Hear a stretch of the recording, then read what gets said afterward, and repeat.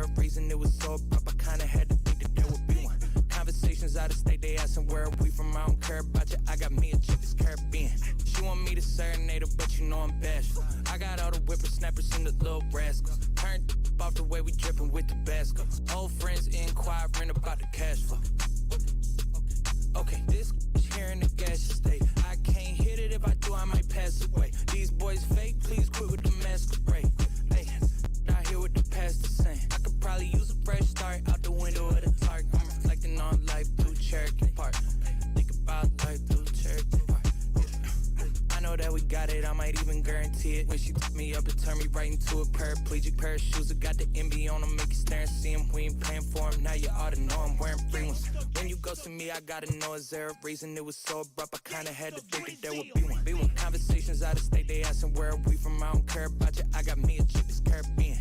It's a push start, I ain't gotta put the key in. Whip it real nice like a good human being. 24 East, I'm in Chattanooga 10. Yeah, the barbecue Korean and my shorty muy bien. Ay, we just went from dive bars to the Coliseum. Man, he's a try-hard, wouldn't wanna be him. PG on the gym, go ahead, copyright it to him. Go ahead, copyright it. Nah, I wouldn't wanna say too much. We ain't take her from you, now she came to us. Ain't no steak dinner, but we made through brunch.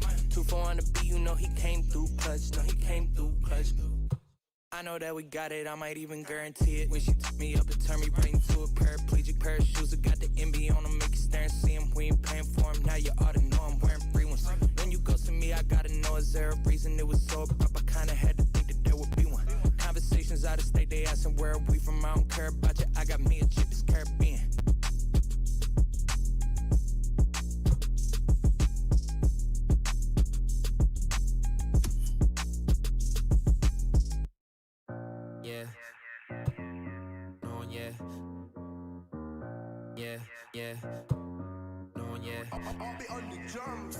Long hair girl with Celine on, yeah.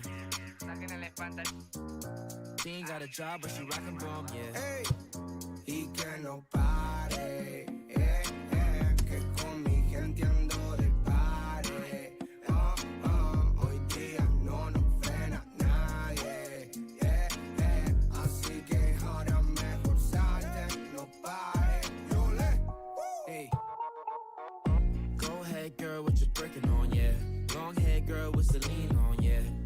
got a job, but she rockin' ball me. Yeah, I don't want a little bit, I want the whole thing.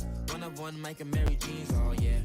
Why's hating on me, oh yeah. Don't you make it hot, don't make a scene, oh yeah. In the cut with the pump, hit his bean, oh yeah. Like a lick, but I'm not one. Get in the cut with it. One up top, hit his top, one up top, hit his top. Just let me know if it's a problem. Bobby, I make it hot, boy. I was really on the block, and now they see me in the Que car. no pare, que con mi gente ando de pare. Hoy día no nos frena nadie. Así que ahora mejor salte, no pare. Hey, ma, ¿cómo estás? Yo sigo en este lugar y no sé dónde quedas, así que no me venga a rescatar. Yo no sé cómo llegué, solo desperté en una habitación que no era de mi hotel. Entonces me enojé, luego me calmé porque había algo para beber. Una vez de buen humor me escapé para el club. Encima dentro había amigos que eran de la cruz. Ahí como que todo se descontroló y terminé con menos plata que víctima Robin Hood. Y ay, te juro que no me di cuenta. Ay, ahora como vuelvo pa' casa, solo me quedó agua en el bolsillo. Era una moneda para el casino. Ahí comprendí que era mi destino. Solo tenías un tiro y aposté al 23. Entonces todo me robé. ¿Qué me va a decir usted? Like a lick, but I'm not one. Get in the cut with it. One up top, hit his top. One up top, hit his top. Just let me know if it's a problem. Bobby, I make it hot, boy. I was really on the block, and now they see me on Y the que top. no pare, que con mi gente ando de pare. Hoy día no nos frena nadie. Así que ahora mejor salte, no pare. Oh, be on the drums, on the drums, on the drums. Yeah, Paulo Londra. Big ligas, los mayores.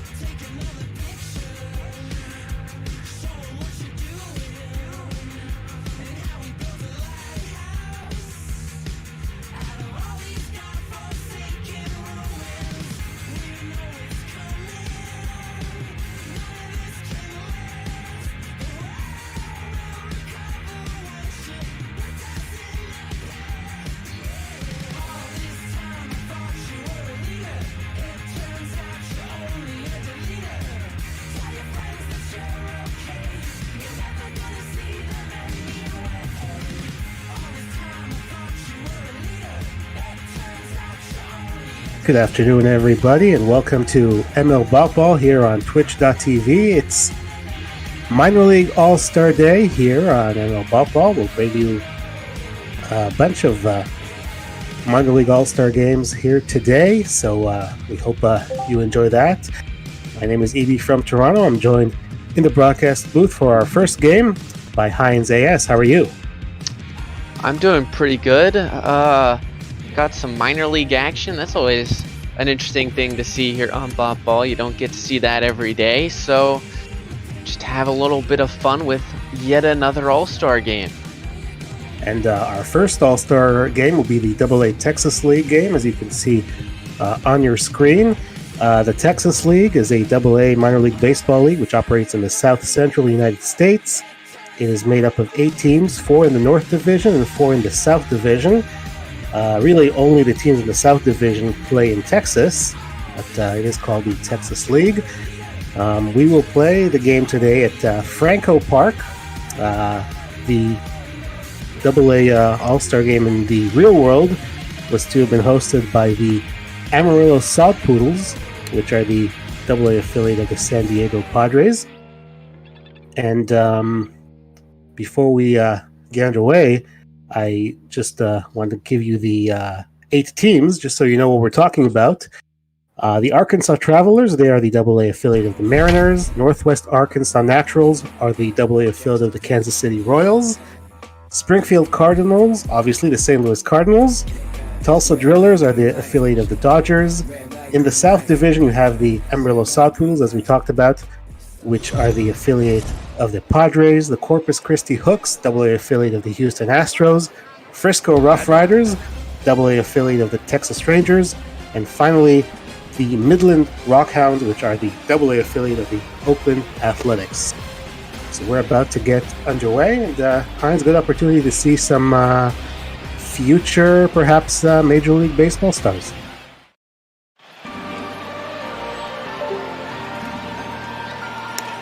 As I think Heinz has a bit of a technical difficulty, so while he sorts that out, we will get started with Reggie Lawson, who is the starter for the South Division here. Reggie Lawson is a second-round draft pick of the San Diego Padres back in 2016, and he'll face Kevin Morrell, the shortstop for this team. Takes it outside, ball 1. Looks like we got Heinz back. Hopefully all your technical issues are sorted out. Well, it looks like Discord wanted to update or something. I don't know, but I am back, yes. Oh, well. All right, so Kevin Morrell, a shortstop in the Kansas City Royal organization, is going to pop this one up.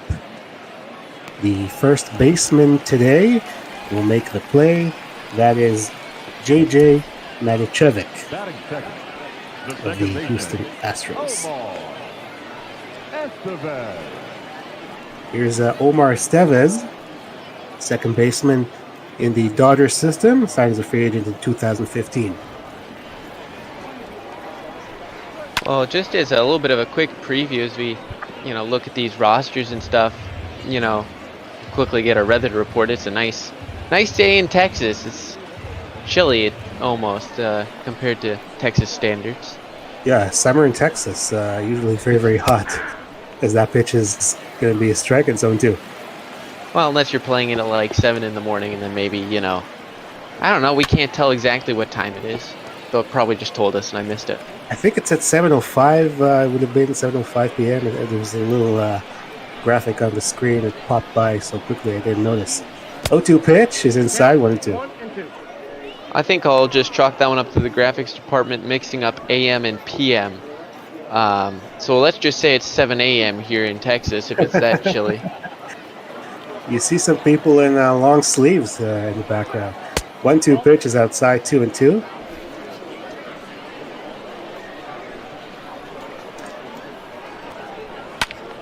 Two pitch, foul away.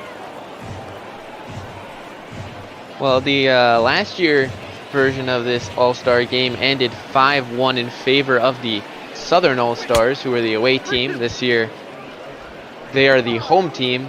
Not many players from there are still here. I actually don't recognize any names. So means a lot of them moved up, and we got a whole new, group of guys getting their chance to prove themselves in an all-star game. Yeah, this is possibly some players we'll see in the future, perhaps this year, as that is strike 3 called from Lawson, and Estevez goes down. Well, as we get a look at that strikeout, to go along with what you just said, whether we might see some of these make the bigs at some point. Usually you don't see many players make the jump from Double-A up to the bigs. I know a couple guys did last year. As Leonard Barry, the catcher, hits that pretty well to the left field, but it will be caught, so it'll be a 3-up, 3-down inning for Reggie Lawson here in the top of the first. Yeah, it's rare to see guys go from Double-A to the majors. I've seen it a little bit. Got to be obviously really, really good prospects for that to happen, as we see the starter for the North, Jace Vines, round 4 draft pick of the Royals. Yeah, and only one player out of that All-Star game last year actually made it to the bigs, and that was Gavin Lux, who certainly is an exception to the rule. He's obviously a great player and a top prospect for the Dodgers. Got his looks up at the bigs, and for the Cubs, Nico Horner, I believe, made the jump from Double-A all the way up, though he's not in the Texas League.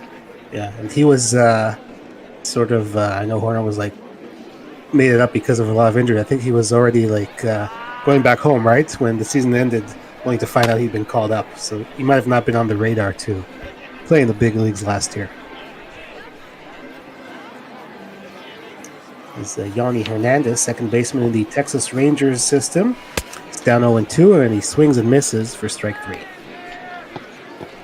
Well, for those of who watched the Major League All-Star game yesterday, we saw a very high-scoring affair with a lot of offense. What was it, 8 or so homers? I don't remember. I just remember that one guy in the Twitch chat who said he'd donate for every homer that was hit. Lost a lot of money to a good cause.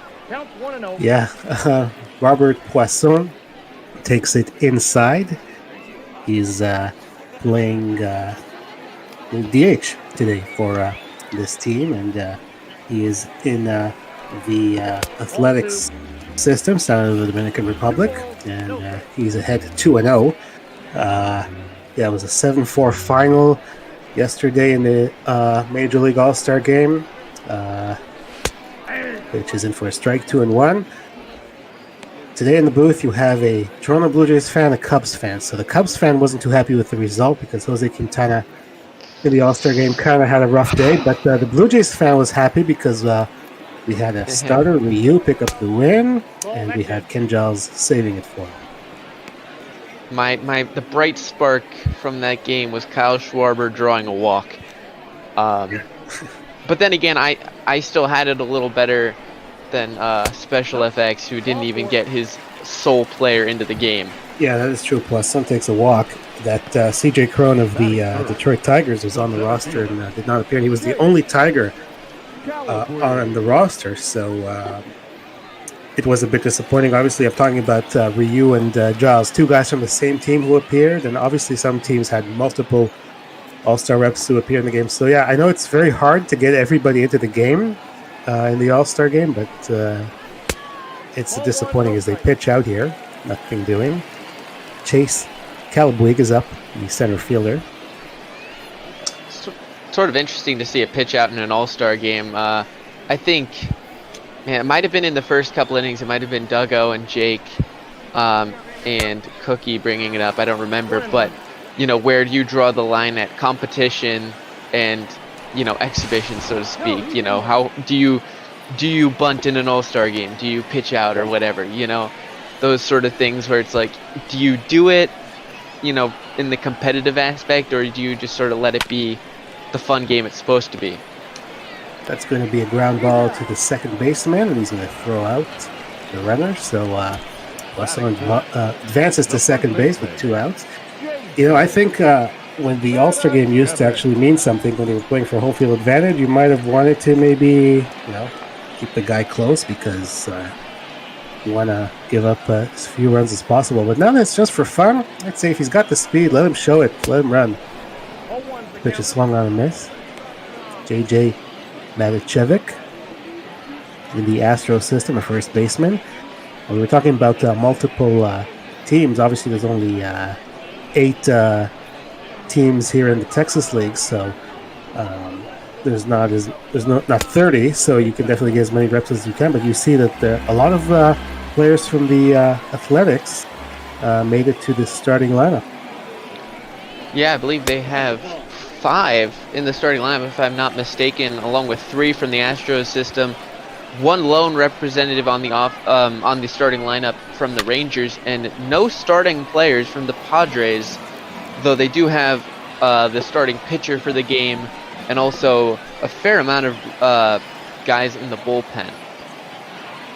They get to see where team's strengths might be here, as that is going to be a strikeout. They have to throw the first to complete it, so Vines gives up the walk, but nothing else. We are still scoreless going to the top of the second here at Franco Field.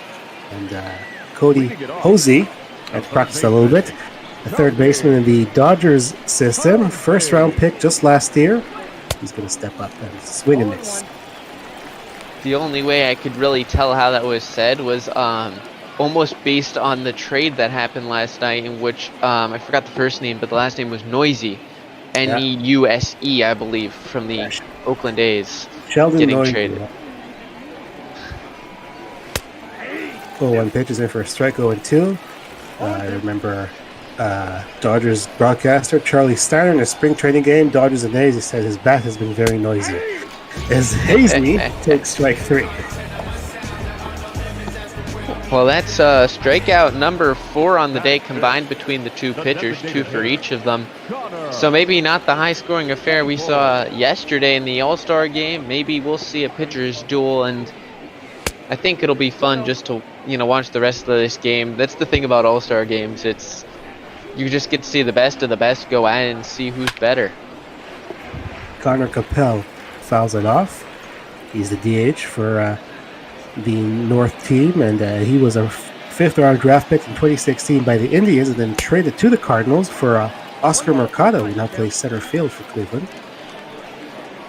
We'll see how the deal works out for the Cardinals. It certainly worked out very well this year for the Indians.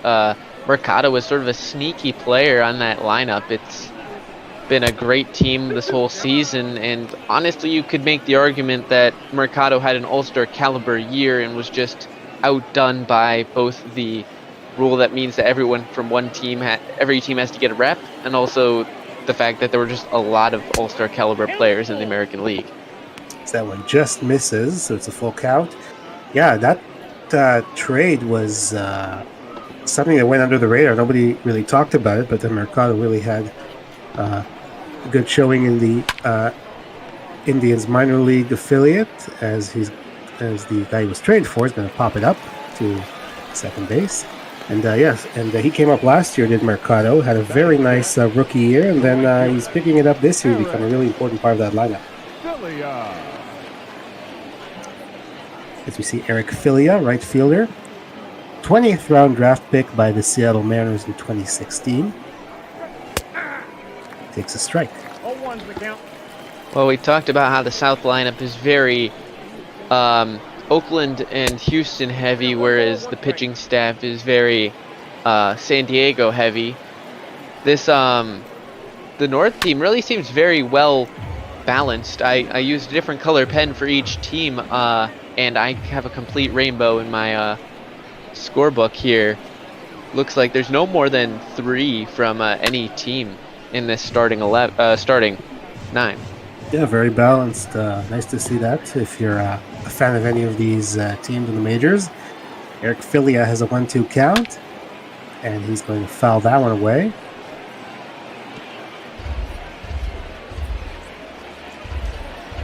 Some of these names, if you're a fan of any of these 8 major league organizations, you're going to recognize right away.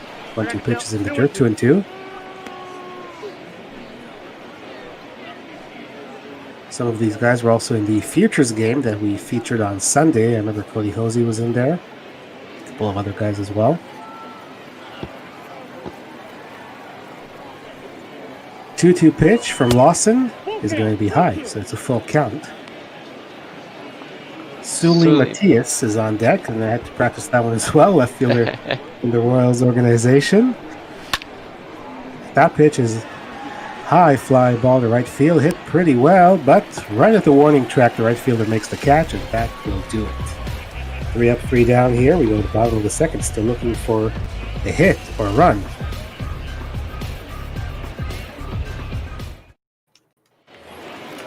And here in the bottom of the second, we'll have Lazaro Armenteros. He's in the Oakland Athletics system, signed out of Cuba in 2016, playing left field here today. He's a guy who had quite a bit of hype around him when he signed. Yeah, I remember hearing about him when he signed out of Cuba, sort of as one of those big players that you might be seeing, and still got some time to grow and make it into the big leagues at some point, but I don't think he's necessarily, going to be there in the next year. As he grounds that one back to the pitcher, had to hurry to make sure that gets up to some speed. So that's the first out here at the bottom of the second, and that will bring up Logan Davidson in the A system as well. First round pick just last year, 2019. He's playing shortstop. Takes a strike.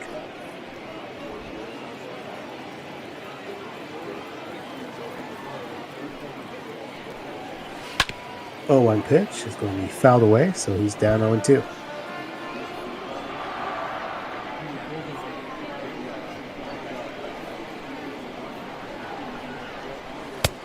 Oh, 2 pitch just misses, 1-2. And we see on both of these rosters, you have high draft picks like Davidson, round 1. You have some guys who really had to work hard. They're 30th round, things like that, 29th round. Obviously, international free agents. So it's a very diverse roster here in this All-Star game. 2-2 pitch, swing and a miss. Yet another strikeout. That's number 3 for Vines. And then there's 2 for his opposite number. And as you mentioned, Davidson 29th overall out of Clemson. One of those guys who gets drafted high, and we'll see, whether he makes it to the bigs at some point. But it's a nice balance of, 28th, 29th rounders, and then you got the first and second round guys who are the big names that you heard on draft day, but sometimes it's these other guys that are out of the 30th rounds, the your Mike Piazzas, that end up getting remembered even more sometimes. Yeah, you never know. Brian De La Cruz swung and missed there, and he was international free agent signed out of the Dominican Republic in 2013 in the Houston Astros system.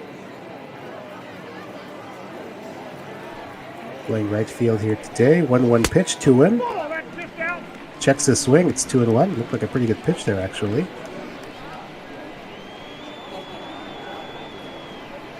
Two and one from Vines. He's going to be on the ground right to the first baseman. He takes it himself.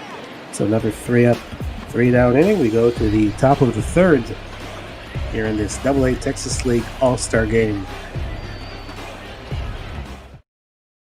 And as we go to the third inning, we're going to have a pitching change. We're going to have Brandon Bailey coming on for the Southern Division. And Brandon Bailey is sixth round draft pick in 2016 by the A's, and he was traded to the Astros in the Ramon Laureano trade. And he's had a pretty good year as well. That record 9-3. I think that says it all. The ERA's around 3.4, but ERA may not be where some of the other guys are, but if you can win 9 games, that not only means your team's good, but it means that you're putting your team in a good spot to win. And I'm sure the Astros are hoping that Brandon Bailey works out for them the way Ramon Laureano so far worked out for the Athletics.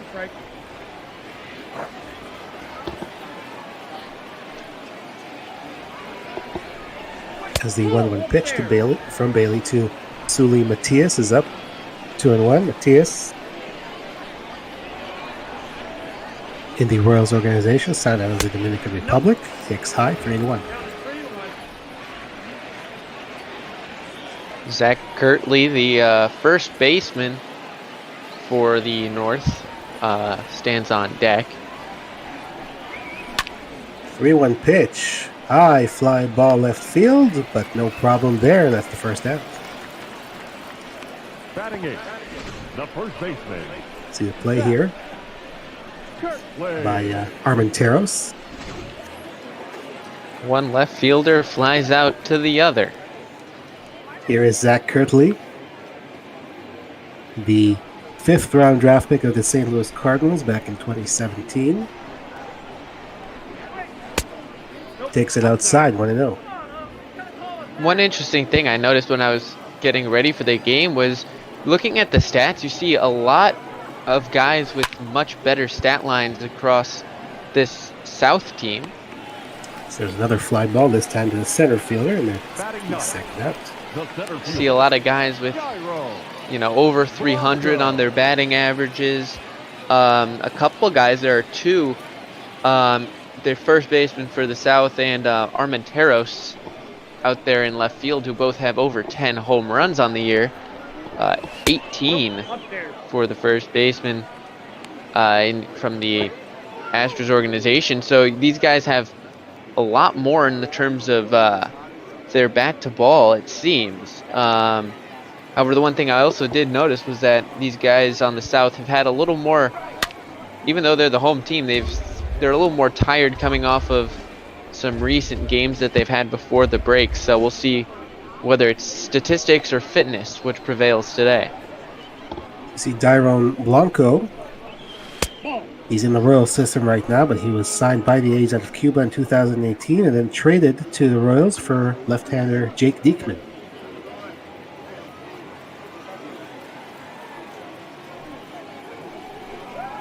Two-one pitch to him is going to be up the middle, and that will be our first base hit of the ballgame. It's a 2-out single. Well, it took us long enough, didn't it? Yeah, definitely not like the All-Star game yesterday, the MLB All-Star game. Lots of hits in the first few innings there, but today, in this one, third inning is when we get our first one. That will turn the lineup over. Kevin Morrell will get his second at bat. He's 0 for 1. It's a strike. Seen some interesting strike zones from this one in the All-Star game yesterday. There have been some no calls that, are a little questionable, and some calls that, you don't know whether or not should have been gone the way they did. Yeah, the first pitch to Morrell looked a little bit high for me, but obviously I'm not the one making the decision. That one's going to be called a ball, 2-1. It's funny, wouldn't you think that the Major League All-Star game would have fewer hits through 2 2/3 than the AA All-Star game? You never know. Yeah, we've seen a lot of good pitchers too. Ryu has been dominating in the American League. We saw Yarbrough, who's also got a sub-2 ERA. And Quintana, you'd expect to be much better than that. That's almost the Quintana of last season rather than the Quintana this season. 2-2 pitch is swung on and missed for strike 3, so we get our first hit, but no runs yet. We go to the bottom of the third, still no score. And I'm sure you hope Quintana in games that matter will be more like the Quintana that we've seen so far. Yaisel Sierra will take over here on the mound for the North team in the Dodgers system, signed out of Cuba in 2016. And before we continue, just want to remind everyone that we are raising funds for charity, and our charity of the week is still NAMI, the National Alliance on Mental Illness, as the pitch is going to be low for a ball. NAMI is the nation's largest grassroots mental health organization dedicated to providing advocacy, education, support, and public awareness so that all individuals and families affected by mental illness can build better lives. So if you can spare anything, please do so. You can type in !donate in the Twitch chat and get the link. So far, since we haven't had home runs, if you want to donate for every strikeout, you could probably do that. Well, that would be one way for us to raise a lot of money, because right now it's looking like there's going to be a lot. And so I don't know, maybe if you go for home runs, you could still potentially get a fair amount in before the game's done today. Is the Chucky Robinson, the catcher here in the Astros system, has a full count. 3-2 pitch. It's a high fly ball to right field, and that shouldn't be a problem for the right fielder, and it isn't. Philia makes the play, 1 out. So now both teams have had a base runner. There was the walk in the first inning for Poussin, and now we'll see the lineup turn over after Mondu here. Another prospect for the A's, 13th round draft pick in 2016. Nate Mondu's playing third base. 1-0 pitch is in for a strike, 1-1. 1-1.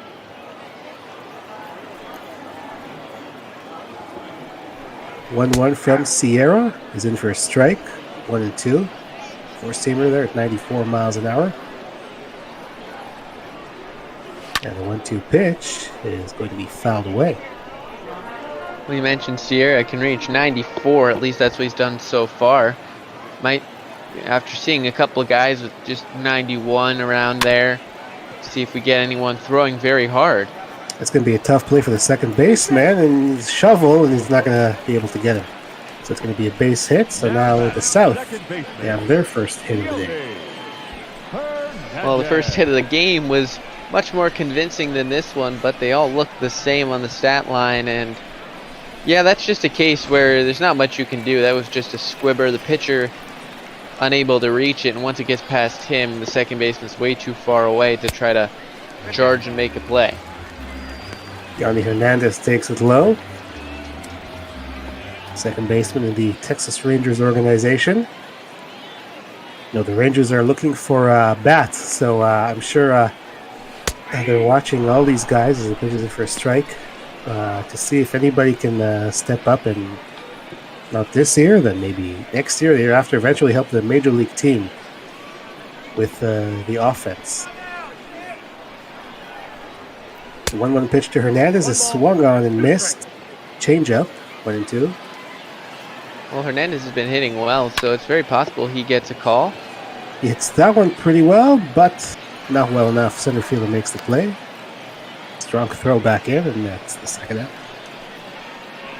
The batter, number 3, designated hitter. We'll bring up Poisson, who walked in the first inning.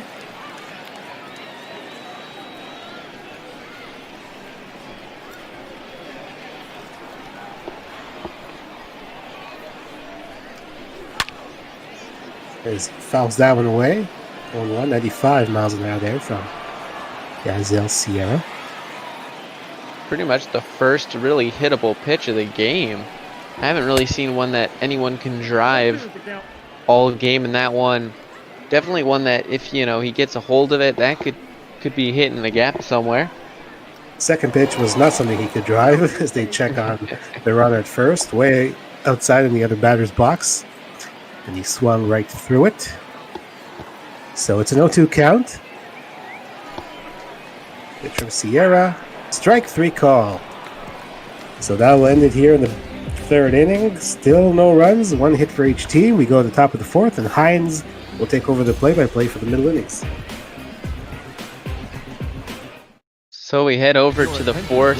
See another pitching change. Aaron Leisure, left-handed pitcher from the Padres organization, will be coming in to pitch, and you can see a sub-2 ERA. Looks like we're going to do the same thing that they did in the Major League All-Star Game. Get the starter for 2, and then 1 inning for each pitcher after that. And Lucia's going to face Estevez here. His first pitch is just outside. It's 1-0. You can see coming in around 91, so not going to blow up the radar gun, but he's proven that he can be a very good, I believe he's more of a less a starting pitcher with that 6-3 record.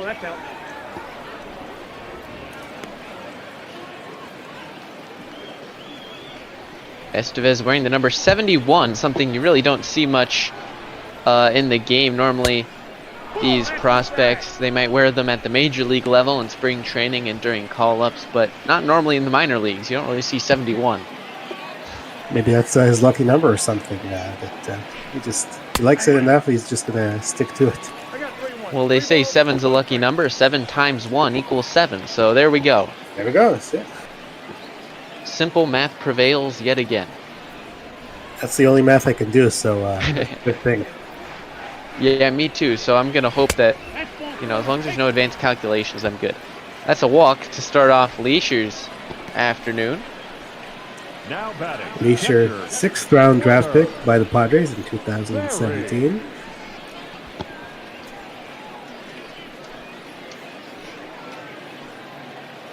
So that'll bring up the catcher, Leonard Berry. Interesting to see a catcher batting in the 3 spot. I know yesterday during the All-Star game we saw the 2 first basemen, Freddie Freeman and I think it was Edwin Encarnacion, batting 8 and 9 for their respective teams. As a bunt is shown and pushed to second base, he's just going to have to go to first. So we get a good sacrifice bunt, and there we go. How about that? Situational baseball. Small ball. I like it, and I'm glad they're doing it. It doesn't seem like it's being done in the minors too much these days. You see guys coming up to the majors and they're always trying to hit a home run. So it's nice to see some situational hitting. We'll see if Hosey can get him in.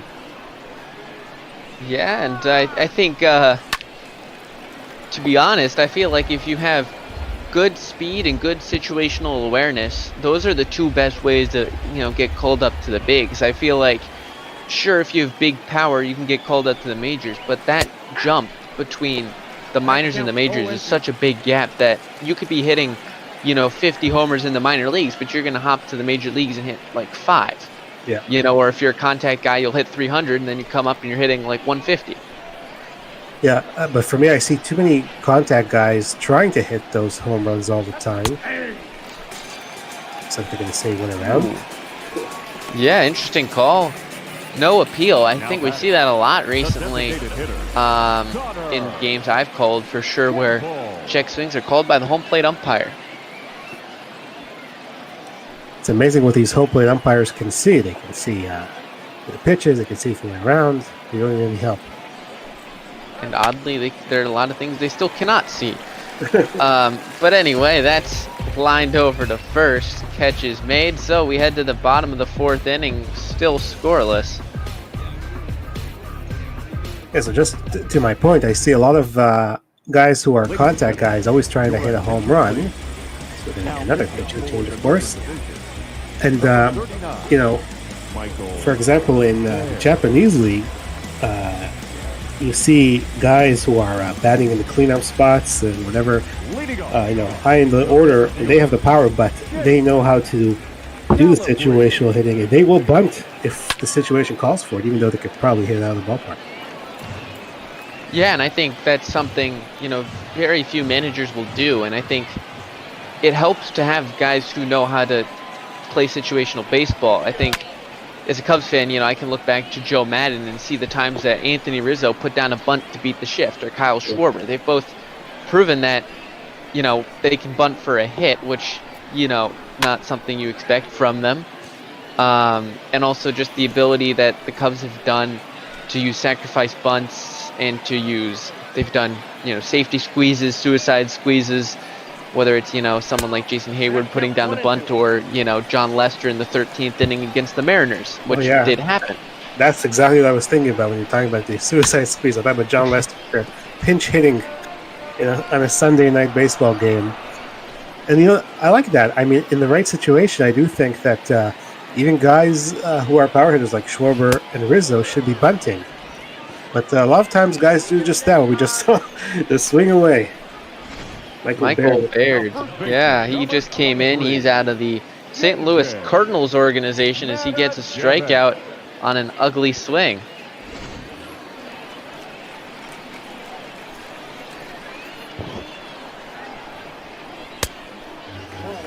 First pitch from Baird's outside. That one, a 2-seam fastball running outside. So I see too many guys, they're down 5 or 6 runs in the 9th inning.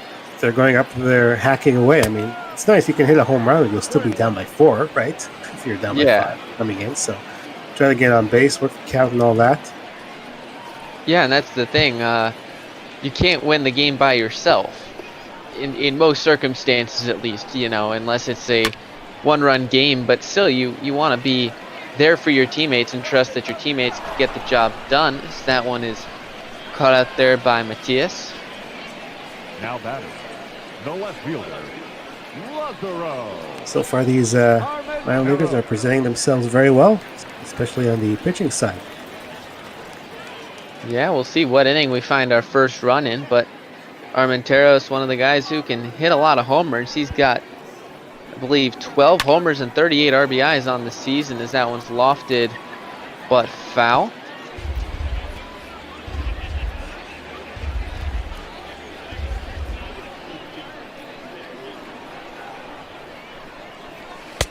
Second pitch in there. That's a big hack, but swung through it, and I think that just goes to your point right there. Sometimes you can do everything you want, but a good pitch will beat you if you try to hit.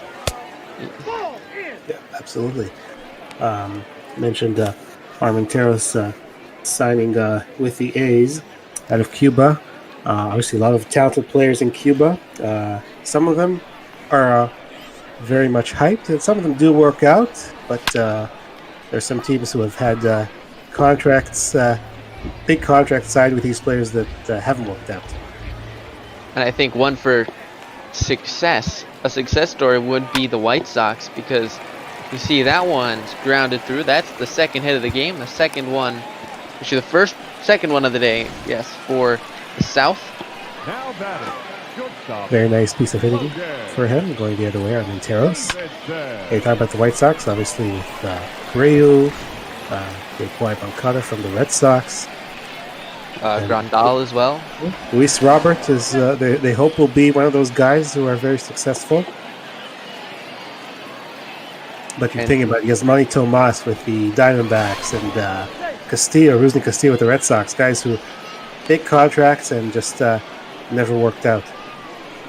Yeah, I'm trying to think of. I just know that Duggo. I've heard Duggo talk about Tomas a little bit. I know he was up in the majors for a bit. Almost. I want to say I heard him say something like, where he changed Tomas to No Mas. Probably did. I assume he did, and it's not just a figment of my imagination, but it very well could be. But I'll give Duggo credit for it. One ball, two strikes, count. I think I did hear that. So I don't remember if it was Duggo, but I'm sure it was on one of our Snakecasts, most likely. Probably Duggo or Jake. I could put Jake in there as potentially saying that as well, but we'll see. Anyway, we see a four-seam fastball in there at 96, pitcher go, and then this one at 92. So a bit of fluctuating fastball velocities from Baird. Trying to strand that runner there at first base. Did he go? No, third base umpire's arms are probably tired by now. He's had to have so many appeals in this inning. Yeah, after they weren't appealing, we were talking about that. Now they're appealing on every pitch.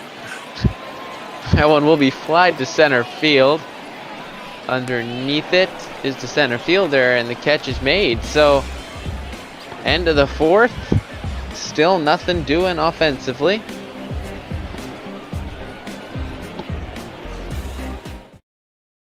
Your attention, please.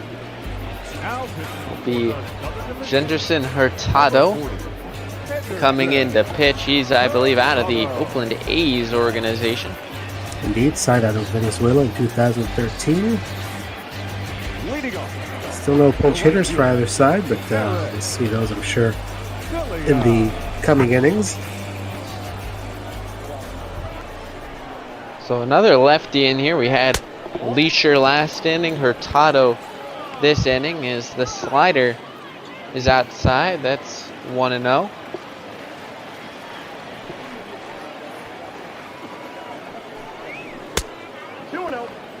And that one is up. It's 2-0 as we see Cody Stull, another lefty for the South, warming in the bullpen.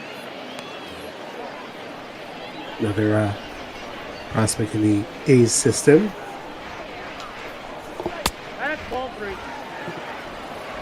Well, the one thing when you look at that A's team is you know that they've got good offense, and you know that they've got good defense. It's the pitching that you sometimes wonder about. I mean, Matt Chapman, Matt Olson, Marcus Simeon, they brought in Jonathan VR. I think, you know, you're pretty much set when it comes to offense in terms of being a good contender.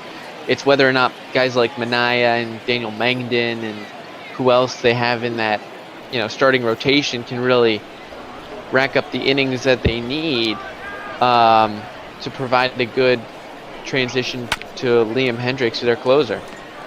That's grounded to second. The toss over to first is out number 1 here in the top of the 5th. Philly made it close there. He almost beat it out, but not quite. And yeah, the A's do have some good guys in the bullpen. So all you want really from your starters is maybe give me 5-6 good innings, and then we can turn over to the bullpen. Manaya's been pretty good this year. They have Jesus Luzardo, who's a full-time starter now after coming up as a reliever last year. He's got excellent stuff.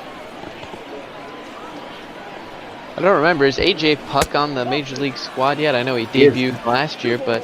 Yeah, he is. He's in the rotation as well.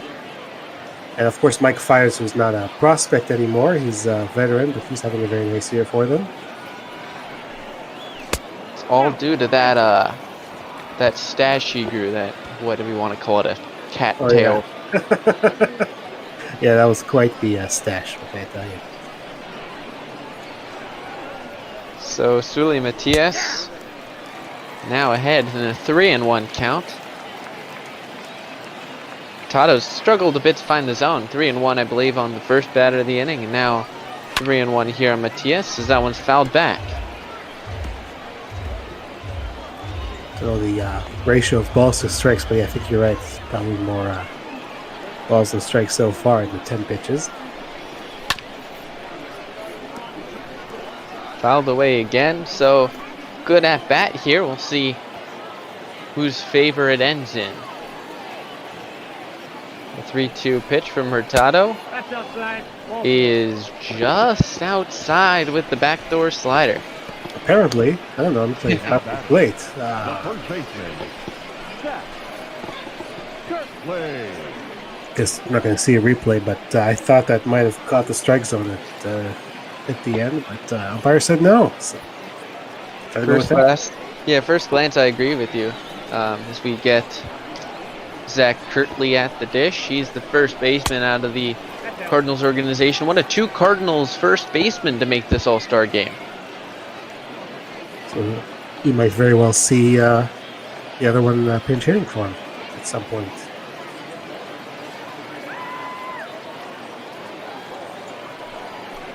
Pitch from Hurtado is pretty much right down the pipe. It's 1-1. He got away with that one, did Hurtado, so probably doesn't want to throw that one again if he wants to keep this game scoreless.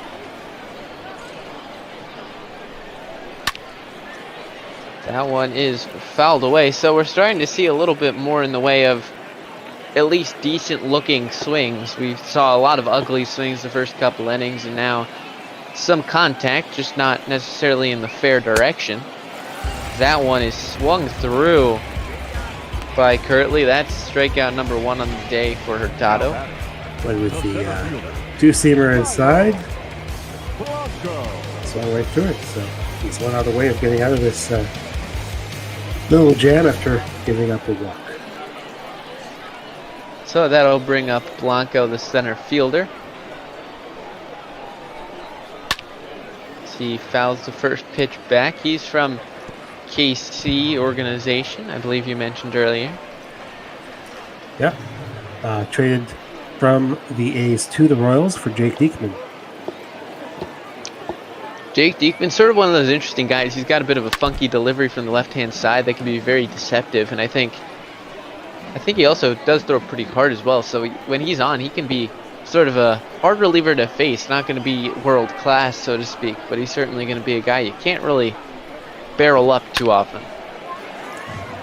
It's a good pickup for the A's. He's been there in the last few years now since the trade, and there's a guy who can come in the 7th, 8th inning, wherever it is, and get you some outs. Obviously, this year he's going to have to face righties and lefties. He's not a lefty specialist anymore, but he can probably get both sides out with the way he throws.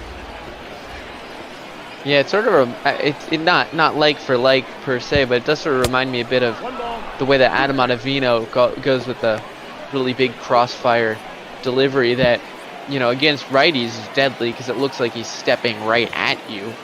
But also for lefties, you're seeing him step away from you and you're expecting the ball to go, you know, to the third baseman, but instead it's, you know, bearing in on you with a slider. Yeah, so there's that ball to strike ratio. More strikes than balls, but just 2 more strikes than balls. So that's not where you want to be if you're Tonto. That one's roped into right field, but under it is De La Cruz. So the inning is over, and that man will lead off the bottom of the 5th inning. We'll see who he faces. I'm going to guess another new reliever will come in, and indeed, Logan Gilbert. First round draft pick by the Seattle Mariners back in 2018.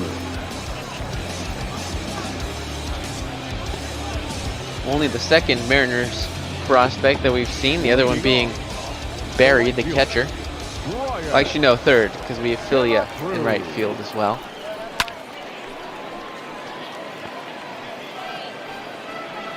I feel like everyone's just trying to put in the seats, get a run, and let's go home or something like that.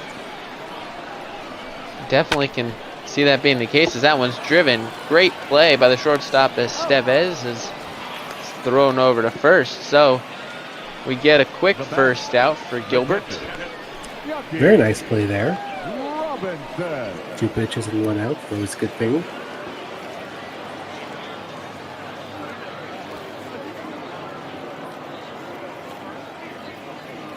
So Chucky Robinson, the catcher, will hit.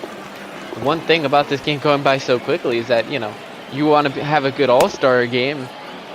The less your team hits, the less at-bats you get, the quicker you get pulled. Yeah, so far, yeah. And all these guys haven't been up to the plate too many times. That would look like a pretty good pitch, but he didn't get the call. 2-0, that one is... That looked like a breaking ball. If that was a fastball and didn't have any movement, that was heading for his dome.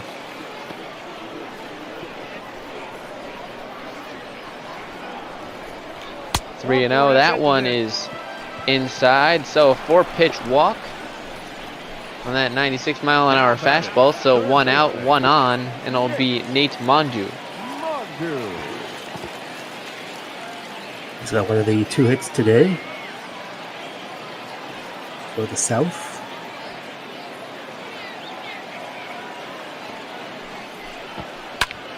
Pitch is ripped.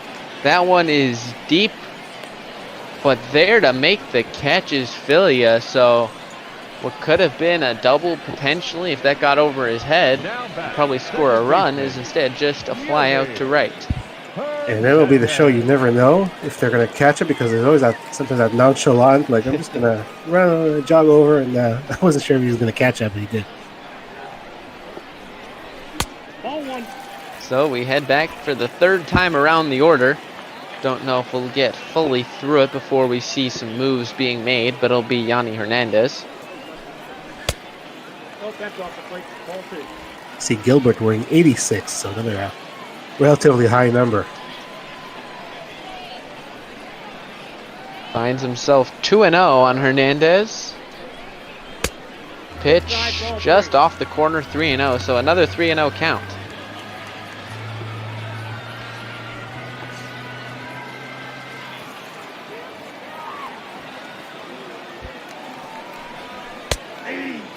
That one is right in there for the first strike. So I think another discussion I remember from Duggo and Jake and Cookie, I believe, was, you know, to swing or not to swing on 3-0 in an all-star game. Do you just go for it, or do you still try to work the count?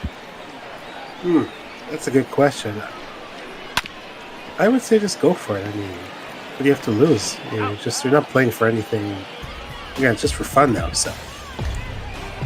Yeah, I agree with that, as the fielder's choice ends the inning. So through 5, we're still scoreless. Yeah, I do agree that, you know, we really don't need to, you know, if you get a pitch you like, just swing at it. You know, what's the worst that can happen? You know, you Bartolo Colon it and your helmet flies off, but then everyone, you know, loves it anyway because it's the All-Star game. No matter, you cannot look bad in an All-Star game no matter what you do. Shark Shavery says you swing. Yeah, I gotta agree with that. And we see Lake Batcher coming in, right-hander for the San Diego Padres, 5th round draft pick 2016, and we're still going with the same starters. Kevin Morrell's going to be up there again. See John Gorman, one of 2 Gormans in this All-Star game. That's not something you see every day. One of 2 guys in the pen. And the other guy, Brady Feigl, if he gets in, there's a funny story involving him. I'll save it for when he gets in. If he doesn't get in, I'll tell you at the end. Well, I look forward to it as Batcher finds himself 1 and 2 up on Kevin Morrell. Yeah, I totally agree with the Twitch chat. Just swing away. We're just here for fun. If you can get a home run, show it off. That one is called strike 3 on Morrell, so comes in, gets a K. That's a good start for his day. If you can get strike 3 called, show that off too. Yeah, exactly. I mean, you know, if there are guys taking selfies with Joe West, I think you're pretty good to do whatever you want. Absolutely. I mean, heck, if Javi Baez can give Nolan Arenado a big hug during the wild card game of all things, and that's allowed, then go right ahead. Yeah, I can't argue with you on that. That's for sure. So, as you mentioned, we're still with the same guys as we start the 3rd time through the order for the north side.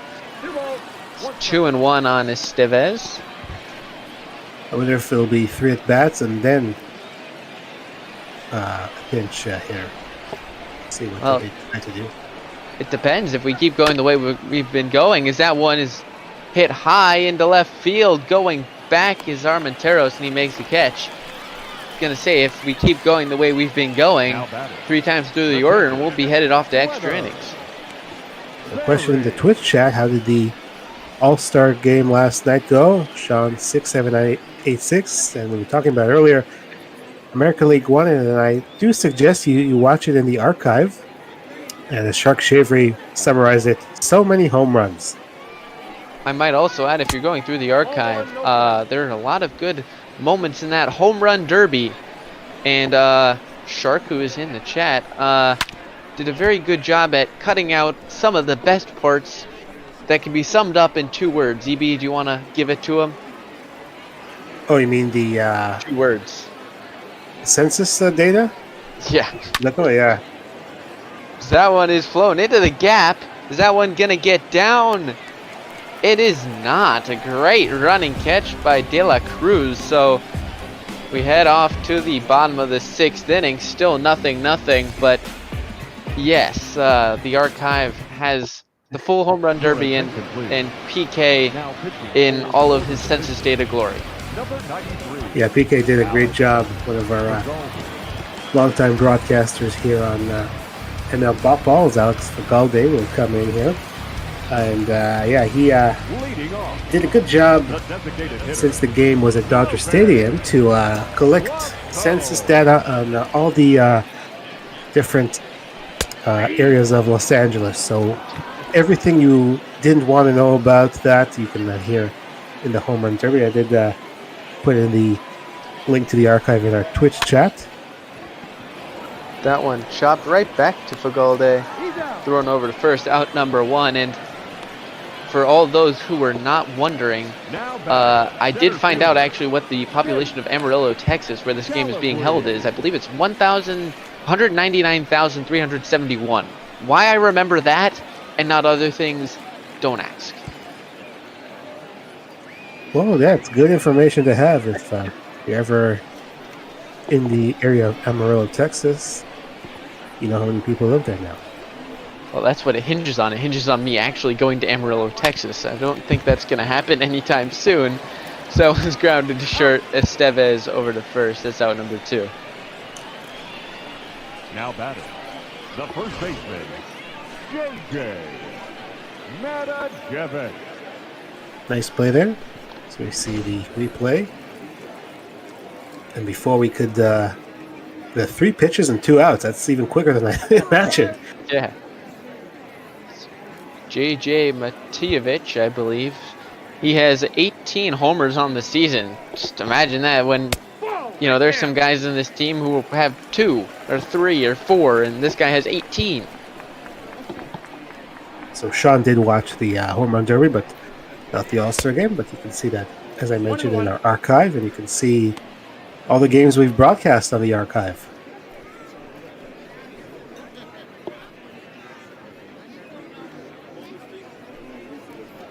So nothing here in the 6th inning. Man, sort of been, can't say it's uneventful because I think you and I have had a fun time here just talking, but that's about it. You're tuning in, I'm sorry. Yeah, what can we do? I mean, we can't control what the players do, but yeah, this has been fun, and just to see what these guys are capable of doing. Pitching has been very strong in this game so far. Yeah, if we wanted to do anything, we could try moving in the fences 100 feet. But besides that, which I don't think is too easy, it's not like it's a very movable wall there. But, we could just celebrity softball it and just make another wall about, 100 feet off. But, yeah, as you mentioned, pitching's been the story of the game as we see a 3-2 count. Which is why in the 6th inning, most of these guys have only had 2 plate appearances.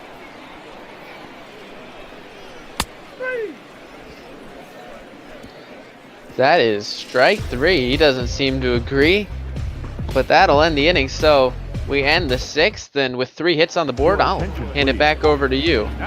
Sharks in the booth. Excellent. Thank you, Hines, and hello to Shark Shavery, the ML Ball organist. How are you? Oh, not too bad. I missed the first couple innings. I'm assuming you did not use my insane trivia question.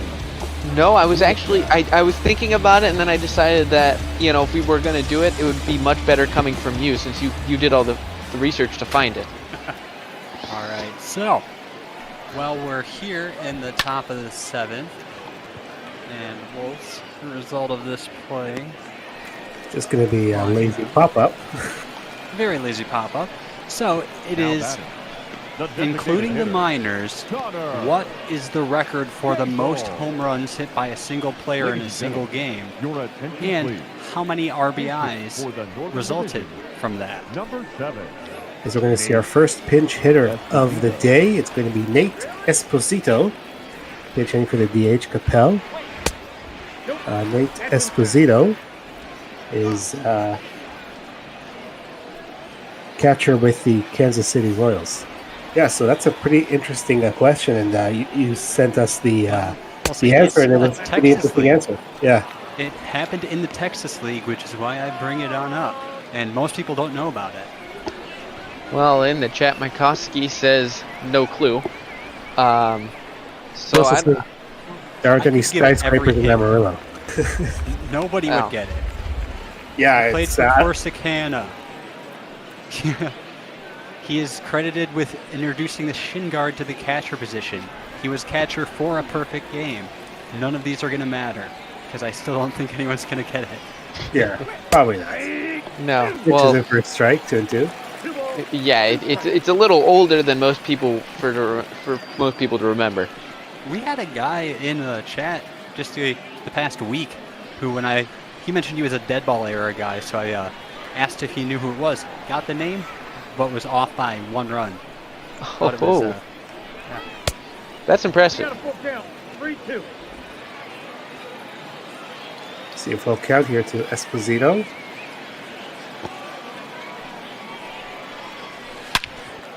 He's going to swing, and that's going to be a fair ball down the left field line. He's going to stop at first, so there's another base hit. Just the second one of the day for the North. So it's a pinch hit single. Your attention, please.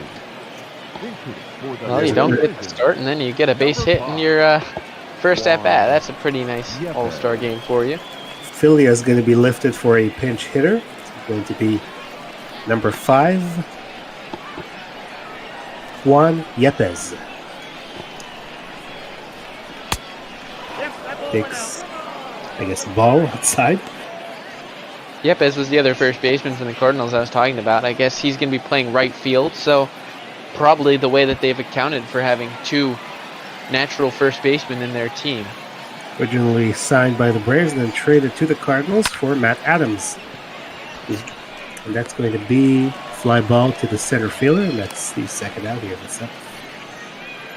I like the proposal in the Twitch chat just to rename the divisions, and instead of North and South, just have Texas and not Texas, which is true. It's true. Why not?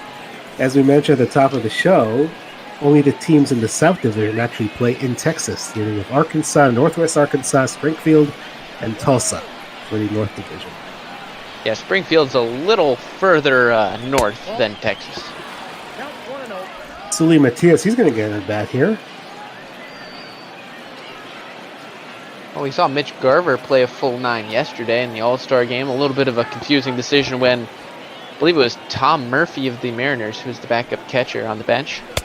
Yeah, there's another guy who didn't make it into the game. Talked about the Tigers rep. I don't want to annoy Shark. Tigers representative didn't get into the game. Like What was that? CJ Crone, not playing in the game last night. Yeah. I mean, I didn't think he deserved to be there anyway, but High fly ball is going to be caught in the air. So that will do it here in the top of the seventh. It's time to get up and stretch.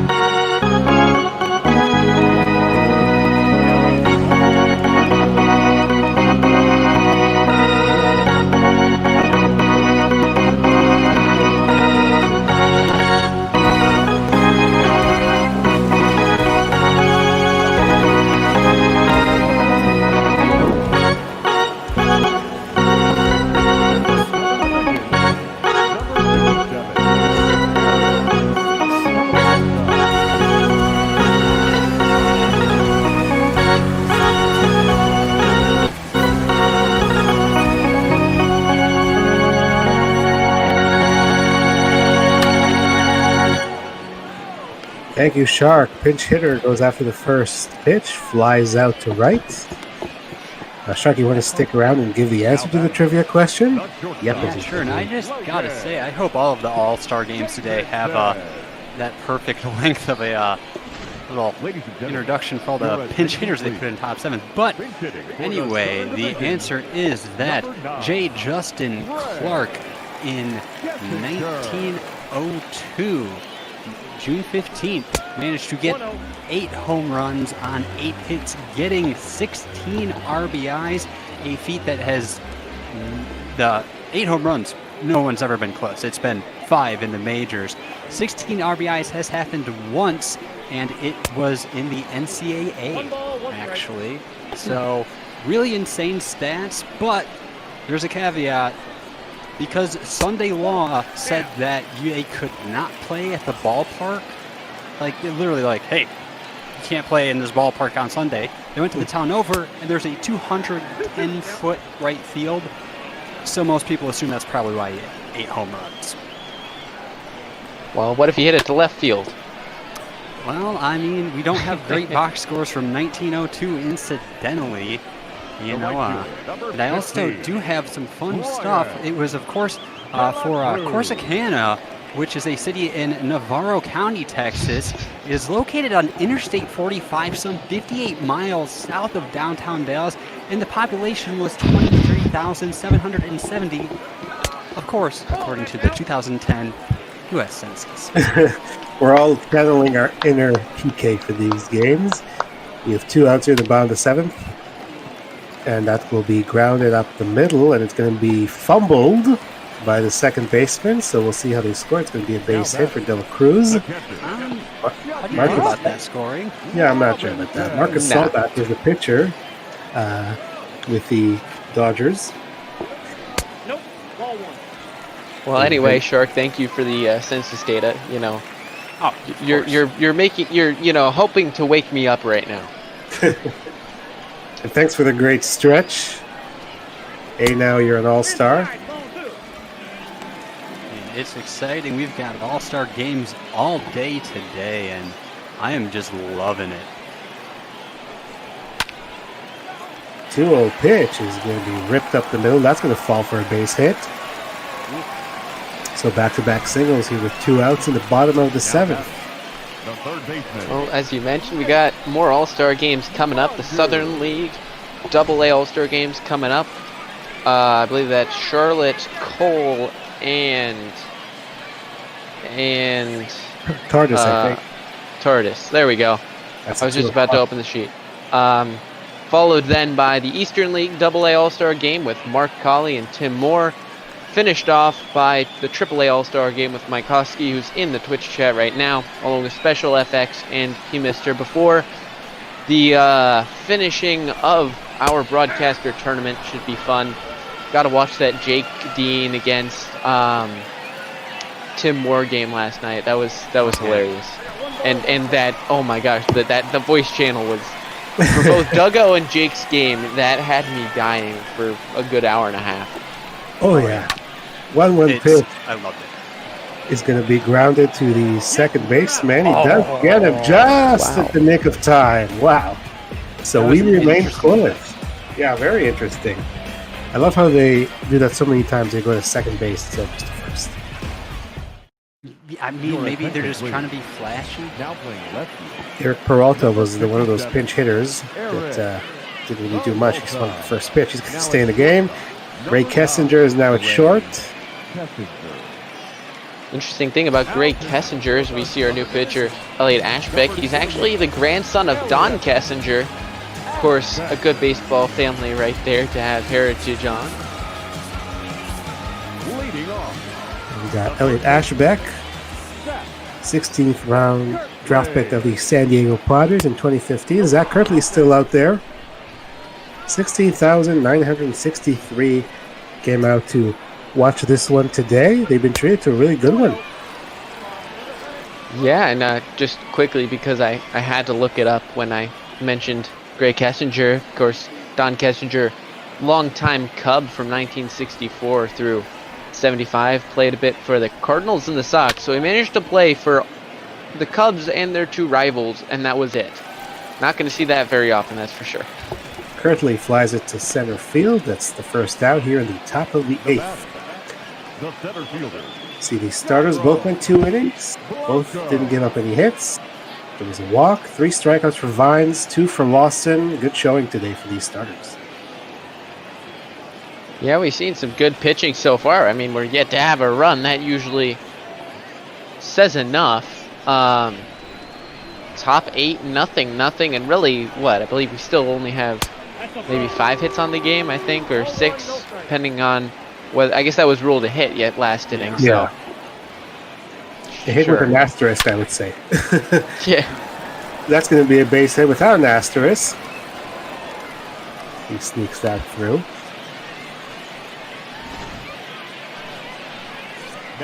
Something that I'm always curious about, Texas League being AA is, are we really going to see a whole lot of real power? Because if you're going to be showing so much promise, you're going to get bumped up to a higher level. So part of me wonders if that's why you have such stark contrast. Obviously these guys are great, but if you're consistently knocking out of the park like we saw in the Major League All-Star game, they're probably going to yoink you on up to a higher farm team.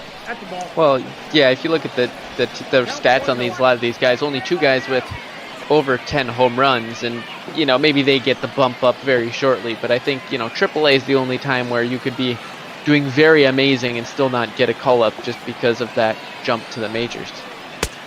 Kramer Robertson, a shortstop. He's pinch hitting. He's a shortstop with the Cardinals. 4th round draft pick in 2017. Has a 1-1 count. Crowd's pretty much into it. If you see there in the background, on the ground, it's going to sneak through another base hit. The runner goes to third. Is that the first runner we've had at third all day? I think so. Yeah, I believe you're right. Just another nice piece of hitting, and maybe, just maybe, we get our first run. And the runner was on the move, and that's what really facilitated that. I guess they started the wrong guys because all the pinch hitters are coming off the bench and getting hits, and we're going to see another one now. Bobby Witt Jr. is going to pinch run over there at first base, and he's the Royals' first-round draft pick from last year. Irving Lopez will be the pinch hitter, second baseman in the Cardinals system, takes the ball. Usually when Chuck's in the booth, things happen, so we'll see if that's the case I'm today. waiting for some magic, Yeah. But one out, runners on the corners. This is about as good a time as any to see something happen. On the ground, they're not going to turn two. Ladies and gentlemen, we have a run. RBI ground out. Total Nonstop Action Wrestling has taken a 1-0 lead against the Transportation Security Administration.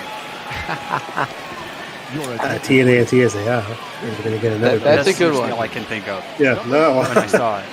Did you come up with that one just on the fly right now? I came up with it about 45 seconds ago. Okay, I'm very bad with acronyms, so it would take me about a year to get that. Jose Godoy is the pinch hitter here for the North. They've taken a 1-0 lead. He's signed out of Venezuela by the Cardinals in 2011. Takes a strike, 1-1. So finally we have something going here offensively, 1-0. See if the South can answer in their half of the eighth. But can you name a more fitting way for the run to score based on how this game is than a soft RBI ground out? It's like a sack, a squeeze bunt would be really interesting. A sack fly would be a little more interesting, but this. It's easy way in front of that one. And I guess they put Bobby Witt Jr. to run because he's a speedy guy, and they want to stay out of that double play. 1-2 pitch. Going to be over the head of the third baseman into left field. Witt is going to come around to score, and now it's 2-0 North. Like I said, this is turning into total non-stop action now. Yeah, look at up here. all the pinch hitter. Look at that. That was like inside, almost hit him if he hadn't swung at it. From the angle that the first angle that happened, it almost looked like he just hit it off his shin and it went out there. Because there's just the way the angle of the bat was. That's pretty impressive to be able to hit that ball that direction. Nolan Gorman will come in here to pinch hit. Third baseman, Cardinals' first-round draft pick 2 years ago, 2018. My screen was blurry, but was that actually a strike? I thought that went outside the zone. Yeah, we've had some questionable calls here today. That's a fly ball to left field. Hit pretty well. That's going to drop for another base hit. Runner will stop at third. And it's a pinch hit double. I'm telling you, they started the wrong guys. There was nothing until the last couple of innings. Designated hitter. I would have sent the runner. Yeah, you got 2 outs. You might as well, right? It's an all-star game. All the way, yeah. Just go for it. I mean, you have 2 runs. You want to put that RBI doubles. Your attention, please. Yeah. And here we go. Why'd they bring him in now? They missed out on the Gorman versus Gorman matchup we've all been looking for. Oh, yeah. This is just... this is totally... So John Gorman will come in after Nolan Gorman had the RBI double. Yeah, I feel like there's a big misstep here. John Gorman, 31st round draft pick by the A's in 2015 in the All-Star game.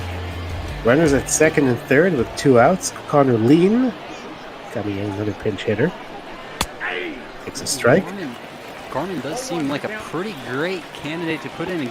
Granted, we're in the All-Star game, but you look at those stat lines of his, and nice and sparkly, and you love to see it.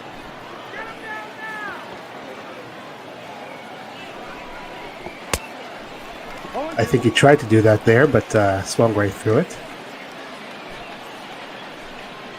It'll be interesting in the bottom of the inning to see how many changes the South makes and whether those changes make any real difference, because obviously you mentioned they've made the difference for the North, and South haven't made many changes.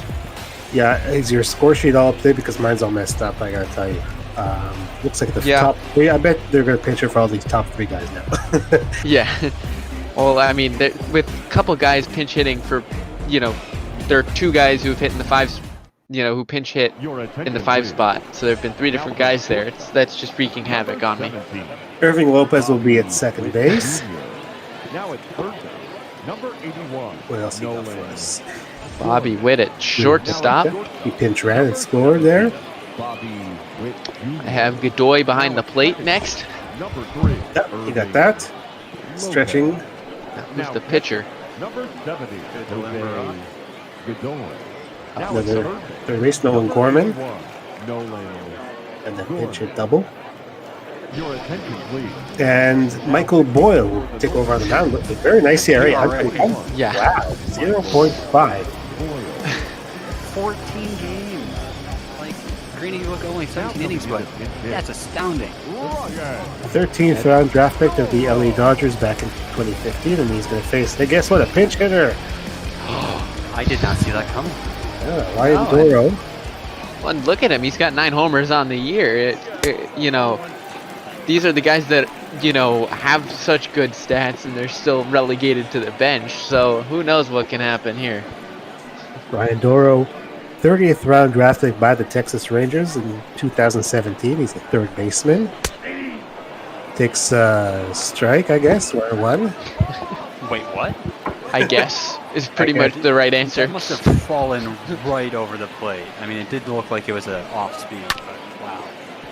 On the ground to the second baseman. Makes the play, and that's one out here in the bottom of the 8th. The batter, number 3. Lopez with the play there. Designated hitter, Robert. Nice unconventional 3-pitch Ladies out and there. gentlemen, your attention, please. Pinch hitting. Another pinch hitter for the South. We're going to see Number 85. There. number 85, and number 85 is Sam Huff. Boy, they sure were stingy with that stat stuff. It was like there and just gone. Here it is. Interesting thing that we've only seen, barring any mistakes that I've made, only 2 guys from the Texas Rangers organization from the Rough Riders team. Here's Sam Huff, around the 7th round drafted by Texas in 2016.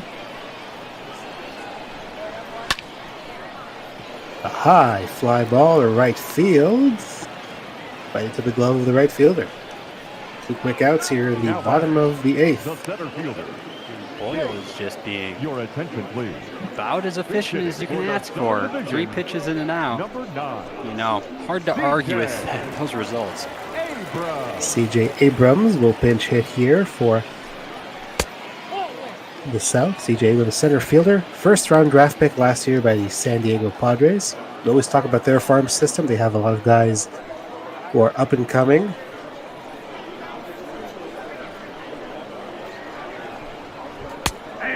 No pitching for a strike. Obviously, Padres have had a long streak of losing seasons, so they've really been able to collect some prospects. But I'm sure their fans are hoping for a bit of a turnaround at the major league level soon. It's just kind of a game of patience at certain points. You're going to have downtime, but if you can get that talent and cultivate it and build the squad of guys you want, you can just eventually just have a breakout year seemingly out of nowhere, even though it's been a work in progress. Yeah, and I mean, the Cubs did exactly that. Winning in 2015 is let's face it. CJ Abrams with the hit single. Yeah, they went from being a 100 loss team with a really bad, 2014 year, hiring Joe Madden, make the NLCS in 15 and win it in 16. I remember Could have been better if they had John Madden. I remember the Cubs coming to Toronto for a series in 2014, and Javi Baez was swinging and missing at everything. You had Soler swinging and missing at everything. Late year in September, and I thought, this Cubs team is really, really talented, but they just have to work a lot of things out. And then Joe Madden came in over the winter, and he said, his press conference, my goal is to make the playoffs this year. And I'm like, and then all of a sudden, Boom. Yeah, I remember I made a. Go ahead, Shark. No, I was just going to say, it's not even baseball related, but that feels like the Los Angeles Clippers way back, where they had a bunch of really good talent but could never put it together in a coherent way and kept sucking, even though on paper they had the right stuff. Yeah, I just remember one. Yeah, I remember one time I made a bet with someone that Soler would strike out in one of the postseason games, and then he hit a triple, and it's like, okay, I can't win here. I'm betting on the the higher odds, and I still lose. Ladies and gentlemen, So you go to the top of the ninth inning. Some more changes. Ryan Doro will stay in the game at second base. CJ Abrams. Now at second base, number 21, Ryan. CJ Abrams is in center field.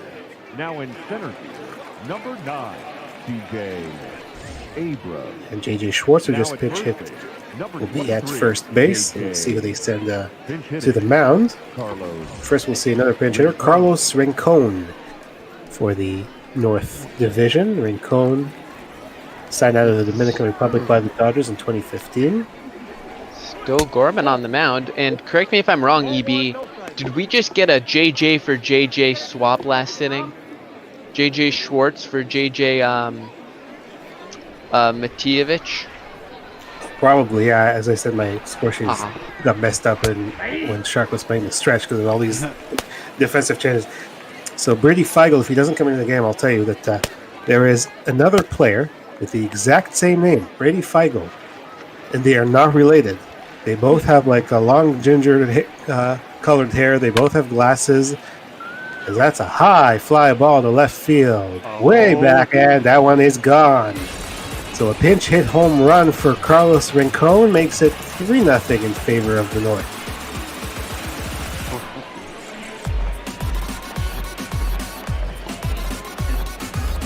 Am I going crazy? Did they put in someone with the last name Abrams? Yeah. Okay, then, because when you're like JJ for JJ swap, in my mind said JJ Abrams. I'm like, that is not right at all. It's Why actually is that on CJ the line? Abrams. That's the funny part, that he's a CJ. Let's look at the stats on this one. Well, I can tell you one thing. If there was a 210-foot fence, that would still be going over it. well over it. Sully Well, that was the Matias left field. is Right going. field. Sully Matias is going the entire way here. He's getting another bat here. He's 0 for 2 with a walk. I'm just imagining such a skewed fence that left field's like 410, and you got like 210 in right field, and it's just some oblong shape. Have you seen, I think it's like John Boy or something like that has like a collab with the weirdest baseball fields like ever. And the dimensions literally make no sense. Like it makes Polo Grounds look tame and like desirable. That's a sentence you'll never hear again. Oh, I mean, when you see the shape of these, it's like, let's make a football field and a baseball diamond, squish them together, and make like, you'll have dimensions where like center field is like 2.5 times farther than right field. It's insane. Okay. 1-2 is going to be in the dirt, 2-2. So Brady Feigl, as I was saying, so there's another player by the exact same name. They even look alike, but there's absolutely no relation between them, which is pretty crazy. So, I mean, how many Feigls have you heard of? One until you mentioned that there are two. It's not a common name whatsoever. 2-2 pitch. Swing and a miss. So Matias will have an 0 for 3 day. One out here in the top of the ninth. Zach Kirtley, he's going to stick around as well. I haven't actually crossed off the guys who have pinch hit, so I don't know how many we've missed. I think there are only 1, 2 potentially that haven't actually come off of this north bench. I could be wrong, but looks like somewhere around there. Yeah, I didn't cross it off either, so everything's messed up. 2-0 to Kirtley. I don't think Drew Avans has hit yet. Or Kramer Robertson. No, Kramer Robertson was in there, yeah. So Oh, he was? Yeah. Okay. Well, 3-1. So just Drew Avans, I think, is still on the bench. He's a center fielder, so It might be used because Blanco's on deck, right? He's a center fielder, so you can just... That's true. 3-1. Going to be in for a strike. It's a full count. So, do we have anybody placing bets on a 3-run comeback in the 9th and heading to extras? You know, I for one would love to see it. I mean, I wouldn't mind it either. I think it would be interesting. You don't see that in any All-Star games that often, so why not? We are mighty ahead of schedule. Full count pitch. Fly ball right. That's going to drop actually for a base hit. So 1 out single. Currently he's on base the first time. Oh, now I love that celebration. He is pumped. It will not pinch hit, so Blanco will stay in. Hey, he's 2 for 3. He's had a good day. Yeah. He might be the only starter who's had a good day offensively. That's in the dirt, smothered. Yeah, I think you're right that he's the only guy with a good day. Not many. Well, when you only have 2 or 3 hits heading into the 8th inning, and then you score runs in the 8th inning, then usually they're not more than 2 hits for one guy. Nice curveball there from Gorman. Falls it for strike line 1. That was nasty.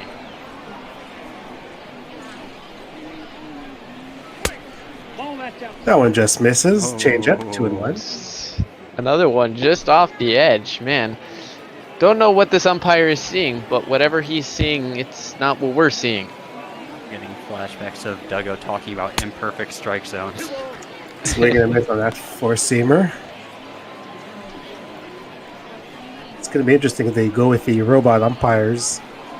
I think there might be a lot more complaints. So that's just gets a piece of that. I feel like people are going to bring laser pointers and hit the sensors and just mess with them. That could happen. But I don't know if you saw, they tried the robot umpires in the Atlantic League last year, and there were a lot of egregious calls, as that one's just going to miss. Well, And I, for one, am not surprised. yeah, because it's not a perfect system, so, and it's a robot, so there's a home plate umpire standing there, and he gets the call in his earpiece from the robot, strike ball. And they were like totally, the pitches, they were like totally down, called strikes. Okay, I was gonna say, because it's just Strike robot ball. umpires, that it's gonna be weird because, you know, imagine if you're a hitter, you know, you can't take your anger out on the umpire because the umpire did absolutely nothing. You have to take your anger out on a robot, and that, you know, that it's just not the same. It's you can't get mad at one that. free swing against the robot. And that's exactly what happened, though. The players were getting annoyed at the umpire who made the call, who got the call from the robot. Yeah, but the system is imperfect because it calls a lot of borderline pitches strikes. So I don't think they're going to do it in the majors until they've actually perfected. And the weird thing is you've got like a dynamic strike zone stuff because it's like based on your body partially. So I feel like there's so much that's going to need to get improved. It looks like we're going to get a comeback because Mo just said the game is over. All right, let's go. 0-2. Fly ball left field. That's pretty well hit. Man. That will go all the way to the wall. The left fielder just gives up on it. And that will allow the runner to score all the way from first base. And that will make it 4-0. Maybe it's over now. We'll see. I did mention I wanted more RBI doubles. An RBI double here. What is he doing out there left? I want to call that an error. I think you can. Like, Oh my god. he was closer. It's true. There is Brady Feigl, the pitcher, not the guy who looks like him. And has the other one. as him. I don't know what that left fielder's doing. Maybe he got distracted or something. You know, I don't know. There's like stories of like people that stopped in the middle of a game and look up at planes. I have to think if that's what happened. I don't want to upset you, Shark, but we had that inside the park home run a few weeks ago by the Royals against the Tigers, where Jacoby Jones just stood there and after the ball got by him. Go get them, Tigers. Yeah, I clipped that one. It's put in the highlights channel. That was. To be fair, there's also times in which they try too hard and they dive and they miss it. Yeah, that's what happened. So he was trying to dive for the ball, he missed it, but then he popped up. It should end the inning.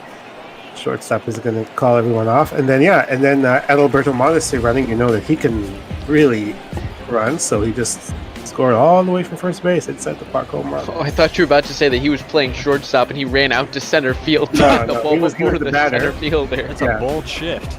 Jacoby Jones was the center fielder for the Tigers, and Alberto Mondesi at the plate. Carlos Rincon, who had that home run. Well, there was one time when there was an RBI, a run scored. I think this was Cubs-Orioles back a while ago. That ended 2-0 because John Means killed the Cubs and got 3 hits. Yeah. But like Albert Almora, who's usually a decent defender, goes full-on Superman dive. He's like, I don't know, he looked like 5 feet off the ground, and it bounced off his glove in midair. Yeah, the Buffalo outfielders do weird things. Corey Lee pinch hits against Parker Curry. Corey Lee, first-round draft pick of the Houston Astros last year. Parker Curry in the Dodgers system. Right-hander. 4-0 in favor of the North Division, looking to take this All-Star game. The Corey Lee South takes is it not outside. out. It is a blip, bloop, blop, and blast away from tying it up. So, I mean, it's quite simple, really. Grand slam away from a tie ball game. 2-0 pitch. Swings. Something that might have been ball 3, although you don't know with this umpire. Yeah. Fouled enough. Did you ever play Super Monkey Ball? Because I feel like this would be like a monkey baseball with like a constantly moving strike zone. The 3 unassisted. One out. No, I have not played that. I have not either, but All right. Well, look up monkey bowling on YouTube, and you'll see what I mean. While we're at it, Heinz, when is your next game? Because we're getting back to normal in terms of the MLB schedule. It's going to be one MLB game tomorrow and some minor league, but then on Friday we're back to normal. yeah, I'm going on Saturday. Cubs hosting the Cincinnati Reds. It's like I don't know. There are 4 other teams in that division. I've called 1 Cubs Cardinals game, 0 Cubs Brewers, 0 Cubs Pirates, and like 5 Cubs Reds. Go figure. But John Lester going for win number 200 in his career, so it'll be me and JD Gregory on the call for that one. We just saw that the Cubs are up by 4 games on the Reds. That would just flash by there. On the ground, who wants the third baseman cuts in front of the shortstop, makes the play throughout. I'll be on the air Friday night, 10:45. You're talking about the Cardinals, so Ball After Dark, Justin Rock and I will have the Cardinals and the Yankees at Busch Stadium. And Shirk, you're up next in about an hour Yeah. Yeah, Give or take. for the rest of the day. Yeah, I will. I'll literally be here all day. All day, every day, Shark. So yeah, not a Blue Jays game for me for a change. I get to do a Yankees game. It's not against the Blue Jays, so I probably won't go as crazy as I did when I Something was. about Yankees games. If Yankees home games always have Giancarlo Stanton hit a dinger after I do this stretch. Oh well, That happened for my game. yeah, no, And they're then he going to did be nothing in the Derby. I was they're going to pissed 'cause I be in put my St. money Louis, on it. but he could still hit a digger in St. Louis. On the ground to third. This should do it. Third baseman across the diamond in time, and that is your ball game. The North Division of the Texas League wins it 4-0. Shout-out fashion. Very good pitching all day long. That was a great effort from both teams. I mean, when you consider the dynamic nature of the lineup in an All-Star game, where they actually are constantly cycling players, there were great performances right up until the North just managed to get something going to get those runs across, but really hard to fault the South at all, really. Well, they pitched well for most of the innings, and they gave up some scratch hits and things like that. There was that home run. 8-9. Other than that, Solback will get the win. Ashbeck will take the loss, and yeah, it was a good game, Heinz. I think, huh? Oh yeah, I think the first 7 innings we were thinking, maybe we're going 19 here or something, but yeah, the 8th inning provided some intrigue. We got to see, all these minor leaguers who, we probably won't see too much of until, potentially, depending on if there are any minor league games coming on tomorrow's minor league day 3.0, but maybe when we get 4.0, there will be some others with these guys, but we don't see them too often, so it's fun. It's fun to see these guys. How about Carlos Rincon getting the player of the game? He just came off the bench and hit a home run. to be fair, 1 for 1, home run RBI. In this kind of a game, kind of hard to argue with that. He arguably had the best game on paper.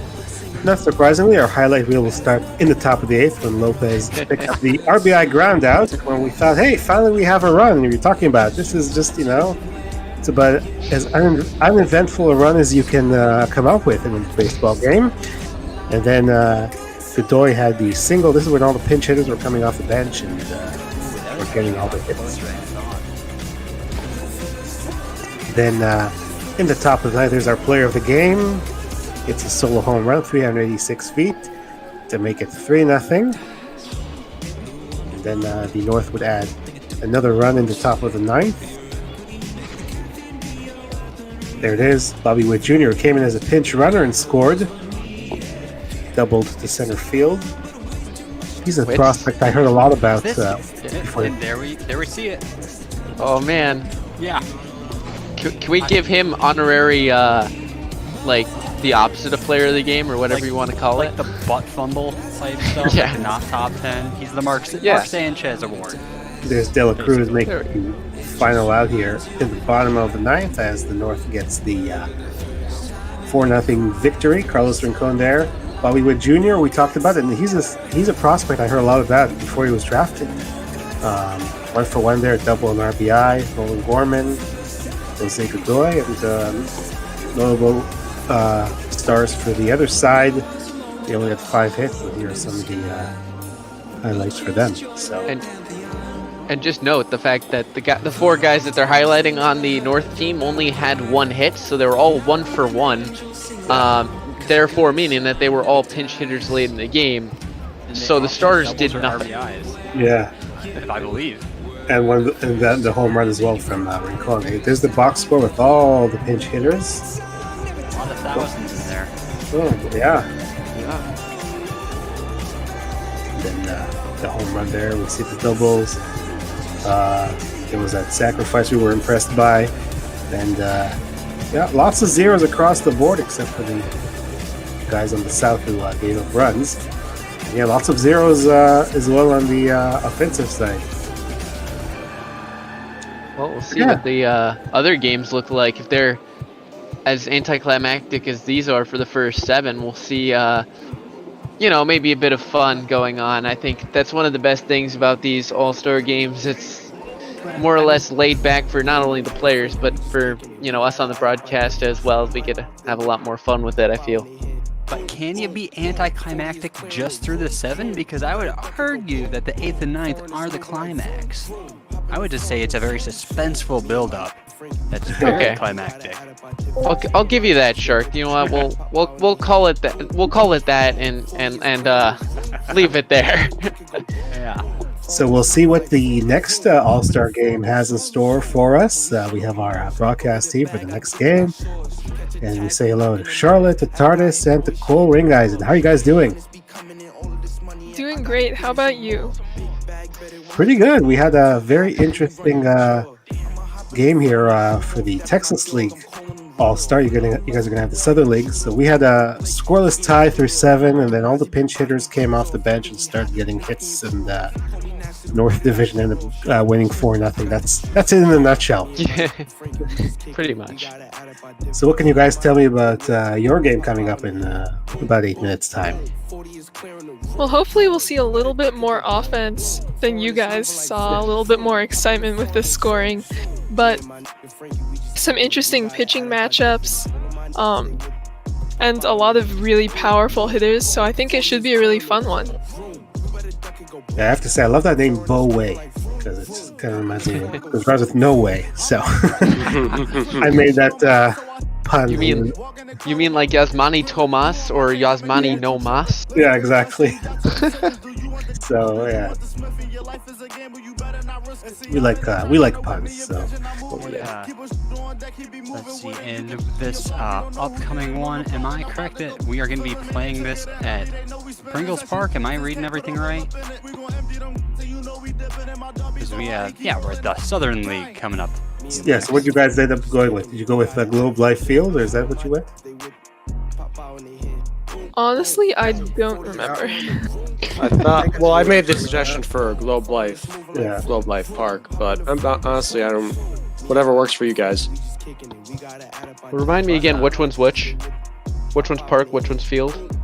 The old one is park, and the new life is field. Okay, then I meant field. I don't know. I forget which one I put in the chat initially. Yeah. Parks and football configuration right now for the XFL that doesn't exist anymore. So the XXFL. That's what it is. Okay. There we go. Yeah, let's just play baseball on a football field. Why not? I posted something in general chat that was referred to where there actually is a combined football baseball field where down center field is a baseball field or is a football field, and it's like probably the worst dimensions. It's Polo Grounds 2.0 basically. Well, the Rogers Center in Toronto used to be a multi-purpose stadium, so the Toronto Argonauts of the CFL will play there, but Rogers Center? I'm not familiar with that term. Skydome, of course, yeah. You're right. I mean, yes. So when football season would come, they would just, they had a whole other configuration for it. Well, I believe Oakland, obviously the Oakland Coliseum had the Raiders before they moved to Las Vegas because it's Vegas, and that way their losing seasons will not only be in Vegas, but they will stay in Vegas. I'll be interested to see if they manage to pull off what the Golden Knights did their first season in Vegas. I mean, hockey team, for those of you who don't know, made it to the Stanley Cup their first year. So hopefully Vegas will be kind. And, the people there are probably not going to get angry at you either if you don't do well. So that's a plus. Their favorite hockey team of TARDIS is Bryce Harper. Yeah. Although I think we're trying to convert him to a Flyers fan. We're getting there. Good luck. Gross. Well, of course, we converted him from a Cowboys fan to an Eagles fan. So I'm sure Mike Trout loves the Flyers, so that's you got that. Yeah, he does. Yeah, he's obviously on the other side of the country, but we got the Mike Trout coming home right in the second half at the start of the second half of the Major League season. It's good. They got some games in Philly.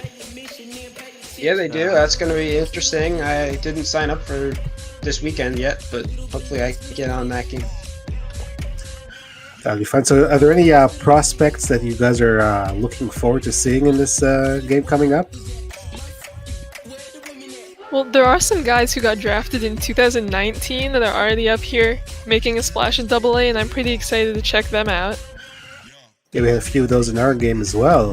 Bobby Witt Jr. stands out, for example. Yeah, pinch run and had a double later on. I see some news. Chad Spamberger was the Blue Jays system, but traded for Chase Anderson in the offseason to the Brewers. That's a guy I recognize there, kind of off the top of my head here. Sandy Gaston, I think, was interesting sign just not too long ago. So it looks like you guys are going to have interesting. And Jason Alexander is not the actor who plays George Costanza, obviously.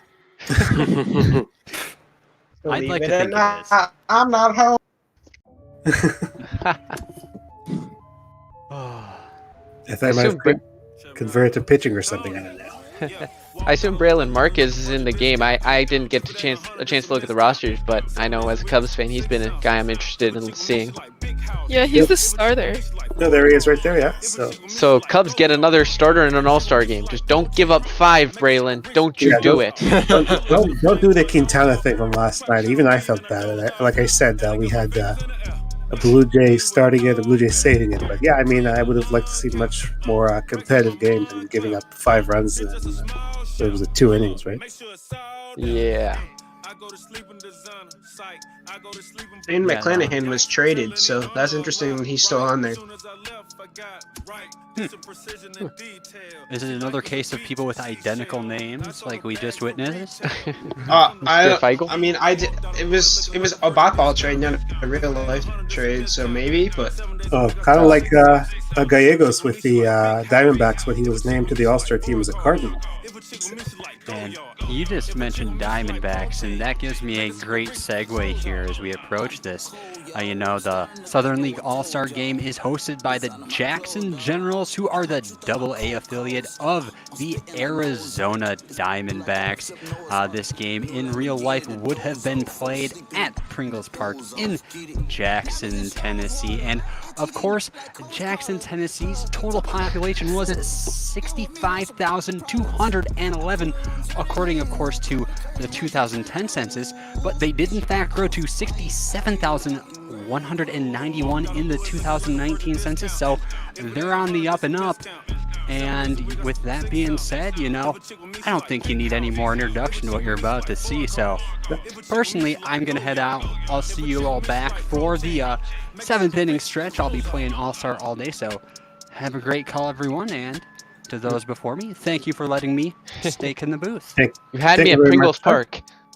Thank you very much, Shark. So we will indeed sign off. Heinz, thank you very much for this, and I hope everyone enjoyed it. So for Heinz, I may be from Toronto. We will go to the Southern League All-Star Game. Charlotte, Coral, Tardis, take it away, guys. Thanks so much, guys. So, Cole Tardis, how are you guys doing today? I am doing all right and looking forward to see how these young stars perform under the ML Bot Ball spotlight. It should be an exciting one. We do have, obviously, the All-Star Game, so a lot of exciting prospects, and some of them might be popping up in the major leagues in the next couple of years. Do you think that we can expect that from some of these guys? No doubt, considering they are, in fact, all-stars. And you never know with the trade deadline just around the corner if this showcase may interest some other teams that may desire to have them on the roster and possibly be a catalyst for some possible last-minute deals. And with that in mind, the All-Star Game is usually a way to sort of let loose, have fun, just really enjoy playing the game of baseball. But we're in AA right now, these guys trying to fight their way up through the system, maybe trying to show off a little bit more than the major league guys, show that they can perform well against the toughest competition.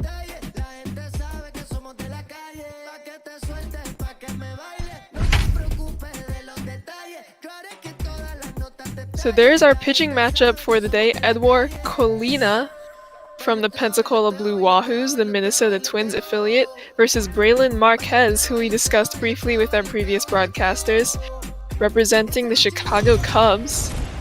The Tennessee Smokies is their AA affiliate. And let's go through our lineups.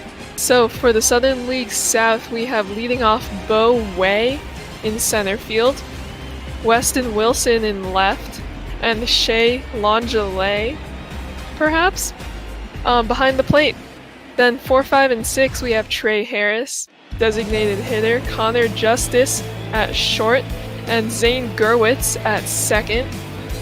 And then 7, 8, and 9, Rain Burke at third, Andrew Bechtold at first, and Tyler Neslany in right. And there is our starter for the North, Braylon Marquez. The leadoff hitter tonight, the center fielder, Bo Way.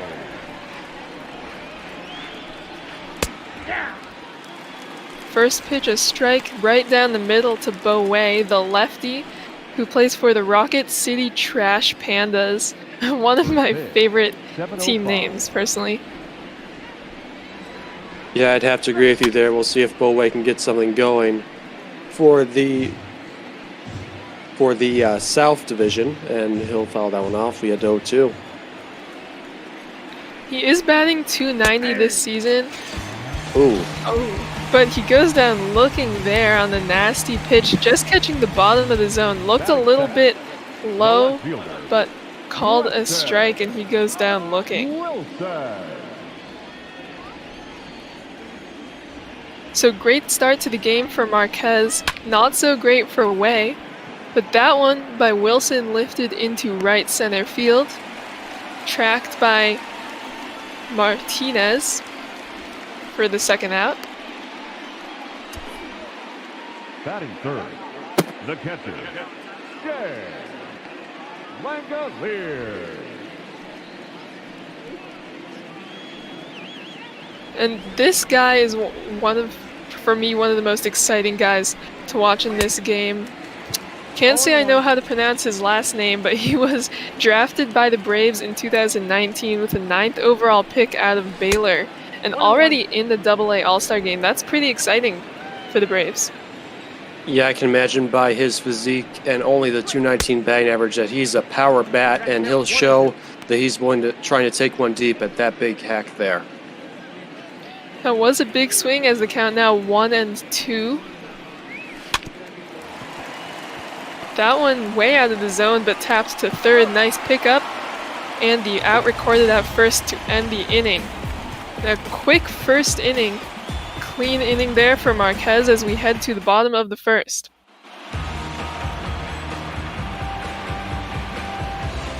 And there is Edouard Colina starting for the Southern League South. As I mentioned earlier, part of the Pensacola Blue Wahoos. An ERA of 2.24 on the season.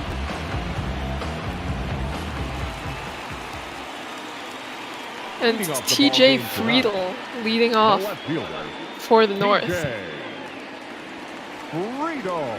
He's part of the Cincinnati Reds system. Chattanooga Lookouts. So that one on the first pitch lifted into left. 1 pitch, 1 out. Good start for Colina.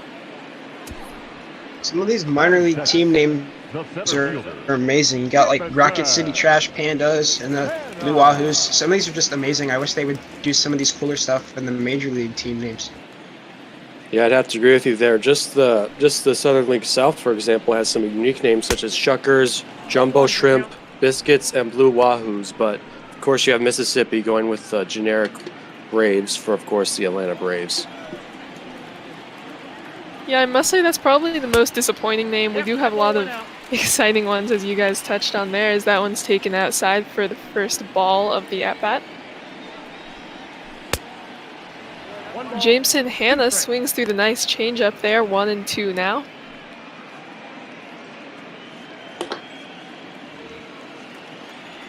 Back-to-back players for the Chattanooga Lookouts. Here, and that one taken inside.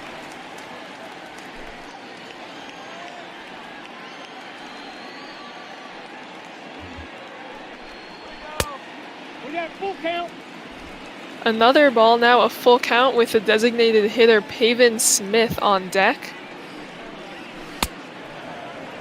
And a big swing there to get strike 3, strikeout number 1 for Edouard Colina. Great pitch there. Indeed, with I both love seeing pitchers. these nasty breaking balls.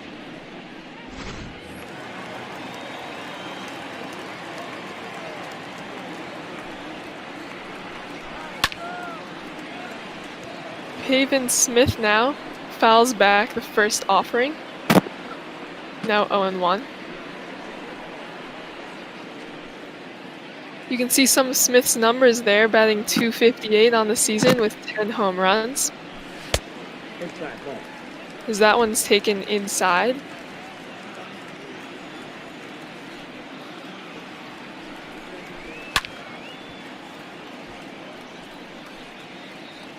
Sharp ground ball foul, now 1-2. 3 lefties leading off in the first 3 spots for the North. That's not something you see all the time.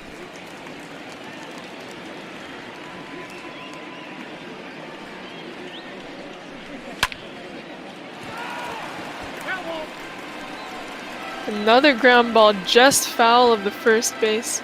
Of first base.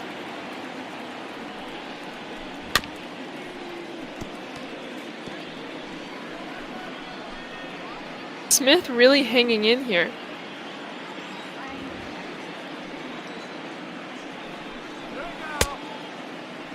Did he go? And that one, did he go? He did not. Colina looking to catch the outside corner there, but just a bit too far outside. That's outside. Ball four. And he walks him. Great at bat there by Pavin Smith. Yeah, good patience of the plate. They're not repeating the last couple of bats we've seen, able to hold off on those breaking balls just outside the corner. And now a man on first with 2 outs for Drew Ellis batting cleanup, the third baseman in the Diamondbacks system playing for the Jackson Generals. That one in the dirt. Smith will stay at first.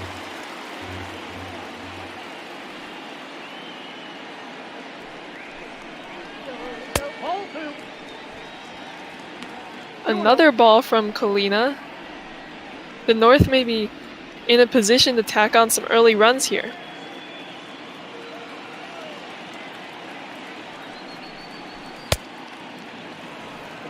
But a big swing there. Ellis maybe thought that was his pitch, but missed it. That one grounded to short, and to get the force out at second to end the inning. Uneventful first inning here as we head to the top of the second.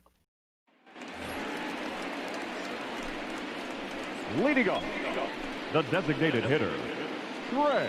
Marquez coming back out for his second inning of work. Only 8 pitches thrown in the first inning. Pretty impressive from him. And he will face Trey Harris, designated hitter for the South. Yeah, I'm curious on how far they'll let these pitchers go, especially if they continue their hot starts. I know you got a lot of guys you want to go in, but at the same time, if they're doing well, they wouldn't want to be pulled out. That is always the struggle in the All-Star game, is trying to fit everybody in. These are pretty big rosters. The 1-1 pitch to Trey Harris. That one lifted into right, and a bloop single for Harris, dropping just over the head of the second baseman, Tenerowicz. The shortstop, Connor Justin. And I believe that's the first hit of the game. Count 1-0. Connor Justice takes that one high. You can see 244 average on the season. Here representing the Rocket City Trash Pandas.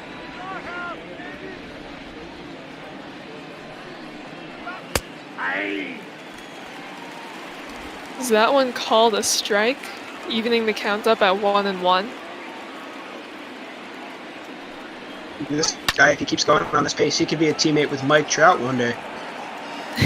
He could, but there he flies out to center field for the first out of the inning. The runner will stay at first.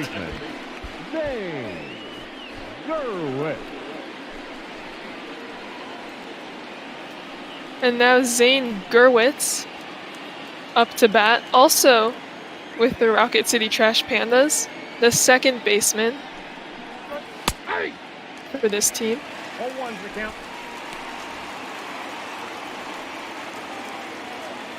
Is that one in there for a strike? 0-1.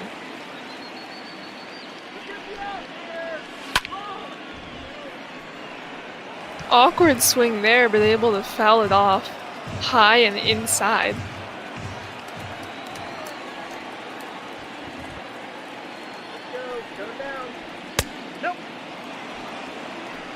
Close pitch there, but taken low. Good eye by Gerwitz.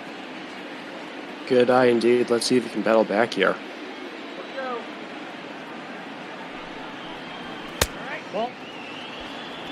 Another close pitch there. Marquez just missing low and then high. Count now 2-2. That one is fouled back. Not a lot of offense just yet, but we are seeing some competitive battles here in terms of pitch count. We really are. These batters showing really impressive plate discipline here. And the pitchers continuing to battle.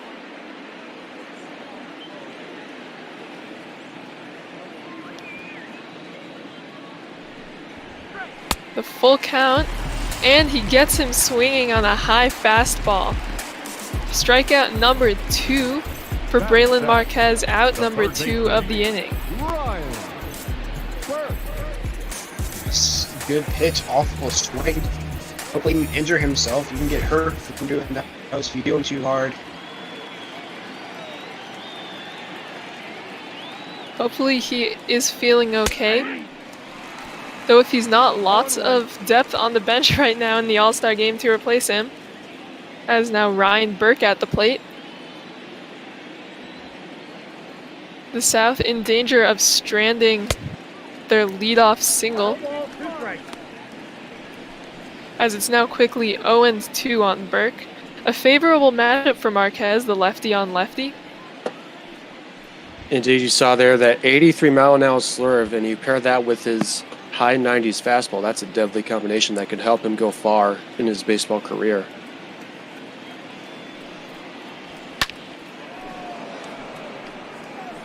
That one lifted foul, powerful swing there, but unable to make anything of it. The Cubs definitely wouldn't mind having another top-notch starter. As he swings at that one in the dirt, throw the first for the strikeout. And that will end the inning. Or excuse me, that will end the top of the inning as we head to the bottom of the second. Still scoreless here. Leading off, the first baseman, Edouard Colina on the mound for his second inning of work, presumably his last. 0-1's the count. Right-hander from the Montgomery Biscuits, the starting first baseman for this North team.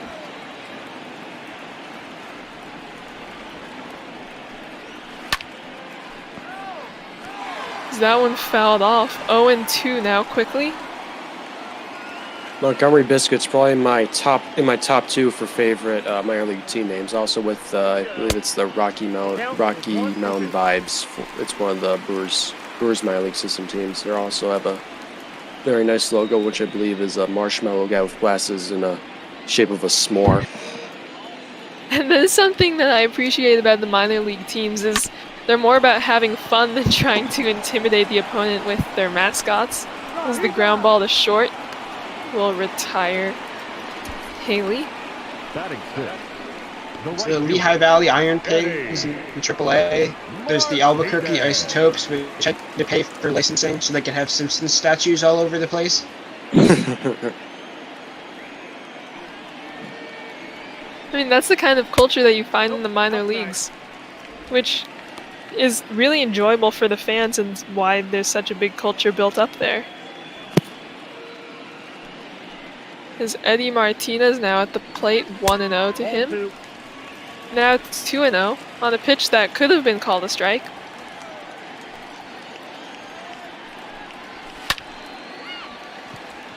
That one popped up. Center fielder charging in, and he will get there in time. Nearly a bloop single for Eddie Martinez. I was surprised to not see Gurwitz backing up to try and make that catch. It would have been a shorter run for him.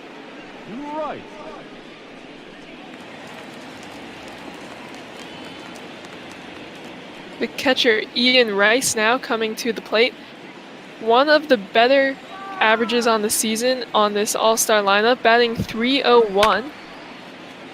As that one is powerfully lifted into left center field, but under it will be Way to end the inning.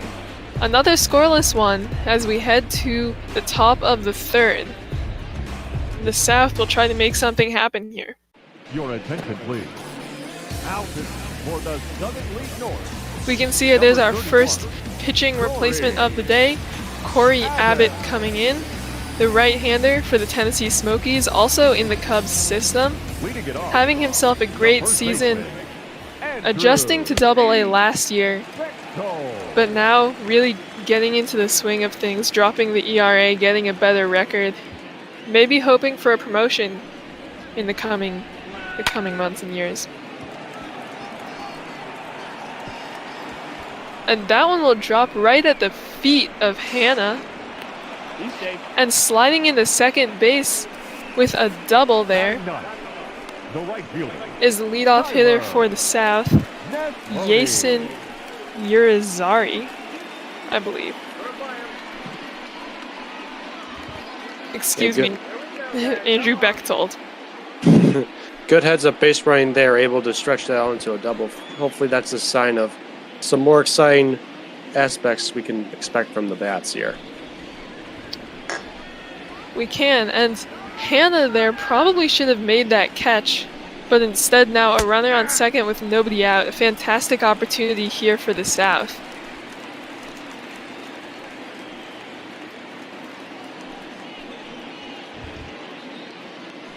Tyler Nestlany, the lefty, at the plate now, 0-1. One ball, one strike. That one way outside. Not sure what Abbott was thinking there.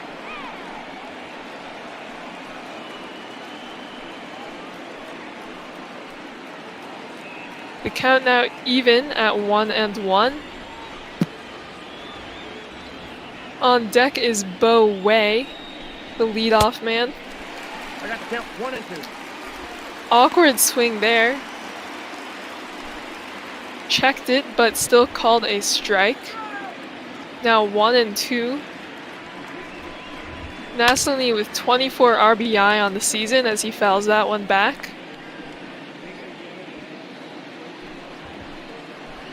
A 9th round selection by the Braves back in 2016. Inside, ball 2. Nice movement on the breaking ball there, but too far inside.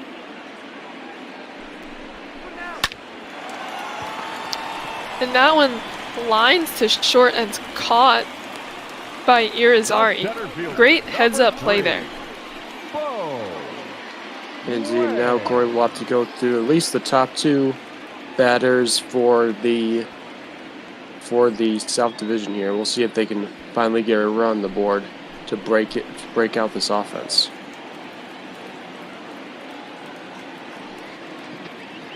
Bo Way now back at the plate, struck out looking in his first appearance and looks well on his way to striking out again with a big cut there.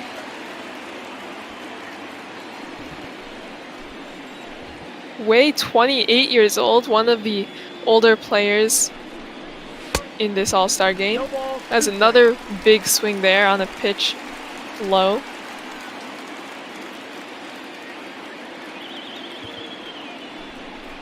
The 0-2 lines, and that will get through into right field. The runner will hold at third, and now runners on the corners with only one out for the South.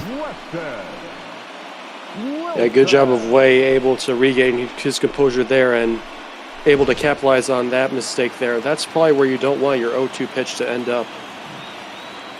Absolutely not, and you do have to give credit to Way there. Some great two-strike hitting. That's not something that a lot of baseball players can do. Base running decision there. I think if he had tried to score from second, they would have been out at home. That one is dribbled to short, could be a double play. The throw to first is in time, and that will end the inning. And what a throw there. Tenerowicz falling over as he throws it to first base, but it gets there in time and on target as we head to the bottom of the third. That playback there would be perfect for a baseball card. I bet he's going to try to get photographers after to save that one.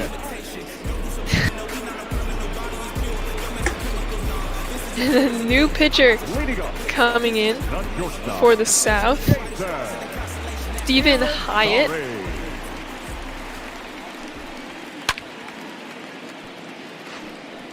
He's got a funky windup. I like that. Yeah, that's what I was thinking too. A little bit of a sidearm thing, maybe unsettling the hitters. Shades of pitcher, you don't see that. Yeah, shades of Steve Cishek right here.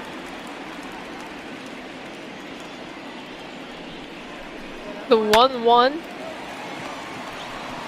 line to short, great backhanded play, and the throw to first in time to retire Jason Irizarry.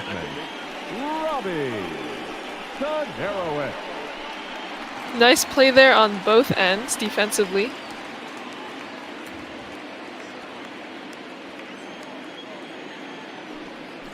As now the 9-spot hitter, Robbie Tenerowicz, who we saw made that fantastic play at the end of, or rather in the top of the third.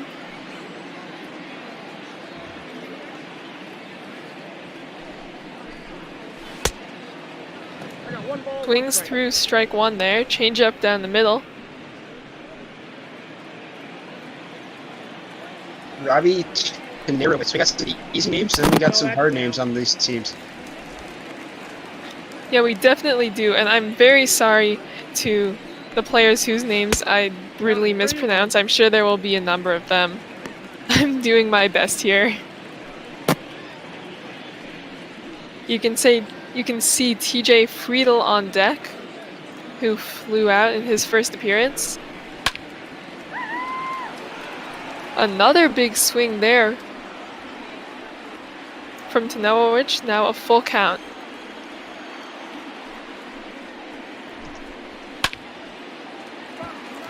As that one is skied into left. Under it is Wilson. And the routine fly ball to end that battle at the plate. Now TJ Friedel will come up.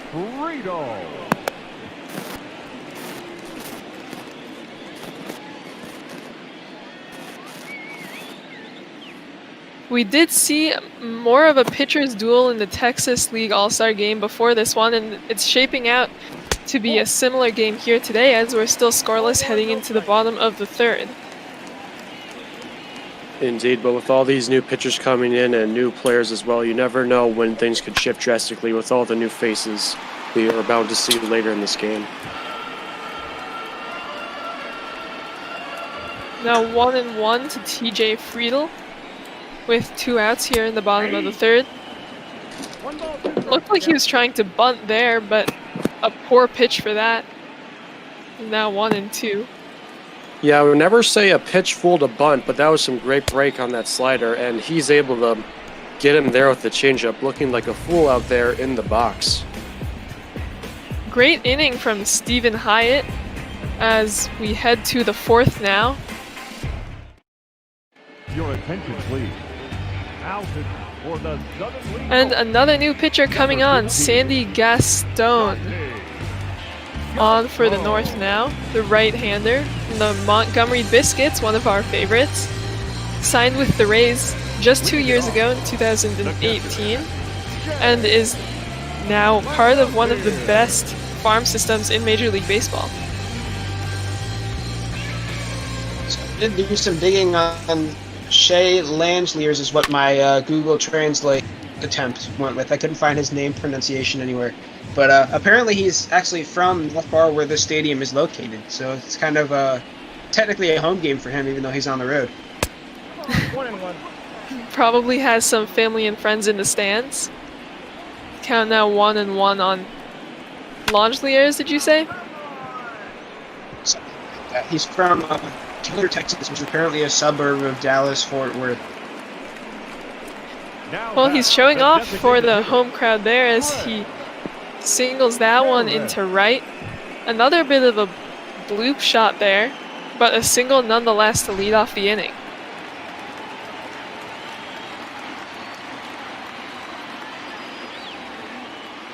Now, good opportunity here for Trey Harris, the designated hitter. Batted .323 last season, splitting his time between Single A and Single A Advanced, and won the 2019 Braves Minor League Batter of the Year award. As he swings through that one, now 1-1. We have seen some early opportunities here for both of these teams, but they seem unable to convert so far. As the diving play will not be made in left. Now runners on second and third with still nobody out. A double there from Trey Harris, perfectly placed in the corner in left. Justice. And a fantastic opportunity here for the South.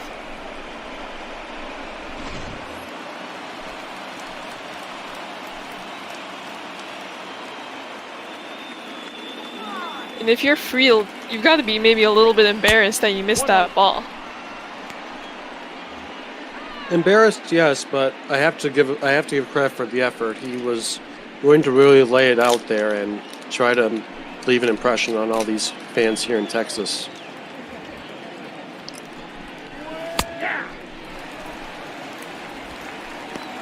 One and one now on Connor Justice. As a fantastic opportunity here for the South. Pretty much just needs to get the ball in play to score a run. The double play, not an option here.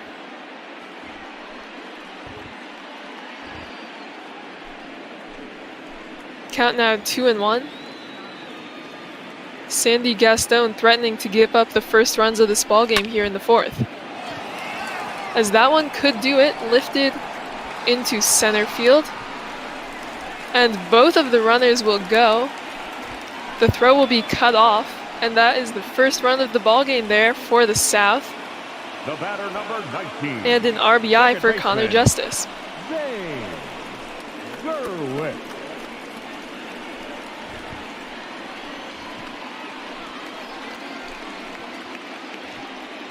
And that's got to be a little bit disappointing for Gaston to give up the first run of this ball game here.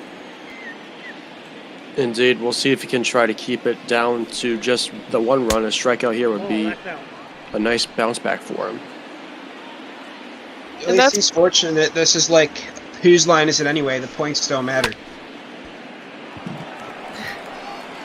That one should score the second run. Fly ball into left and the throw nowhere near close. And run number 2 will score. Great job by the South to take advantage of this opportunity here in the top of the fourth.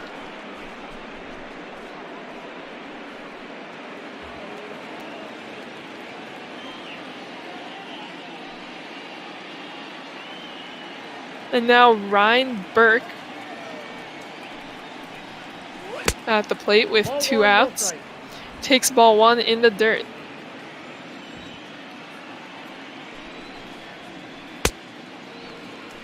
One ball, one strike. Big swing there on the changeup away.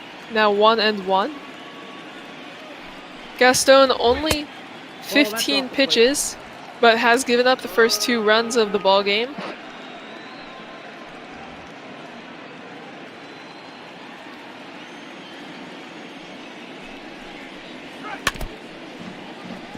That one fouled off, 2-2.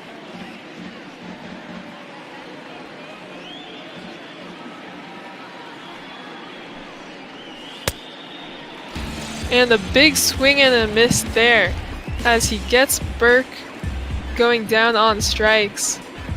But the damage was already done. 2 runs will score as we head to the bottom of the fourth.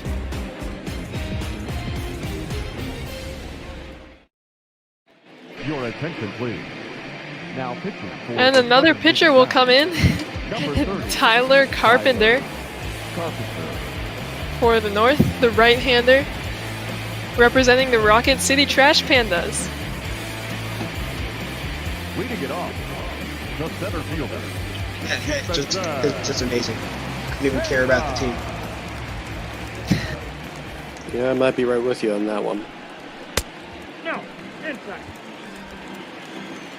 I believe it's a new name for them. They were called something a lot less interesting that I can't quite remember until this year. One ball, one strike. Let's see here.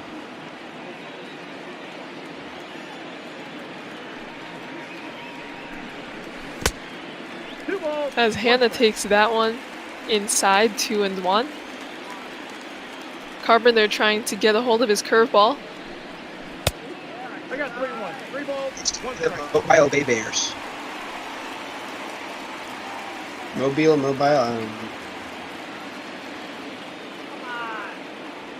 Rocket City Trash Pandas is definitely better. I think that goes without saying. That one is fouled off. Now a full count on Hannah. As he swings through the changeup. Strikeout number 1 for Tyler Carpenter. Yeah, definitely seeing fastball there, and Tyler should be thankful that that was the case because that still seemed quite in the middle of the zone. Yeah, maybe not a great pitch choice there, but able to get the strikeout and the first out of the inning. As Pavin Smith will now return to the plate, took a walk in his first appearance.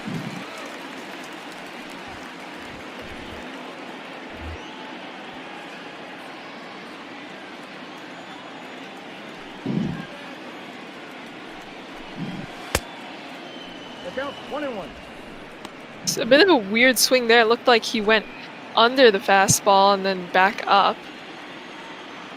Maybe trying to undercut and send it up to get a deep drive or something. Unfortunately for him, he just missed the whole thing. As the count now 2-1. As he grounds that one foul. Now 2-2. Tyler Carpenter, an imposing figure on the mound, standing at 6'5". That one lifted in the shallow center. Chasing it is the shortstop, and he will make the catch. Nice play there by Justice. The third baseman, Drew Ellis. And good communication from these guys who don't always play together.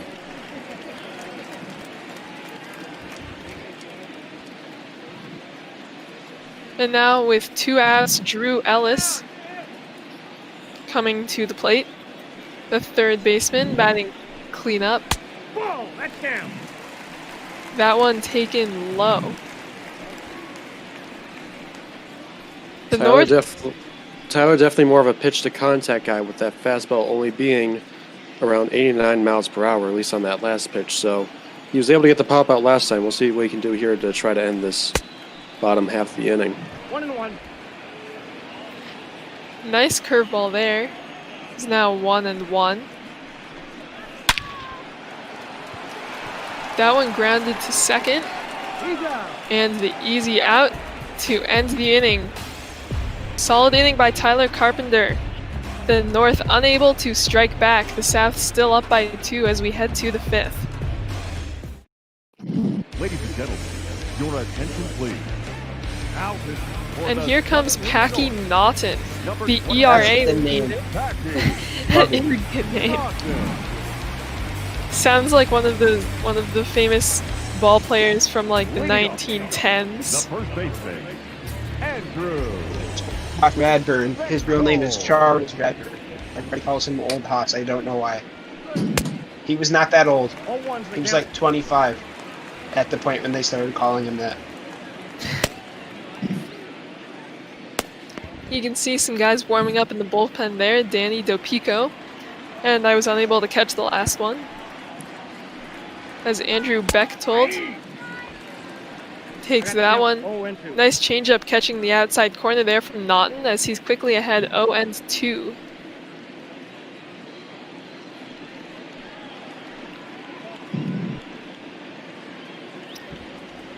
Naughton with that minuscule 1.87 ERA on the season. Nope, that's a ball. One ball. That one's taken inside, now 1-2.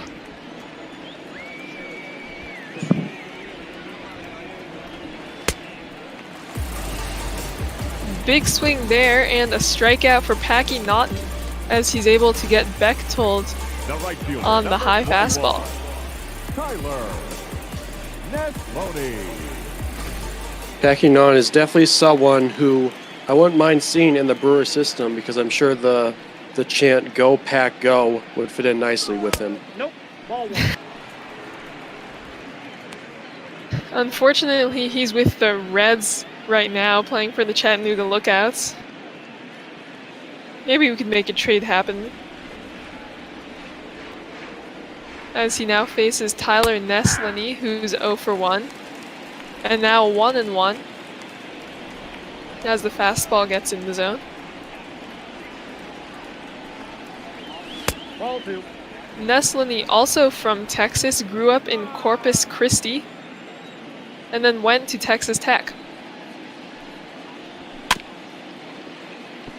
As he grounds that one, just foul. Now 2-2.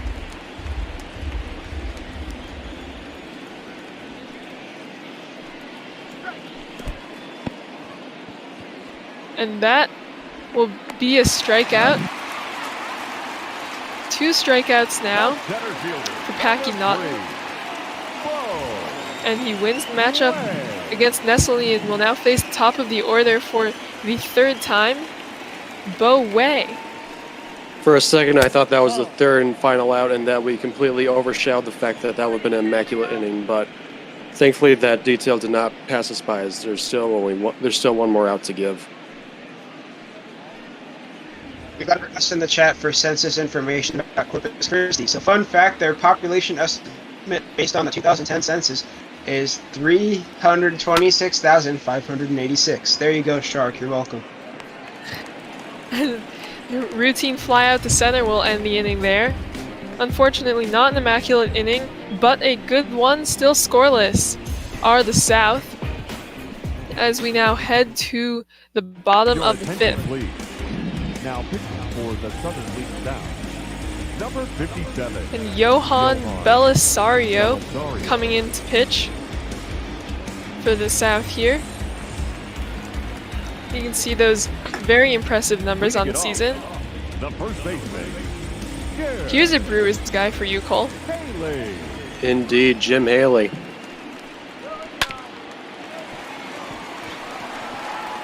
And that one will be grounded fair up the line. The strong throw in from left will hold the runner at first, but a leadoff single for the North for Jim Haley. Martinez. Back outside.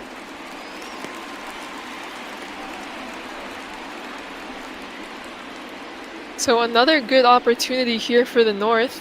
Hopefully they'll be able to convert on this one.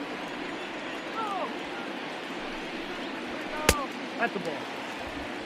The count 2-0 on Martinez as he takes that one outside.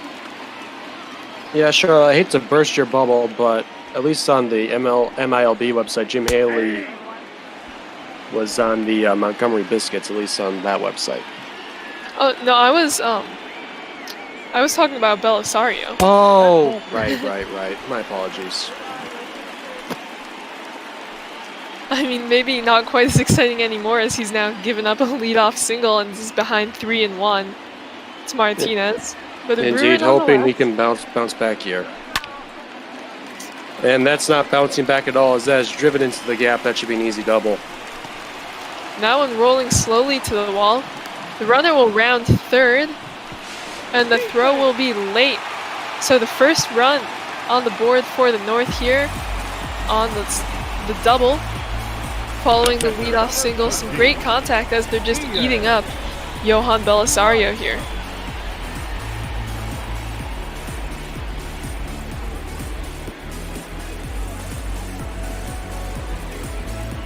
You can see the throw there, not quite getting deep enough to really give the catcher a chance at tagging out Haley there. Still no outs here in the bottom of the 5th. The North still down by 1, but with a runner on second base, the go-ahead run, Ian Rice at the plate.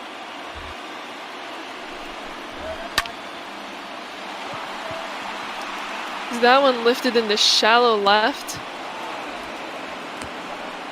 Big out there for Belisario. Now batting. Hoping to limit the damage here. Jason Irizarry.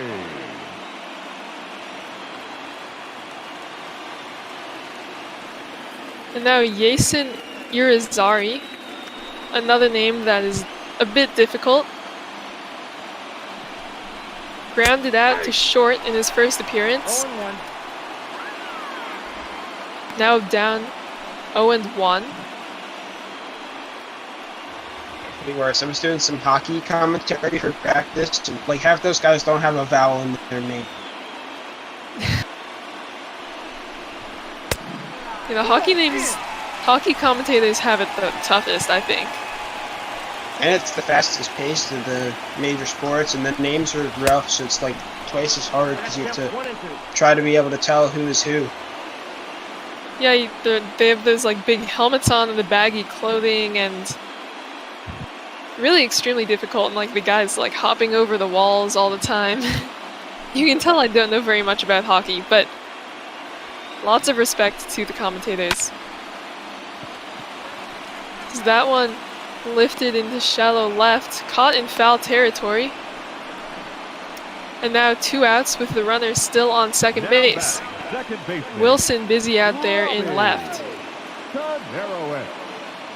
Nice to see Belisario bouncing back a little bit here, who, despite only being 26-year-olds, began his minor league career in 2009 as an international free agent. He was from Venezuela and signed originally by the Tigers, so definitely a lot of time here in the minors, and see if he can make that time useful eventually, hopefully gain in the majors. Almost a little bit too much time taken there by the second baseman, but he still will get the out. But the North will get a run back on that double there. It's now 2-1 heading into the top of the 6th. Your attention, please. The interesting thing, the Big Fun posted in the trivia channel on Discord, the guy that played in one major league game struck out, grounded into a double play, and hit into a triple play in his only major league at bats. That's just horrible. I mean, imagine what that does for your morale. This was back in 2002. The man is like 40-something there.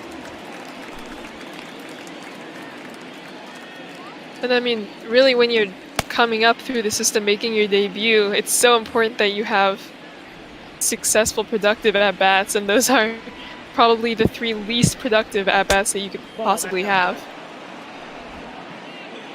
Now here's an actual Brewers batter, Weston Wilson, going for his 3rd round, originally selected in the 17th round from Clemson. We'll see if he can get in the hit column here.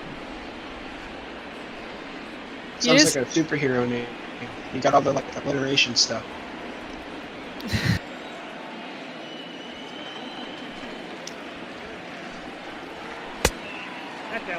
As he takes that one outside, 3-1. We did get a new pitcher for the North. Omar Nieto, I believe. The right-hander.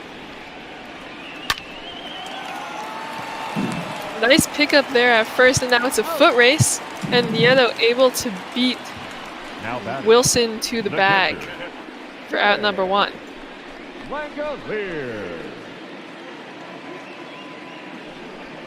A bit of a dangerous flip there to Nieto. Was unclear if he was going to be able to get there in time.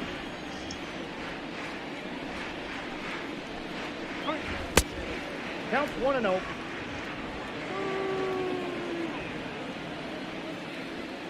And now here is our favorite guy, Shea Langelier. 4 different ways. I have no idea. We should ask the Atlanta Braves. Maybe they'll know. It's their prospect. They should know. You'd hope they'd know. I don't pity the commissioner having to call that one. As he fouls that one off.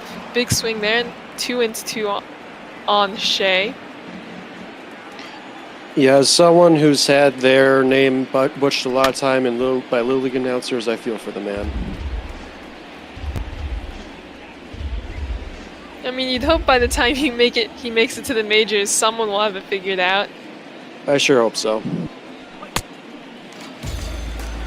As he swings there on the fastball inside.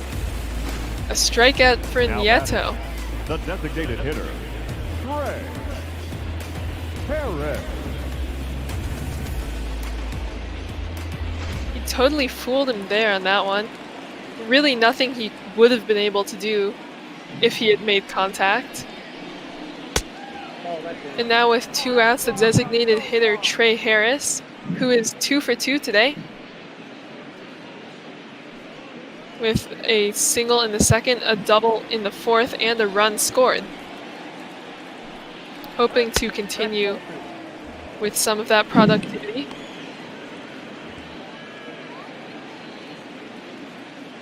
As he's now up 2-0.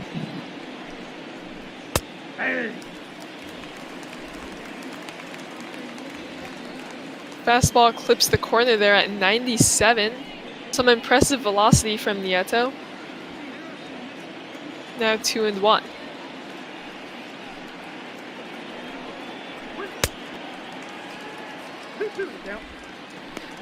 Dangerous pitch though, coming in at 98, right down the middle.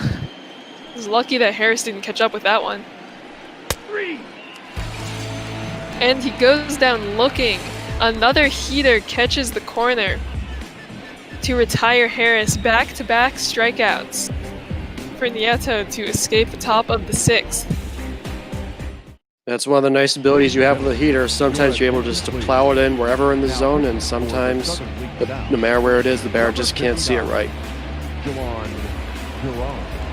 And especially when you're not in the major leagues yet, it's less likely that those hitters are going to be used to seeing that high velocity. Another pitcher in now for the South, Yohan Duran, representing the Pensacola Blue Wahoos, sent to Minnesota in the trade that sent Eduardo Escobar to the Diamondbacks. I believe that was in 2018.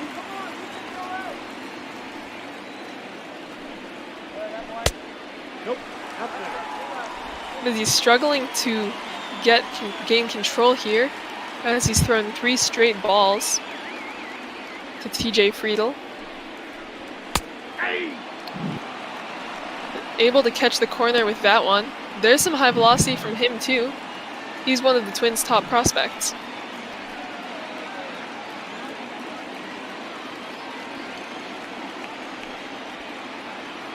The 3-1 now. Oh, right down the middle. But Friedel watches it go past. Now a full count. Nobody out here in the bottom of the 6th. The South still leading by 1, but only a 1-run lead, so still within reach for the North. Is that one taken high for the walk? Now batting, the center fielder. Seems like the prime time to try to at least tie up this game. You have the top of the order, and Duran kind of struggling here. Some of those pitches didn't seem to hit where he wanted them to go. Duran hoping to get back under control here and retire Hannah, who is 0 for 2 today. But as you mentioned, we are at the top of this lineup, so absolutely a fantastic time for the North to try and tie this game up or take the lead.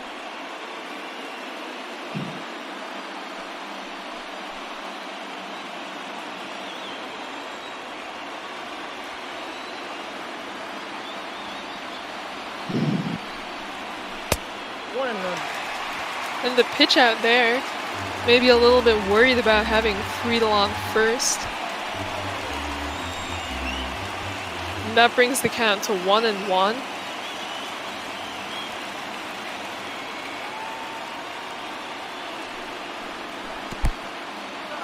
And that one in the dirt.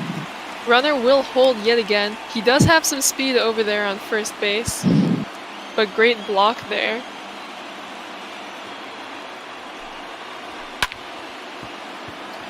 And as that one is ripped into right field, but caught. That one hit right at Neslany Now batting, the designated for the first out of the inning.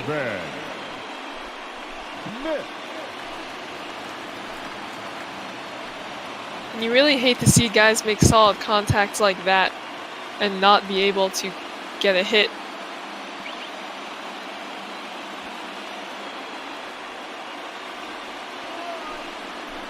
Ball 1. designated hitter Pavin Smith now back at the plate. 0 for 1. He took a walk back in the first.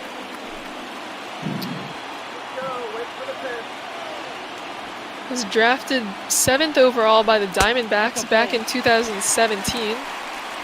As he takes that one inside, now 2-0. Duran still searching for his control here.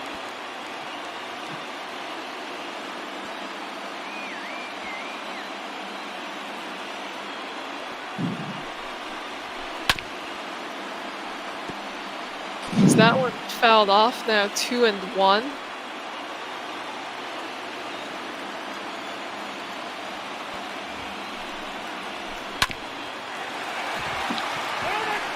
That one grounded just foul. We have seen a lot of close foul balls this game. Hitters getting just a little bit too far out in front. Ooh. Nearly capitalized on that big mistake there. You do not want to leave an off-speed pitch that high in the zone. A scary moment there for Duran. But still 2-2 count. Does not leave that one high. That one taken in the dirt now. A full count. Drew Ellis. Excuse me, you go. Definitely overcorrected there. We'll see what he goes to here with a full count.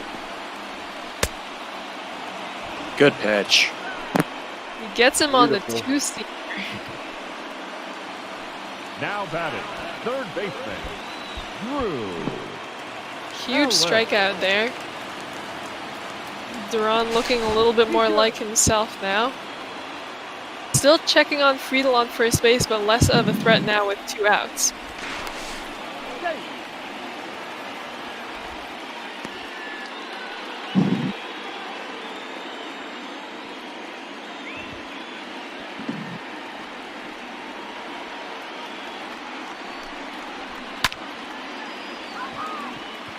That one lifted in the right center by Ellis. Down and at the wall, and that one will bounce over for a ground rule double. That one nearly sent all the way over, but fell just a few feet short of a home run.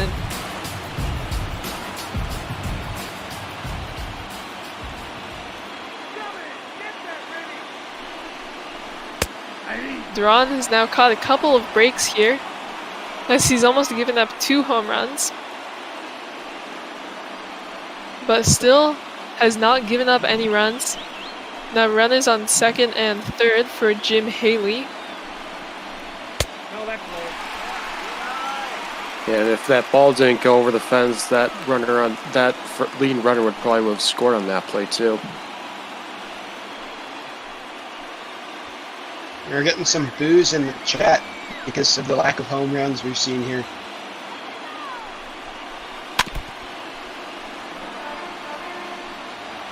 I mean, I wouldn't mind some home runs.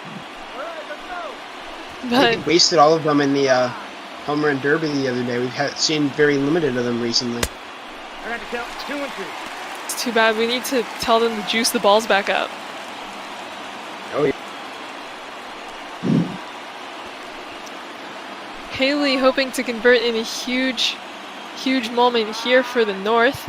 A single would likely give the North the lead. Oh, he swung. That one gets away. Wow. And he will be safe at first. An RBI strikeout for Jim Haley. And we are tied here in the bottom of the 6th.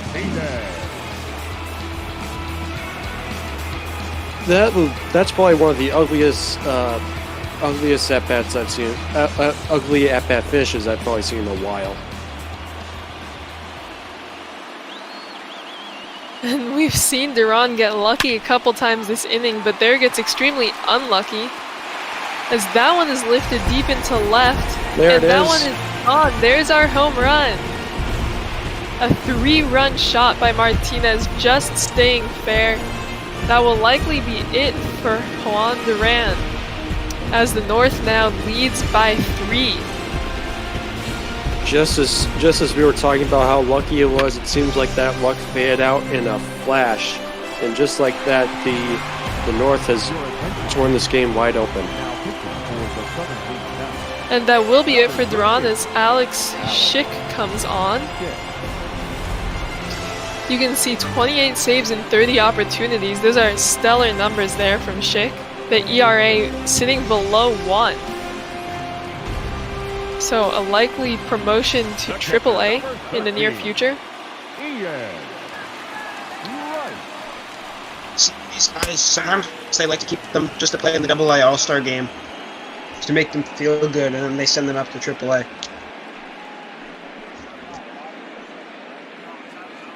I mean, confidence definitely plays a role, especially in a game like baseball, so. Ball one. That one taken inside. 1-1 now on Ian Rice.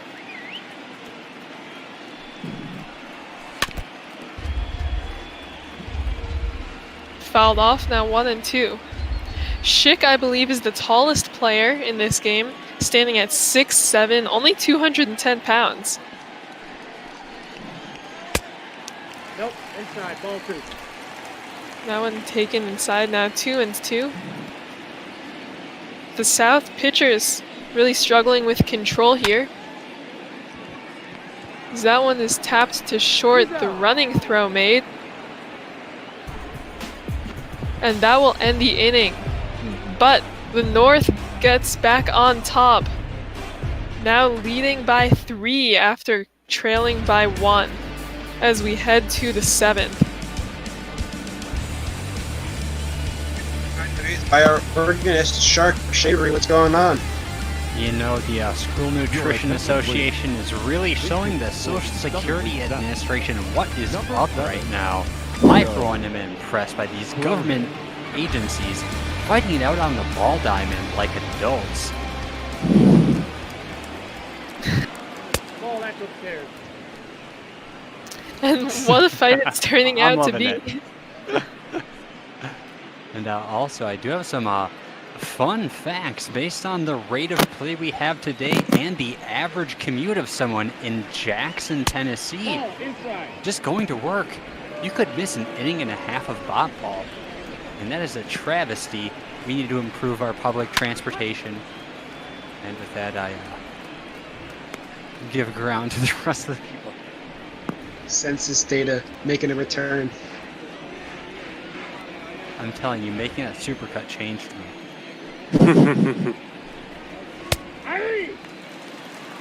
The U.S. does have a subpar public transit. There we go. Thank you.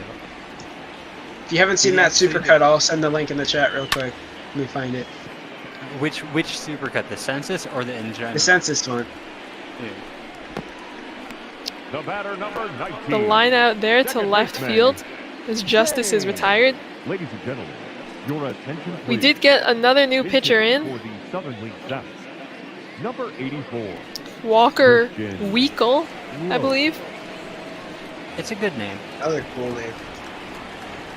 Yeah, that's our second double W name that we have today. Outside, that's a ball. A quadruple U? Yeah. I'm just going to leave it at that. I still have several games to go. Oh no. That's ball 2. It's only game 2 today, that's right. Yeah, this is my second game. This is bad. Things are going to get much better. I never do the early games anymore. It's so weird. We need to do a quick play for old time's sake, TARDIS. Yeah. See if we need to squeeze anything in the schedule somewhere. You better have the stats, though. I want to hear a good old-fashioned auctioneering call. It'll have to be a major league game then, make it easier for me. No. That's not part of the deal. Oh, you want a minor league game? Oh boy. Okay. I mean, no. Little League. What? A little league. That's popped out. Nice play there. Third baseman number The long run from action third in. base. Cardio. Yeah. That's the epitome of an athletic play. That was our first pinch hitter of the game. It's top 7, Christian. so it's normal. Yeah, I'd like to see Christian. more. We do have a lot of guys from both teams who are waiting in the dugout for their chance here. But Ryan Burke making his third appearance and grounding out to short there. Good pickup at first. But you know what I have to say to him? It doesn't matter because you're an all-star.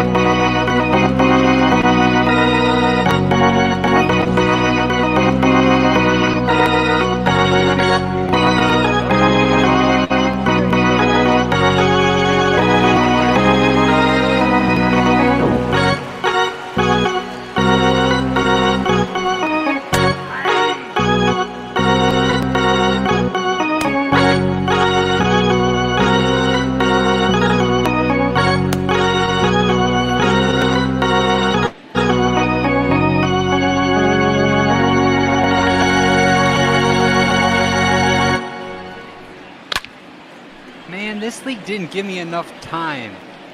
The other two All-Star games gave me enough. They need more pinch hitters.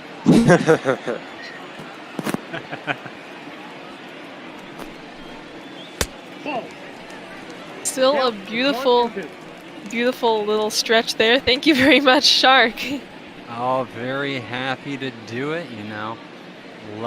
I hate the All-Star break, but I love it. It's the love-hate relationship. You get rid of baseball, but you get special baseball.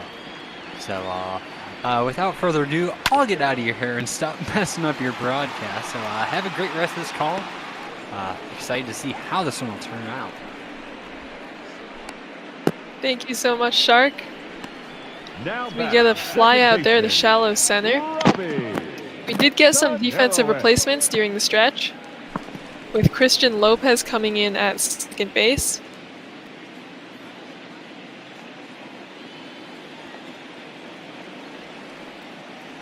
But the North still keeping in a lot of their original guys. Robbie Tenerowicz now making his third appearance.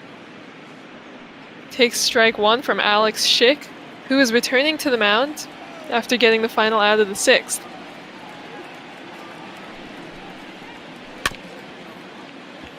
Big break on the ball there. And nice throw from third base. I believe that's Ryan Burke over there, with a nice charging play to retire Tenerowicz. Your attention, please. Pinch hitting for the Southern League North, number 3, Grant K. And striding to the plate now is Grant K, pinch hitting for TJ Friedel. And on the first pitch he sees, wow, what a leaping catch there at first base. Nearly a single, but instead, Andrew Bechtold elevating to make the play and retire the side. That's here like at the a bottom Michael of the Jordan seventh. jump right there. Look at that. Yeah, what a vertical. Number 3. You can see K out there in left field. For the Southern League North, number 4. And the new pitcher, Jesse Stallings, coming in. His ERA is 0. Got an all-star look. Look at that. He only played 15 games and got an all-star vote. That's interesting. Yeah, only pitched 15 innings. Well, I mean, he hasn't given up any runs in those innings, so pretty impressive numbers from him. As strike one to Andrew Bechtold, the hero of the bottom of the seventh, with that fantastic leaping grab. You can see a lot of people in attendance here today. Just over 35,500. Yeah, I was about to comment. Very good stuff considering that I don't believe any of these teams are originally from Texas, but hey, you gotta love the support that these fans are willing to give for these young ball players. And especially for these AA guys who don't always get the biggest crowds at their games, it's really great to see that many people showing up at the stadium to watch them. As the count now 2-2 on Bechtold. Wild pitch in the dirt there. Now full count. Stalling has an interesting windup. He basically just throws the ball. Well, it seems to work. He somehow managed to reach 97 miles an hour on that one. You can see our starter comparison there. Neither of them giving up a run. Striking out 4 combined, each pitching 2 innings. Both of them doing their part for their teams.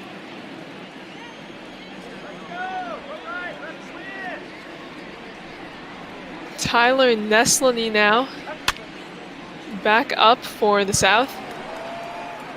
And strike 1 now. It is a very interesting windup from Stallings. Reminds me of me trying to toss a crumpled up piece of paper into a mini trash bin on the other side of my room. Yeah, that's about it. Looks almost more like he's throwing batting practice than pitching in a game. It makes you wonder if he did maybe a bit more of a proper windup, if he could increase that velocity even more.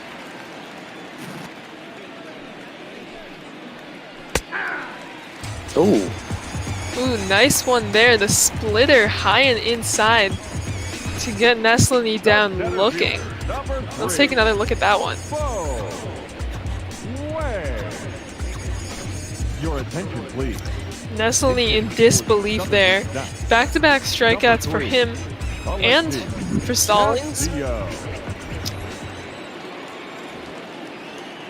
As we will get a pinch hitter here in for Bo Wei, Alexi Castillo.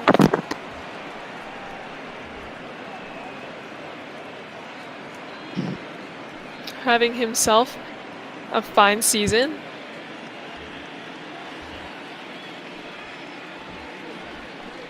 Is the 0-1 taken inside to even up the count. The South may be running out of time here to make a comeback. As we're at the top of the 8th, they only have 4 outs left.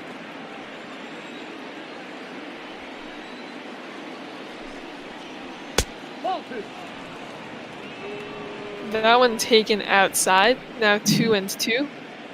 They do still have a lot of guys on the bench, so could really dip into some of those pinch hitters if they needed to. Ooh, that one inside. Castillo could have maybe leaned in and taken a hit by pitch there instead of full count. And he swings through the very high fastball. Great inning by Stallings, 3 strikeouts. And we head to the bottom of the 8th, the North still leading by 3. Now playing center field, number 3, Alexi Castillo, normally playing second base, out there in center field. And Luis Pena coming in to pitch for the South.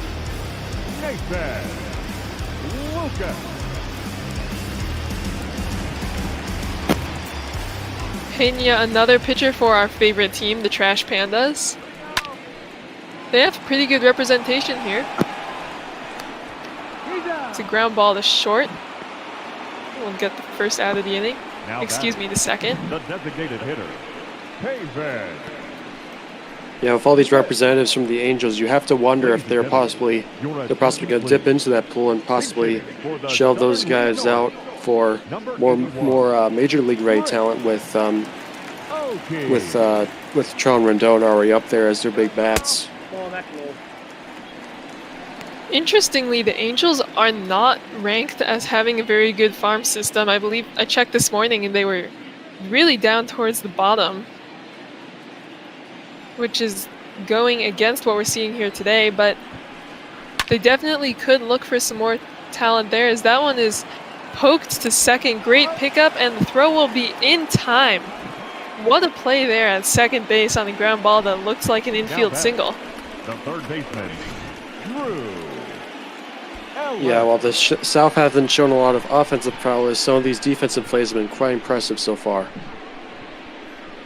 And that was Christian Lopez making that fantastic play. Just came in an inning ago. Number 8. And definitely trying to make his mark here. As now pinch hitting.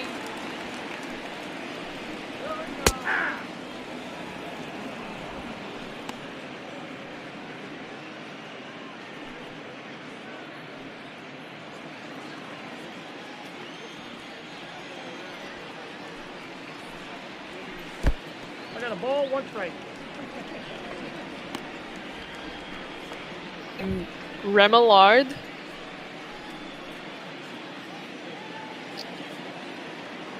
My broadcast froze there for a moment. Yeah, I was right with it. Count is 2-1. So sorry about that. 2-1 now. We have 2 outs here in the bottom of the 8th. That one taken inside now, 3-1. Jim Haley standing there on deck, looking like he could make his 4th plate appearance of the day. Is that one lifted into right, but just hooking foul. North not in desperate need of insurance runs here, but definitely wouldn't mind to tack a few more on. But they will not get the chance. The nasty changeup there from Pena to retire the side there. And what a strikeout as we head to the 9th. Some of these guys' stats are not great and not really what you would expect from all-stars, so that's kind of interesting. Now playing center. Yeah, you have to wonder if some positions are just backed up with more talent than others.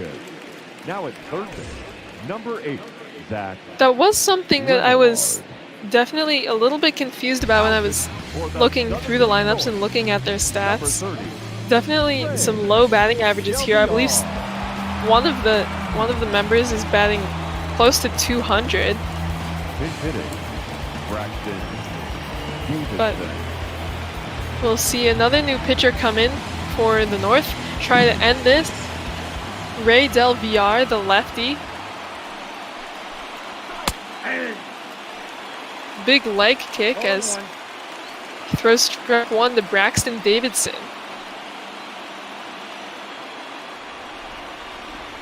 I just got a long DM telling me to read this script out about census data. You guys want me to read this?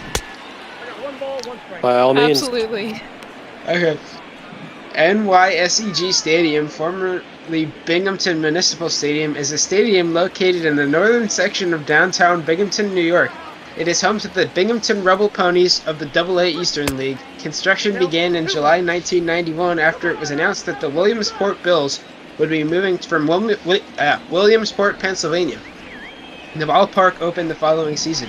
In April 1992, it opened in April 1992 and has a seating capacity of 6,012 fans. The stadium is named for New York State Electric and Gas, the local electric and gas utility. Binghamton is the principal city and cultural center of the Binghamton metropolitan area, also known as Greater Binghamton or historically the Triple Cities, home to 250,000 people. The population of the city itself, according to the 2010 census, is 47,376. Thank you, Shark Shavery, for this census information. He called me a coward in the DM. Now, Man, I mean, between the census data and Big Fun's knowledge of Shea Stadium during our match yesterday, I feel like this has become more of a ML knowledge ball than Bob Ball. Well, always add something to the broadcast when you're learning something. Yeah. Big cut there from Ben Rortvet. Lefty matchup here. Interesting choice for a pinch hitter. As he fouls that one off, now 0-2.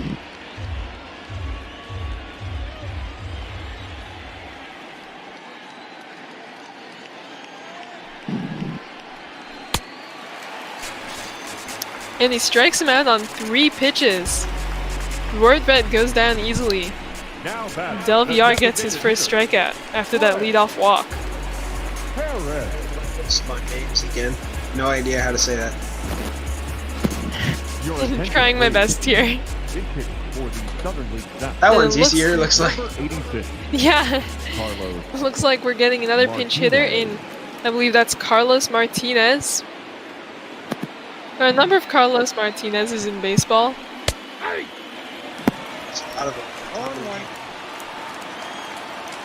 Yeah, pretty common first and last name there, so. Nice change of pace from the other names we've had today. Definitely a little bit less stressful reading that one, as the count is now 1-1.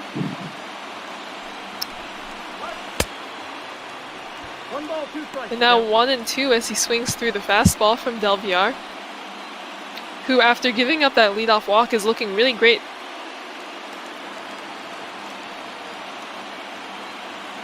That's a good opportunity. I wrote an article about baseball players that have the same names as musicians. I missed one I found out, so I might have to update it. But it's called Take Your Base, and I just put the link in the chat. Now batting, the shortstop. I'll have to check that out sometime. Guys like Will Smith and who else is in there? Carlos Santana. Zach Brown from the Brewers, which I always get the same Zach Brown joke every time I'm with someone for a Brewers game, so hard to miss that one. I missed a couple. There was a guy in 2000s that has the same name, and I didn't see him when I was looking up musicians, so I have to go back through and update it. The South now down to their last out. And first pitch swinging lifted deep into left. Will that get over the wall? No. Caught on the warning track. And that is a disappointing end to this game, which turned out to be a pretty exciting one. The North takes the win 5-2. Pretty impressive performances on both sides, but the South unable to capitalize on some of those opportunities. You can see the North players looking pretty happy there, excited to have proven their prowess. Yeah, I feel like this game had a little bit of. Go ahead. I was to say, you always love to get a meaningless win in the middle of the season. Well, I was about to say, this game, I feel like this game had a little sprinkle of everything, a little bit of a variety hour. We had some great pitching, batter duels, strikeouts, the home run, of course, some great plays on defense and some not so great ones, but at the end of the day, good stuff here from all the guys, making it at least a decent, entertaining game. And you can see Eddie Martinez there, winning player of the game, as he was able to produce that home run. You can see the top of the fourth was when the scoring started, with the sac fly by Justice to deep center field, putting the South on top early.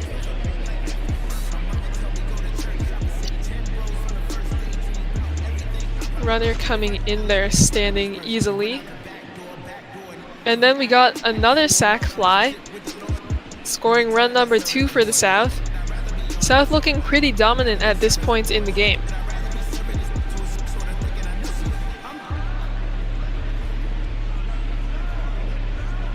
Yeah, like I mentioned before earlier in the broadcast, with all these moving parts with the pitchers and the batters, it could change in an instant. As we'll see later in the highlights, that pitching change there with the only real notable guy that was shown from the Shuckers, of course, giving up those runs. We saw the single there, and now the RBI double put the North on the board in the bottom of the 5th. That one able to roll all the way to the wall. And then this, probably my favorite play of the game, this RBI strikeout from Haley as the pitch got past the catcher there, and Haley was safe at first. And that tied the game up and set the stage for the big home run from Eddie Martinez. Sent that one up for a ride, 365 feet into left. And those would be the final runs of the day, putting the North up 5-2. You brought the reversed jinx stomps to 100.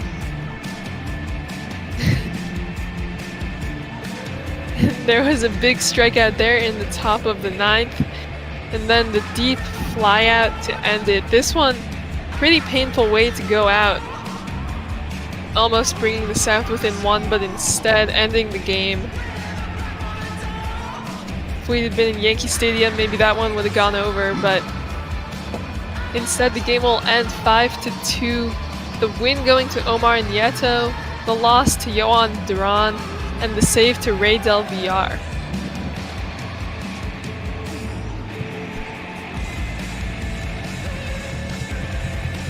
You see the box score there, a lot of pinch hitters coming in. And some really solid pitching appearances, especially from the guys who came on earlier in the game.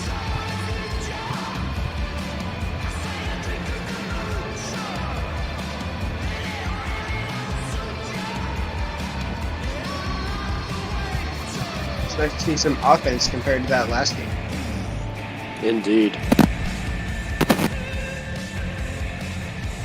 It definitely is. The last game 0-0 until I believe the 7th or the 8th. This one we got the scoring started a little bit earlier than that, and ended up to be pretty exciting, though not super close in the end. And next up we'll get another AA All-Star game. We got But we 20 are running, minutes to, I think. yeah, we are running a bit ahead of schedule, so we'll hang out here for a bit longer.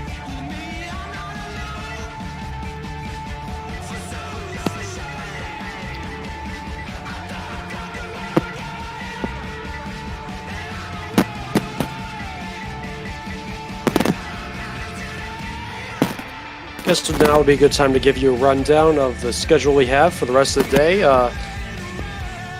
It's coming up soon. We'll have the Eastern League AA, I should say, All-Star game with Mark Colney and Tim Moore taking the call for that one. And following that, we'll have the AAA All-Star game with Mike Koski and Special Effects and P Meister on the call for that one. Then we'll head to a rerun of the MLB All-Star game for those who missed it on Tuesday. And then a quick broadcaster home run derby. 8 of us will be going with the show online mode there for a quick derby for that, followed up by the broadcaster bracket for Diamond Dynasty with Jake W. Dean and Jaden, followed by Big Fun and Jeremy, and then the 2 champions will face it off. So an exciting schedule of ball still to come today. All-Star Week does not have to be your least favorite week of the baseball season. We can see here some AA stats, I believe, in the Eastern League. So for the next game coming up, we'll be seeing a number of these guys. Talking to some of our producer guys, we're gonna run the one of the supercuts Shark Shavery made of the home run derby, since we have 20 minutes to kill. Awesome. So we have to kill until Garrett gets to his computer to switch it over. So let's look at the stats that they have on the screen. This is Josh Lester. I thought it said John Lester for a minute there. Right. Daddy, Beatty. The Rumble Ponies. That's another exciting minor league game. We really should start changing some of these major league names to more exciting ones. Yeah, I want to see the Cleveland Rock Stars or something. Yeah, I think they are in a discussion. Haven't formally announced a name change, but it's definitely on the table. Richmond Flying Squirrels is a good one. The Akron Rubber Ducks. Some of their uniforms are sweet too. They get like tie-dye ones. They wear whatever they want. Like I know the Lehigh Valley Iron Pigs went as the Lehigh Valley John for a day. I bought the hat from that. See, they know how to have fun down here in the minors. There was a unaffiliated team in Camden, New Jersey called the Camden River Sharks that I liked. That was cool. Is there a such thing as a river shark? That's a good question. River shark. That reminds me, Yes. last year the Brewers single A team, they're usually called the Timber Rattlers, but for one name they went for one game they went with the Wisconsin Undertuggers, and their mascot was a cow.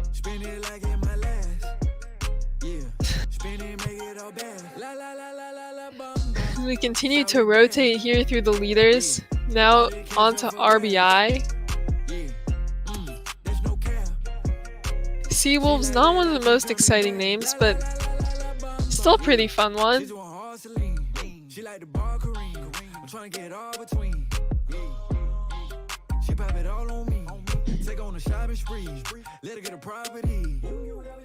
There are river sharks. There's sharks that can live in fresh water, so they could live in a river. Or a I lake. did not know that. I don't know how to say any of these Latin words Wikipedia is giving me.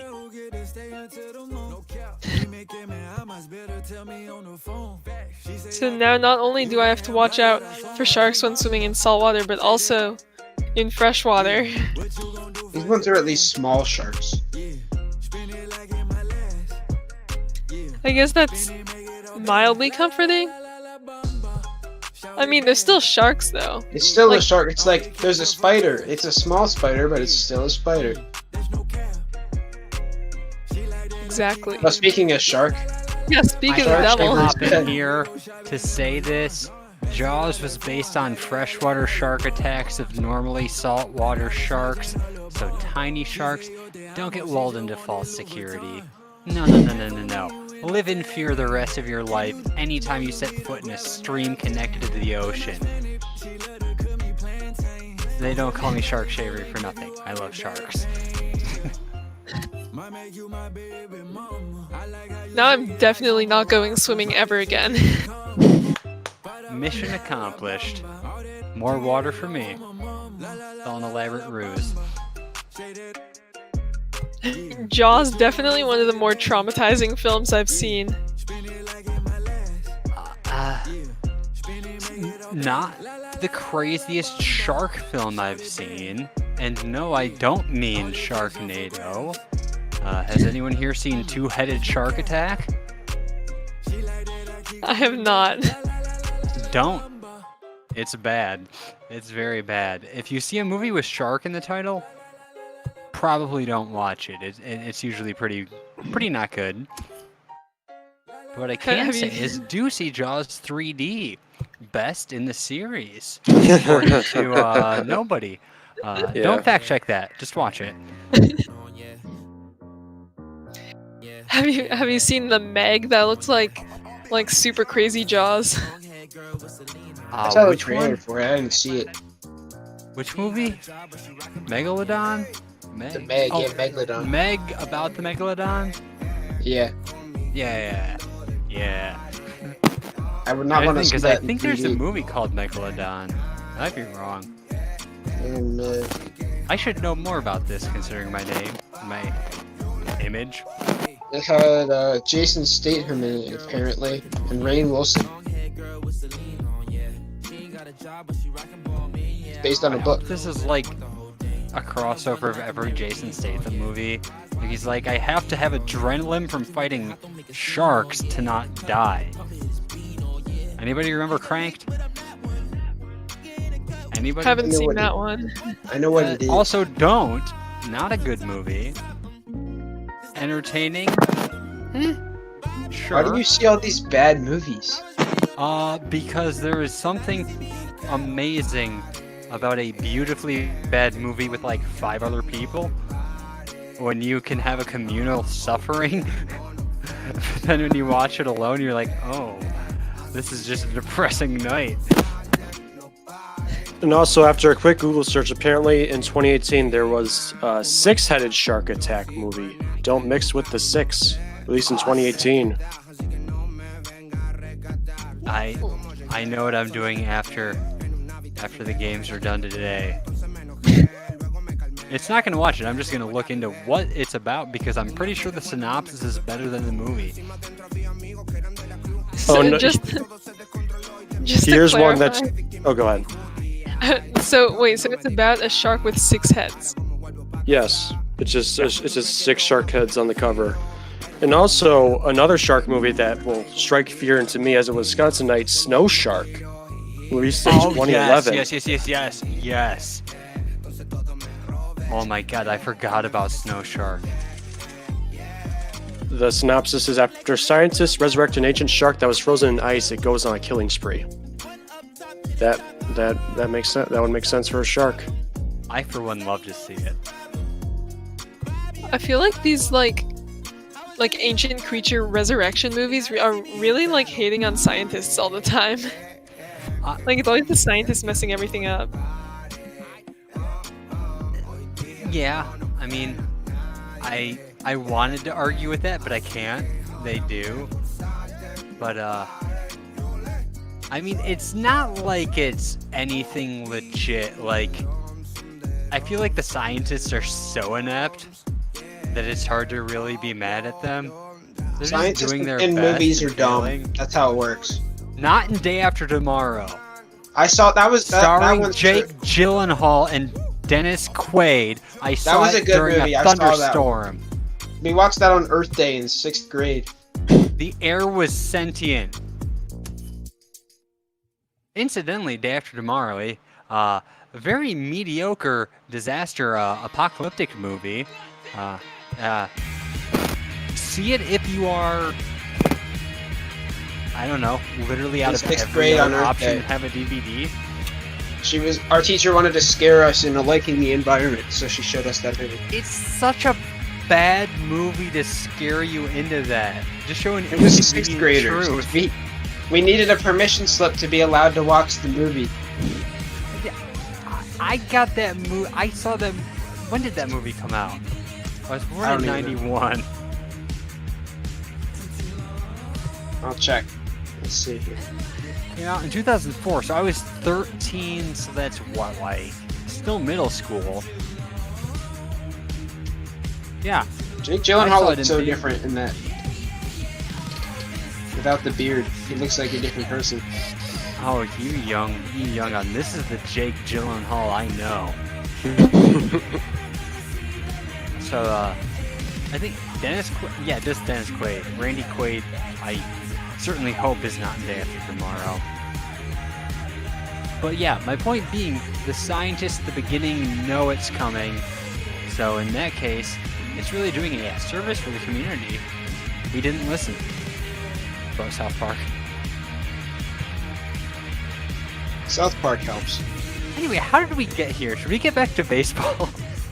That counts as baseball. We're stalling. We still have 10 minutes, and I don't know where Garrett is, so... I mean... Oh, man. I was gonna say, I don't have any, like, long interludes that are, like, saved. Because my wrist is still messed up. So I did. Here, Oh, hey, Tim. Curtis, here's my question. In our game in particular, it seems we're going to have 5 Joe Random type of names. And when I mean Joe Random, I'm referring to how the show adds random players into the minor leagues. I'm wondering how your guys' game, how many players you guys have, because we have about 5 or 6 in the starting lineup coming up. I think that people are naming their son Joe Random far too often. It's really weird. It's a trend. It should change in a couple of years when people realize their mistake. We did have a few guys that I was pretty confused. I was like looking them up and couldn't find anything. I'm like, do they exist? But definitely not 5 in the starting lineup. I don't think any of our starters were fake. I was talking to Mark Colley about that. He was freaking out. An existential crisis is, what does it mean to exist? Because they do in the game. That's so true. Therefore, they That's do true. exist. So, have fun sleeping? I don't know. I don't know where I'm going with this. I think we're just watching Grade A the Spotlight. alternate timeline from Community. One of the alternate timelines. The We're in the gas leak darkest. here? And we're in the gas leak? To my And then what- understanding is if you're not on the minor league roster in the game, it's because your name hasn't had the rights yet to be added in, which is why, I mean, you could be having comparable players. Literally on this Eastern League Western squad, spots 1 through 4 in the starting lineup are all random names. people that I think this is a probably can't user-generated roster. I think somebody made this one. You know what, Tim? Agree to disagree? That can't be it. Let's make We're it. missing some major league guys too, like Tommy Hunter. There's a couple other guys that aren't there at all. That should be. So I think the person that made this roster was just like not paying attention. I know a lot of people want Bartolo Colon back, but that'll be a miracle and a half. He's not in the to game. A lot of people no, want that I Mark know. Grace at all. Let's hit a sore spot.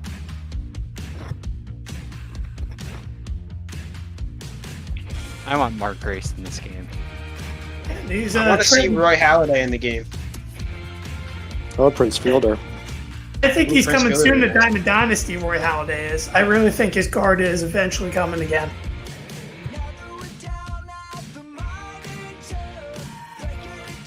At the rate his son's going, he'll be in the game in 6 years, and they'll both be in the game.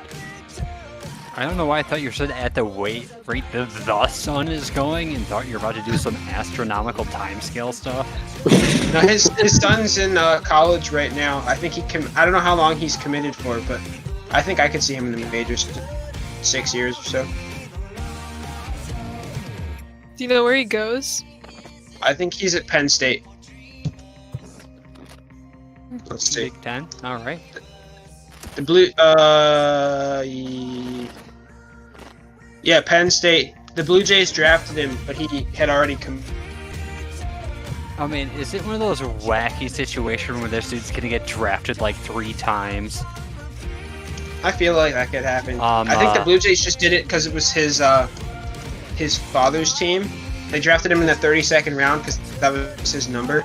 But To start us, Kevin Ginkel was drafted 3 times, right? Were you the one that brought that up? yeah, I think so. In that When we were doing that awful game that he game. gave up like 6 runs in 1 inning. Oh, I had to censor myself. That It was a literal- double-A game, and Kevin Ginkel was still bad. And I literally was like, I love minor league games. You get to see new faces, unless somebody's been relegated down. 4 innings later, Kevin Ginkel shows up. Garrett rubs it in my face. He gets 1 out and has 53 ERA after his first appearance. And his stonks is like -20 or It's something bad. after that one game. I was kind of hoping Kevin Ginkel would show up in the All-Stars somehow. There would be this like Cinderella story. I think some people are like. I think Severino might be in one of them. Oh man. I saw his name on the loading screen, but I didn't see where. I don't know why I heard that door and my thought was, oh, is that Garrett? That doesn't make sense. Oh my god. I have so You many need games sleep, to bro.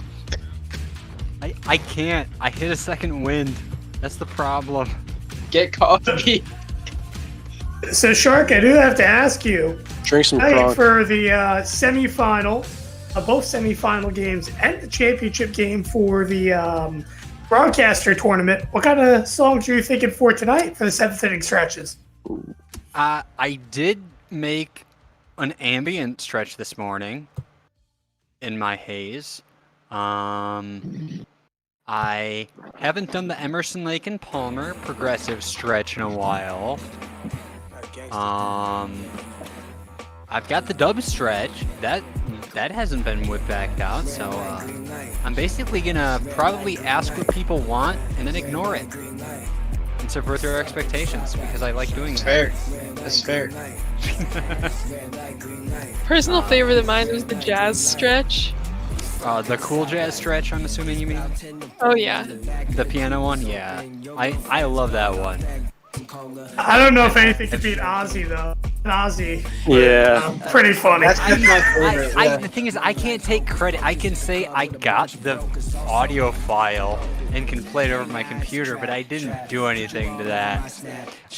As far as that type of thing, what I call Parks and Stretchriation, where I wrote the organ over top of Chris Traeger, doing the most accurate rendition of the stretch I've ever heard, personally. That one was great. Yeah, I love that one. Have you guys heard my super speed stretch? Oh my that's God. less than 10 seconds. Okay, yeah, less than It's 10. nightmare stuff, I've been told. Here, let me find that. It is nightmare fuel. Okay, let me just turn on my audio so this comes through there. And then, which one is it?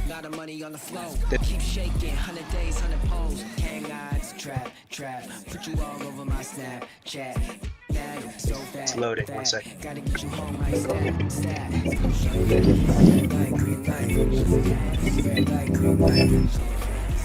I feel like that's like those like tones they play in movie theaters that induce an existential dread in you.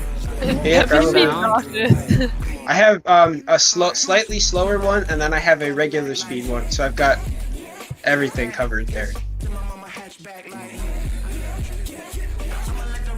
I'm looking through my stuff to figure out what I even have as far as surprises. I've got the Bot Ball Tonight theme that they only used once. Which theme? I made a Bot Ball Tonight theme song that they only used the first time and didn't use it after that. All I can say is look forward to Doug's next game that is not like in this weird break. I'll say this as a hint. ML Bot Ball on Bot Ball theme. I would call it commissioned, but I wasn't paid. I was just suggested to make something. And, Friday, Miami and Arizona. I think 9 o'clock that's Eastern. the game. If I'm not mistaken, I believe. Well, any Duggo game you should watch, but yeah, I may or may not have made a completely original, not at all rip-off song of a old classic baseball theme, but it'll get past the copyright. That's what I'll say. Tim, do you have a stadium request? Garrett is asking. Polo Grounds? Oh, I wish we could do that, but you know, it's we need a park here. Can it's gonna be fun to watch. We can scroll through if you want. Can I throw some unwarranted shade right now? Tim, that is why you lost. That is the attitude of a quitter. Yeah.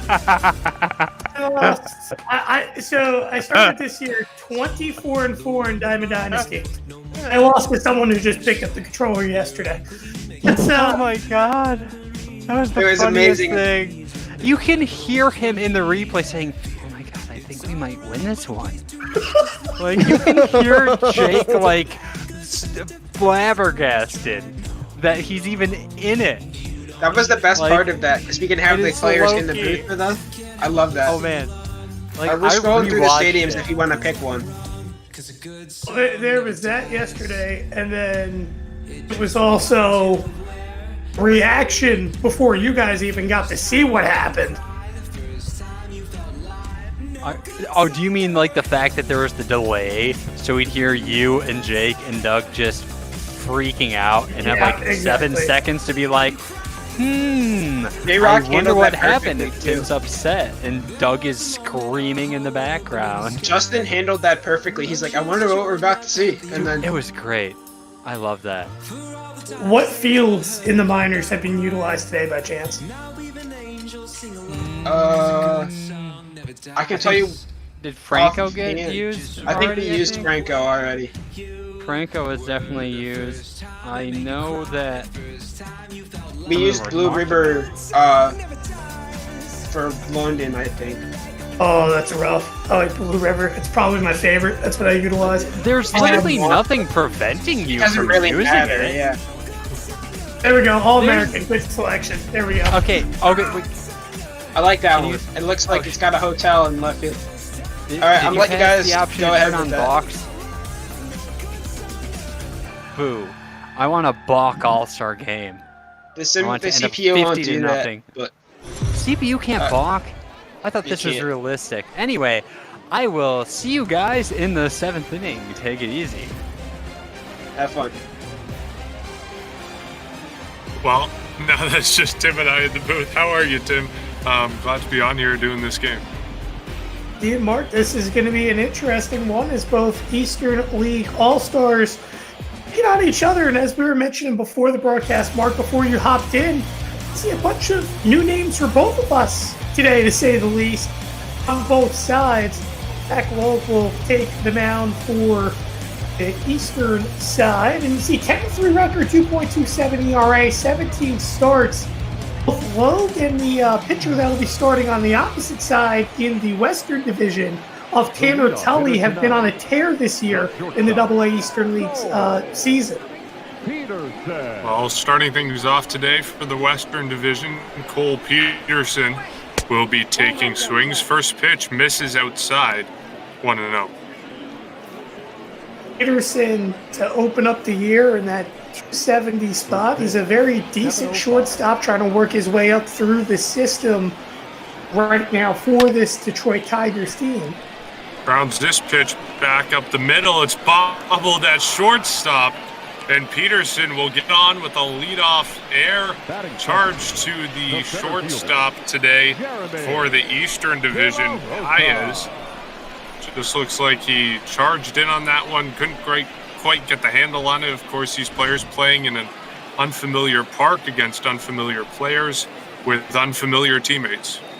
Indeed, that's very surprising there. Paez is actually a very solid defensive shortstop for the Rumble Ponies. Oh, and now we have a throwdown and a rundown. Did he get him? Yes, he's out at second base. Peterson caught trying to advance with the rundown, throwdown.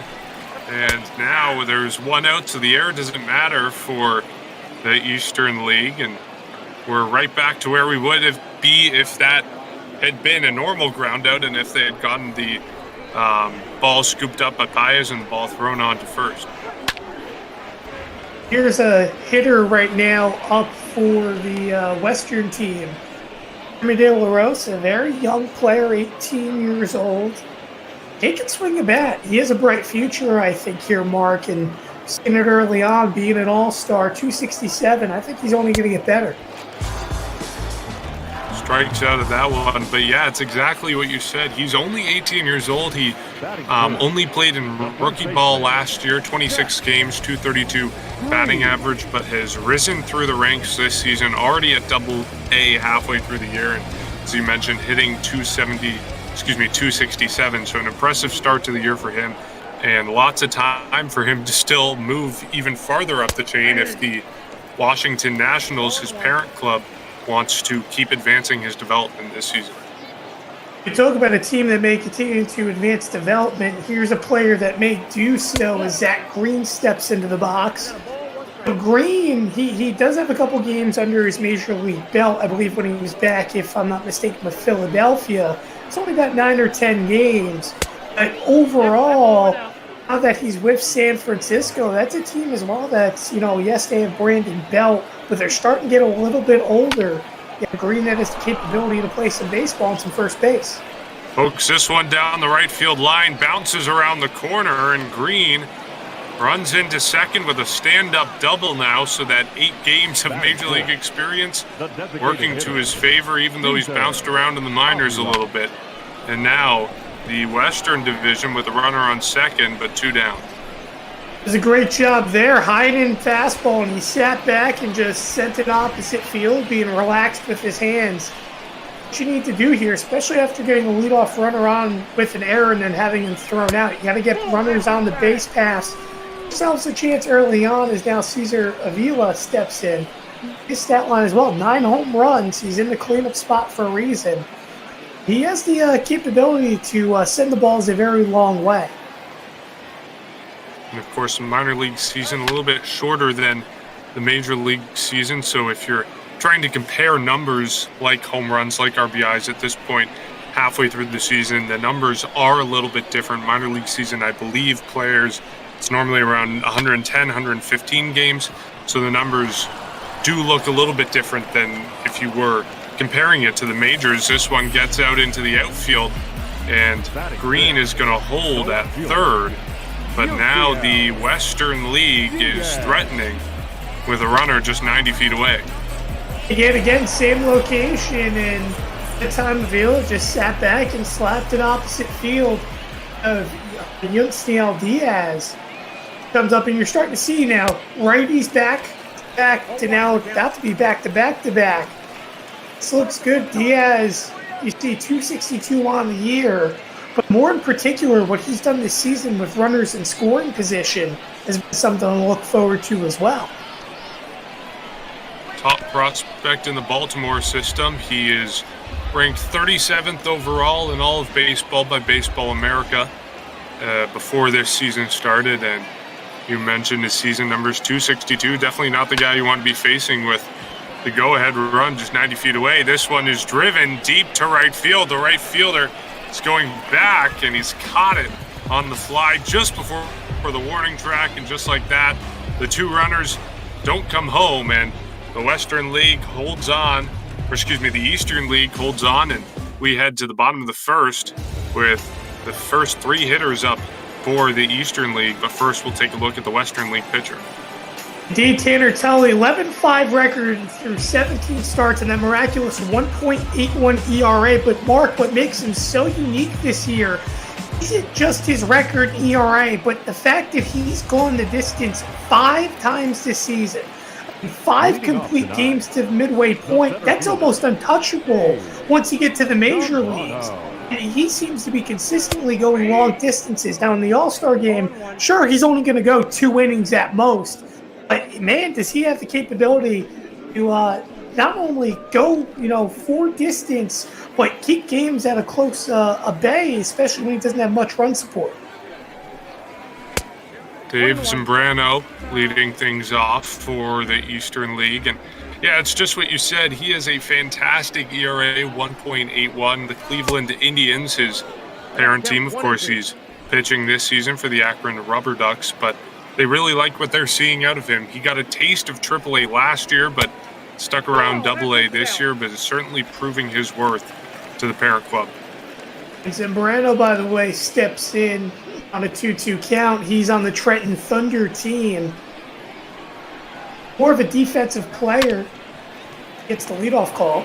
This one's grounded to shortstop, on to first. Fielded smoothly for the first out. Batting second, the left fielder, Kerry Chow. Next batter up is Kerry Chow. Good batting average this season, 2.292. As Tully, we mentioned him earlier. Left-handed, not a big guy on the mound, 6 foot, 200 pounds, but is still able to get the job done. Chow, you could tell, very relaxed swing. You know what he reminds me of a little bit? As he sends this one down the right field line, it's going to get in there for a double. Chow rounding second will hold, and a leadoff double after the out of Zambrano. And this is looking eerily similar to the top half of the inning.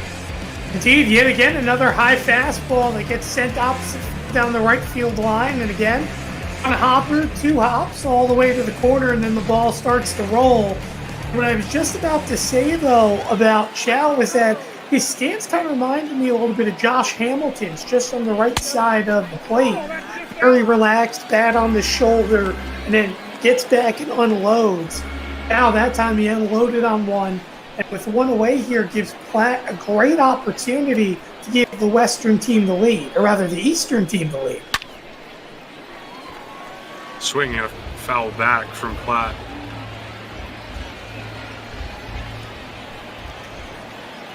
Tully, drafted out of Ohio State University by Cleveland in 2016, and in 2019, I mentioned his age 24 season, played mostly for the Akron Rubber Ducks, where he is now. He had 129 innings for Akron at AA. He put up a 4.38 ERA, and then moving up towards the end of the season to Columbus, he had only threw 14.2 innings there, 4.91 ERA, and the Cleveland team choosing to keep him down here in AA, but certainly showing that he has the potential to move up. I don't think Cleveland really expected him to have this type of season, given that, his ERA last year was around 4.5, but certainly proving what he can do in the minors, and I think he's probably turning some heads in the Cleveland organization.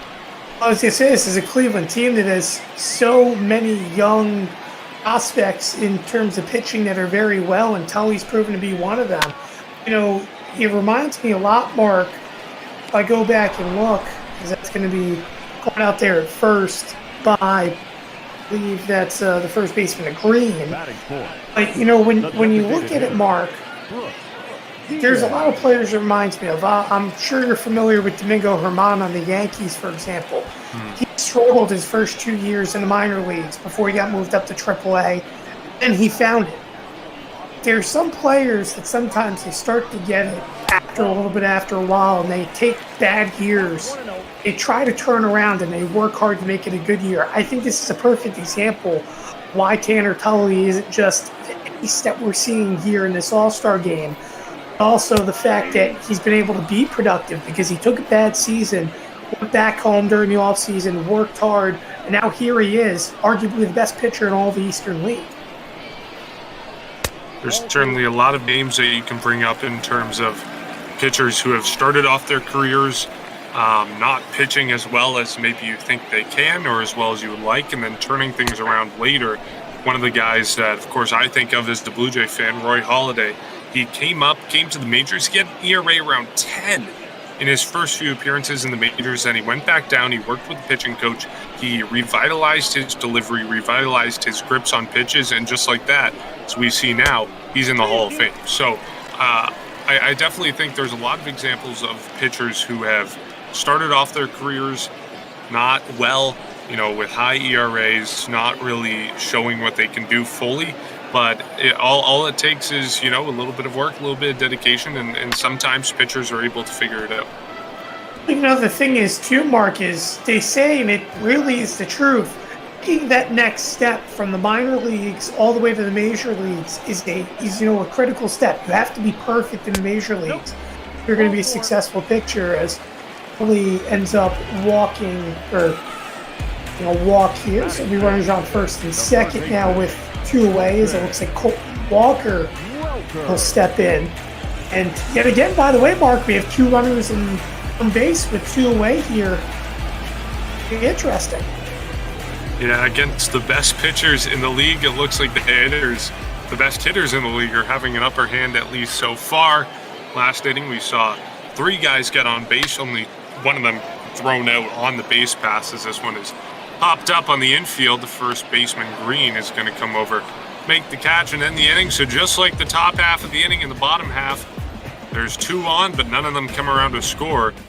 And when it's tied 0-0, we're heading to the top of the second now, and the leadoff batter is Peter Maris. Third baseman, Peter. They're going to face Logue again. Only 15 pitches for Logue. Having a little bit of a danger, to say the least, in that top half of the first inning.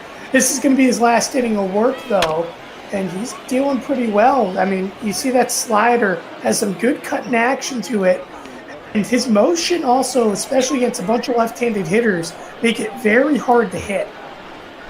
It's interesting to see guys who are traditionally starters try to, yes, start, but also only pitch 2 innings in an all-star game. Zach Logue, he threw about 105 innings last season as a starter in the Toronto organization.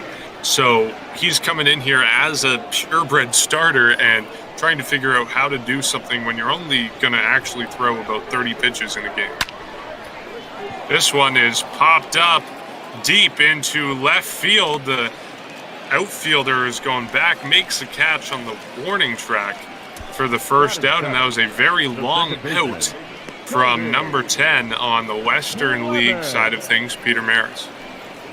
I'll tell you what, if that was right center field, that ball's long gone here. But unfortunately, he goes opposite field, as he should really, with that pitch, and it ends up landing on the warning track. Now Cody Clemens steps in. I think we're going to start seeing, though, again, you said, Mark, these hitters have the upper advantage. I think we're going to really start seeing it here in the next inning or so, where runs start coming on the board for both sides. Yeah, because as a hitter, you come to the plate, and obviously there are differences at what point in the game you're playing and, what pitcher you're facing as Clemens fouls that one off. But at the same time, you're still heading into the batter's box, and you don't really have to worry about, endurance or your pitch count. But if you're the pitcher, you have to worry about pacing yourself. And as a starting pitcher, normally goes 6-7 innings. You don't have to pace yourself when you're only pitching 2 innings. So it's definitely interesting to see these guys come out here and pitch the way they do. This one is sent on the ground into left field for a single for Cody Clemens. Again, you mentioned having to pace yourself. Well, the one issue is when you don't pace yourself, you have what just happened to Logue there. And yet again, for the 4th time today, every single one of these hits we've seen, Mark, are all fastballs left up in the zone. And that one was easy, an opposite field base hit. If you see pitches continue to be up there, eventually I think we're going to see a home run. But Logue has to settle in here now, especially out of the stretch. Start producing some low pitches, because I've seen everything up in the upper 3rd quadrant of the zone. Well, coming up here now is Bo Naylor, the catcher for the Akron Rubber Ducks, behind the plate today as well for the Western League team. The 2-0 pitch swung on and missed, 2-1.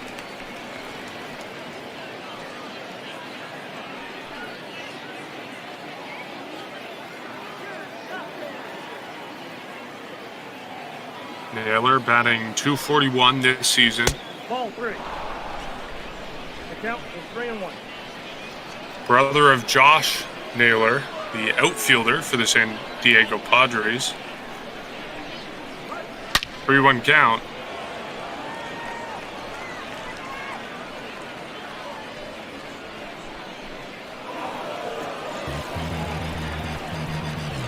Oh my!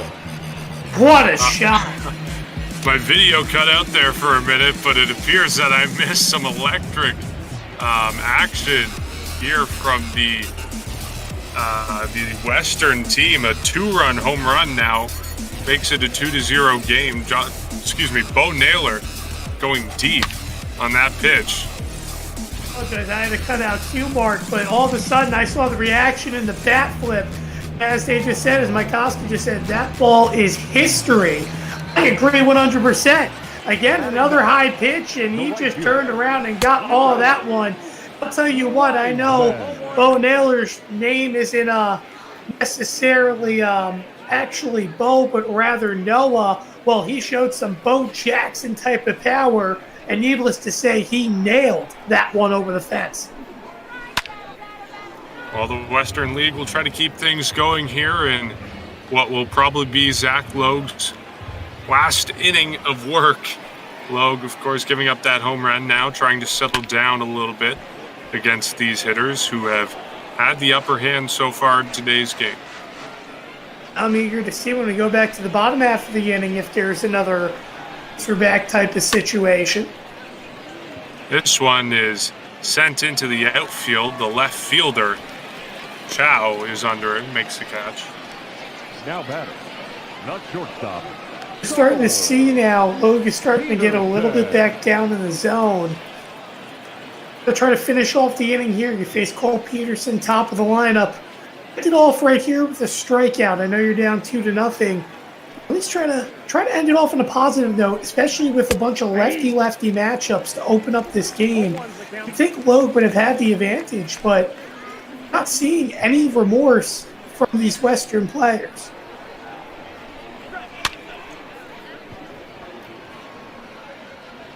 This one is popped up just on the outfield grass, caught, and that's it for this inning, but not before Bo Naylor went deep with a bomb. Kissed that one goodbye, made it a 2-0 game for Western now as we head into the bottom of the second. The Eastern League trying to make a little bit of a comeback here.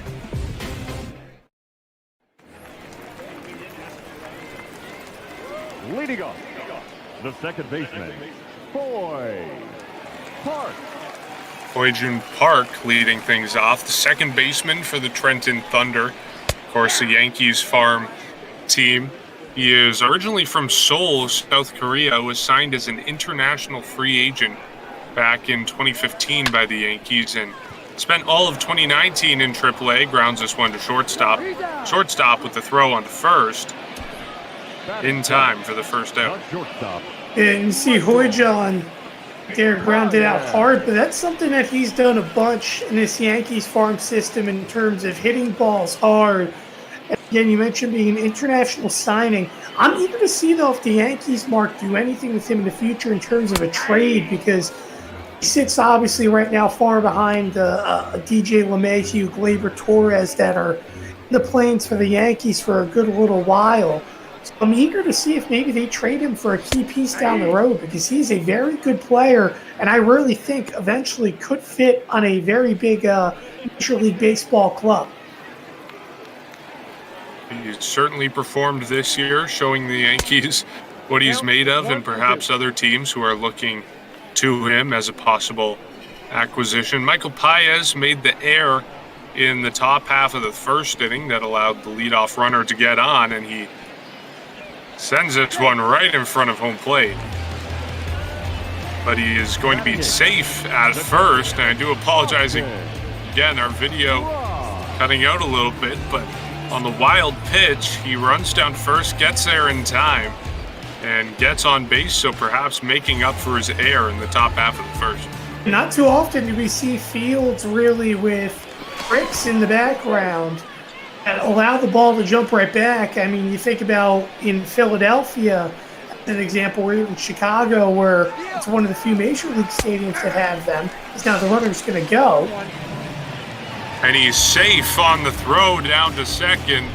So Paez making his speed felt on the base paths with a clean steal of second after he used his speed to run down to first. And just like that, the Eastern League manufacturing some action here now with a runner on second. Again, Mark, I said this past inning, I'm interested to see if another opportunities to pop up. Eastern League all of a sudden has a very good chance of tying this game up.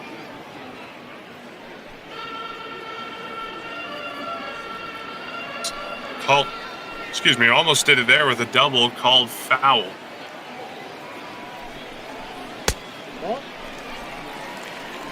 One ball, two strikes, count. Austin Ray, the catcher for the Portland Sea Dogs, the Red Sox affiliate in here, drafted 38th round back in his draft year, but he grounds this one out to second base. And after being drafted in that 38th round from high school, he waited 3 years, drafted again in the third round by Boston in 2015. So this is his third year with Portland, but is showing up, performing this year. Isaiah Gilliam is the right fielder today for the Trenton Thunder. And of course, for the Eastern League, he's going to be taking cuts at the plate now. And you're seeing a lot of Trenton Thunder players as well in this All-Star game because of the success that they've had all year long. Even a 235, which is average, it answers back as well with defense. And Gilliam, another solid defensive player in that Trenton Thunder's AA team, as well as their leadoff hitter for the record on the eastern side of Dave Zambrano. He as well was another one batting at 230. So needless to say, the Trenton Thunder here in this Eastern League All-Star game, using a lot of defensive starters and big opportunities with the bats early on. They are certainly representing and looking to get a run on the board, 2 outs. Only 1 strike on Gilliam, but trying to get that runner in from the third, just 90 feet away. Takes that ball inside, but it's called a strike now, 2-2. It goes there again. I liked that pitch the last time from Tully. This will be his final inning of work, and he gets a strikeout of Isaiah Gilliam to end the inning and end it off strong and keep the Western League on top in the early goings of this Eastern League All-Star game. It's 2-0 heading to the top of the third. Your attention, please. Now for the Eastern Division. Danny Rosenberg will come on to the mound for the Eastern team. We see it's 17 games, 8-5 record, 1.97 ERA. But how about this mark early on? 84 strikeouts. Pretty solid number to say the least as you're going to the midway point. Yet again, another lefty on the mound for this Eastern League team. goodness. 97-mile-an-hour cutter. You don't see that one too often. It's fun to see these minor league games because I feel like players are normally all one type, as this one has popped out, just foul for the first out of the inning. You see kind of players streamlined in development as they get up, and there's kind of, I would say, a formula for how players should be developed and, you know, what they should look like in the majors. But the farther you go down in the minors, you see players who look more and more different from what they do at the majors, and that's part of the enjoyment. A 97-mile-an-hour cutter from Danny Rosenberg. Indeed, you see a lot of unique pitching rotations too, and you see Rosenberg. I mean, you see that high knee kick, very square and structured with how he goes. But again, I continue to emphasize on that cut fastball. It's not meant to be thrown 97, 98 miles an hour. He is making it definitely thrown that hard and breaking physics, to say the least, and add on a 99 to 100 mile an hour fastball. This is, again, you know, Logue, Mark in particular, he was averaging around 95. This is the difference in the advantage. You play with a bunch of pitchers. You go 95 to 98, it's a big jump. This one squeaks through into right field, so Green on base with a single after he led off the game with the double in his first at-bat. And you know what? This is yet again another situation where a ball is left just about belt high. I will say, though, that was the lowest hit to this point in terms of the zone. Every other pitch that had been hit and play for a base knock or an extra base hit had been left up in the zone in the upper third quadrant. Cesar Avila, by the way, steps in. You mentioned Green being 1 for 1, now 2 for 2. Avila, he's 1 for 1 as he will step in. Mark is having an issue, so hopefully he can get that fixed.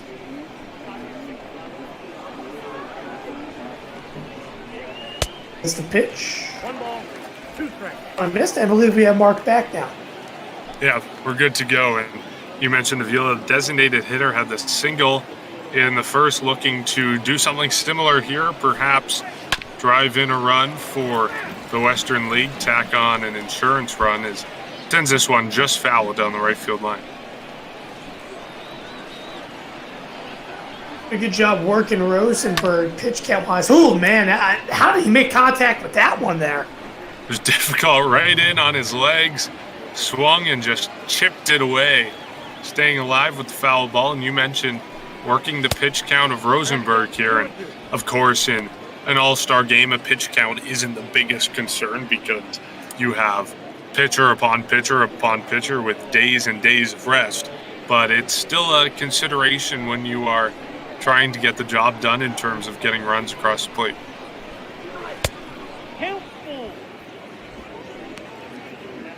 The way you look at it, Mark, too, it's not like it's a regular roster, too, where, for example, the Major League side, you have 26 guys on a roster. Here, you have about 30-plus guys that have the capability of playing. The walk to Avila, so he gets on for the second time today. There's now 2 on with 1 out. That time, he didn't go with the cutter and just missed outside the zone. Yeah, Rosenberg now tries to settle in. This will be the last righty, if I'm not mistaken, he will face before he faces the barrage of lefties again. Well, if he can get Diaz out here, I think he could get out of this inning scoreless. But getting Diaz out here is a difficult task, of course. They did it in the first, but as I mentioned earlier, top prospect in the Baltimore Orioles system, ranked in the top 40 overall in all of baseball, so a difficult ask to get out here. But I will say this, these games, Mark, will have a critical impact if you are an all-star, because this is your platform, needless to say. Maybe give yourself another chance of being seen and getting and getting moved up. And this one grounded on the infield. They turn 2 and get out of the inning. So the Eastern League continuing to get lucky with a ground ball on the infield, perfectly placed for the double play, and it brings in another pitcher for the Western League. I believe it's Sean Gell. I'm sure the H is silent. You could probably correct me on that one, Mark. It sounds right to me. As he'll come in, as Dave Zambrano steps up to the plate. I believe this is also going to be the last time through the offensive rotation we would see on the eastern side as this one's popped up. Well, Gel sounds right to me, so I'll take your word for it. Of course, the H being silent. And as you mentioned, this looks like it will be the last time through the order for these bats for the Eastern League. And of course, the Western League on the other side of things will also be going through their last hitters in terms of before they start to switch things up. But Kerry Chow now, he had a double in the first inning, didn't end up coming around to score despite the symmetry that it had to the top half of the first inning, but looks to get things done here. You go from Tully, who was pumping again mid-90s, to now Michelle, who's throwing in that low 90s area on his fastball. They had to cheer for the eastern side to try to get something out in front. Usually when you face a pitcher that throws again 95, 96, and you see 91 mile an hour fastball, all you have to do is sit back farther and you can take one a long way.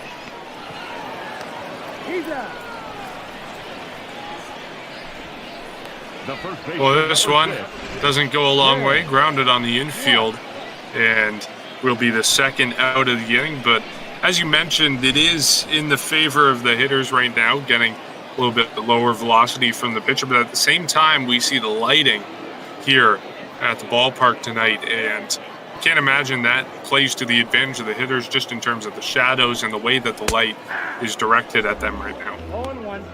It makes it a little bit harder to say the least. It really also depends on that batter's eye out there in center, if there's a reflection or not. You can see behind the plate, obviously. It could create a little bit of effect for us. But for the hitters, it all depends what they're really seeing out there in center field. Now, I mean, I'd like to say, Mark, they're not really being affected by it, but the way they're hitting. Zhao, not affected by it at all, hits it up the middle to get on base now with 2 outs for the Eastern League. I looked at the batter's eye there on that single, and it's all shaded out there, so you can really see the pitch kind of well.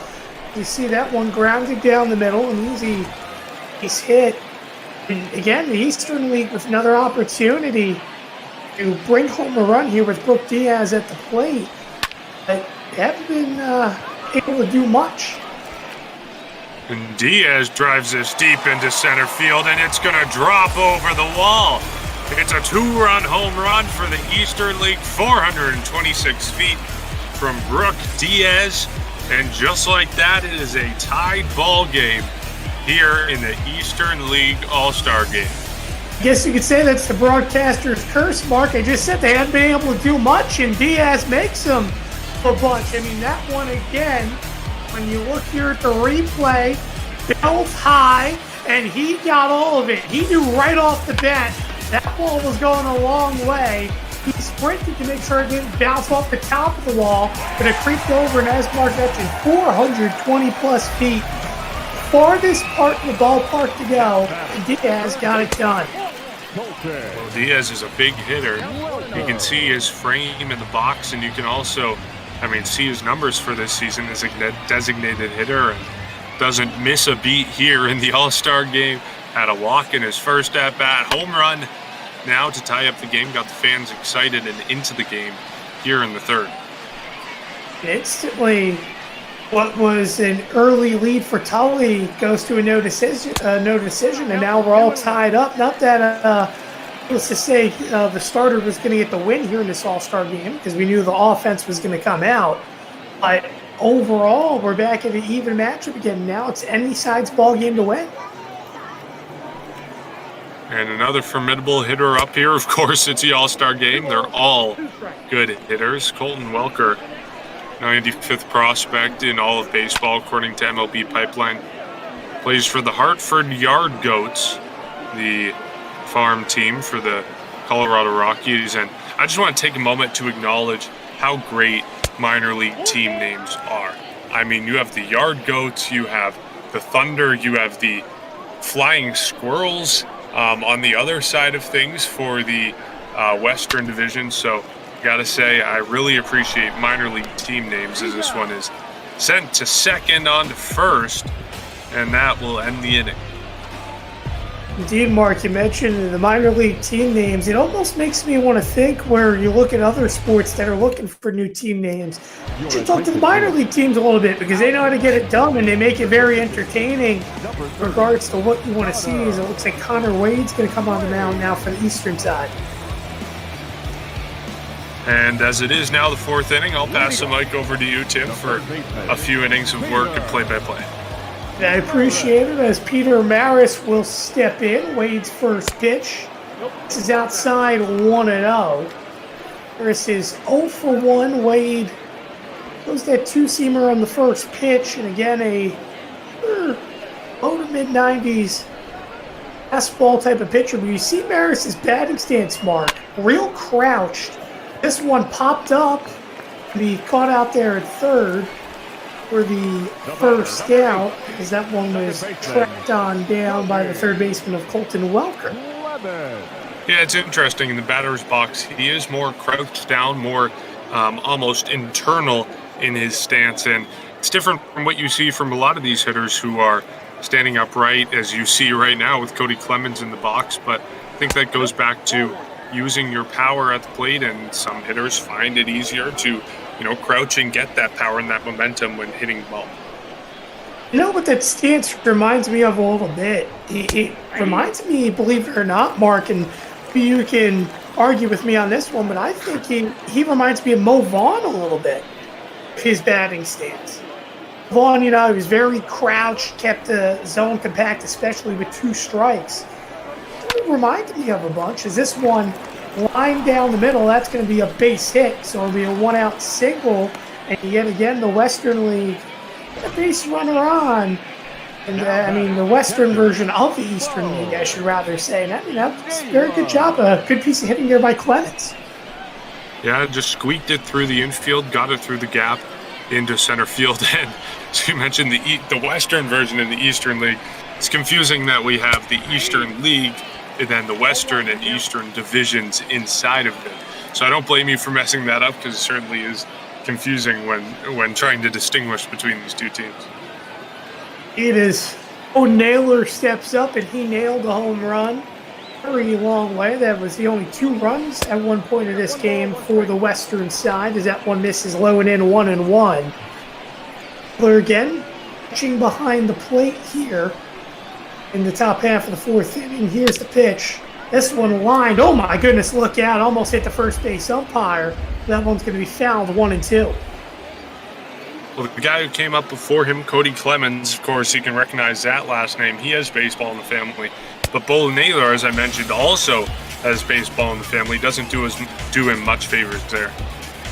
And he's a little bit mad at himself for swinging at that pitch. That was well inside. He took a long, loopy swing. Needless to say, he went from a home run swing to probably about one of the worst swings you can get, but a great pitch by Wade for the second out of the inning. Here's Wiseman as that one misses outside 1-0. About the last time up, you see the stat line yet again, 259 on the year. Slugging though to 377, doesn't really hit for too much power, more of a contact average type of player. There's the 1-0. One line down the right field line, that's going to fall down and roll against the wall. Counting is Clemens on his way to third, Wiseman into second. It'll be a 2-out double. And the Eastern League, either the Western side of the Eastern League, starting to threaten and try to take the lead back here. Well, it's interesting watching these games because the normal baseball calculus doesn't really apply, because you look at the number 9 spot in the order, you think, oh, this is the easiest guy to get out. But then you look at his batting average, you consider the fact that this is the All-Star game, so every batter is at the top of their game. The normal calculus doesn't apply, and Wiseman getting the job done there now with a runner on second and third with 2 out. As Cole Peterson steps in, he reached earlier on this game on an E6 to open it up as the 1-0. This one hit high in the air down the left field line, running and making the catch to end the inning will be the left fielder of Kerry Chow. Oh, overall, 2 runners get on base, no runs, 2 hits, and 2 runners left on. Get to the bottom of the fourth. Huijun Park, Michael Pies will be set up for the eastern side as Jason Oliveros will come in here for the western team. And give on him, Mark. Well, there's a lot of innings under his belt, 112.2 so far in 18 games. And I mean, I talked about it earlier how the minor league season is shorter than the major league season is. So to have 112 innings under your belt at halfway through the season, and along with a fantastic ERA, a really impressive first half from the pitcher. Indeed, I think it's safe to say, based upon the fact that he's pitching out of the windup here, that he's easily a starting pitcher, respectfully. A big reason for those 112 innings is the 2-0. That one misses well inside 3-0. Pie sits on deck, as mentioned prior. But overall, 99 strikeouts on the year for Oliveros, and he faces Yankees prospect of Huijun Park, who grounded out his last time up, as that one's called for a strike 3-1. You know, Mark, I'm a little bit surprised, though, not to take digs at either side, but I'm surprised that we haven't seen any switches yet here in the bottom half of the fourth inning. Yeah, it is interesting, especially because, you know, these guys are now taking their second swings of the game. They're towards the bottom of the lineup, and you know, the goal in this game isn't really to win. It's to get everyone in, to see all the fun guys and the great performances around the league. So I am surprised that we haven't seen more batters get into this game.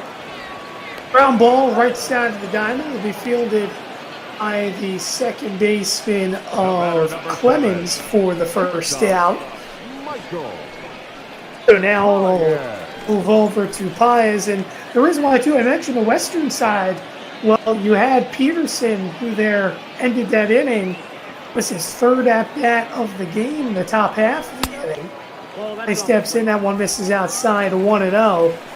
Veros, you see that running fastball. That's another pitch that we haven't really seen too often. If I'm not mistaken, Mark, the last pitcher to effectively a running fastball up the major league side, I believe, was, maybe Johan Santana? Yeah, well, it's interesting. Again, as I talked about earlier, you get this sort of streamlining into one type of player in the majors, so it's interesting to see the different type of players, versatile playing style, and things that, you know, might not work in the majors, but work in the minors, so that's what makes this such a fun game to watch. He's going to miss inside. 3-1, Austin Ray sits on deck. All knotted up here in the bottom half of the fourth inning. Oliveros 10 pitches, but in both at-bats here, behind in the count. It's a 3-1 to Pies. It's a strike 3-2. Goes with the running fastball another time. Deals the pitch. Is downstairs, ball 4. Pies works a 1-out walk, and Ray, the 8-hitter, will come up to the dish. Let's see yet again here if Oliveros would get behind in the count.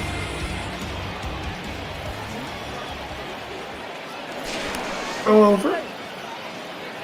In time. You know, Mark, when I look at this game as well, it was an interesting start. You have to remember, Pies allowed an E6, open up the game on the defensive end for the eastern side. This one line down the right field line, that's going to fall down for a base hit and roll against the wall. Pies hustling on his way to third, and the throw to the cutoff, not in time. It will be a 1-out double for Ray, and the Eastern League and Eastern side, 1 out, have an opportunity perhaps to take the lead here for the first time in the All-Star game. Well, great piece of hitting there, and as you mentioned, it brings the go-ahead run just 90 feet away, and of course it is only the fourth inning, but so far this game there has been a surprising amount of runners held on base. There's been a lot of hits, a lot of walks, a lot of errors, as you were just talking about, but not a lot of these guys have come around to score. Both of the teams just scoring their 2 runs on home runs. So it's certainly an opportunity for the Eastern League here to get another run in, and perhaps secure the win early in this game. It is. Gilliam has an 0-2 count ahead of him. Olivero deals the pitch. That one misses inside, 1-2. But the point I was going to make, Mark, is that did you ever imagine the All-Star game opening it up with an E6 and then turning around and having the runner thrown out on a pickoff? This one hitting left field, tagging is Paez. He'll come around to score. And the Eastern League have their first lead here in this All-Star game, as they were down 2-0. Well, they now lead 3-2. Again, a sacrifice fly gets the job done here to make the second out. Certainly bizarre to start a game that's supposed to be the best players in the entire league with, an air.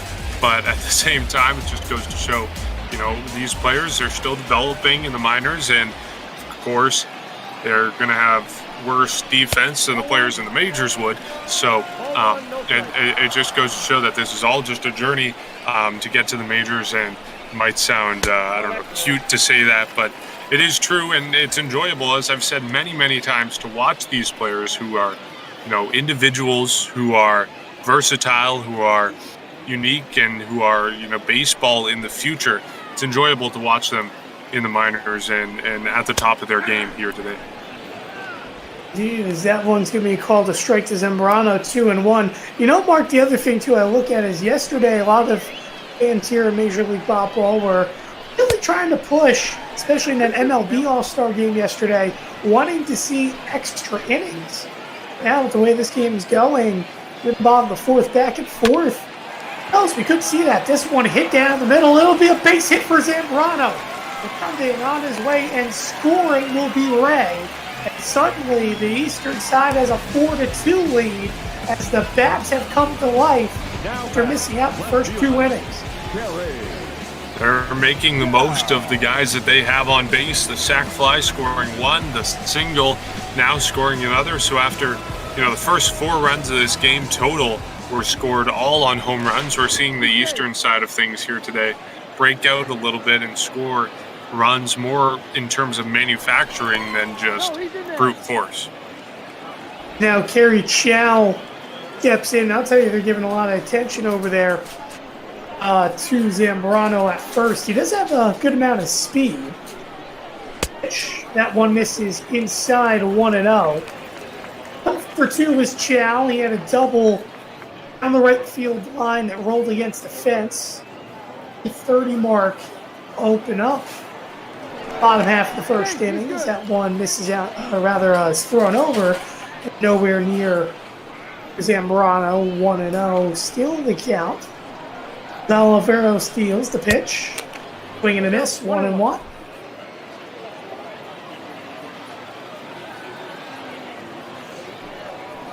Eastern side get out of this inning. That one misses outside, now 2-1.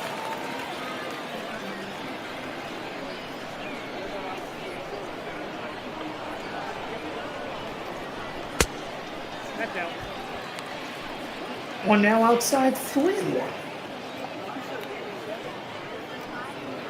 Oliveros looking like he's struggling a little bit here in the fourth. Of course, already has given up 2 runs, and now with a 3-1 count, see what he does here. And he called it outside. Just missed outside, borderline. Oliveros wanted that, but he knew wasn't going to get the call here in this All-Star game. So Chow works the walk. Here comes Ken Platt. Single to run. His hit as well came in the first inning. The Eastern side. 4-2 lead. 2 more runs added on the board for this Eastern side here in the inning. This is outside 1-0. And it's been a very long inning for Oliveros. 28 pitches for the All-Star. And it still could go a lot longer. The 1-0 is a strike, 1-1. Certainly been a tough inning for him. We had a walk, a double, a sac fly, a single, and another walk. So now he's 1 out away from getting out of this, 1 strike away from getting out of this, but still runners on first and second. As Zambrano on second, Chow on first. Here's the 1-2. One hit high in the air, deep, but that's going to carry foul, and we'll try it yet again.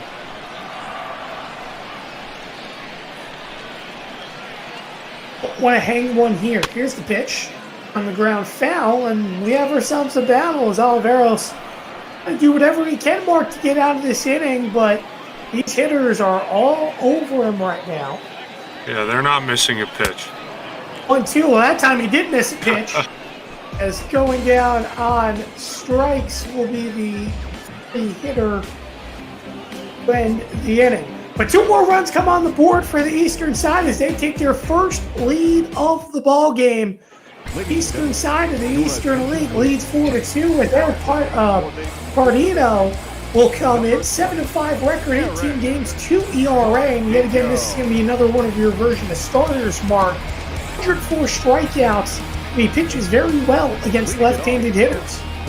Yeah, Pardino coming off of a Tommy John surgery last year, didn't pitch at all, and is supposed to be a shining light in this Blue Jay system. He was ranked as number 5 prospect about a year and a half ago, but really hasn't been able to stay healthy, stay on the field, and really just putting everything together in this season has been fantastic, as you saw from those numbers. Pardino kills that one outside 2-0. That's a nasty changeup right there. That's arguably his signature pitch, Mark, in how he gets batters to strike out or ground out. I'm sure you're going to see it a bunch of times this inning. Just a 2-0 pitch. One just missed inside 3-0. Zach Green sits on deck. De La Rosa still looking for his first hit on the day. Here in the All-Star game, I don't think we see the take sign, to say the least. Well, he did take that one right down the middle of the count, now 3-1.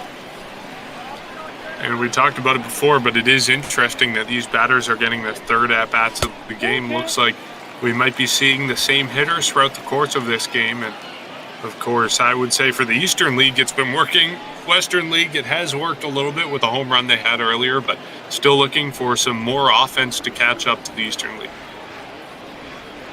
It is.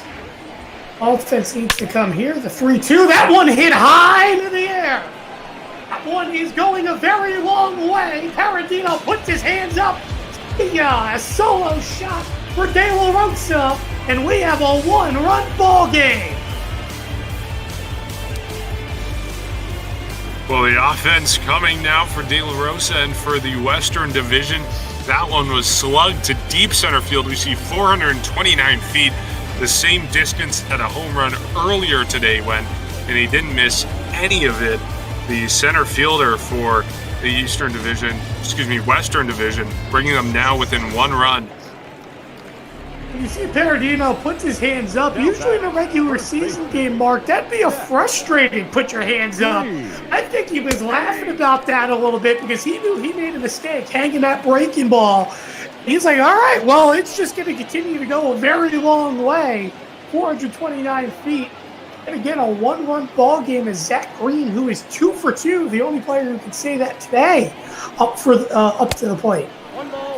Well, that's the joy of the All-Star game. It doesn't ultimately really matter. That's why we see in the majors, players taking selfies on the field, doing on-the-field interviews while the game is happening. So it's just a joy, and it makes everything a little bit more lighthearted as you watch it. Does that one hit the right field? We caught out there by Gilliam for the first out. That one as well had some good slicing action. I thought that was going to get into the gap, but Gilliam, right in Thunder right fielder, coming over to make the catch. Here is Cesar Avila. Avila as well, 1 for 1.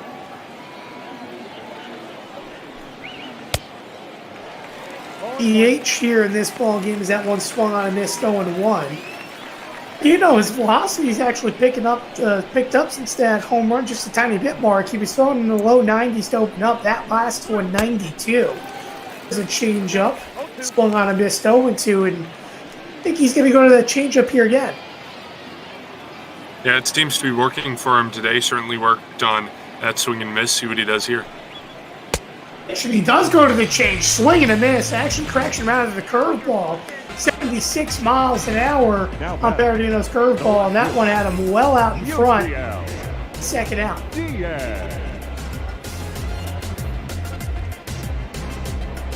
All Avila can do is give him a little stare and walk back to the dugout. There's Diaz, 0 for 2, flown out and grounded out. Baltimore prospect, as that one's called for a strike, 0 and 1. The number 2 mark. Oh, apologies. Go ahead. See, I like the number 2. It's more unique in minor league baseball. You don't see number 80 too often. Yeah, for sure. And just going back to Pardino, as this one sliced into right field. Pardino is a guy who has dropped a lot in the Blue Jay rankings. I mentioned he was number 5 in the Blue Jay system about a year and a half, 2 years ago. And I mentioned that Tommy John surgery has taken him off the map a little bit. A lot of guys have come up in the Blue Jay system, whether it's Vladimir Guerrero Jr., Bo Bichette, Kevin Biggio, and their entire minor league system has kind of been revitalized. And I think in that mix, a lot of people have forgotten about Eric Pardino just because he hasn't pitched at all. But Pardino now, coming back this season, his first full minor league season, I believe, is showing what he's made of. And I think he's making a lot of people remember him. And now he's putting himself on the map in Toronto's system. I don't think you want to remember him that way. He's going to, let's just say, batter Maris. Take runners on first and second. But you know, Mark, the thing is, too, obviously here he's in the Eastern League All-Star game. He's proven to be more effective. But he goes back to make you start to think a little bit. As, by the way, Cody Clemens comes in as well, 2 for 2. Makes you start to think about the past for minor leaguers as this one's on the ground. This is going to end the inning.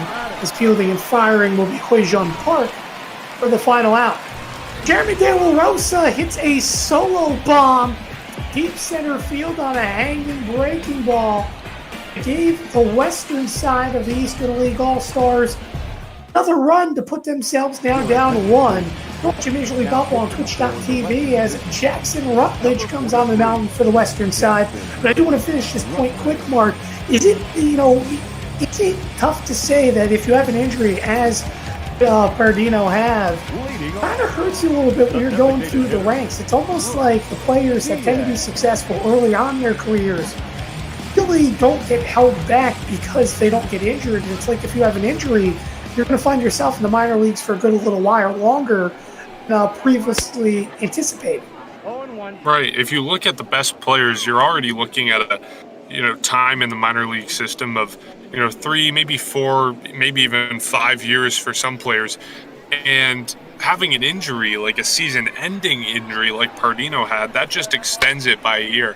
And not only does it extend it by a year, it kind of sets you back. You are weaker when you come back from the injury. You have not been playing baseball for an entire year, so maybe that adds a few months to your development. Maybe that adds another year to your development, and all of a sudden you've got a year and a half, 2 years more of development in the minors. So it is really difficult to be injured on your way up, especially when you are previously heralded as a top prospect and then you kind of fall off the map. The 1-2 misses outside 2-2, and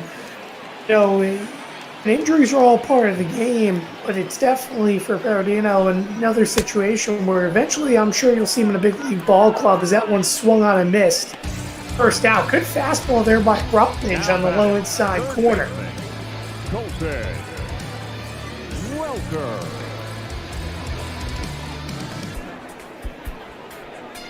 Big out there by Rutledge.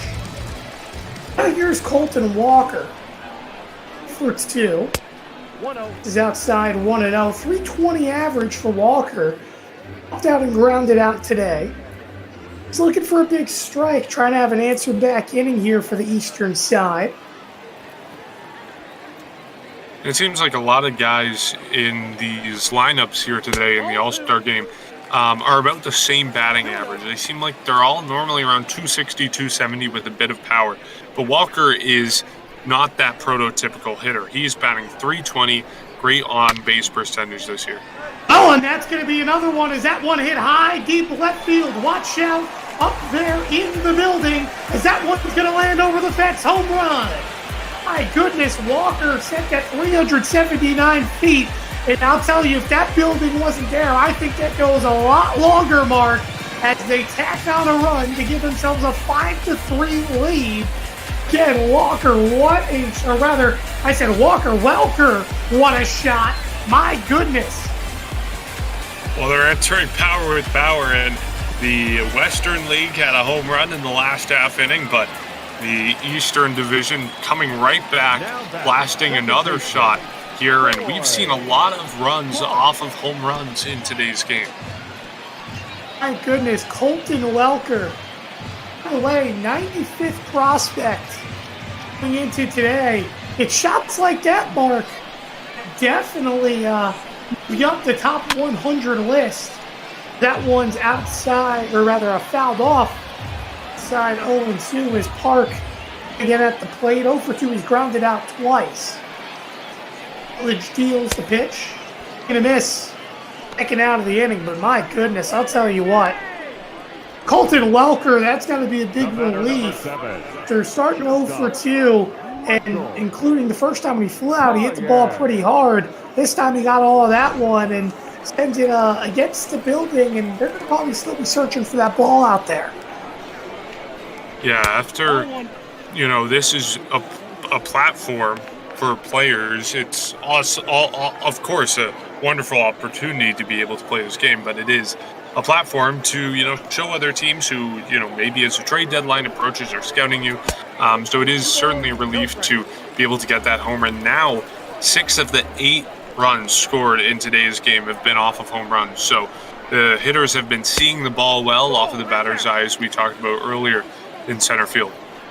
To say the least, not only did Welker, not only is he the 95th prospect, hasn't been higher than AA yet, but it's going to definitely help him here being an all-star this year. Arguably, he plays, as Mark, you mentioned earlier on the broadcast, about best names in terms of minor league teams. I mean, I still can't get over the fact that the Hartford Yard Goats here in this Eastern League team, I mean, what a name. I love the names here in the Eastern League, especially. One's fouled off, full count. Rutledge trying to end this inning. They definitely have an awesome name, and they have an awesome ballpark to go along with it, Dunkin' Donuts Park in Hartford, Connecticut. So they're an awesome franchise. Cool to watch them, of course, the farm team of the Colorado Rockies, and they've got a great prospect right now, as we've been talking about, in Colton Welker. Here is Pies, as that one's fouled off, which will remain at 3-2. He is 0-for-1 on the day. Eastern side with a 5-3 lead here in the bottom half of the 5th inning. One fouled off again, so we are, by the way, at the midway point of the ball game. 2 more innings to go, and we'll have Shark Shavery for the 7th inning stretch to 3-2. One inside, ball 4. Pies works a walk. They should bring up Ray, if I'm not mistaken, and neither does as he is 1-for-2. And Ray, he hit that double and eventually went home to score last time up. Let's see if Ray can do it yet again here. Yeah, that last inning, Ray, along with, if I'm not mistaken, Dave Zambrano, Martin Paez were the only 2 runners to come in to score that inning, and the only 2 runners in today's game who haven't come around to score on a home run. Paez worked a walk now twice in this game. This one swung on a missed 0-2. Again, he had that double. Zambrano brought home a run with his base knock. And, it's funny, Mark, you mentioned about the averages as well earlier on. There's just some guys that are above and beyond the averages. That one swung on a miss to end the inning. Overall, 1 more run was added on the board as Colton Welker sent a long ball over the left field wall. The eastern side of the Eastern League has a 5-3 lead as we head to the top of the 6th.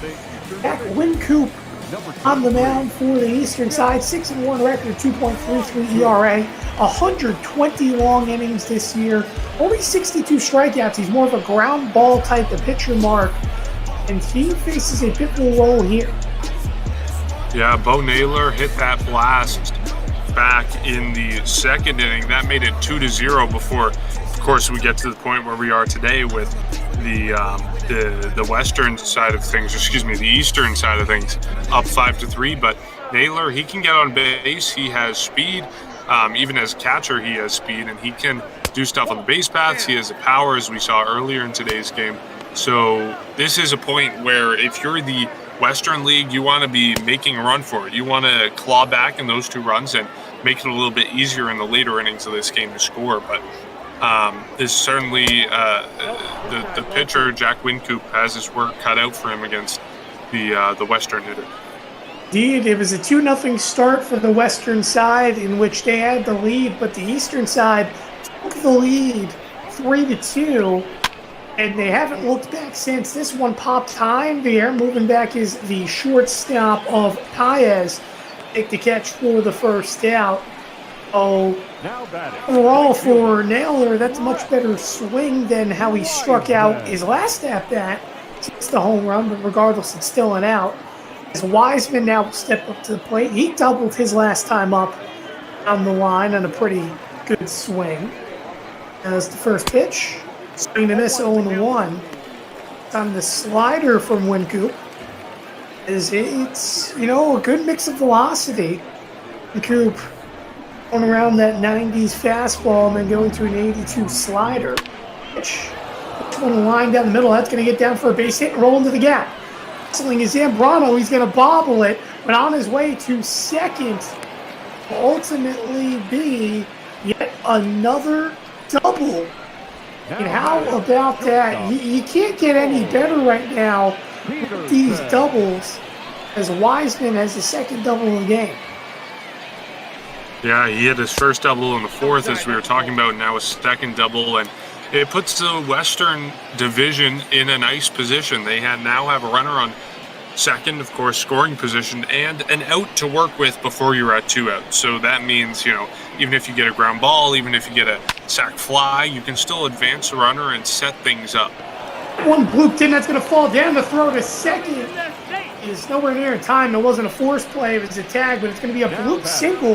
The first hit of the day for Cole Peterson. Peterson, who was 0 for 3, gets a base knocked out. Here is Jeremy De La Rosa. He hit a moonshot his last time up. One swung on and missed 0-1. And he sent it over the center field fence. Home run now. Give the Western side the lead. They have the tying run on first. The go-ahead run, obviously, at the plate. Pitch, that one called for a strike, 0-2. If La Rosa can't get anything done, Zach Green, who has a couple hits, sits on deck. Pitch, swung on and missed, got him on strikes. The second out of the inning, Wincoop puts out De La Rosa on a high and away slider. Yeah, and I mentioned that out that they had to work with. They ultimately wasted on that strikeout because now with a runner just 90 feet away at third, they could get the sac fly, they could get a ground out, they could get really anything to get that runner home and make the game all that much run away with the lead, but get closer to the lead, but they don't do it here, and it's a new pitcher, Simeon Woods Richardson, one of the top prospects for the Blue Jays with the New Hampshire Fisher Cats into pitch. Tell you this, for Woods Richardson, I would love to see him traded to Boston when he goes to the major leagues, just to see that name on the back of the jersey alone. That's one of those curvers, as you would say, Mark, which it basically wraps around the number. As Richardson pulls now what's going to be a second pitch to Green. As launched high into the air, into the gap. This one's going to definitely fall as it's going to come down over the fence. Overrun, 3-run shot. Green has given the Western team the lead. Just a 5 to score. And oh my goodness, Zach Green has done it again. His third hit of the ball game. And all of a sudden, the Western team in the Eastern League has taken a 6-5 lead. Wow, well, he did not give up his chance and his shot to take the lead in this game. A perfect storm, 2 guys on base, and as I had mentioned, you're at 2 outs now, so it's a tough situation, and you got to make what you can out of your at-bat. And Zach Green, you mentioned the double earlier today's game, the single earlier in today's game. Now he's just a triple shy of the cycle. He's doing everything in today's game, and it makes it a 6-5 game for Western. I mean, what a shot by Zach Green. Initially, I thought, Mark, that ball was going to come down because it didn't look like it had the height for a home run. This one's going to be a base hit. So all of a sudden, a little two-out rally to throw over a second will keep him at bay at first is Avila, who now has his second hit of the ball game. Now it'll be Diaz. Yet again steps up 1 for 3 at a base knock his last time up. This is a throw over to first, not in time. Avila does have a threat to steal. Was the DH. It's the pitch. That one swung on and missed. Now the count 0-1. I mean, what a back and forth game here, Mark. Again, the Western side had that 2-0 lead. Eventually allowed 4 unanswered runs, and the Eastern team took a 4-2 lead. And the Western League answered back with a solo home run from De La Rosa as the runner goes, and it's going to be an easy stolen base for Avila. Jump there. Yeah, for the designated hitter, he had a good jump, good speed on that one. Avila gets his stolen base. Diaz now has a runner on second. But to continue with the recap of how we've gotten here, it's a 4-3 lead, then a 5-3 ultimate lead as the run will be tacked on by the Eastern side, and then the 3-run home run. Give the Western side the lead here from Green. That Green, again, his third hit of the ball game, and now a triple shy of the cycle. Richardson will deal the pitch to Diaz, breaking ball outside, now 3-2. Maris sits on deck. And man, I'll tell you, this Western team is licking their chops at the moment. Yeah, Woods Richardson coming in struggling now with a full count to Diaz. This one grounded at the base hit down the third base line. A couple of rounds, he's on his way to score. On his way to second is Diaz, and he's going to be thrown out by an eternity. It will be an RBI single, and not only will there be 3 runs on the board, but 4. But this one, the big one, Zach Green, moonshot to right center field.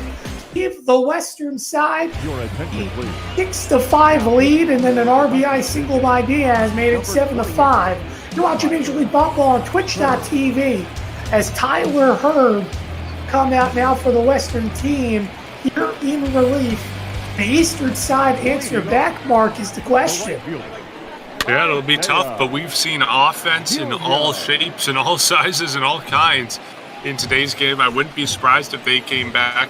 Again, we talked about it earlier, but the disadvantage of the starters coming in this game in a kind of odd position that they're not used to.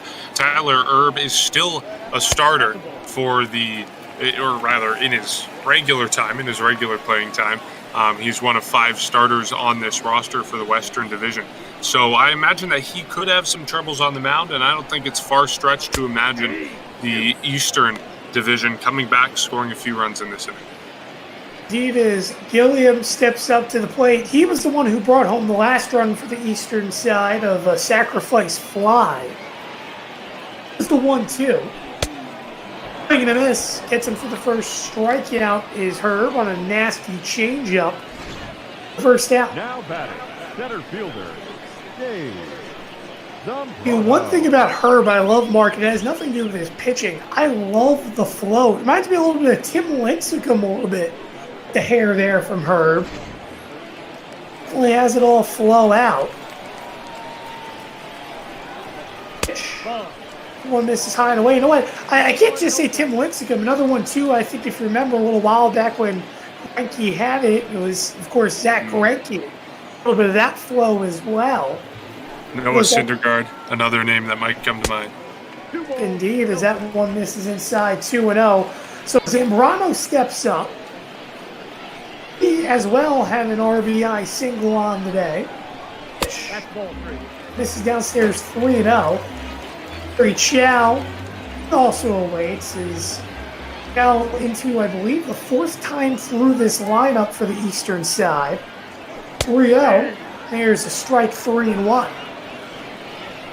Yeah, both managers on both sides of the ball tonight sticking with their offensive guns despite running through the pitchers on the mound. We're seeing no starting hitter taking it out of the game so far. We are about to go through the fourth time in the order for the Eastern Division, and already 4 times, or about 4.5 times through the order for the Western side of things. So it's interesting that the managers are sticking with their guns. Assuming that we see the starters in through the entire game, could be looking at 5 or 6 plate appearances. Starters, if we get a couple more big innings. I mean, I know we're in the bottom of the 6th inning, but needless to say, it's been a back and forth game, and right now you would see a bottom half of the 9th. Assuming, of course, the Eastern side doesn't take the lead yet again, as this one is hit high into the air down the right field line. Hustling and trying to get over, but it'll bounce out of play is the right fielder, Wiseman. He went on a very big run there. That one's thrown over time. Also, though, needless to say, from the right fielder.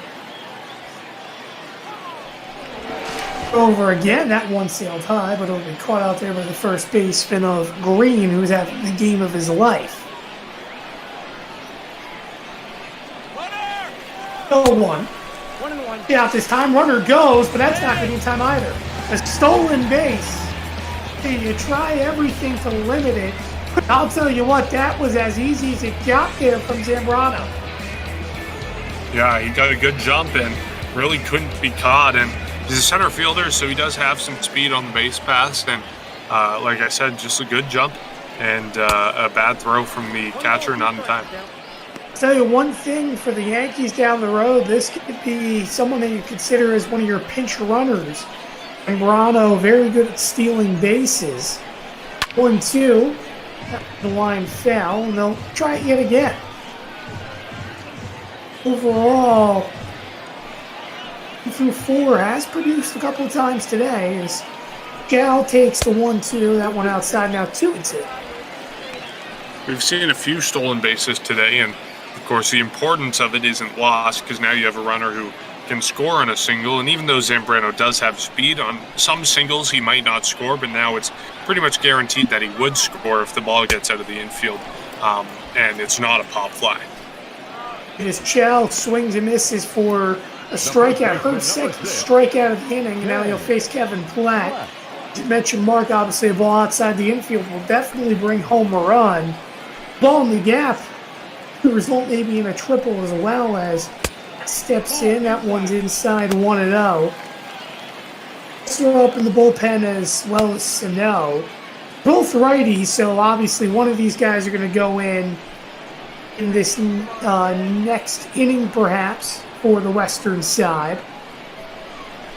And both of those up and caught out there by the third baseman of Maris to end the inning. No runs on no hits, and the runner left on via the walk. It'll be Maris, by the way, to lead it off. Clemens and Bo Taylor, or rather Naylor, up for the Western side as you're watching Major League Baseball on Twitch.tv. For the Western Division, number 17. Apologies, Mark. Yeah, as we head into the 7th, we have Shark Savory now in the booth, who is going to be giving us a special all-star game, 7th inning stretch. Indeed I am, and this is quite the crazy game we have here between the European Economic Area and the Education Writers Association. It's crazy to see these weird organizations you wouldn't expect to see play each other just face off today. I'd love to see it. I'm very eager. How long did it take you to come up with that one? Because that's a good one right there, Shark. I like that. Not long. Well, I'll tell you, if they were actually those two acronyms, it'd be a lot easier to tell apart than the Western and Eastern Division in the Eastern League. Grounded. By the way, Wood Richardson, oh my goodness, just got him on the throw. Okay, Wood Richardson out for his second inning of work. He now officially would go an inning in distance as Bo Naylor, who, needless to say, nailed his first at-bat and hasn't nailed anything since, will come up to the plate. Struck out his second appearance, and then a very loopy fly out his last time up. One's called for a strike 0-1. Wood Richardson and a rebound since the Eastern League has lost the lead and to extend the inning a little bit because they don't want Shark coming this quickly, to say the least. 0-1, that one misses outside 1-1. I mean, this has been a quick inning. We haven't even seen 5 pitches yet. Yeah, Simeon Woods Richardson, even after his struggles in the last inning, he gave up the home run, a single, another single. He's come out here and he's been, pitching strikes and throwing well against the Western Division. The pitch, that one hit high into the air. I think we're going to see Shark here. It's popped up left side. Here's the third baseman. Make the catch early in the inning. Now we present to Shark Shavery as it's time to stretch here.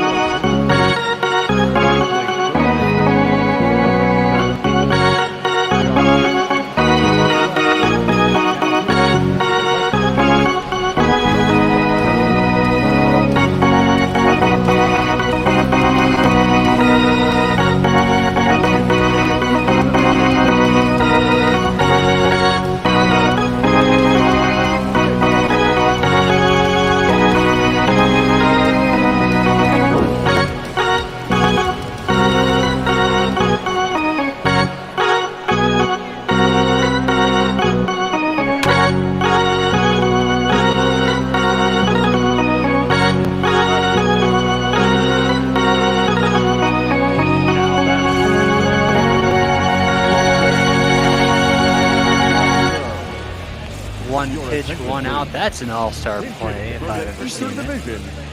I was just about to say a Derek Jeter-like play out there by the shortstop of Cole Peterson to make that first out. Shark, by the way, thank you so much. And, it's funny, you mentioned about the Europeans, Shark. I didn't catch the name of the field.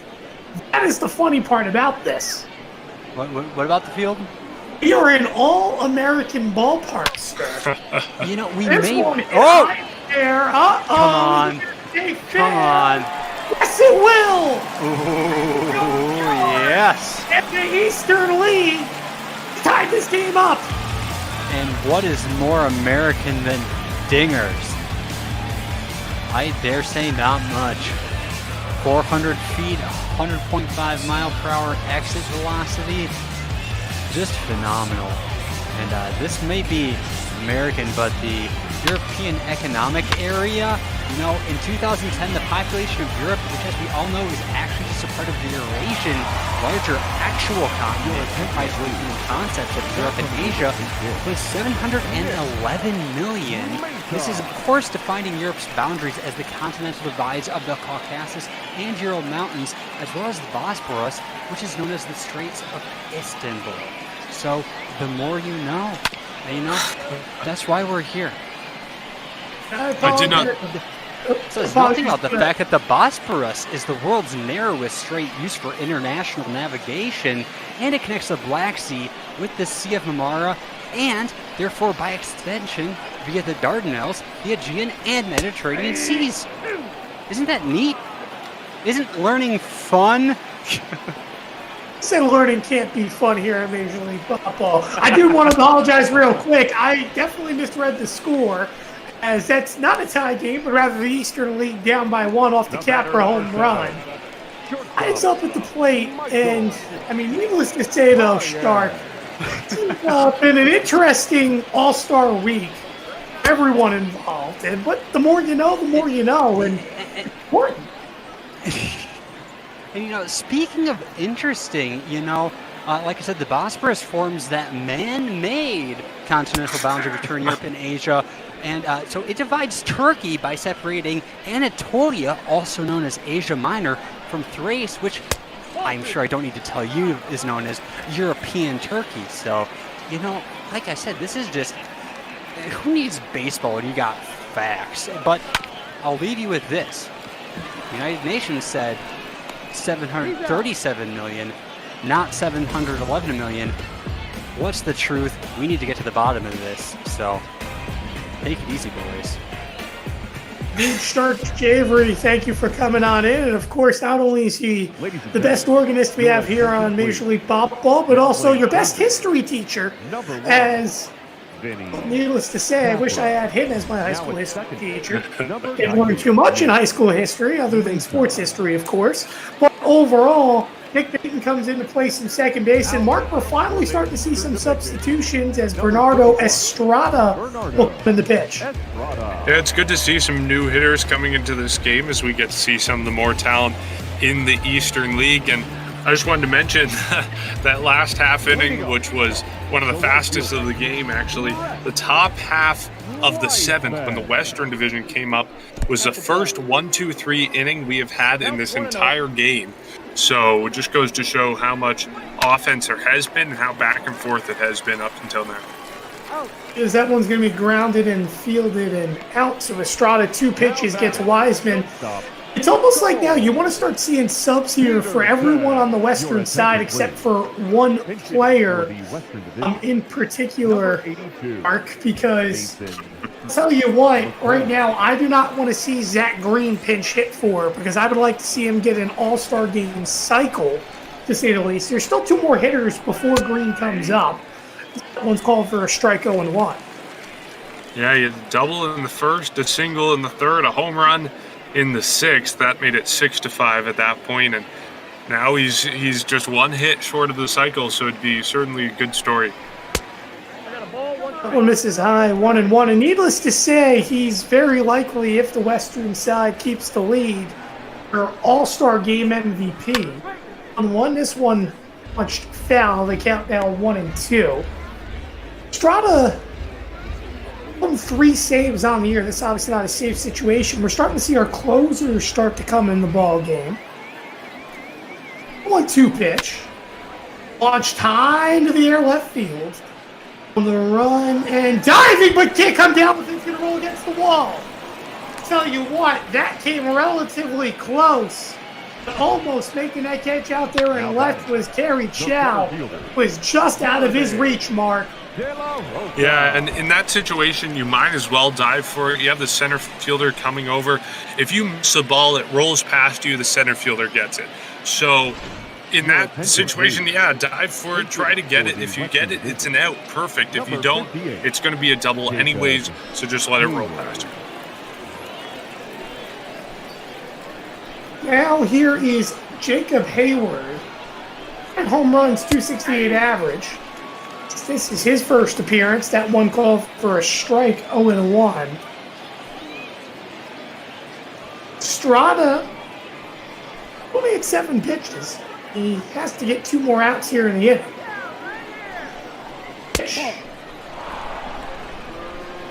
This is outside, 1-1.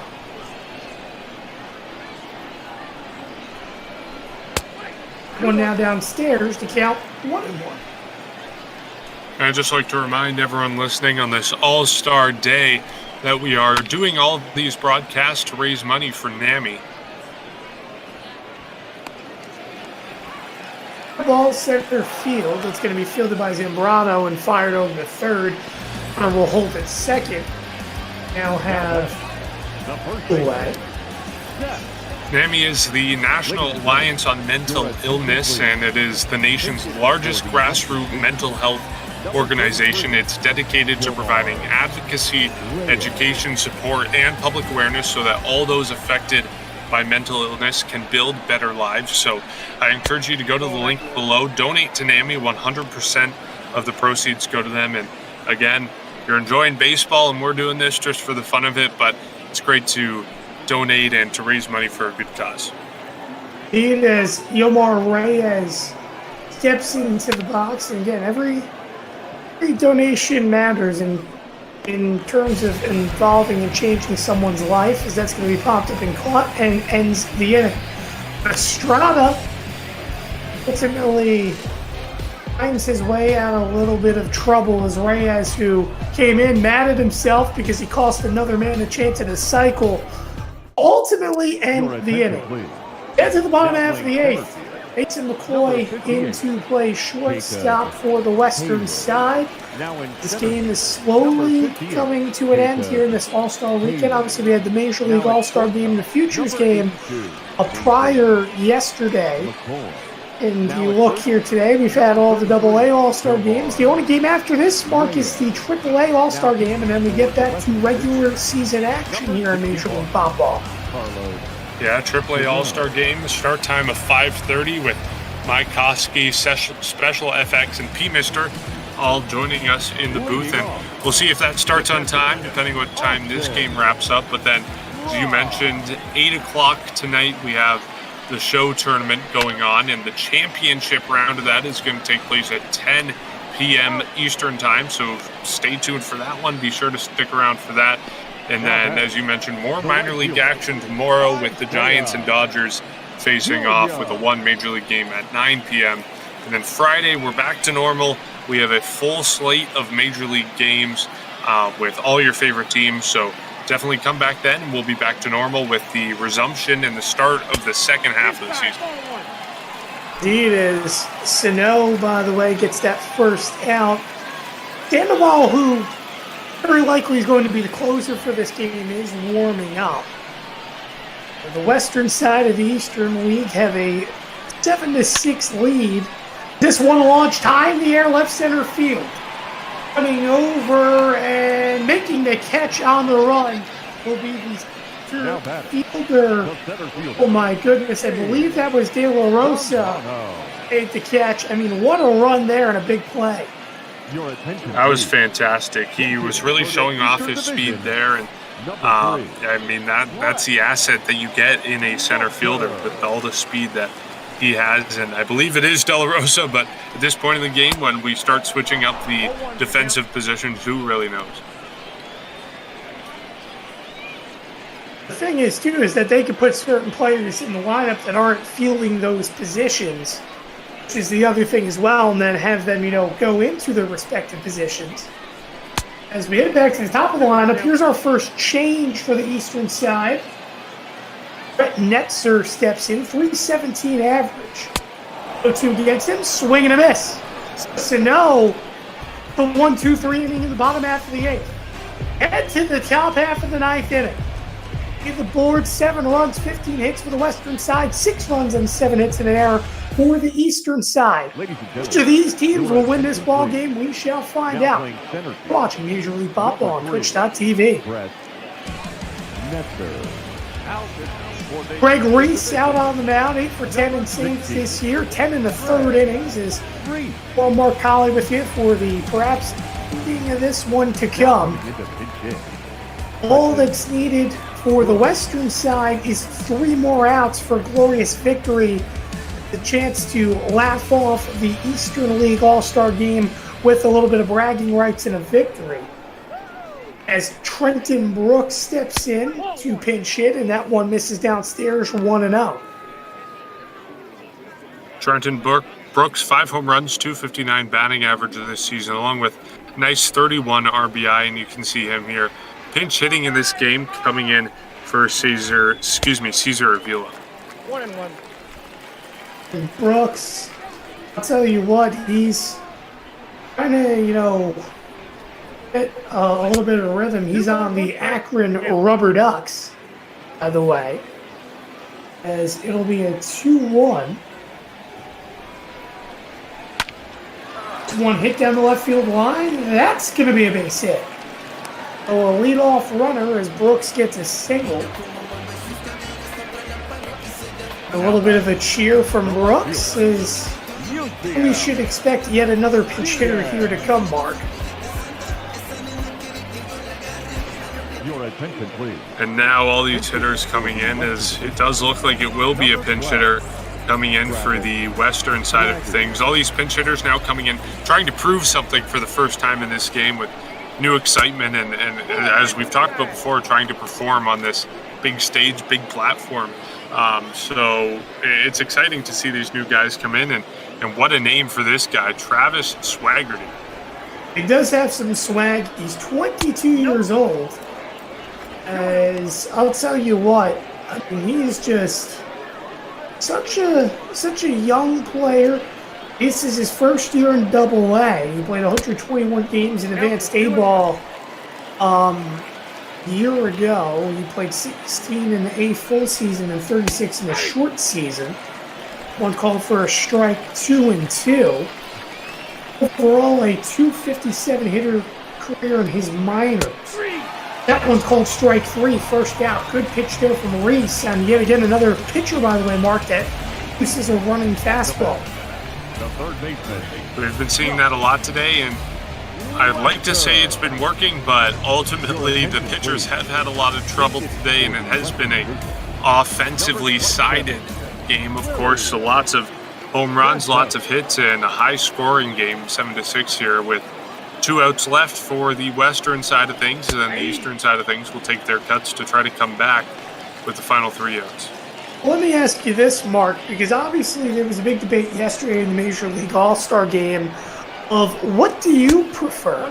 Would you rather see a pitching duel, low-scoring All-Star Game, or would you rather see an offensive slugfest? That's a good question, because this one slugged out in the left field. That one is going to go as well. Billy Santos goes yard. All of a sudden, the western side has a 3-run lead. A 2-run shot. Santos is obviously first of the game, and his pinch hit appearance. And suddenly, this game is starting to pull away from the eastern side of the Eastern League just a little bit. Well, it's hard to argue there with the excitement of offense. Just an absolute bomb to left field, and it's been one in the succession of many that we've seen today. But ultimately, it's hard because if I was just talking about my favorite team, then it's a different calculation. But when you're talking about the All-Star Game where it's the best against the best and you want to see everyone perform at their best, it's a different conversation. But I think I still have to lean towards the hitting just because at the face value, watching it, it is more exciting, to see home runs, to see doubles, triples, guys coming around to score. So I think I would say the hitting. Here is Cody Clemens, one of the few players that are getting an opportunity to bat for their 5th time on the day. 9-6 lead for the Eastern League Western All-Stars. That one misses outside, now 3-1. Bo Naylor sits on deck. I don't think they'll pitch hit for Bo either. And, he would love another hit since that home run. Here's the 3-1. Gonna miss full count. Yeah, the home run back in the second. It's kicked off the scoring for the western side of things. But Cody Clemens, you mentioned it, a good day. Single in the second, single in the fourth. This one hit to center. It'll be caught out there for the second out. Now batting. So now, the catcher. we'll wrap things to Bo Naylor, as Bo will, I said, not to make fun of him, but he's had some really ugly swings since that home run. And he'd like to rebound himself here. This pitch misses inside 1-0. His home run did come against the lefty earlier on this game, as that one swung on and missed 1-1. He homered, by the way, against a very good lefty, might I mind you, of Zach Lowe.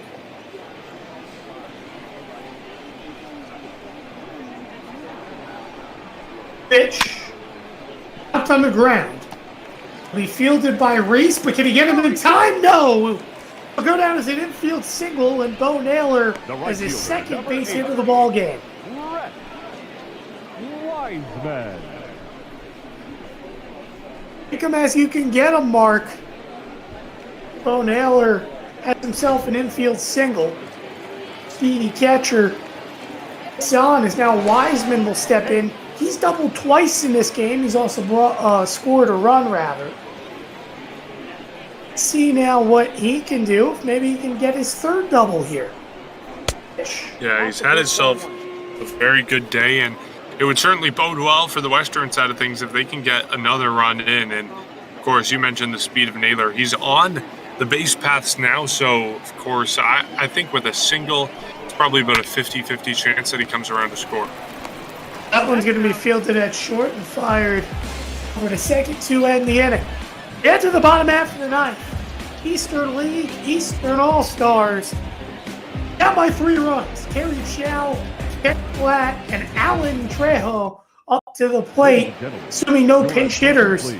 Let's see if they can come back here as you're watching Major League Ball on Twitch.tv.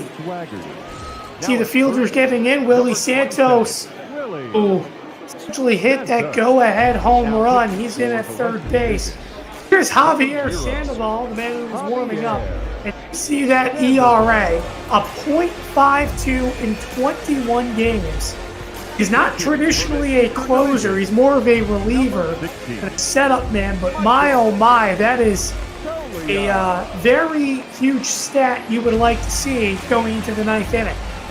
Yeah, it's incredible. And we've been talking all day about pitchers being out of their element, but they are not out of their element here in Sandoval. Sandoval deals first pitch to Ogia, who pitch hits into the right field for the first out. So now down to their final 2 outs. I mean, that one to the left, right down the middle. Just easy play out there, however, for the right fielder, one of the few players that could say he's played this entire game of Weissman. Oh, here's another pitch hit. Looks like coming in will be the lefty of Josh Tobias. This one's fouled off. 0-1. 9 home runs on the year for Tobias. This is where it starts to get fun. You get to see all the different hitters for all the different teams, and like we've talked about numerous times, the different approaches that these players take, and that's part of the fun. And unfortunately, we haven't seen it earlier in this game, but now the manager's rushing to get everyone in that they can in these final few innings. Here's the 0-2. That one misses downstairs, 1-2. Now, if I'm not mistaken, the game prior had a combined 8 home runs. It was the game maybe before that one. The home run ball, needless to say, has been very popular in this All-Star game. This one hit on the ground. It'll be fielded and fired first for the second out. That one fielded, I believe, by the replacement of Maris. Right, well, the home run ball is the story of today's game. We've had 7 so far today, and before, some of the more, productive, hits in terms of singles, doubles in the later half of the game, we had 6 of the first 8 runs scored by home runs. So I think that is the story of the game if you're looking at this. The ball is hit really hard, it's flying really far, and at the same time, the hitters have a leg up on the pitchers, at least in this Eastern League, in this All-Star. And by the way, that one was fielded by Tobias, as that one's called for a strike, 1-1. So down to their final out. Up at the plate, 269 this year as he pinch hits. Western side of the Eastern League looking for a 9-6 victory. Pitch, that one launched into left field on the run and can't make the catch out there in left. It's going to be a double, and we'll ask at least yet another batter. Tell you what, that was good hustle. That one just couldn't get caught out there and left. That's a great piece of hitting there. Yeah, and it was almost a home run at making the tally almost 8 on the day, but just missing it, just hitting against the wall there in left field. I believe that was Capper, the ball that was hit over. It's Capper at the plate as he fouls that one off. Capra, last time up, hit a moonshot 7th. Ultimately brought this game within 1 as out here in the bottom of the 9th. Every swing matters. This one misses inside 1-1. I mean, obviously a home run still won't tie up this game. It'll make it a 1-run deficit. This Eastern League side is not going to give up. No, they're milking everything they can get from their last few batters and their last few outs. Launch high into the air. This one's going to land foul, though. They count 1-2. Down to their final strike. Sandoval deals the pitch. The foul. And yet again. They are hanging on, and of course it is 3 runs that you have to come back with only one strike and one out to work with, but we'll see what happens. That one fouled off yet another time. It seems like Capra's really out in front here as Sandoval. 1-2. Taking a miss. Oh, game over. The Eastern. Let's try that one again. Western side of the Eastern League All-Stars pick up the victory. They beat the Eastern League Eastern All-Stars of a score of 9-6. Tell you what, a big victory for the Western side. But Mark, I gotta wonder, who do you think is going to be player of the game for this? Well, I think it has to go to the guy who was a triple short of the cycle. He had a home run, he had a single, and he had a double. It was so close. I think it's got to be Zach Green. He only ultimately scored one run for the Western side of things, but I think it's still a very impressive performance from Green, and definitely helped them pave the way to the win today.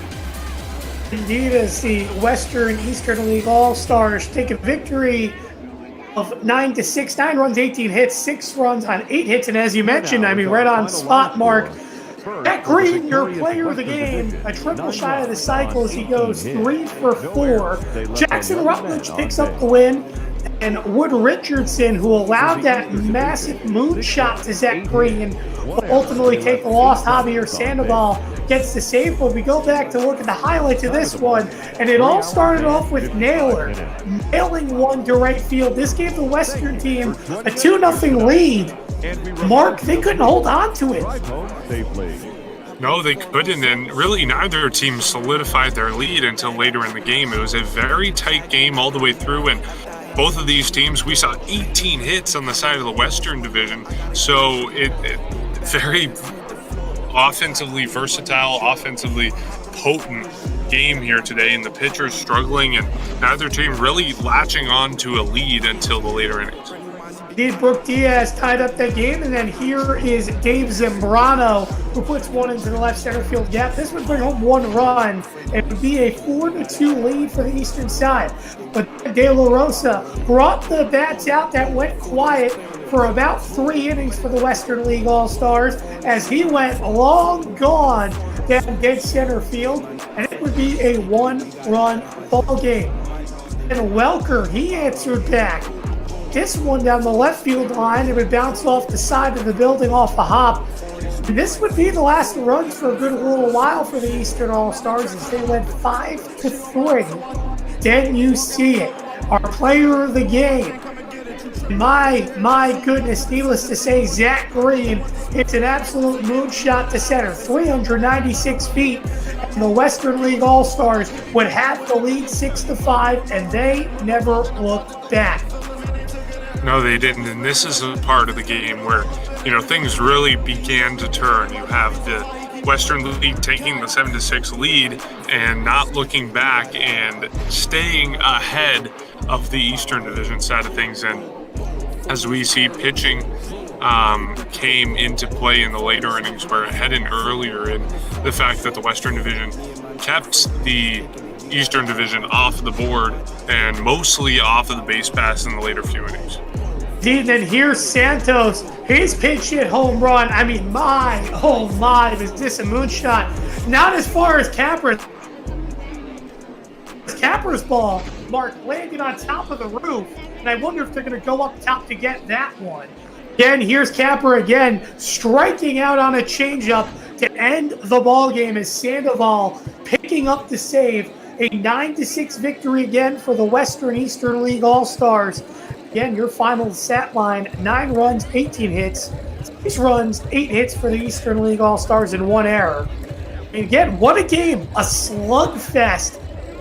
You couldn't ask for a better All-Star game, especially setting up for the AAA All-Star game that comes up next, Mark. Yeah, well, we got it coming up now. Mike Oski, P-Mister 3, and Special Effects are all in on it. They're all going to be in on the booth for this one, so it should be a good one. And they are in the booth with us right now, getting ready for that AAA All-Star game as it's supposed to be underway minutes ago, but we are running a little bit late. So I'll welcome you guys to the booth now. Hey guys, thanks very much. Yeah, no problem with that. You had a lot of offense, and we hope to have the same in the AAA game, but it's been fun seeing the stars of the future all through today. Yeah, I mean, all the games that we've seen today and yesterday, really, they've all been really close matchups, so we're just hoping we can get another one just like that in today's ball game. Well, with that, I look forward to watching this AAA game, but thank you, Tim, for taking the realm for this one. It was a lot of fun. I really enjoyed it, and I'll sign off now.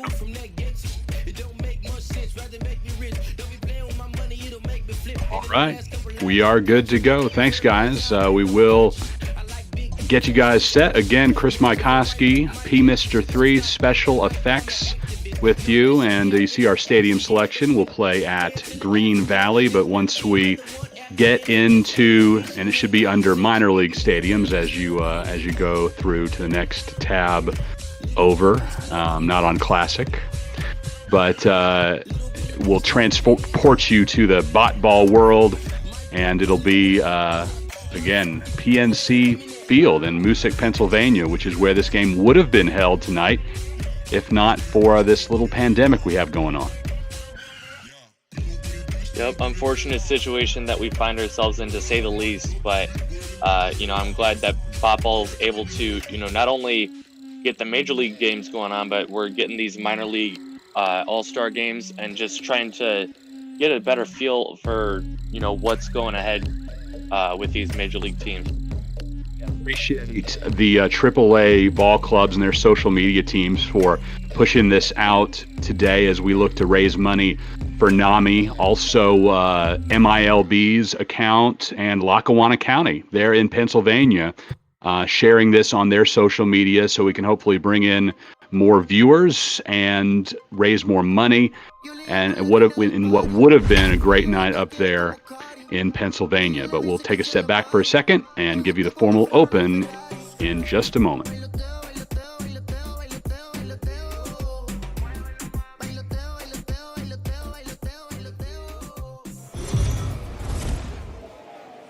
According to the 2010 U.S. Census, the population of Moosic, Pennsylvania is 5,709, but PNC Field has a capacity of 10,000, and every seat is filled tonight for the 2020 AAA All-Star Game, as the Pacific Coast League looks for his fourth straight win over the International League.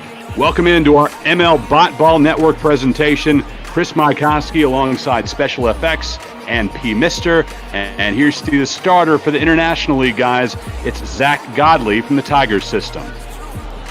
Yep, Zach Godley, a bit of an interesting selection, but I mean, you can definitely see it with the numbers. He's got a great ERA, sitting at 2.55. And, he's an older kind of guy, like Chris Owings here at bat. 30 years old, but, he's trying to look for a bounce-back year. Owings leading things off out of the Colorado system, plays for the Albuquerque Isotopes. First pitch, 7:05. Owings made his major league debut back in 2013 with the Diamondbacks. Hits this one to the opposite field. Under it is Daniel Johnson. That gives us a chance to set the defensive order for the International League. You saw Johnson there in right, from right to left in the outfield. Jason Dominguez in center, Luke Tendler in left.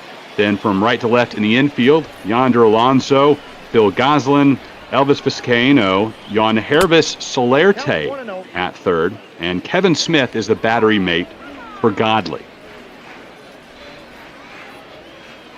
And this is Luis Garcia at the plate from the Fresno Grizzlies and the Washington Nationals system.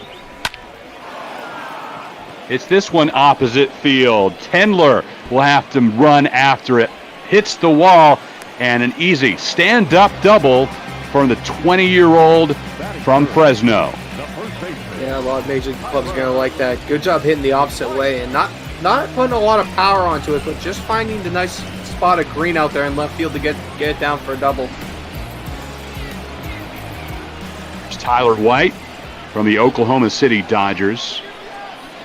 He made Houston's opening day roster back in 2016, and this time he pops up to Jason Dominguez in center.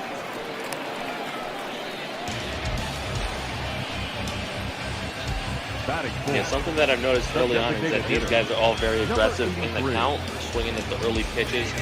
And it worked out for Garcia, but not so much for the other two guys, as they were fairly easy flyouts. Chris Shaw now the designated hitter from the Sacramento River Cats, the Giants AAA affiliate. And again, being aggressive from the beginning, swings and misses at the sinker. Yeah, and that could be a managerial decision. Manager might just told them before they head out, just have some fun, guys, swing it whatever you want, not giving them a lot of direction as far as take this many pitches or try to do this with the ball, just letting them play tonight. One pitch, swings and misses. Shaw has been able to find success in his limited action at the major league level. Hit 153 with 7 RBI last year for the big league club, but just 18 at-bats. 0-2 pitch to the right side of the infield. Goslin with it, and this should end the inning. It does. Garcia left stranded at second base. We'll see the International League All-Stars coming to bat.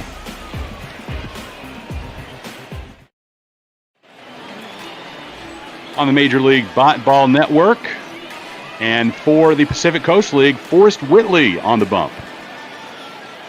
And I mean, you thought, Zach Godley's numbers were great. Look at Whitley, 186 ERA, 99 hits allowed in 111 and a third innings is a lot of ones right there.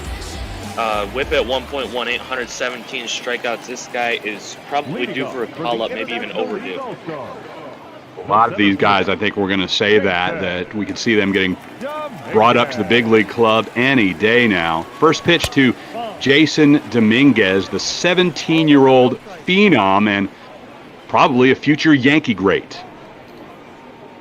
Yeah, probably. And going back to your point about the call-ups here, all these guys are probably basically on call for their major league clubs, as you're kind of seeing the trend now where the major league clubs use their AAA system as kind of their B team, so that way if a guy gets hurt in the majors, they can just call these guys up and have them in town for the next game.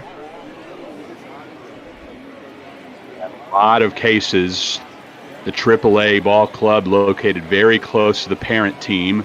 Not always, though. You noticed I mentioned that Washington's AAA team is in Fresno. They kind of got the short end of the stick with AAA team assignments there. But Dominguez, again, plays for the hometown team, our host tonight, the Scranton Wilkes-Barre Rail Riders, and he takes a leadoff walk. Batting second, the right fielder, Daniel. Yeah, just a good job out, really staying inside the strike zone, not really chasing after anything, and he's going to get on base because of it.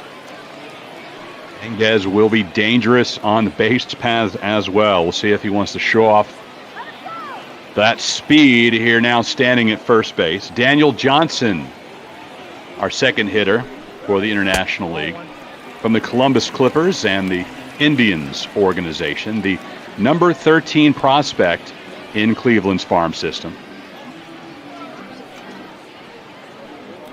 You're seeing Whitley there trying to figure out how to get a strike, because he's had a real rough time finding the zone, and maybe the umpire's not giving him the help that he's looking for, but sometimes you just got to throw one down the middle and see just to get yourself set. A pitch coming up high. Now, even though he's the number 13 prospect, Johnson arguably might be the most big league ready option that the Indians have available right now. 2-0 pitch coming. Dominguez standing at first, and he was running on that pitch, but the hit and run does not work as Johnson fouls it off. Yeah, fouls it off. He takes out his third base coach in the process there with that screamer. 2-1 pitch to Johnson. Again, fouled off.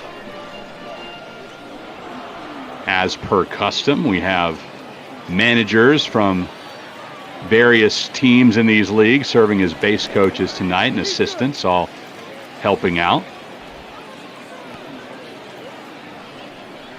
2-2 the account to Johnson. Came over to the Indians as part of the Yan Gomez trade. Fouled off again. Yeah, but another thing Major League Clubs would like to see these guys fighting in these types of counts, you know, fouling off 4, 5, 6 pitches, because even if you strike out here, you ran at the pitch count 7, 8 pitches, so that's almost a victory. Yeah, that's a very underrated, ability that a minor leaguer can have. I mean, everyone thinks about the big stuff. You got to steal bases, you got to hit home runs, you got to make great defensive plays. But even just having a good eye at the plate, fouling off pitches, like you mentioned, is also very valuable. Waiting on the payoff pitch from Whitley. Swings and misses at the changeup. Yeah, beautiful place on that changeup, just below the zone. Makes it really difficult to get any type of good contact on it. And typically you'll see like that where batters will either swing over it or just try to choke up and drive it as it rides out a little bit. Goslin from Lehigh Valley, a guy who has played for 6 different major league teams since 2013, including a big chunk of last season with the Phillies.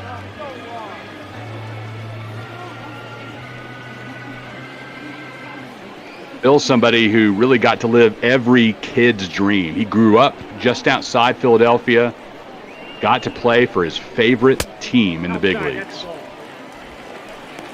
Yeah, and honestly, for some guys, just making it to the big leagues is good enough for them, but it's even more special when you can go back to a town where you grew up, essentially, and be able to play for the Major League Club there for a little bit. Of course, not a far drive from Scranton Wilkes-Barre, so probably has plenty of friends and family on hand here. Runner going, Dominguez in there easily. Just a great jump. We're going to see it right here, and there was no chance of anyone catching him. Got there probably half a second before the throw, and that doesn't sound like a lot, but when you're talking about maybe 2-3 seconds total to get to the bag, that's a lot of distance and time. Left side of the infield, Garcia scoops and throws second out of the inning here in the bottom of the first. Dominguez, after stealing second, advances over to third. Yeah, and that steal could prove really helpful here for the International League, because now the runs are on third. So you really only need a single or grounder through the infield to get it instead of a fly ball. Here's Elvis Vizcaino from the Toledo Mud Hens. That's the Tigers AAA team. Quick riser through the Tigers system until an arm injury knocked him out for most of 2019. The 0-1 catches the outside corner. Yeah, and Vizcaino, I'm a Tigers guy myself. He's not really one of the bigger names that you think of in the Tigers system, but look at the numbers he's putting up this year, 272, 11 home runs. From the shortstop position, he's still great defensively, and he could definitely be one of these pieces in the near future. 2 pitch. Outside. He takes it.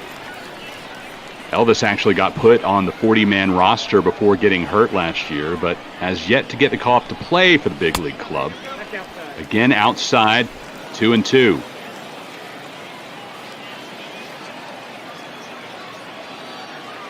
Jason Dominguez at third base, 90 feet away from starting the scoring. Middle of the infield, Garcia again. Gets it over to White. And Dominguez leads the game off, leads the inning off rather with a walk. Ends up getting stranded. We're through 1 scoreless.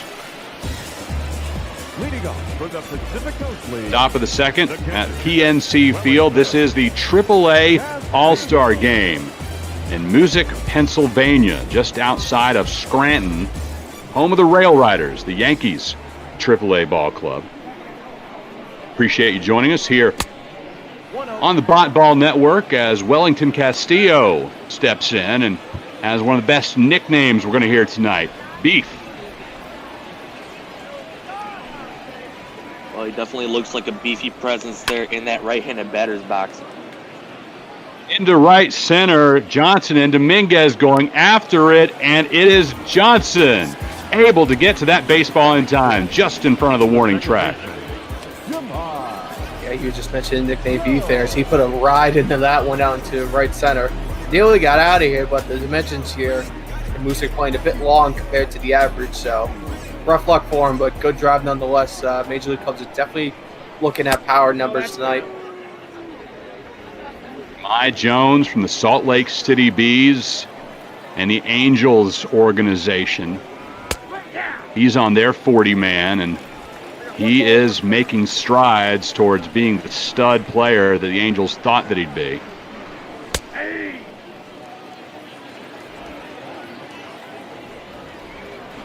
Angels picked him up in the 2015 draft and has really started to show that he might be legit and could be a person that they count on for many years to come. 2-2 pitch. Up high, and he swings at that pitch high and inside. Godley registers his first K. Just swing at that one practically at eye level there. You shouldn't worry about that too much because, especially watching some Major League games, there are batters that'll do it at a fair amount. So don't push yourself too hard, kid. Rodriguez from the Tacoma Rainiers, the Seattle AAA team. He is the top prospect in the Mariners organization and number 9 overall, according to Fangraphs. Down low. It's because of those rankings and also, the stats that he's put up this year. A little surprised to see him in the 7-hole on the, for today's ball game. 286, 16 home runs, 56 RBIs. 2 of those 3 stats, they're the top of anyone in the starting lineup. One pitch. Is he able to check his swing? He does. And yeah, Special, that's obviously one of the hardest jobs in baseball is making out an all-star lineup. You can't go wrong really in any order you choose. And Rodriguez, yeah, he's not a typical 7-hole hitter, but you got to put him somewhere. The 6 guys above him are really good as well. Yeah, you kind of see now some teams, not a lot, starting to trend towards putting another either power bat or a real nice contact guy in that 6-7 slot just to try to spark something if they're able to work back to the top of the order. Now Corey Ray from the San Antonio Missions. Only the second year they've been AAA affiliate for Milwaukee. 1-0. Down low. And guys, Corey pulled off one of the most exciting plays in baseball at the most incredible time in college. Played for Louisville, had a walk-off stolen base. Stole home in the bottom of the 9th against Wake Forest. It's nice to get a walk-off, let alone a walk-off stolen base at home. You usually see maybe one attempt at a year at a stolen base at home, let alone actually converting it. Gaino gets it to Goslin, and we're still scoreless through 1.5 in Pennsylvania.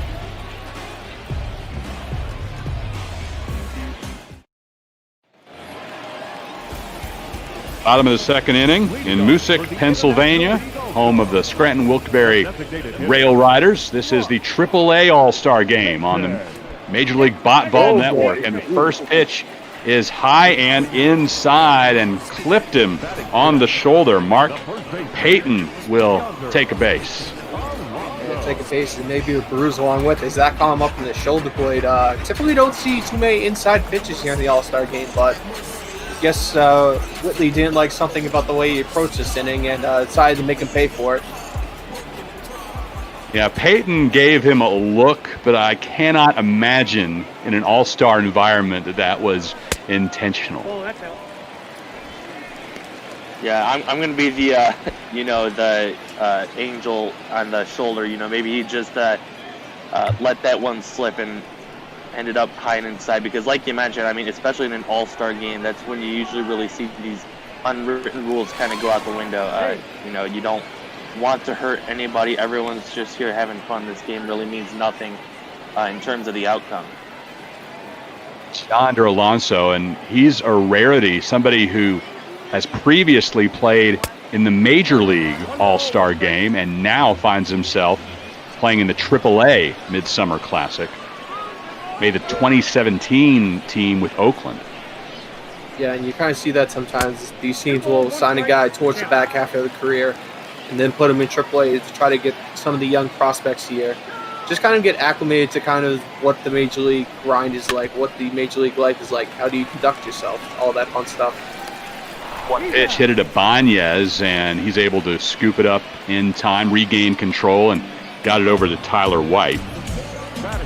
But for a guy like Alonso, who has seen that MLB success, you know, when he got told that he was picked for the AAA All-Star game, I'm not so sure he even wanted to come here. It's something where, you know, you'd almost rather have the days off when you've already seen this at the highest level. Yeah, especially at his age, as the body goes, it needs a few more days to rest. So I think he might have liked it also. But then again, with an All-Star game, you only play in 3-4 innings maybe. So it's kind of something you might have to suck it up and bear it. Ervis Solarte. He's in the Atlanta system with Gwinnett. He's put in 5 years of service time in the bigs. Played 28 games with the Giants last year, but then spent most of 2019 with the Hanshin Tigers in Japan.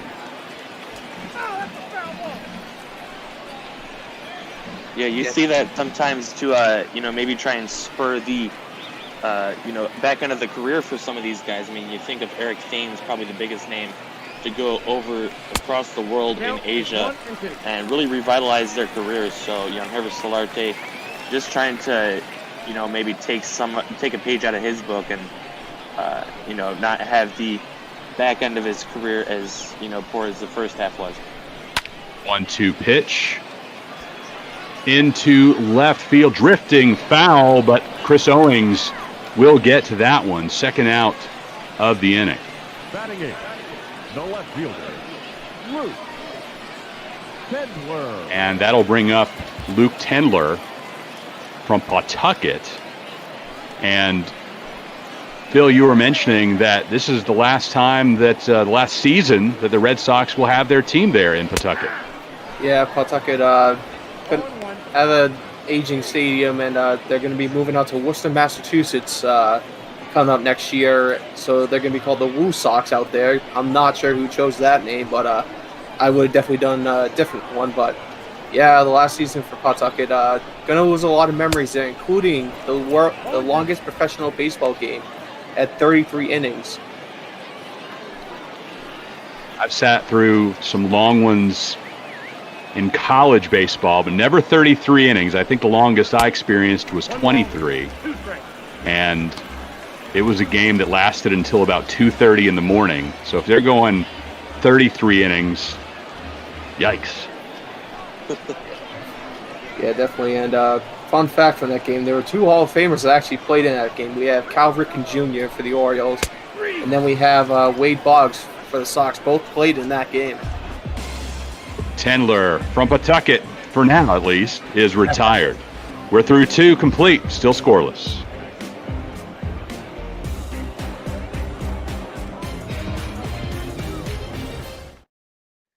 Ladies and gentlemen, Live on the Major League Bat Ball Network for the AAA All-Star Game, and we have our first pitching change. Rich Hill now on the bump for the International League. Yep. Yeah, Hill probably the oldest guy here on the roster for either side.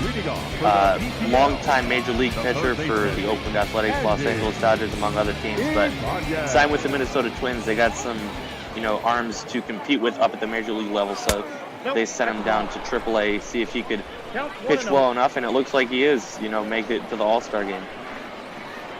First batter he sees is Andy Ibanez for the Nashville Sounds, the Texas Rangers AAA affiliate. 1-1 pitch coming. That's inside. Yeah, Hill has spent parts of 15 years in the big leagues. 8 different major league teams have employed him.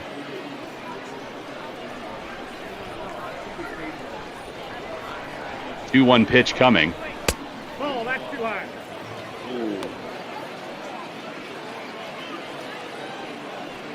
Banez, a veteran of the Cuban national team, played for them in the 2013 World Baseball Classic, then defected the following November. 3-1 pitch misses, and Hill puts the leadoff hitter aboard. The batter, the left fielder, Back to the top of the order, and Chris Owings.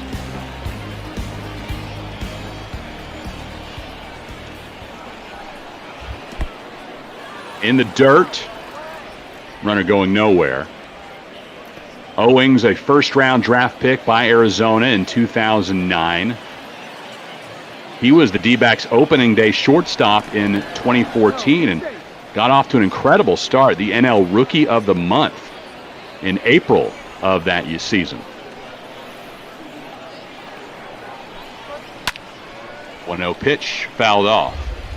You can't start your career much better than that. Winning your league's Rookie of the Month award your first month as a big leaguer.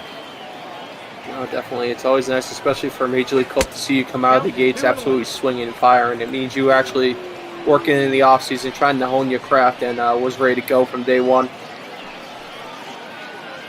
But that year, later on in 2014, suffered a shoulder injury.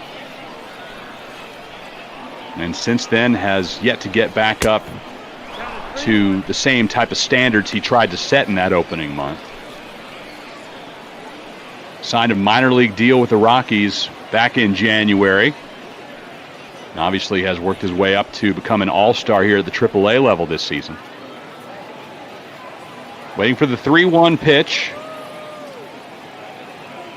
Here it comes from Hill. Swings and misses. An absolutely nasty 12-6, just skating over the bottom outside corner there. Full count to Owings. Low, and Hill has walked 2 consecutive hitters to start the top of the third. Not what you expect from a veteran like Hill. He's certainly not intimidated by the surroundings. He just simply can't put the pitch in the zone. He has played in front of much bigger crowds than this, with much bigger stakes. But he is struggling, and wouldn't be surprised at all to see some arms get up in the international bullpen here shortly. 1-1 now to Luis Garcia.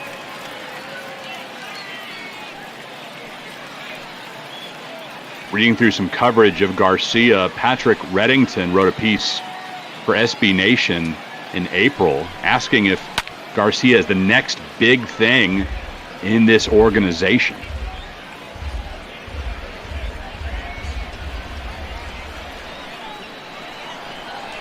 The 1-2 pitch. Swings and misses, and Hill now starting to feel it, gets him with a slider. Yeah, we always talk about the lefty-on-lefty advantage, and it does work out for the pitcher in this occasion. Got that slider breaking away from him, and it looks like it's going right down the middle with that hard turn right. Just makes it for a fairly easy strikeout. First pitch swing for Tyler White, fouled off.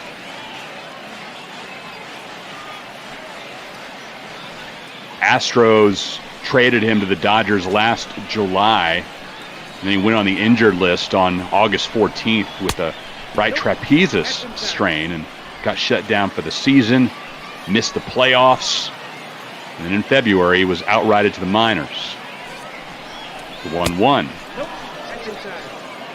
Misses inside, now 2-1 to Tyler White.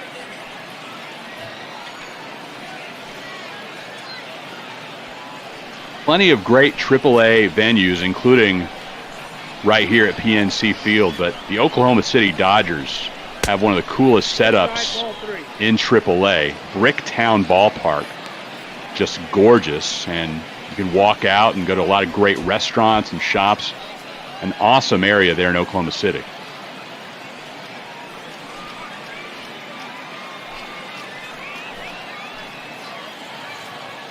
(3-1).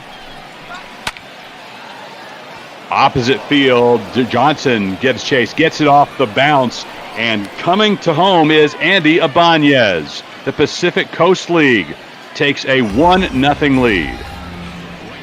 Now batting, number 83. Yeah, I was mentioning earlier, Major League teams are going to watch this, and if you get hit opposite field like that, it helps raise your stock so much more rather than just being a pull hitter.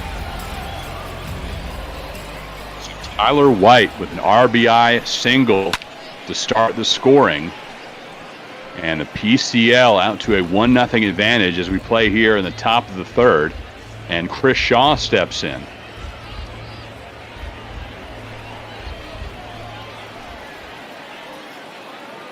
One pitch coming. Last year for Sacramento, Shaw hit a career-high 27 homers and 94 RBI. The 0-2 fouled off.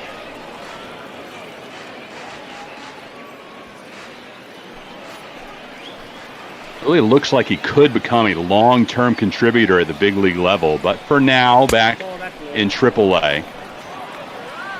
Again, Rich Hill here could be a nice piece someone's looking for at the trade deadline to try to help out with the playoff push or just get another arm in that pen that can do a spot start every once in a while.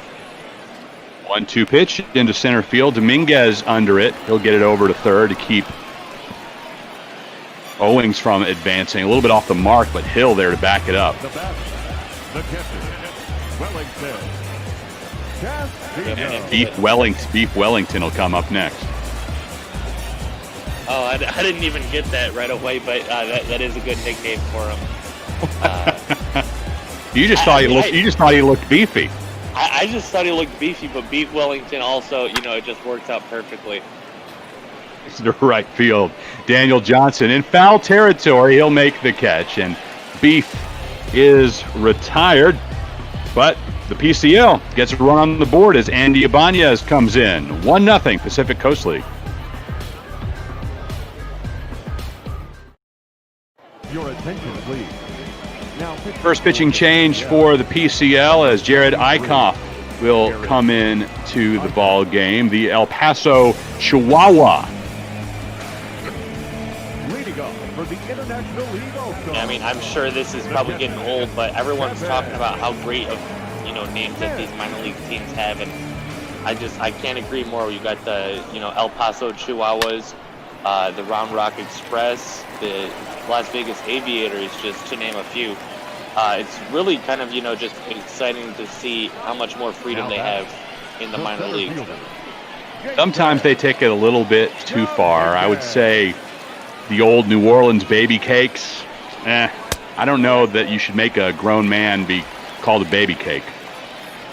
Well, I think part of the issue with that one was too the mascot that they had featured with the baby cakes. If you want to have nightmares tonight, go look up New Orleans Baby Cakes mascot. It's definitely creepy. But they are no more. The Baby Cakes have moved to Wichita, and they are now the Wind Surge. This is Jason Dominguez. International scouts just not holding back. Heard from a few of them this week saying, they all said something to the effect of, he is the best player they've ever laid their eyes on. Yeah, and the fact that he's up here playing in the All-Star game, you say it was 18 coming into today's 17. game? 17, so he might have a real good chance to make a roster before 20 and really light the MLB on fire in the next year or two. Here he does strike out as Eichhoff gets him with the off-speed pitch. And unfortunately, that could be one of the Achilles heels of these rising stars is just hitting those off-speed pitches, those 12-6 curveballs, those change-up, those sliders. You can start to hit those, then you have a real shot. First pitch to Daniel Johnson. I mentioned earlier he came over to the Indians organization in a trade that sent Yan Gomes to the Washington Nationals. And Gomes got to be part of a world championship team because of that. Yeah, that was, kind of an underrated trade just because it involved pretty much a backup catcher. But Daniel Johnson was a great pickup, and Nationals fans, I don't think they can be too disappointed either after getting that world championship ring. 2-1 pitch coming from Eichhoff.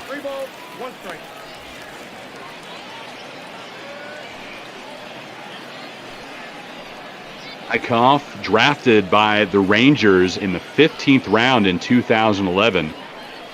And then in 2015, Texas traded him to the Phillies as part of the deal that brought Cole Hamels to the Rangers. Yeah, and that's something a lot of people don't really look at is when they make these big team trades, they usually say, and other minor league prospects. Occasionally those guys in a couple of years become the guys that are the next big thing. Lifted into left by Johnson. Owings makes the catch, straddling the line, and that's 2 outs. Now back, second baseman, Phil. It'll bring up Phil Goslin. Again, the hometown product from just outside Philadelphia. Played for his favorite team last year and trying to get back up to the big league level and become a long-term contributor for the Phillies. Yeah, and right now the Phillies are kind of looking for just a couple more pieces to kind of fit in and fill out the rest of that roster. Goslin could be that guy to fit in and make them a real World Series contender. That's been a bit of a journeyman. 6 different big league teams since 2013. 1-2 is the count. 2 out here in the bottom of the third. Middle of the infield, Garcia flips it over to Jemai Jones, and that's it for the International League. And Kevin Smith, is left stranded. 1-0 in favor of the PCL. Your attention, please. Now Davy Garcia will get the call for the International League. Another hometown product from right here in Scranton-Wilkes-Barre.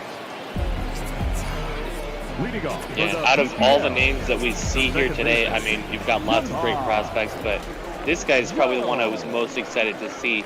Maybe a little bit less excited that he's in the Yankee system, but just so many great things have been said about him. He's been performing really well this year, and it's going to be interesting to see him probably come up into the majors in the next season or two. Pitch to Jemai Jones. And yeah, Garcia could get called up really to take a spot in the Yankee rotation any day now. Turned 21 last month. The fact that he is so developed as a pitcher at such a young age. And that's kind of what you see here in AAA. You got a lot of the hot, young, rising stars in their respective systems, and they got some of the veterans kind of getting that last paycheck and that last ride. It's a good mix, yeah, of guys who are still trying to achieve that dream for the first time and those who have been there, done that, and want to get back and do it all over again. Julio Rodriguez now.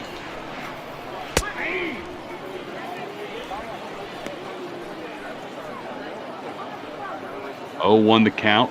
Rodriguez walked back in the second inning.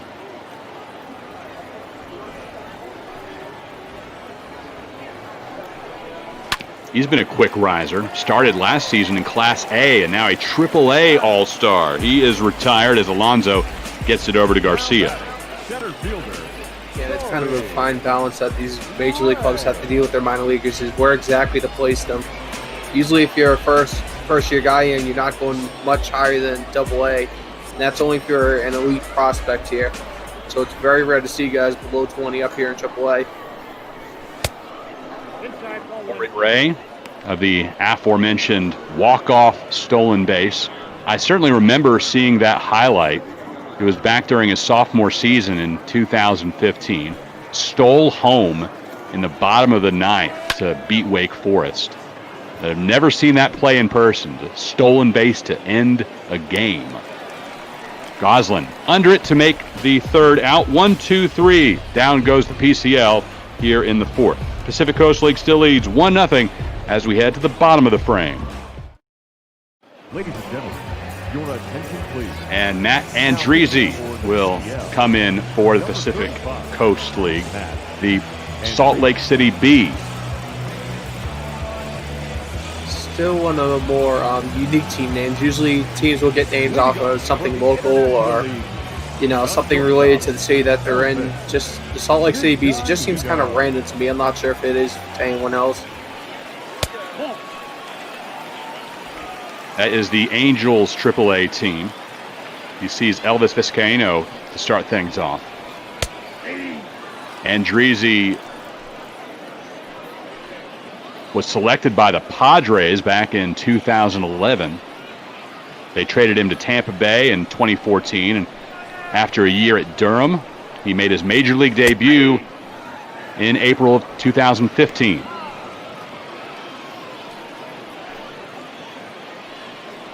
There's been injuries that have been the issue. It was a hip injury that took him out for the back end of the 2017 season. Looking good here, though. Blows the four-seam fastball by Vizcaino. Yeah, and that was a straight challenge pitch to him, a high fastball in it tight, basically daring him to try to drive that ball.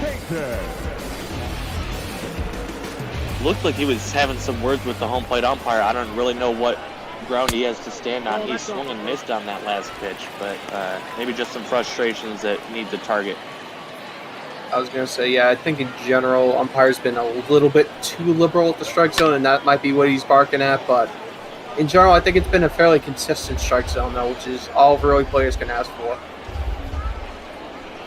Hayden from the Louisville Bats of the Cincinnati organization, but he knows his way around Scranton Wilkes-Barre. Played for the Rail Riders back in 2016 when he was with the Yankees organization. Probably gave his teammates some restaurant recommendations last night. Pops this one into foul territory, and Tyler White makes the catch. Always good to get back to one of your former stomping grounds. Certainly probably saw some old friends during this visit back. Yeah, and that's one of the things I think a lot of people forget about when you look at these minor leaguers.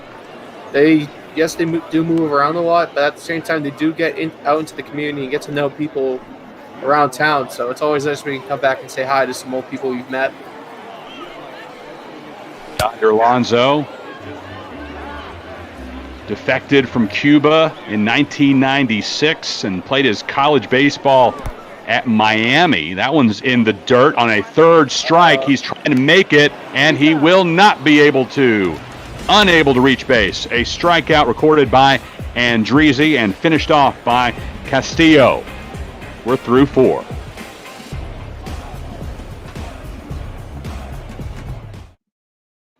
Your attention, please. 1-0 Pacific Coast League over the International League here at the AAA All-Star Game in Moosic, Pennsylvania. And Anthony Banda will take to the hill for the IL. Yeah, 9-2 record on the 3.34 ERA, and especially playing in Durham there with the blue wall out and left. Very nice numbers considering it's pretty easy to drive it over the left field wall there. What you want to do is hit the bull and win a free steak, right? That's always the goal when you're playing in Durham.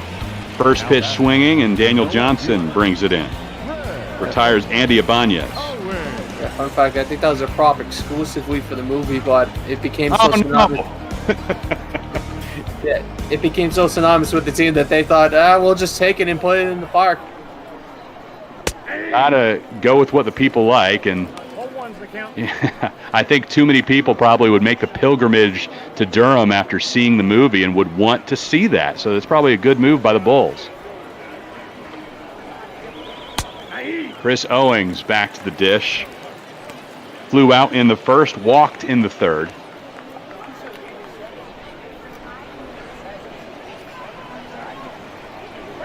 Oh, 0-2 pitch, swung on and hit to the right side. Goslin scoops and throws over to Alonso. 2 out now for the PCL. Now batting, not shortstop. Just flying by so far. Really only a couple of hits by the PCL earlier to score the 1 run, and beyond that, the pitchers, both starters and guys coming out of the pen, have been lights out. Well, I think part of that, too, is we're seeing a lot of pitching to contact, maybe 3 or so strikeouts on the game altogether. So, when you're swinging first, second, third pitch in the at-bat, it's going to help, make this game go by quickly. Garcia, first pitch to him. Catches top part of the zone. 95-mile-per-hour fastball brought by Banda. He's had some major league experience.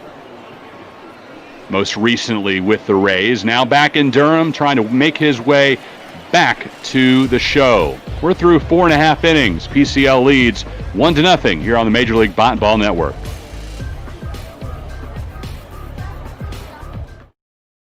Your attention, please.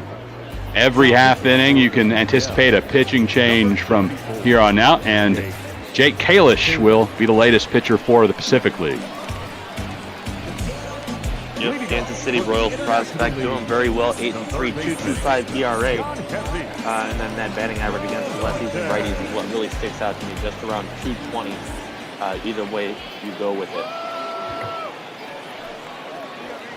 Jan Hervis Solarte to start things off, and Solarte aggressive from the get-go, pops it into shallow left field. It's the shortstop Luis Garcia getting over to make the catch. The left fielder, number 10, Luke Tendler. And that brings up Luke Tendler from Pawtucket Red Sox. 0 for 1. He struck out back in the second.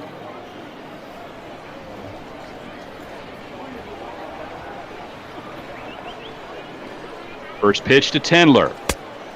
Up high. And two arms working in the PCL bullpen. Again, pitching changes will become fast and furious through the remainder of this one.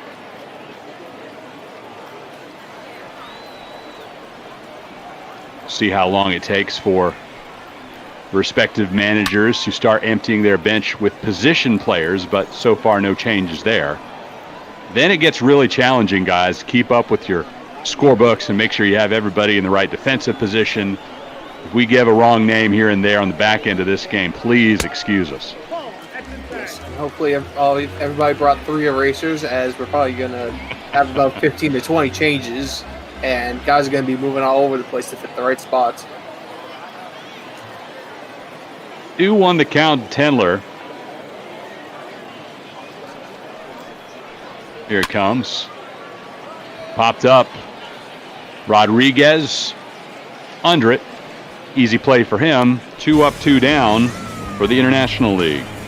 Now batting, the catcher, Kevin. And now Smith, who played both baseball and football at the University of Pittsburgh, was actually the Panthers' starting quarterback to start the 2007 season. And here's an incredible fun fact for you. He has the best debut in Pitt history for a quarterback, throwing for 202 yards his first game. That beat Dan Marino's record. Yeah, and being able to say you beat Dan Marino, I think, is a pretty special memento, considering he's basically an absolute legend down in Miami and is in the Hall of Fame now. There was a coaching change at Pitt for the football team the next year, and they wanted Smith to switch positions over to tight end. And with that, he just decided to quit football altogether and concentrate on baseball. Obviously ended up being the right move for him. Yeah, and that's one thing you're starting to see a bit more, is a bit more guys who played both football and baseball in high school go to college and either have a choice. Some guys get recruited for football and just decide to choose baseball, like Aaron Judge did. Smith rung up as that one catches the top half of the strike zone and is still 1-0 PCL. Ladies and gentlemen, your attention please. Top of the 6th inning at PNC Field in Moosic, Pennsylvania, and TJ Anton is the new pitcher for the International League. Was from the Louisville Bats team, Cincinnati organization. That's definitely one of the more unique names there, with Louisville basically being the home of the baseball bat nowadays.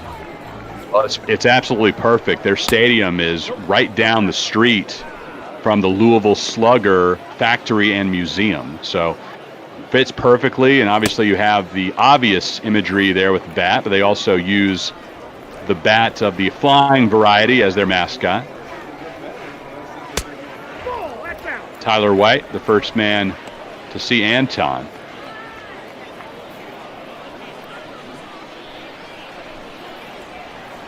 Duo pitch coming. Oh boy. Into left field. Tendler off the wall and into second base is White. Looks like he could have had a play on that one at the wall, but just kind of gave up on it and accepted the bounce off the wall.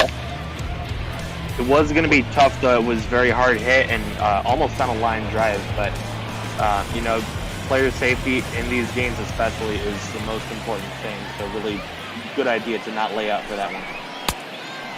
First pitch to Chris Shaw. Again, this is TJ Anton on the bump for the International League. 5th round pick by the Reds in 2014. Started playing collegiately at TCU, but then transferred to nearby Weatherford College, a JUCO. And you'll see that a lot from guys who have quickly rising draft stock, because if you play at a 4-year school, you have to wait until your junior year is over to re-enter the draft. And Anton, a little quicker path by going to the JUCO route.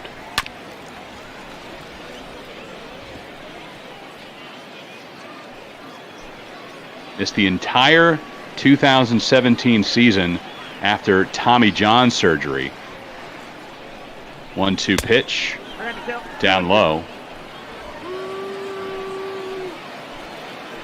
Yeah, Tommy John is always, you know, the 2 worst words you can think of when it comes to pitchers. You know, it's pretty much necessary if you want to keep pitching. You know, if that nerve ending just kind of gets pinched too much. But at the same time, we've seen so many guys who just can't bounce back after the procedure. Yeah, they kind of bounce back, but they're never what they were prior to the Tommy John. I can't think of an example off the top of the head, but I feel like Chris Sale, just the way he pitches, is going to be a completely different pitcher when he comes back. Goslin over to Alonso. First out of the frame, and White advances the third. Now batting, the catcher, Wellington.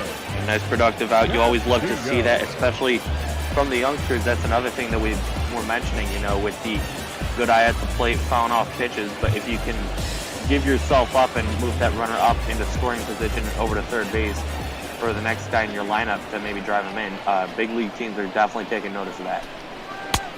Next guy for the PCL is Beef Wellington. He's had a couple of flyouts to right field in this ball game. Yeah, a couple flyouts, but both of them were very loud flyouts. They are definitely challenging the outfielders today, and Beef, I feel like, has the power to put one over the wall right here. Break this game open for the PCL, which already leads 1-0. We're in the top of the 6th. Chris Mykoski, special effects, and P. Mister on the call on the Major League Ball Network.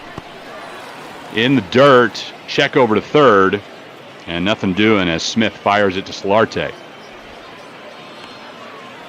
Yeah, always got to be paying attention on the base paths. Didn't really think White ever got too far off the bag anyway, but still good job getting back. 1-2, gets him on the curve. Now batting, Beautiful curveball, getting Castillo there, absolutely fooled.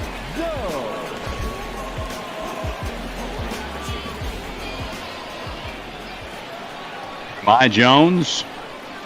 Angels added him to the 40-man last fall, trying to protect him. And there really might not have been a huge chance, from what I've heard, that Jones would have been picked up, but Angels just didn't want to take any chances with him. They really value what he could be. Into center field, Dominguez on the run, unable to get to the ball. White scores from third, and Jones in there with an RBI double. Yeah, good hit there by Jones. Wonder what the official score is going to rule that. 'Cause it looked like the center fielder had plenty of time to make the catch. Maybe he just lost it in the fading sun here in Pennsylvania, as that one got down. Been a very tough catch to make, running near the wall like that. But from a stud like Dominguez, I don't think any of us would have been surprised to see him come up with that one.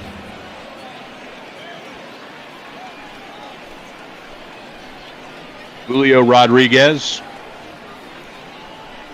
the top prospect in the Seattle organization. Started last year at Class A and even missed part of the season with a fractured left hand, but has already made his way up to AAA now and goes into right center. More scoring for the PCL. It is 3-0 as Jahmai Jones comes home. A double for Rodriguez. just replaces his teammate out there at second base here with 2 outs. Drives it the other way up the gap, and we just saw that with his teammate going pretty much the same exact spot with it. But good swings all around, and you're maybe starting to get a little bit worried. Your TJ Antone. TJ not having the best of outings, and again, plenty of great arms waiting, and I think the managers on both of these teams would prefer to simply make a change at the start of every half inning. But if you can't get it done, your time may come to an end a little bit sooner than you'd like. Goslin, backhanded grab across the body, unable to get Corey Ray.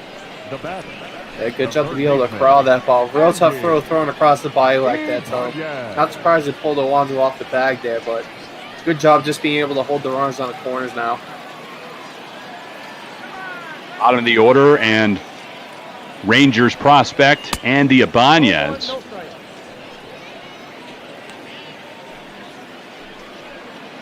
Somebody who's had injuries pause his rise to the top of the organization.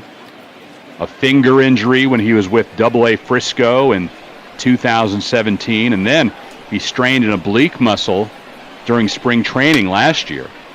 This time he lifts one to left field. Tendler makes the basket catch, and that does it for the PCL. But they do play 2 here in the top of the 6th. 3-0 Pacific Coast League here in Moosic.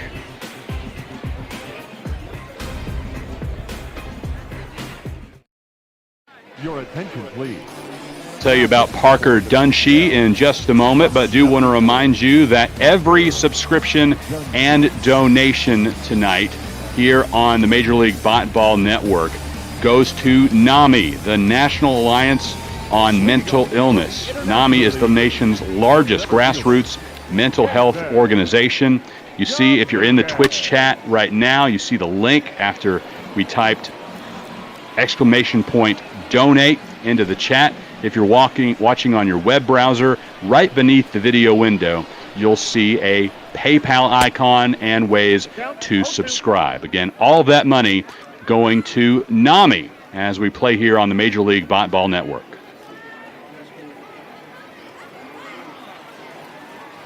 And Parker Dunshee, the new pitcher for the PCL, and he's able to strike out the future Yankee star, Jason Dominguez.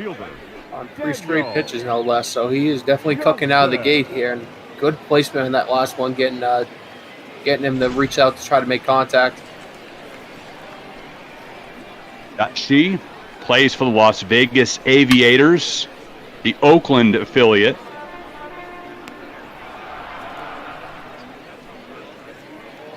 Undrafted out of high school. You don't see that a lot, considering 50 rounds that the draft goes now.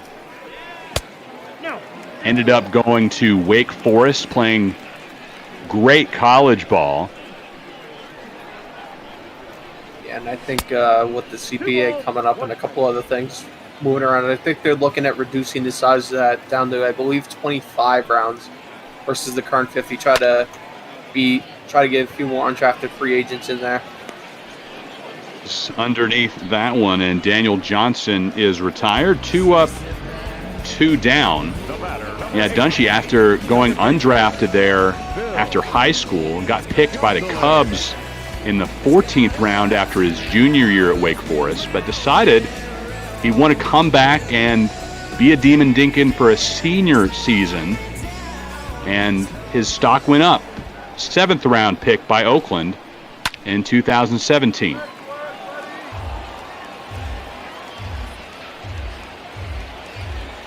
Bill Goslin is his opponent at the plate right now, as the International League has yet to get any offense going. See the Rangers stud, Juan Nicasio, warming up for the PCL, along with the Mariners prospect, Freddie Snavely. Left side of the infield for Luis Garcia. On to first. And 3 up, 3 down for the International League. They're running out of time and have yet to get any offensive production. PCL leads 3-0 through 6 complete. Your attention, please. Now Anthony Swarzak is the new pitcher for the International League. You're watching the AAA All-Star Game on the Major League Ball Network. Chris Mykoski, special effects, and P-Mister on the call for you. And we will have a pinch hitter for the Pacific as well. So a couple of new faces to the game as Matt Schrock steps in. Couple of new faces to the game and also one new face in the booth.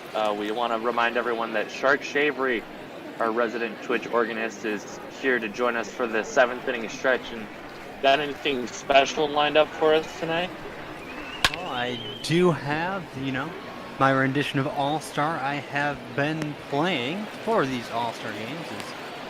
That is a nice quick out there. But with these two teams, have you been watching the All-Star game so far? Ladies and gentlemen, your attention, please. Yes, now we've heard your renditions of the Smash Mouth hit every 7th inning stretch so far. Well, I was more concerned about the interesting organizations been playing. Today we have the International Literary Association facing off against Polyactic Acid. Seems a little bit odd to me, but it's listed right there on the screen for you. As we all know, polyactic acid is actually a polyester and not a polyacid, so it is not complicit with the International Union of Pure and Applied Chemistry, which the International Literary Association would not like, as they clearly haven't been reading the chemistry textbooks. I mean, that's why they got to face off in this All-Star game for baseball to, see which of these two is in the right and which needs to shut their mouths. Oh, absolutely. A real slobber knocker we have here. The count to Hernan Perez, the pinch hitter, the Iowa Cub, and he'll walk on 4 pitches. And of course, I've got to say this every time I see it, but Hernan Perez, former Tiger, not just in the system, but also in the major leagues, of course. My least favorite memory of him is grounding into a double play to eliminate us from the playoffs in 2014. Another pinch hitter is Tyler Henneman steps in for the PCL. 3 straight pinch hitters here in the top of the 7th inning. I feel like there's very few former Tiger stories that end well, at least for the Tigers. Yeah, not of late, that's to say the least. As I say, certainly none out of you. An 8th round draft pick in 2012 by the Astros. And he's been around the block 1 or 2 times, spent some time with the Brewers, the Diamondbacks, and the Marlins, now with the Giants, and flip over to second, on to first. And the International League unable to turn 2, but Tyler Henneman does induce a ground out that retires Hernan Perez at second base. Yeah, and I think now we're going to start to see the cavalcade from both dugouts here as both managers try to get basically everybody on the roster in the game here. Pinch hitter for the PCL. This time it's Ryan Lavarnway from the Wichita Wind Surge, the new Marlins AAA affiliate. I mentioned earlier that this season the New Orleans Baby Cakes moved to Wichita to become the Wind Surge. Well, I feel like I've heard Ryan Lavarnway's name from somewhere. Was he on the World Series team a couple years back, if I remember correctly? I'm not sure about that. He has bounced around to a lot of organizations over the course of his career. And he flies out to left field, and Luke Tendler. Still 3-0 in favor of the PCL. And now here's Shark Shavery with a smash mouth hit.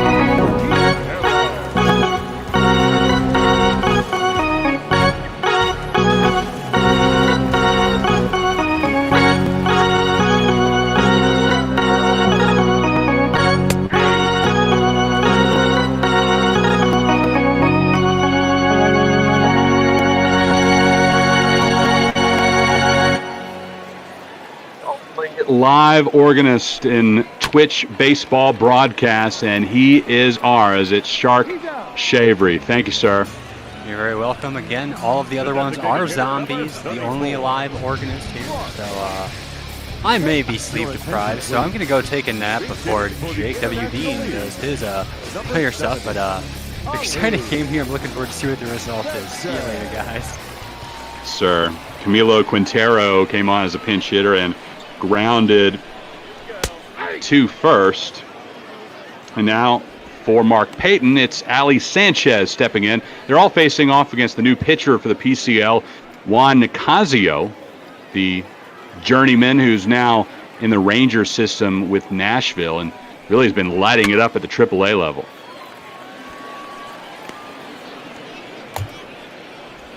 And a pop out into foul territory. Tyler Henneman, the new first baseman for the PCL, makes the catch. Thankful to all the hard work back in the production truck to get all these graphics lined up to show you all the changes, because we certainly don't have enough time, as the PCL has set a nearly completely new defense by this point.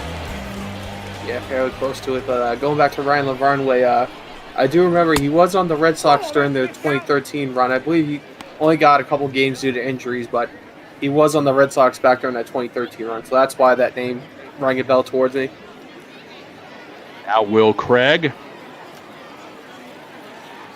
Pinch hitting for Yonder Alonso. Craig plays for the Indianapolis Indians, the Pittsburgh AAA team. Offensive-wise, he's projected as a solid bench bat. But if you really want more than that out of him, at least according to Fansided, he's going to let you down. Yeah, sometimes guys just can't live up to that pressure of being out there in a tight game, not having the best start, and you have to try to make something out of nothing.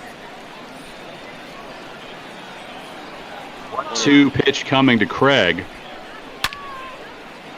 Lifts this one into left field, and Max Schrock, the new left fielder for the PCL, makes the catch. Juan Nicasio gets the International League to go down 1, 2, 3, and we'll likely see 3 pinch hitters for the PCL when we return.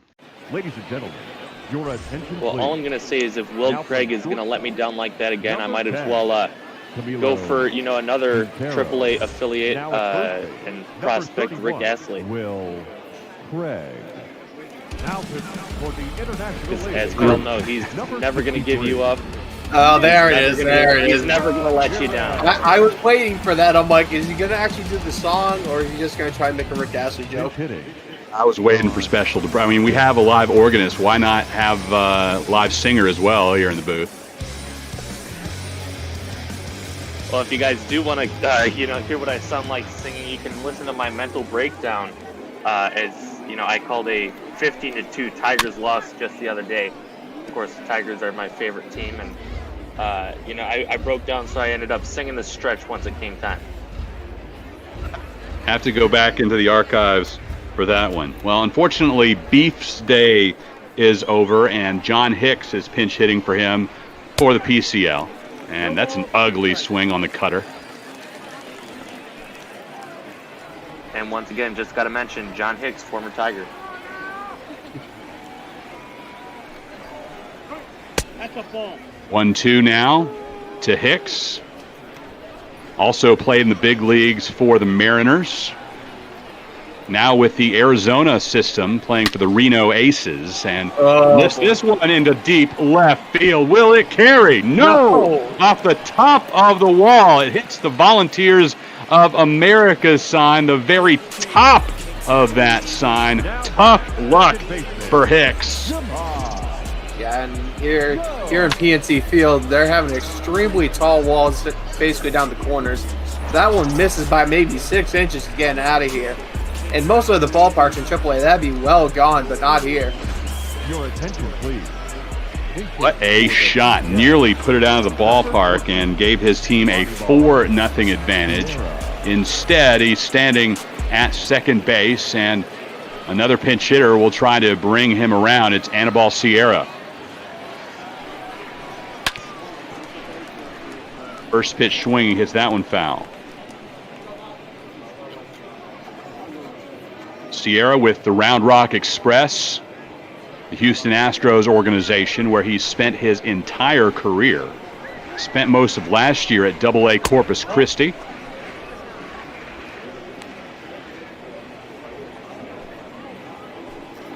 Made his way up to Round Rock just for the final 15 games of 2019 and assigned again to the Express to begin 2020.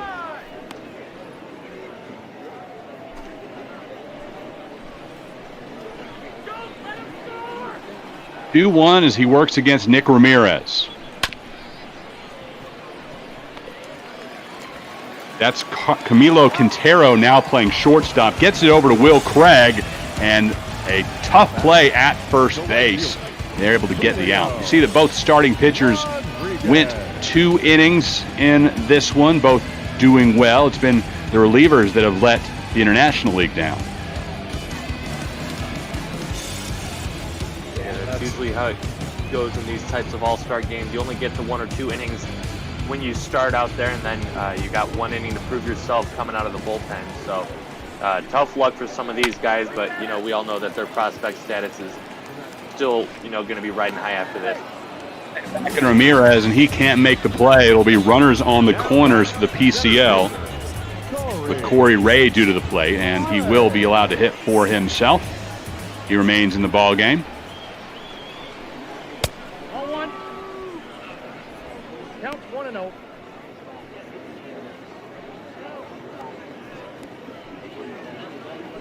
Ramirez again on the bump with the Tigers last year. Got cut off the 40-man roster and put on waivers in the offseason, but when he cleared, signed a new deal with Detroit. 2-0 pitch. Misses, now 3-0, and Kevin Smith trying to calm down his pitcher. Yeah, Ramirez. Go ahead, mister. I was going to say, last thing you want to do here is walk Corey Ray and load the bases. Potentially specifically to put the nail in the coffin here. 3-1 the count as Smith with a reassuring point back at his pitcher after he's able to get one in the zone following 3 consecutive balls. Now the 3-1. Swings and misses, and Ramirez has worked his way back from the 3-0 count to a full count after the cutter. Yeah, not going to give up down 3-0, putting a couple of good pitches in there. 3-2 pitch, opposite field. Tendler up with it. Won't be able to get it into the infield in time. Hicks scores, and it's now 4-0 PCL. Andy Ibanez. Go ahead.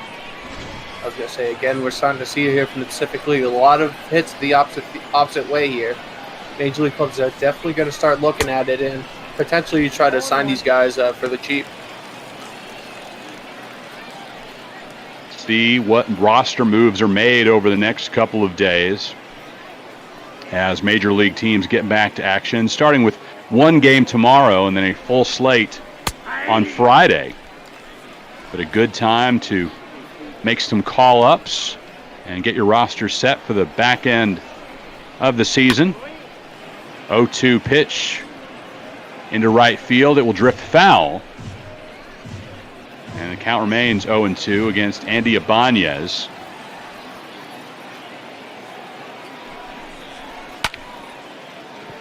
And that one's lifted into left. Tendler makes the catch, quickly gets it back to the infield. 2 out.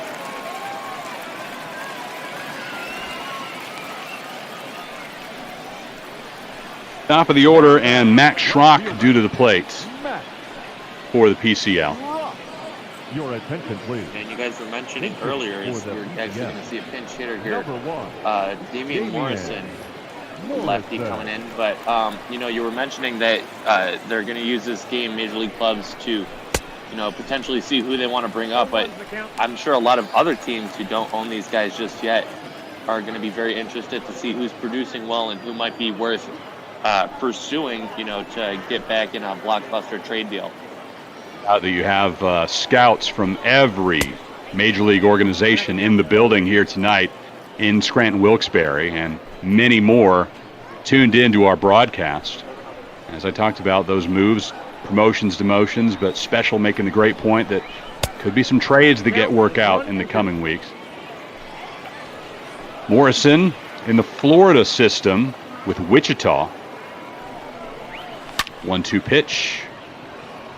Opposite field, Tendler unable to get to it in time. It bounces in, and that'll score another run for the PCL as Julio Rodriguez comes home. The batter, the shortstop, Yeah, I was just lazy fly ball, guys. I was just about to say we might see a pitching change. Ramirez not having the best of innings this inning, and we will see a new man in. It's going to be Brian Baker, having a phenomenal year, 2.66 ERA, coming from the Toronto Blue Jays system, the Buffalo Bisons. He'll face a pinch hitter for the PCL in Mikey White. Runners on first and second for White with 2 out.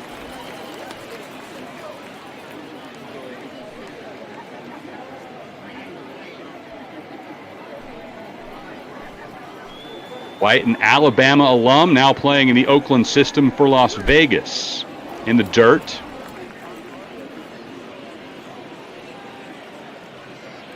Comes from a huge Crimson Tide family. Mikey's dad played football for Alabama as an offensive guard in the mid-'80s.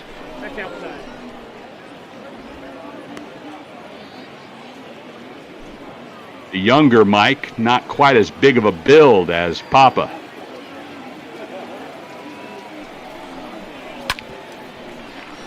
I don't think you could see this White playing on the O-line. No, I don't see him playing on any line in football. Definitely maybe a wideout or a corner, but there's no way he's getting in there with the big heavies down low. 2-2 pitch inside. And Alabama's had a strong baseball program. Obviously, everybody knows about football, but they've had 11 players drafted in the first and second round of the Major League Baseball draft, including Mr. White here when he was picked in the second round by Oakland, and he takes a free pass. Yeah, I feel like, at least in college, SEC is probably the best, one of the best, if not the best, conference in college baseball for just producing Major League ready prospects. Tyler Henneman will step in for his second opportunity of the day. Came on as a pinch hitter for Tyler White. And now he has the bases full, 2 out. His team already leading 5-0. A shot down the line and right, and that one is fair. It may clear the bases. 1 run scores, 2 run scores, and all 3 do for the PCL. It's 8-0. Yeah, that last run was a lot closer than it should have been, as he just barely beat that one out. Tyler Henneman coming through in the clutch, takes that one all the way to the corner and right. 8-0 Pacific Coast League. The visitors rolling.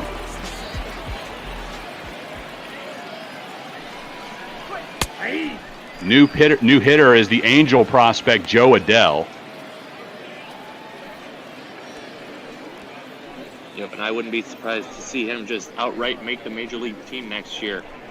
He's been producing very well. Almost a bit surprising to see him not starting in today's All-Star game, but, Angels are very high on this guy. Flip over to the pitcher, Baker, and finally, the International League is out of the inning. We're through 7.5, 8-0 Pacific Coast League.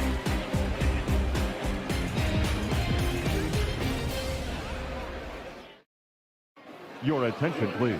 Back on the Major League Ball Network, we'll go through all of the defensive changes for the PCL, and there are a good number of them. Chris Mykoski, special effects. P. Mister with you from Scranton, Wilkes-Barre, Pennsylvania, the town of Moosic, to be specific. This is PNC Field, home of the Scranton Wilkes-Barre Rail Riders, the AAA affiliate of the New York Yankees. And Freddie Snavely is the new pitcher for the PCL, and you saw all the new defenders behind him. Going up through the Tacoma Rainiers, the Seattle Mariners is having a great year so far, as you can say about pretty much everyone else on this team, but still you can especially say that for him. Got lots of great pitches. You see that running fastball, staying pretty much on the same plane as opposed to the regular two-seamer. He was drafted in the 10th round by the Mariners out of high school in Arlington, Texas, but he wanted to concentrate on soccer. He was a top prospect in the FC Dallas Academy, looked to be on the fast track to the MLS, but just as a hobby, he kept pitching in a weekend adult baseball league. And after contract negotiations broke down with FC Dallas, he decided to reach out to the Mariners and see if they'd give him another shot. They had nothing to lose. Assigned him to Low A in West Virginia, and it was easy to see he still has great stuff. Left side of the infield, and Mikey White over to Tyler Henneman. Yeah, especially with the woes that the Mariners are having this year up at the Major League Club, I wouldn't be surprised if we see him come up towards the back half or a couple of starts to try to spark something here, as they are still in the hunt, surprisingly, in the AL West, only 12 games back. That's a lot of teams in front of them, though, and the Mariners have a lot of ground to make up. But again, it's probably more for development to see Snavely come up to the M's. May as well see if he can handle that big league hitting. He's obviously able to do it here at the AAA level. 0-1 pitch. That's called a strike. Luke Tindler, 0 for 2. The International League, looks like they'll let him play out the entire game, as both teams have nearly emptied their benches. Still a couple of bats left. No reason not for the International League to just freely substitute everybody at this point. They don't need to save anybody for extra innings.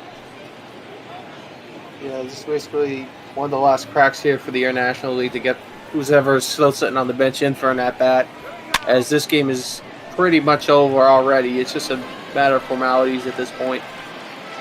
Behind Tendler, down low, and right behind the plate that a good number of fans have decided to head home with this blowout, but have certainly enjoyed a lot of fun here at PNC Field as Snavely strikes out Tendler. What great hosts we have here in Lackawanna County. A great atmosphere for minor league baseball. You can see why the Yankees enjoy having their AAA team here. Incredible organization. Yeah, again, tucked in the hills out here in Pennsylvania. It's just a couple hours away from New York, so that way if for some reason there's an injury in the morning and they have a 7 o'clock game, they can call someone up quickly and have them in New York for game time. And again, it's just a nice break, especially for some of the big names if they want to get out of the city for a bit. We're about half an hour from some really beautiful resorts in the Pocono Mountains. And I was talking with you guys down in pregame that's where I spent my honeymoon about 10 years ago at the Cove Haven Resort here in the Poconos. 1-2 pitch, swung on and missed by Smith.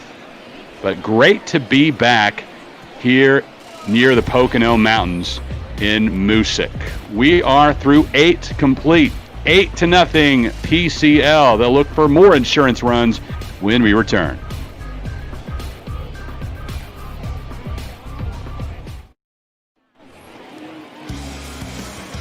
Pacific Coast League 8, International League nothing, as we begin the top of the 9th inning here on the Major League Bat Ball Network at the AAA All-Star Game. And want to remind you one final time that throughout the entire season here on the Major League Ball Network, we are raising money for various charities. And this week, during All-Star Week, it's NAMI, the National Alliance on Mental Illness, the nation's largest grassroots mental health organization. You can type !donate in the Twitch chat to get the direct link to make those donations. Or if you're watching on a browser, right beneath the video window is the PayPal logo. Also, you can subscribe or give gift subscriptions, and all of that money goes to NAMI tonight. So throw down the challenge here in the 9th inning. I'd like to see at least 5 gift subscriptions bought in the Twitch chat tonight. So let's get that going here for NAMI. 1-2 the count to John Hicks, with Brian Baker remaining on the hill for the International League.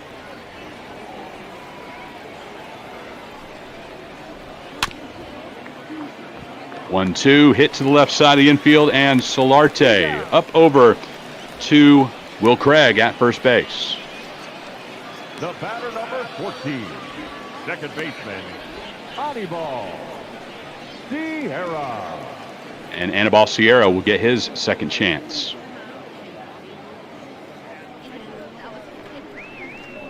If I can negotiate all of the open windows in front of me on my screens, guys, I'll be the first to give a gift subscription if you guys want to join me. And again, all of that going to NAMI tonight.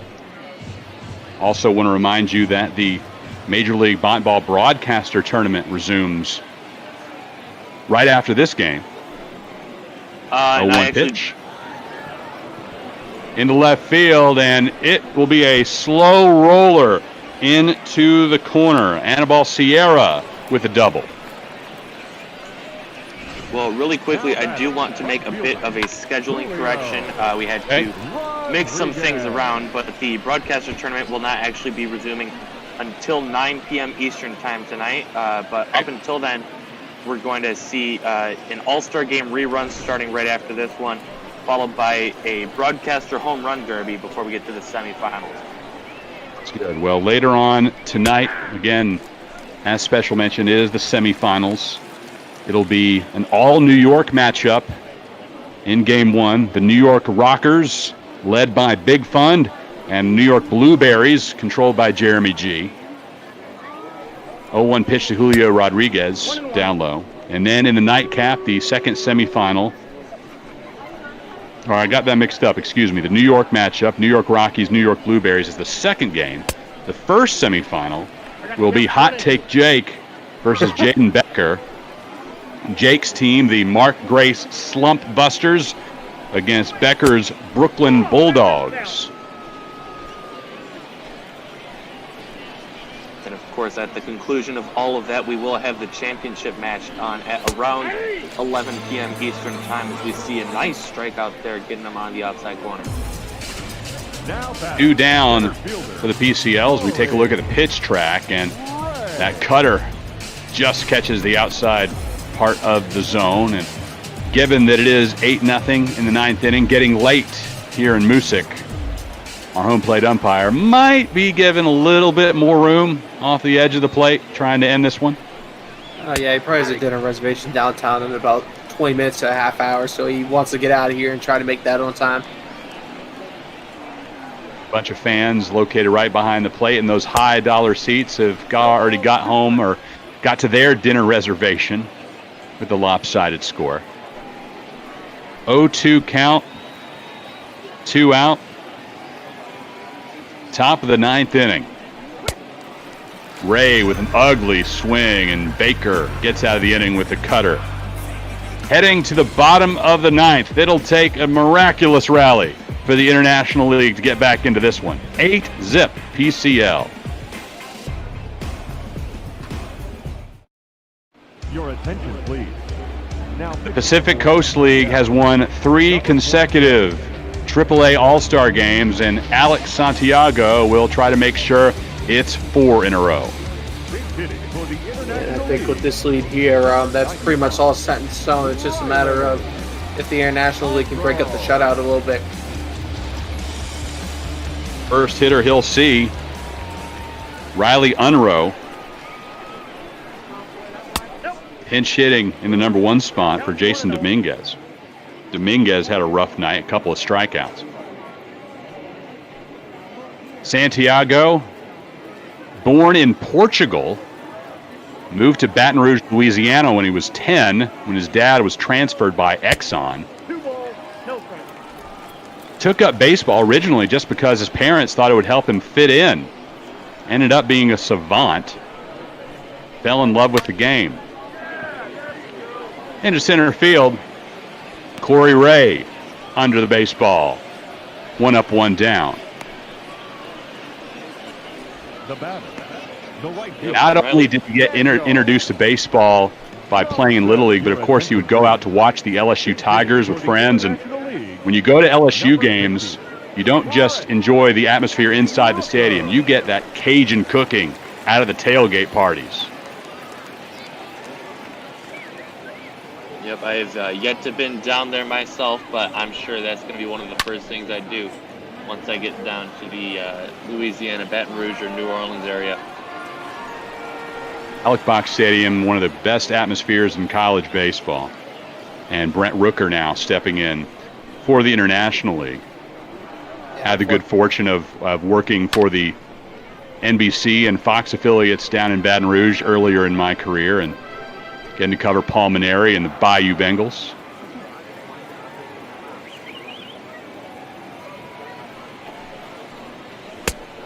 Rooker whiffs at that one. 2 out as Santiago working the changeup. Santiago here potentially working on one of the rarest achievements a pitcher can get, a perfect inning. 9 pitches, all strikes. He's got 6 of them so far. Ladies and gentlemen, your attention. Keep an eye on it, and he'll face another pinch hitter for the International League. The last chance for the IL, down by 8, and Bryson Stott picks up a bat. One of the top prospects for the Philadelphia Phillies, currently with Lehigh Valley.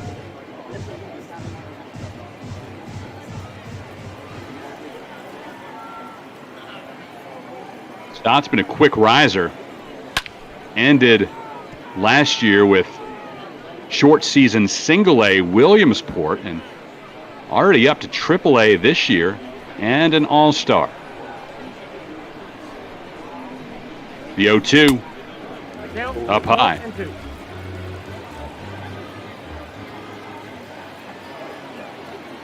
One, 2 the count. 2 out. Santiago delivers. Well, he can't do it in 9 pitches, but he did it in 10, and that'll do it for the International League here in the bottom of the 9th inning. The Pacific Coast League, now 4 years in a row with all-star victories.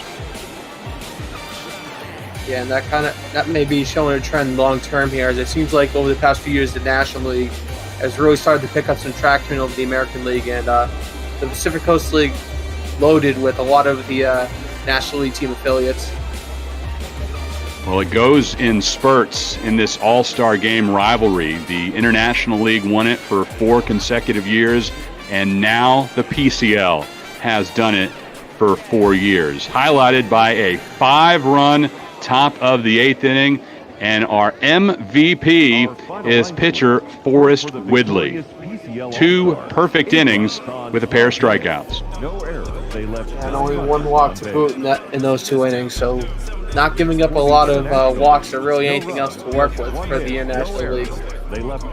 Rich Hill saddled with the loss, a rough outing for the 15-year Major League veteran, now playing at the AAA level. And we'll take a look at the highlights from tonight here at PNC Field.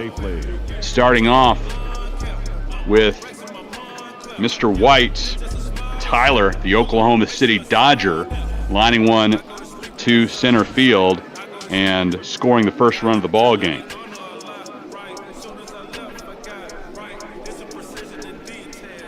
Jones with a double to center, and another run comes in for the PCL. As you saw, Jason Dominguez unable to get to that baseball. We're looking for the great highlight reel grab out of him.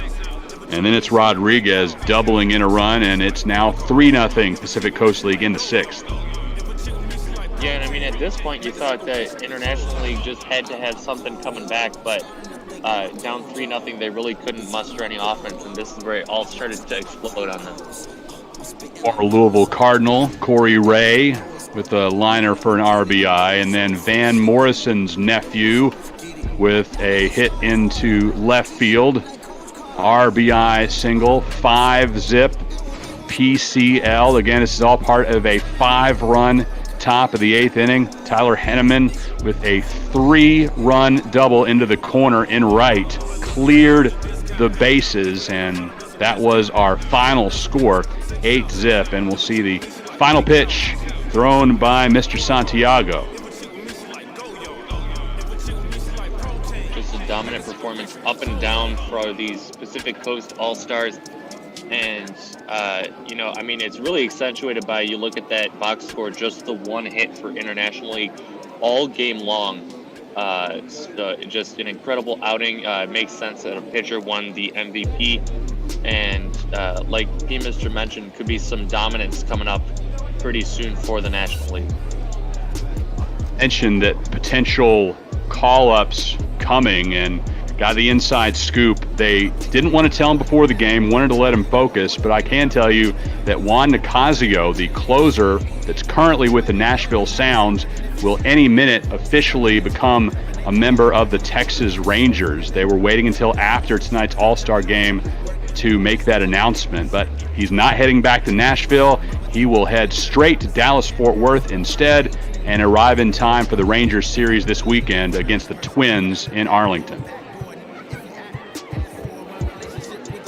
Who else would you guys expect to see get the call here just over the next couple of weeks? Guys who are definitely major league ready and can help their teams.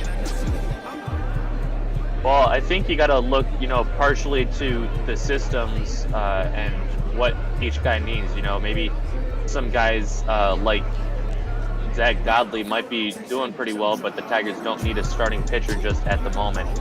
But, you know, one name that I already mentioned, Joe Adell, of course, in the Angels system, he looks almost ready to come up. So I could very likely see him coming up soon, or even, you know, maybe some guy who's been in some trade talks, Riley Unroe with the Atlanta Braves.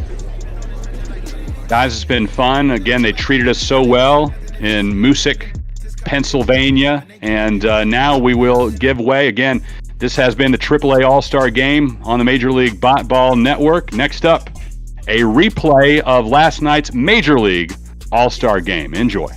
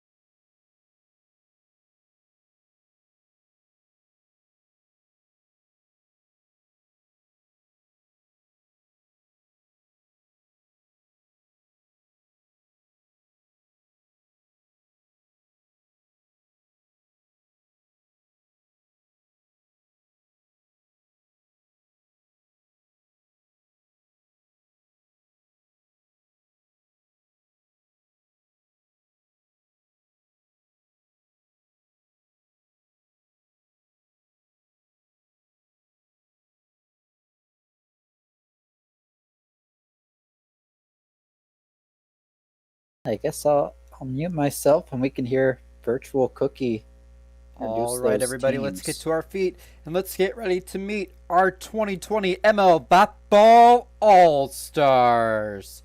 We start with the visiting American League, named to the coaching staff from the Los Angeles Angels, Joe Madden. From the Baltimore Orioles, Hanser Alberto. From the Boston Red Sox, Christian Vasquez. From the Cleveland Indians, Zach Plesac, Brad Hand, and Carlos Santana. From the Detroit Tigers, C.J. Crone. From the Kansas City Royals, Jorge Soler. From the Minnesota Twins, Jorge Polanco. Nelson Cruz, the Boomstick. Longtime Los Angeles Dodger, Kenta Maeda. Tyler Duffy. And Taylor Rogers. From the New York Yankees, Gleyber Torres. Garrett Cole. And that's it, folks. Only 2 Yankees we got here. From the Oakland Athletics, Chris Davis and Liam Hendricks. From the Seattle Mariners, Tom Murphy. From the Tampa Bay Rays, Ryan Yarbrough and Nick Anderson. From the Texas Rangers, Jose Leclerc. And from the Toronto Blue Jays, Ken Giles. Now, for the National League, named to the coaching staff from your Los Angeles Dodgers, Dave Roberts. From the Arizona Diamondbacks, Madison Bumgarner and Giovanni Gallegos. Gallegos is actually how you say that, but hey, who cares? This isn't live. From the Atlanta Braves, Will Smith. From the Chicago Cubs, Kyle Schwarber. From the Cincinnati Reds, Luis Castillo. From your Los Angeles Dodgers, Walker Buehler, Clayton Kershaw, and Kenley Jansen. From the Miami Marlins, Jonathan Villar. From the Milwaukee Brewers, Lorenzo Cain. From the New York Mets, Wilson Ramos. From the Pittsburgh Pirates, Josh Bell. From the Philadelphia Phillies, JT Realmuto and Hector Neris. From the San Diego Padres, Jurickson Profar, the Profar C's very own, and Kirby Yates. From the San Francisco Giants, Evan Longoria. From the St. Louis Cardinals, Paul DeYoung. From the reigning world champion Washington Nationals, Juan Soto, Adam Eaton, Austin Voth, and Sean Doolittle. And now let's meet the American League manager and starting lineup. The manager from the Houston Astros, Dusty Baker. Leading off and playing second base from the New York Yankees, DJ LeMahieu. Batting second and playing third base from the Los Angeles Angels, Anthony Rendon. Batting third from the Los Angeles Angels, the center fielder, Mike Trout. Batting fourth from the Houston Astros in right field, Yordan Alvarez. Batting fifth, the right fielder from the New York Yankees, Giancarlo Stanton. Batting sixth, the third baseman from the Houston Astros, Alex Bregman. Batting seventh, the catcher from the Minnesota Twins, Mitch Garver. Batting eighth, the shortstop from the Oakland Athletics, Marcus Semien. And batting ninth, the first baseman from the Chicago White Sox, Edwin Encarnacion. And starting on the mound, warming up out in the bullpen, from the Toronto Blue Jays, longtime Los Angeles Dodger, Hyun-Jin Ryu. Now let's meet the National League manager and starting lineup. The National League managed by Dave Martinez from the reigning world champion Washington Nationals. Leading off and playing shortstop from the Washington Nationals, it's Trey Turner. Batting second, the right fielder from your Los Angeles Dodgers, it's Mookie Betts. Batting third, the left fielder from the Milwaukee Brewers, Christian Yelich. Batting fourth, the designated hitter from the Cincinnati Reds, Eugenio Suarez. Batting fifth, the third baseman from the Colorado Rockies, Nolan Arenado. Batting sixth, the second baseman from the Arizona Diamondbacks, Ketel Marte. Batting seventh, the center fielder from the Atlanta Braves, Ronald Acuna Jr.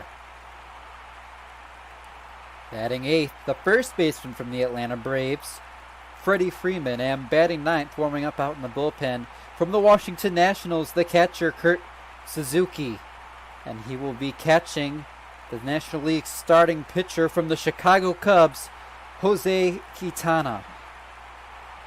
Ladies and gentlemen, let's get a warm round of applause for your 2020 ML Bat-Ball All-Stars here in Chavez Ravine, Hollywood, Los Angeles, whatever you want to call it. And we're going to get to the start of that game very soon with your favorite Duggo, Jake, and Cookie coming up right after this.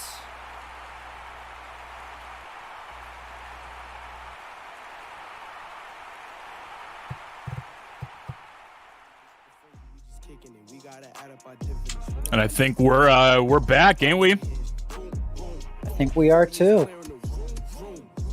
Love it. Look at you with the pregame prep production there, Mr. Fancy. You know, that was always one of my favorite parts of the MLB All-Star games, is just seeing all those people lined up, the representatives from every team.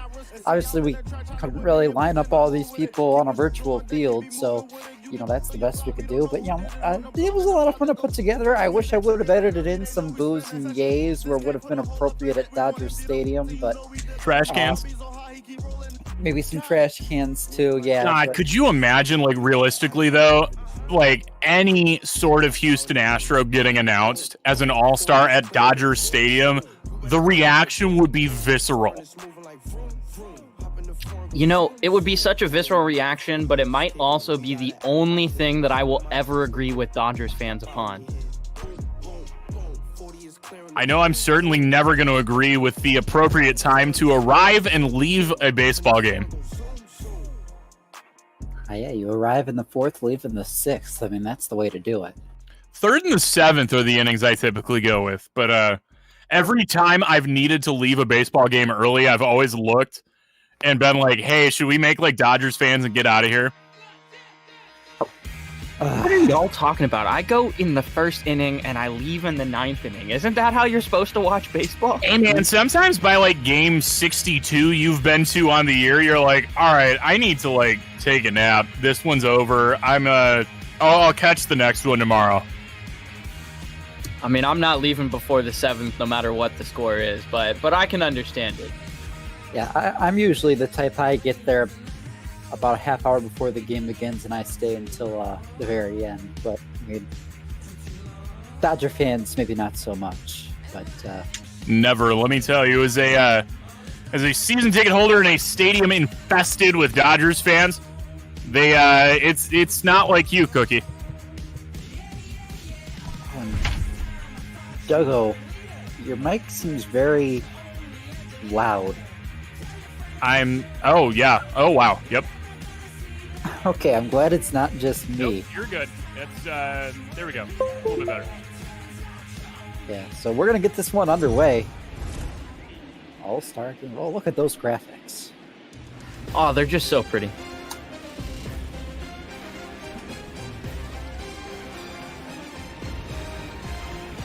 Well, here we go, folks. Dodger Stadium. It is your All-Star game. The American League best of the best facing off against real baseball's best of the best here. Oh, come on, this is the All-Star game. Let's try and stay a little bit. There is no neutrality. The neutrality will come when oh my God, no. Everybody representing this game has all National League affiliation. It'll be Mike and Fundy's taking over for us after this. Both guys with strong National League ties. But there you go. We saw him earlier. Cookie gave the lovely rundown there. And those will be your boys. Big man right there, Hyunjin Ryu, starting for the American League. Q from the Northsiders, starting for the good guys. And Hyunjin Ryu has been just absolutely fantastic for Toronto all season, a off-season pickup for them. His ERA just at 1.59 so far this season, 12-3 record. I think if the American League are going to win this game, they're going to need a fantastic start out of Ryu. He's going to need to continue that shutdown stuff that he's been providing all season north of the border.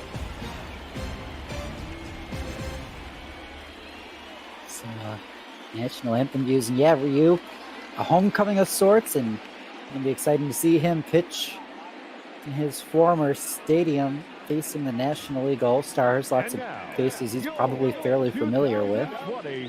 National League All-Star. Of course, we'll see the American League bat first as we have the National League take the field. It's going to be one of my first times of watching one of the things I cannot stand, the National League. We're in a National League park, and there's the designated hitter. Well, you know, Duggo, get used to it as the universal DH coming to the big leagues this season as Jose Quintana gets on the mound, a 2.17 ERA on the season. That whip down there almost at 1. Absolutely fantastic strikeout to walk ratio. We'll see how he does here against the best of the American League.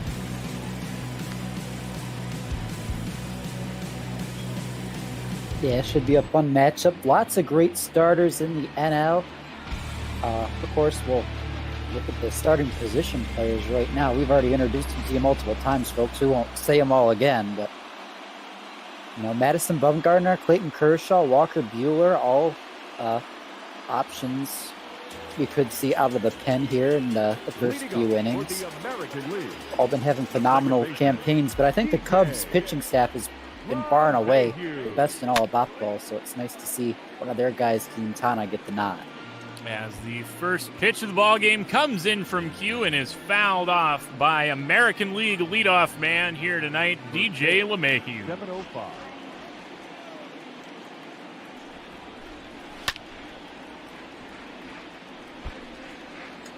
Fouled off 0-2 here to LeMahieu.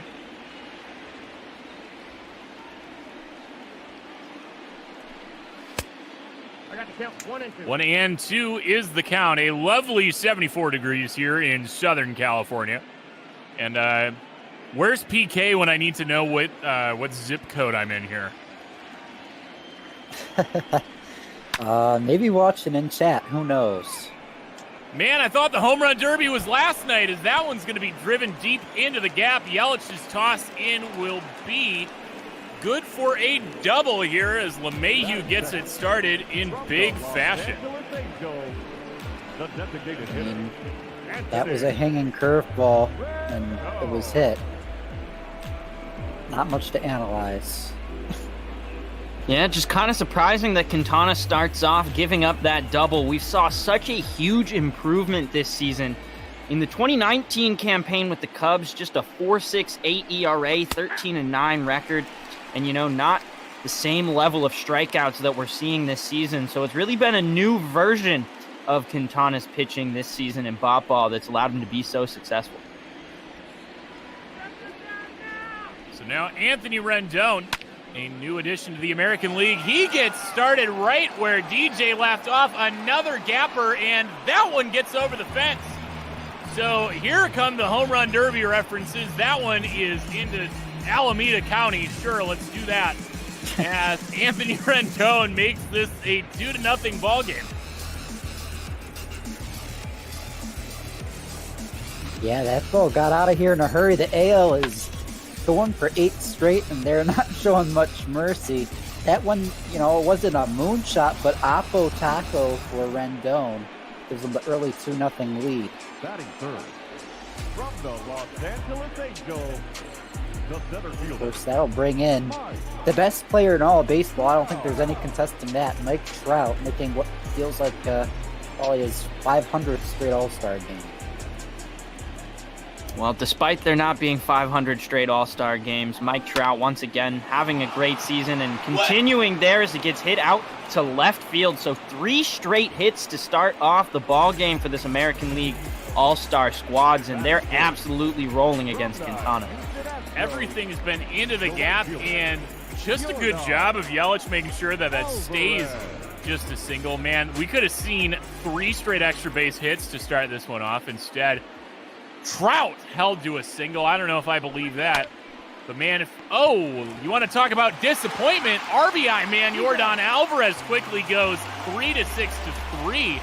I don't even get to gush about him. Guess we'll have to wait, as that is a double play ball. Yeah, and normally in the All-Star game, we'd see about the 5th inning a transition to those alternate guys off the bench, but in some of the testing I did in the show, it's usually not until the 7th inning we'll start to see that transition, so we'll get to see these starters for a while. Is that ball? What? Oh, what is going on? This was last night, Stanton. Where were you last night with this? We saw Trevor Story take the crown last night in the home run derby, but Stanton here, 470 feet. What is going on? I have no idea what's going on, but it's not going to get any easier for Quintana now as third baseman Alex Bregman will be up next. He's got 22 home runs on the season, and I mean, he's hitting .346 with a .427 on base percentage, so Quintana's got to get it together quickly or the NL's not going to have a chance here at all. yeah, I gotta think maybe Stanton heard Jubs V1 in chat, who's gonna donate a gifted sub every home run in this game, so maybe just trying to raise some money for Nami right there.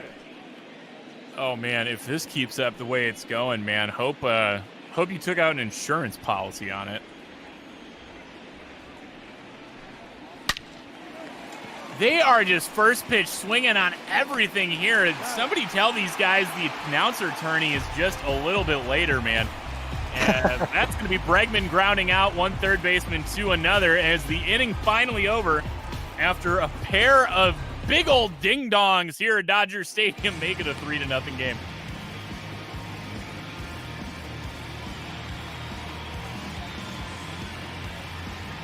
So that'll bring to the mound the man from the Toronto Blue Jays, Hyun-Jin Ryu.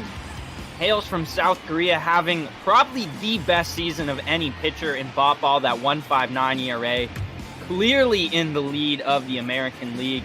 And honestly, he's been one of the main reasons that the Blue Jays have been able to, not necessarily compete, but stay around 500, stay in the mix of things here this season. And now he comes into the game with a 3-run lead already. You gotta feel good about where you're sitting if you're Dusty Baker. Yeah, you got the early lead, and now you got, not the fastest man in baseball, but man, he's stolen bases like he is. Trey Turner leading things off. Why did you have to say something positive about Dusty Baker? You say this under my roof, Jake. I mean, he is the manager. I just said he's going to be happy with how his team's going. That's not even necessarily positive. I'm guessing the man's happy. He's not allowed to be happy. Not allowed. What's so bad about Dusty Baker? Oh my God! Have you ever heard of Perry Wood or Mark Pryor? Carlos Zambrano? Anybody whose career he's ruined? The amount of toothpicks that man has eaten? Well, he does seem like The only his thing he brought into this world that was okay was the fact that he invented the high five. That's it. Wait, Dusty Baker invented the high five? Yeah. Did you really not know that? I don't think anybody knew that. What? Oh, come on! That's like baseball dork knowledge 101. Well, maybe Big Guy knew it, but I don't know about the rest of us. At least not us youngins. We don't exactly go around talking about it. We just give each other high fives. Yeah, Dusty Baker doesn't really come up in my life very often anyway. I don't know a whole heck of a lot about Dusty Baker in general. As we will, though, quickly remind you that there's an all-star game going on, not just a Dusty Baker monologue, as Mookie Betts here, the two-hole hitter, up with a 1-1 count, as Ryu and this AL squad really nervous about Turner over there at first, so you're right, Cookie, they're immediately worried about that speed. Yeah, he beat out that infield single, and he's going to have to keep his eye on him.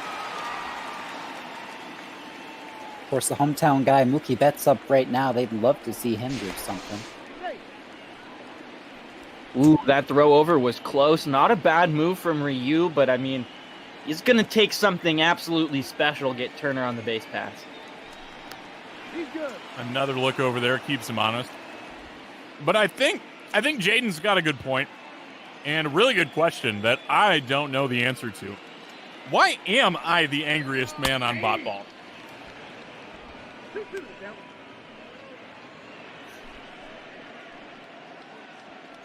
Cookie is literally speechless I'm trying to think of how to phrase this answer, because I think I know it.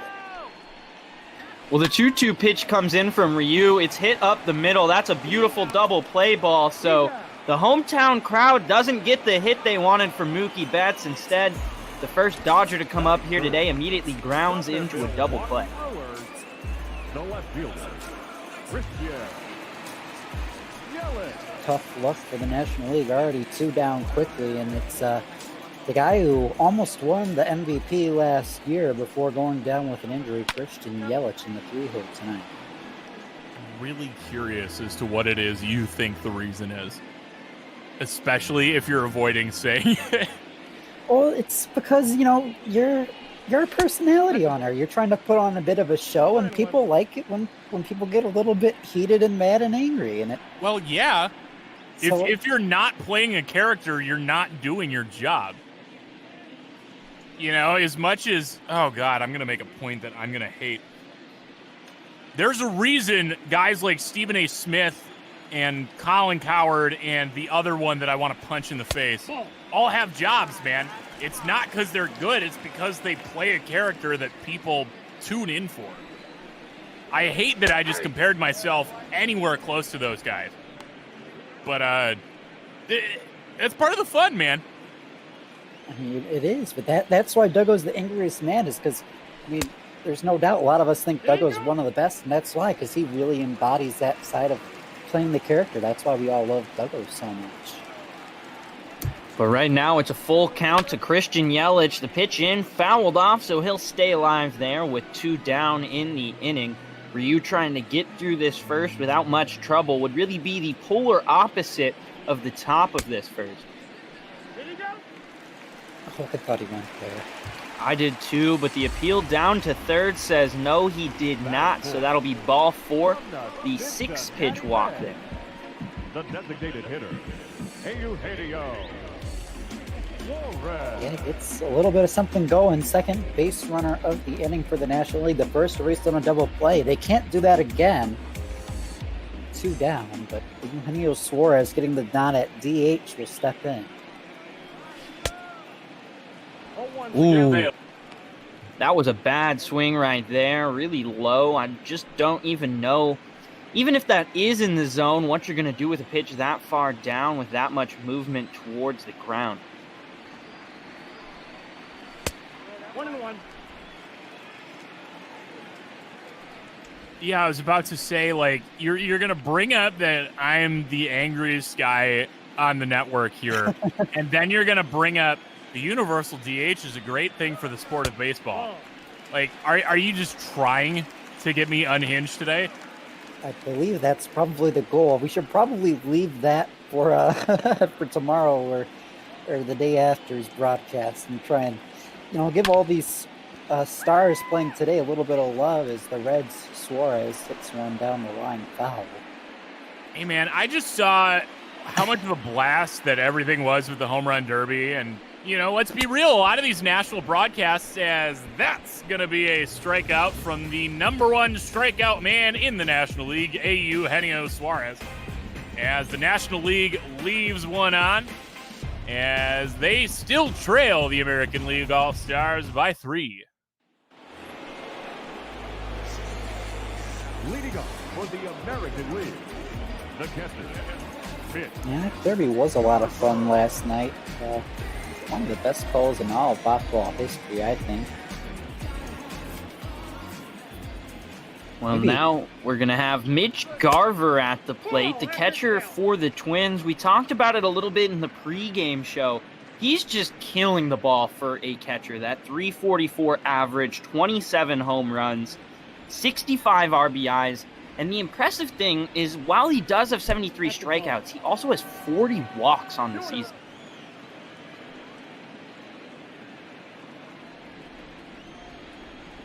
Yeah, this guy's bat, I mean, I talked to Yurdi Buddha a lot when I call Twin Tigers games, and man, this guy just, with the bat, it's amazing, and it's a really deep Twins lineup too, so he's batting 7th today, I believe. He normally bats like 5th or 6th for the Twins too, so I mean, it's just a great bat, very deep, and a great lineup, and I mean, if you can keep these numbers up, I mean, he's not any sort of a slacker behind the dish either. He doesn't have the best arm, but man, putting together a heck of a season. He could be the next really perennial all-star catcher.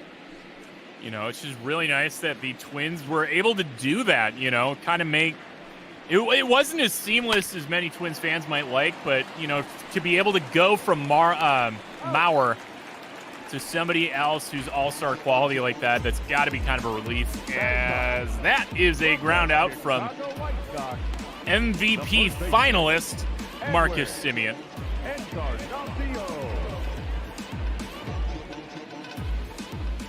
Which will bring up the 9-hole hitter here, Edwin Encarnacion, as he quickly hits that down the line, but they'll call it foul. This is one thing I always love in the All-Star game, seeing who's hitting in the 9-hole of a lineup of All-Stars. I mean, it seems kind of crazy, some of these 9-hole hitters we see, like Edwin Encarnacion. You think of him as like the 3-4 hitter of most teams, and here he is batting 9. Do you think that Edwin has ever hit in the 9-hole before in a major league game outside of this kind of context? I gotta say, I don't think so. I don't know about Duggo's thoughts on it. Duggo's consulting some resources for us.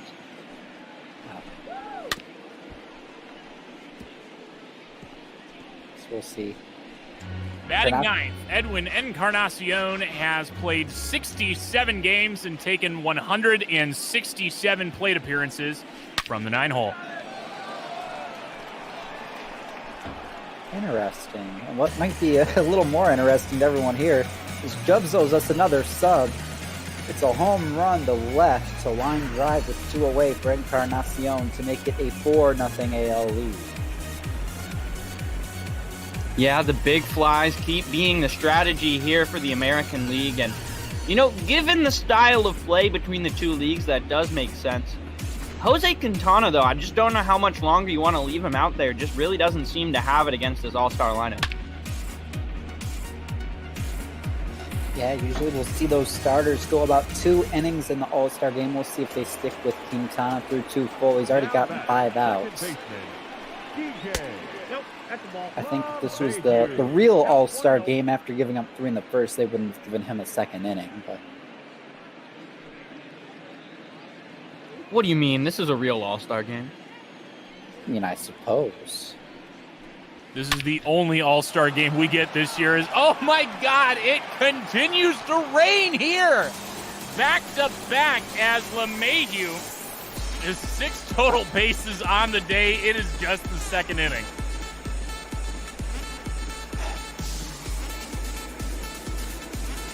That was a pretty heavy side there, Cookie.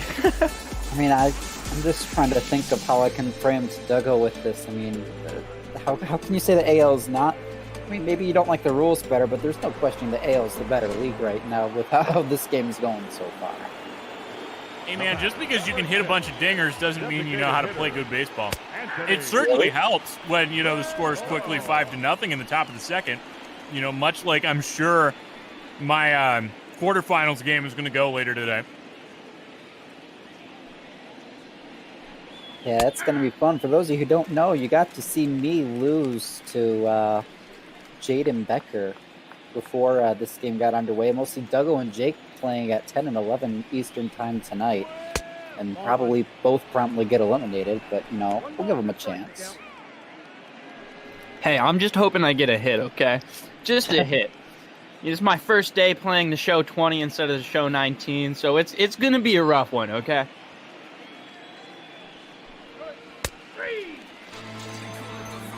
Speaking of rough, there is strikeout number 1, finally, for Jose Quintana. Not after giving up a pair of ding-dongs here at Dodger Stadium. We will see 5, 6, 7 due up for the National League. Leading up for the National League, the third baseman. So first up will be Nolan Arenado from the Colorado Rockies. There was a lot of talk in the offseason that he might not actually start this year with Colorado, that he might get dealt to another team, but he stuck with it out there in Denver and really put together another nice season. 311 on the average front, 20 home runs. The RBI is a little low for what you might expect from Nolan in the middle of that Rockies lineup, but still just as good as ever, even if his stats are a little inflated from that Coors effect. Yeah, I mean, even with Coors, this is a guy, he's a perennial Gold Glove and All-Star and Silver Slugger and MVP candidate. So, there's no team that doesn't need a Nolan Arenado. The way Jeff Bridich is treating everything, clearly it doesn't feel like the Rockies need a Nolan Arenado, as he flies out to center field to get the inning started. And from one NL West player to another, it'll be Arizona Diamondback Ketel Marte. Hey. Not here with the other half of his usual Marte parte, but still putting together a fantastic season. Finished 4th in MVP voting in the National League just a year ago, and having an absolutely great ball season. Nearly 400 on base percentage, and nearly hits a big fly of his own right there, if that just goes foul down the left field line.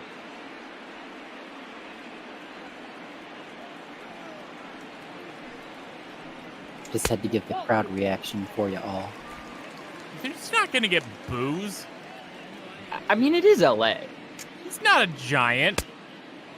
Yeah, but he's a Diamondback, and you're the ones beating them right now, so they won't like you at all. Thanks for the reminder that Diamondbacks currently the National League West division leaders. And that's a big part in thanks to this guy. His NL leading doubles total and his NL leading runs total has been a big part of the Diamondbacks offense. Even though he's going to look at one there, the four-seam fastball high inside. I don't think that was a strike, but Hyunjin Ryu tallies his second K of the day. Look. Yeah, he's looked sharp in this start. Definitely been a valuable piece in Toronto. Definitely missed here in LA, having some rotation questions behind Kershaw and Buehler here, but it's nice to see the former Dodger continue to deal in his former home. His team up 5-0. As Ronald Acuna Jr. continues to show how futile the National League is here today. He grounds out. As they go down 1-2-3, we'll see Mike Trout, Yordan Alvarez, and Giancarlo Stanton take their second hacks of the day. Now pitching for the National League. And we'll hear the crowd get to their feet as they welcome Walker Buehler to the mound after Quintana's a terrible day, making his boo. Why would they boo? This is a guy, probably the second best starter in the National League this year behind Madison Bumgarner. Really putting together a solid campaign and hopefully going to silence the bats after, like you mentioned, Quintana giving up 5 runs in 2 innings. It was about to get salty in here until you said behind Madison Bumgarner. Yeah, it's difficult, really. Bumgarner's probably number 1 right now. You could make arguments for Buehler or Kershaw, but I think the correct way to put it would be Bumgarner 1, Buehler 2, Kershaw 3 right now in the NL. The big thing that really does it for me with Bumgarner when looking at, all these big guys in the National League is, he's doing it all, man. He's got the whip there, the ERA's there. He's doing it for his team. The wins are there. I mean, obviously his team's doing it for him, and that's what the wins are. But he's also doing it consistently with the most innings pitched in the league. He's taking it all on his back, making sure he's giving you almost 7 innings in every single start. As Mike Trout gives that one a ride, that is going to be over the fence. Jubs, it is your day here, buddy. Another dinger. I think that's the 5th one already. Una otra home run. I just needed a new way to say home run because we're going to start running out of them here. The NL just can't keep the ball in the ballpark here in Chavez Ravine, and Dodgers fans really not liking what their hometown team's been able to put up there. Mookie Betts with the double play. Buehler already given up a home run, still hasn't recorded an out. But the first out recorded in this game was Yordan Alvarez, and he comes back up here hitting in that cleanup spot for the American League. A big reason why those 35 home runs. And, while he does have 107 Ks, he's kind of one of those 3 true outcomes kind of guy, nearly 50 walks so far in the season. So has some control, has a ton of power, and is a great young option for those Houston Astros. Yeah, well, as we'll see him fly this one. Oh, it drops in. Mookie Betts going to make the play, hold it to a single. But they're going to need that young talent out of him all they can as they lost their first and second round draft picks for the next couple of years. Part of banging trash cans. Yeah, this is just an emoji party in here tonight with all these Jubs gifting subs.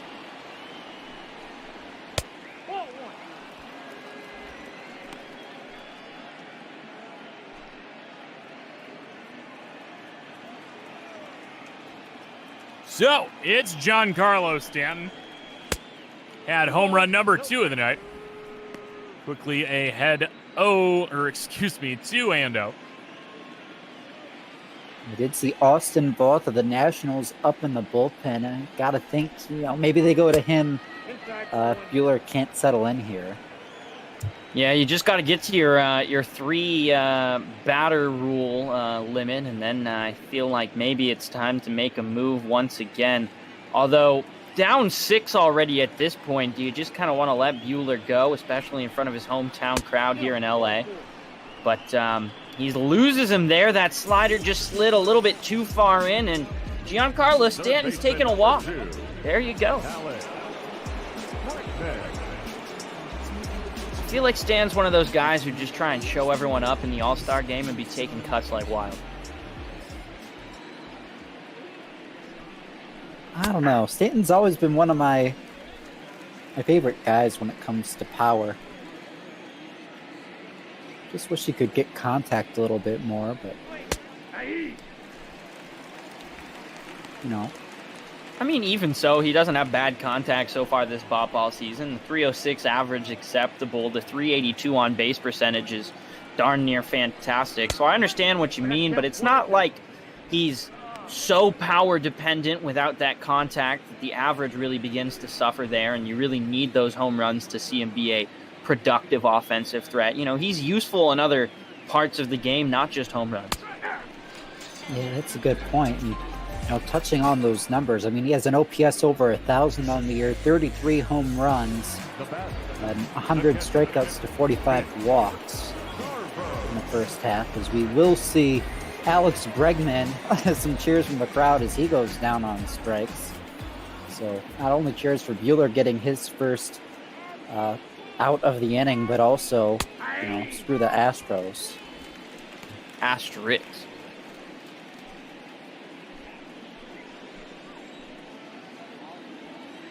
Well, Mitch Garver's back up here. He finds himself in an 0-1 count, the Twins catcher, as he takes that slider inside from Buehler, 1-1. And, Mitch Garver's used to being required to perform in these runner in scoring position situations. I think one of the first times they've actually had a runner in scoring position because they just keep hitting bombs to clear the bases.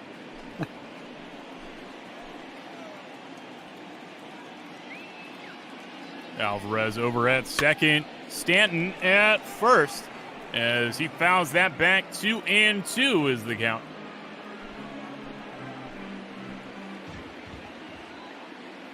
Walker Buehler trying to give the hometown fans a show as that misses. Count goes full.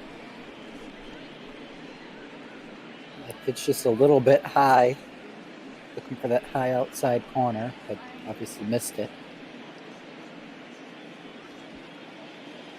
See what he's got.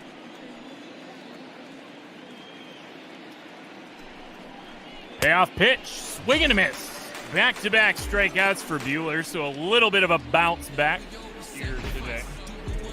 The batter, number 10, shortstop, Marcus Semien. Gotta like that. It's Alex Bregman, Mitch Garver, now Marcus Semien. Believe it or not, probably the weakest bat in this lineup. All left in his way. Suppose that honor could go to Anthony Rendon too, though.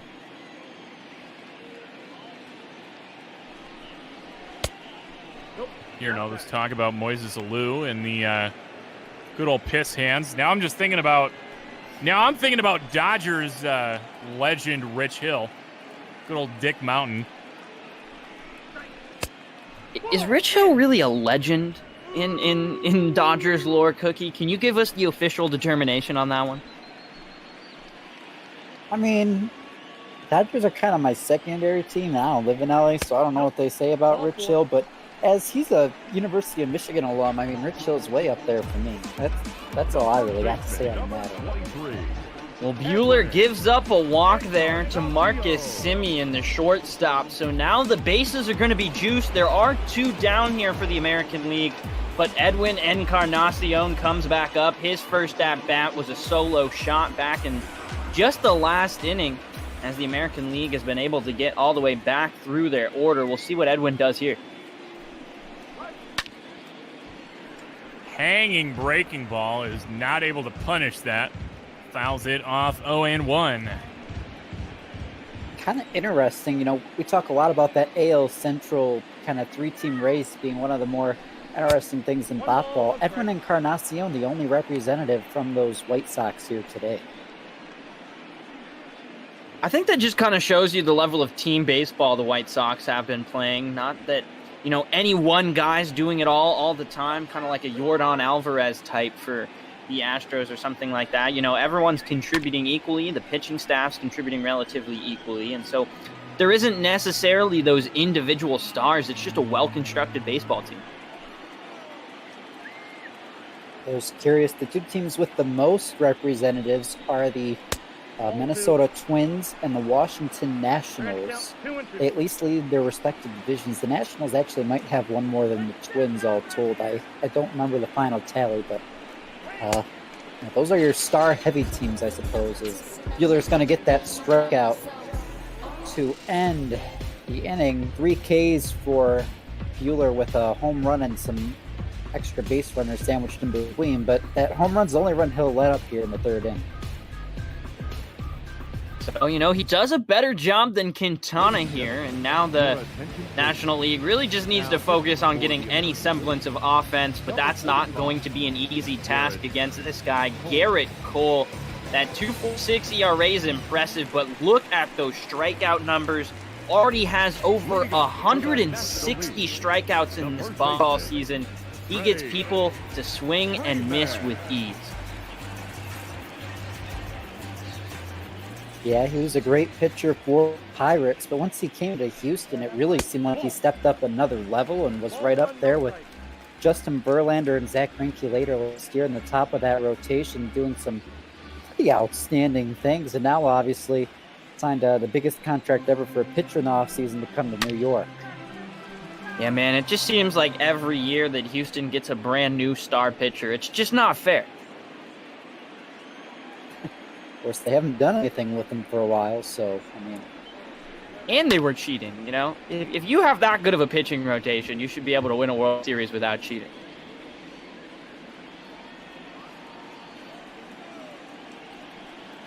Yeah. That's ball 2. As the 1-2 there to Freddie Freeman goes just a bit high, the 98-mile-an-hour fastball from Garrett Cole, so the count's at 2-2.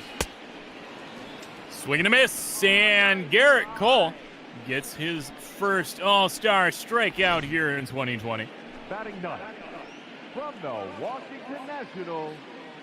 So, man, you want to talk about the Nationals here. Coming up, Kurt Suzuki for the Nationals. It was pretty slim pickings over in the NL for catcher here. I mean, you can see there the OPS, 5 ticks under 800. But honestly, you want to talk about Nationals and how they're fairly well represented here today. I think one of the biggest snubs came from the Nationals, man. The fact that Howie Kendrick is not an all-star is a travesty. Yeah, that's something I hadn't put 2 and 2 together, but Kendrick, I don't know his stats off the top of my head, but I know he's been having a really good season, so kind of surprising to not see him here. Of course, we have Juan Soto, Adam Eaton, Kurt Suzuki, Austin Voth, Sean Doolittle, and one of their starters, I think, too. I don't remember who. But I don't know.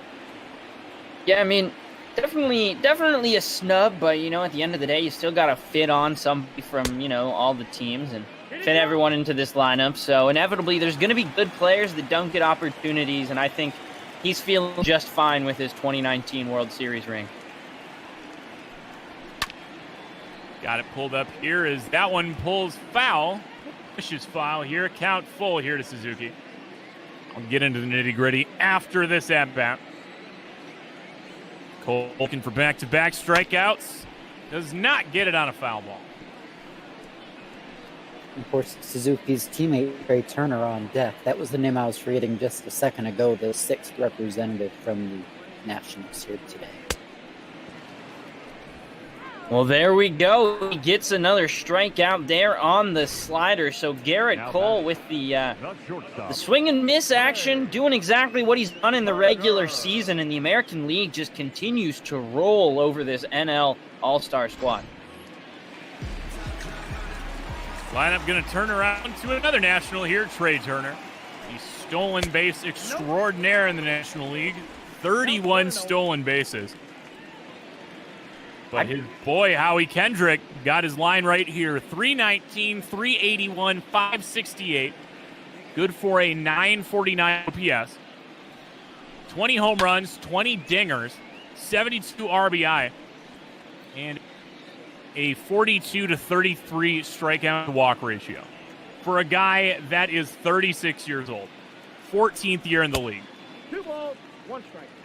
I think on that, just lack of strikeouts alone, he might deserve to be an all-star. That's just absolutely, I don't think anyone comes close to that in terms of strikeout to walk ratio elsewhere in the National League. No, I mean, you see strikeout king, Eugenio Suarez there, 123 strikeouts to 32 walks. You know, and then you've got that impressive discipline out of our boy Howie Kendrick. It's nuts, man.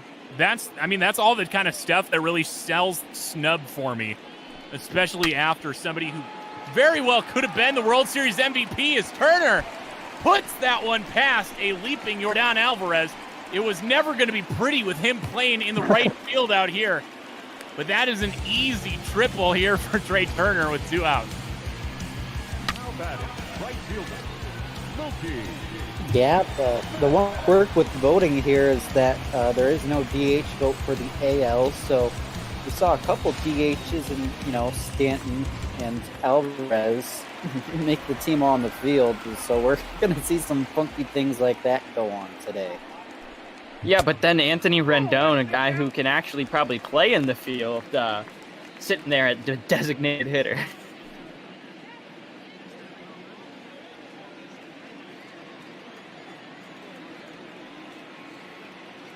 So the speed of Turner comes in handy as he makes it all the way to third on that one, but unfortunately it looks like Mookie Betts is just going to fly softly to the catcher, and indeed he does, so not going to be a problem for Garrett Cole, who gets through the inning with multiple strikeouts, does not give up a run. The NL has 2 hits but no runs, and they trail the American League by 6. We're just 3 innings here into the Bop Ball All-Star game.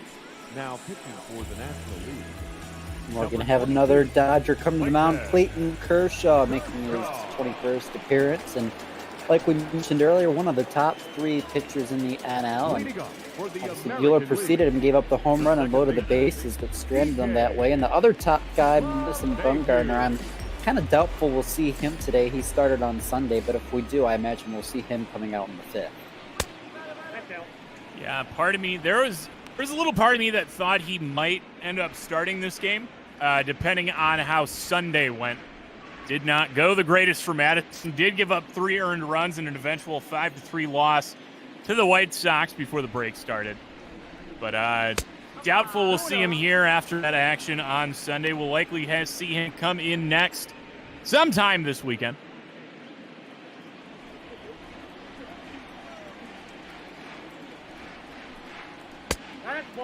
Yeah, and Kershaw's command struggling early, 3-0 to, I believe this is top of the order. Yes, it is. DJ LeMahieu of the Yankees up. Yeah, you say you're struggling with command, although that last one's kind of located where you want. All those are located really close to the zone, but not able to nick it anywhere, and he gives up a 4-pitch walk now. And honestly, if you're Dave Martinez, you just got to be sitting there thinking to yourself, I don't know which pitcher to go to because, man, I'm sending out the best of the best out there, and it's just dingers and walks. Yeah, that's a good point, Jake. We might see him start to turn to his closers, relief pitchers here next few innings, like we kind of mentioned. Maybe those guys can handle it a bit better. But then again, closers tend to struggle outside of their normal 9th inning roles most of the time. So to see them come in down by 6 in the 5th or 6th or 7th inning, I don't even want to know how weird that'll be for them. That might screw them up more than anything. Yeah, but I mean, you have starting pitchers coming out in relief. It's not like Clayton Kershaw is used to warming up in the bullpen mid-game. So I think people got to be a little bit more flexible here with the All-Star game format. You're not going to get exactly what you're used to. You're not going to hit and pitch in the exact situations you're used to. It's a different atmosphere. But here's the thing. Kershaw is a little bit used to coming out of the bullpen here in Dodger Stadium. The question is, how many earned runs is it going to be? Lovely postseason reliever and postseason game blower, Clayton Kershaw. Definitely the one thing. I mean, Kershaw, I think a lot would say he's probably the best pitcher of kind of this era we're in right now, but that postseason success is the one big thing a lot of people have to pick a bone with on him, and it's hard to say, especially a lot of LA fans can, it's hard to blame them because, I mean, he puts together these spectacular regular seasons, but, his struggles in the postseason have been a big reason why they haven't been able to slam the door, get that World Series yet the last few years. Yeah, I guess the only thing that might caution that a little is that's going to be a double play ball up the middle. That was easily taken out there. So Clayton Kershaw gets some help from the good play of Ketel Marte there in the infield. But, you do got to give Kershaw some credit that, one of the teams that he's had to face multiple times in the postseason cheated every year for the last 3 years in the postseason when they were in Houston. I have no idea how much of those starts or relief appearances for Kershaw came from Houston, but it might be something to factor in. It is, really. I was actually about to bring that up. One of the things that a lot of folks can point to where Kershaw really took a nosedive in postseason performance was World Series Game 4 in 2017. Somewhere in there was one of the games where they were really on their BS, and you could tell he got knocked around. I think there was not a single swing and a miss on any curveball that Kershaw threw the entire game. It's something like that. I'm probably misquoting the fact just a little bit, but the point still stands. It was very clear that they had his number that game, and in a very unfair way, as Kershaw walks Mike Trout here with 2 outs. Yeah, Doug, and I think that goes to point that 2017 title. I mean, it's obviously Houston cheated their whole way up. You got to think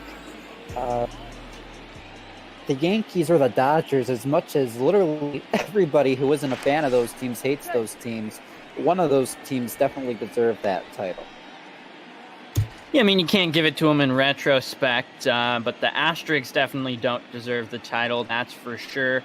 The other thing you got to think about, though, is how many other teams were, using similar methods at the same times. Rumblings that, teams like Red Sox, the Yankees might have been doing it. So you just never really know, and with how many players got immunity in that commissioner's report, you're just never really going to get a full sense of what was all going on. As that is a pop-out by Yordan Alvarez to end the inning. They go Buehler to Kershaw and actually manage. Look at that. Kershaw comes out of the bullpen, does not give up a run. So we are at the middle of 4. The American League making it ding-dong city here, 6-0. For the American League, number 8. As the Dodge parade continues.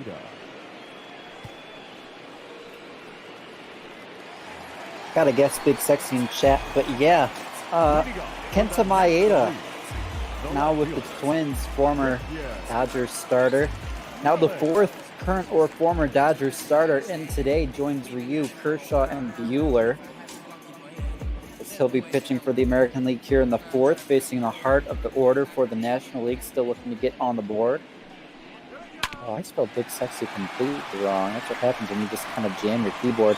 Grounder to first, flipped over. Nice job by Maeda to cover. That's out number 1 on 1 pitch. It kind of looks like you were trying to spell Yasiel Puig. Puig sexy. Puig definitely sexy. Puig, the newest member of the Atlanta Braves, for those who did not see the breaking free agent news today. And this is reality, folks. This is baseball in meat suits, not this digital 1s and 0s you've got in front of us.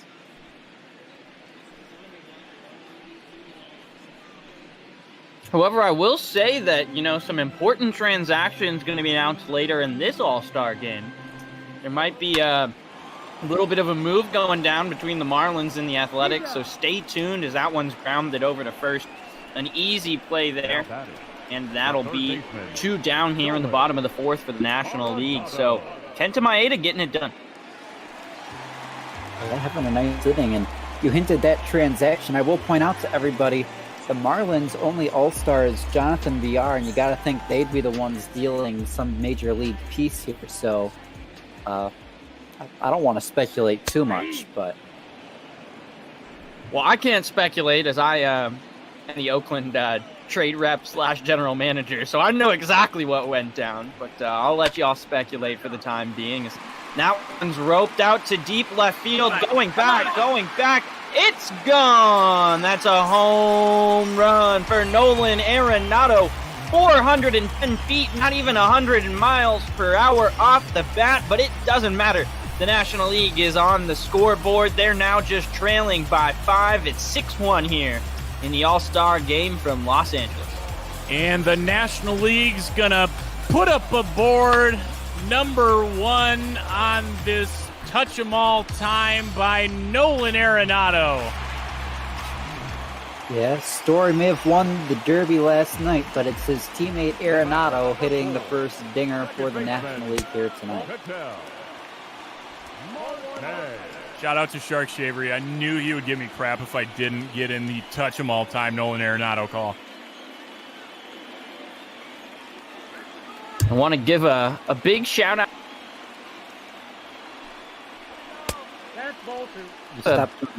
Big shout out to Jubbs. You know, I think when he made that promise that he would, donate a subscription for every home run, he didn't see the All-Star game going like this. Believed a little bit more in those starting pitchers, but it's really become a slugfest here as Acuna Jr. is on deck. Yeah, 3-0 pitch, Maeda to Ketel Marte, gonna catch the zone. Kind of looks like he just had the red light there. I don't know, do they have signals in the All-Star game? Do they give people red lights, or is it just do what you want with that 3-0 count if you're Ketel Marte? I gotta imagine it'd be do what you want, but hey, you never know. Ho! As that is back-to-back jacks for the National League. Ketel Marte with the no-doubter. 457 to deep center field as Maeda's day gets rough. It's a Marte party! Unfortunately, Starling's not here to, enjoy it with Ketel, but that ball was absolutely smashed, and it's just good to see the National League look, I don't know, alive, maybe all-star caliber. It has not been going well up until this point. I like how you say Marte Parte, but the whole thing of the Marte Parte is the two Martes, but Starling's Marte's campaign has been anything but all-star worthy. Maybe finally starting to rebound a bit, but man, he had a stretch there in June. He looked terrible. So we'll see a base hit to left to kind of keep this rally going off Maeda for the National League. Yeah, and you're not wrong. Starling Marte really, at least in the ball season, has not been the big free agent pickup that the Diamondbacks thought they were getting when they signed him. And he's had a couple good games over the last week or two when he's brought some power, brought some extra base hits all in one day, but still the average much lower than you want from the kind of leadoff role. So not the Marte Parte we all expected, but Ketel getting it done here in this game. Freddie Freeman's now at the plate, 0 for 1. I can't speak for you, but I was definitely willing to give Nolan Arenado honorary Marte status, as that Marte bomb probably landed over in Pasadena. 6,157.7 people per square mile. As per the census data in 2018, a population of 141,314 people. What are you talking about 2018 census? There is no 2018 census. Hey man, I'm just pulling from like something that I'm seeing, man. Censorsupporter.org must be doing me wrong. I don't know. That must be like a California census or something, because yeah, it's every decade. The next census is in 2020. Make sure to fill out your census information, everyone. That's happening like right now.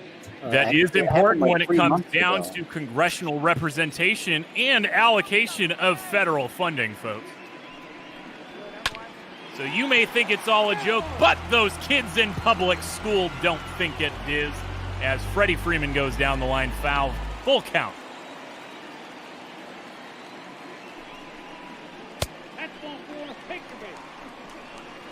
Cool. The catcher, number 28. Just gonna let him sneak past you there to first base. Freeman with the free pass. Kurt Suzuki's gonna have 2 on, 2 away. Here in inning number 2 squared.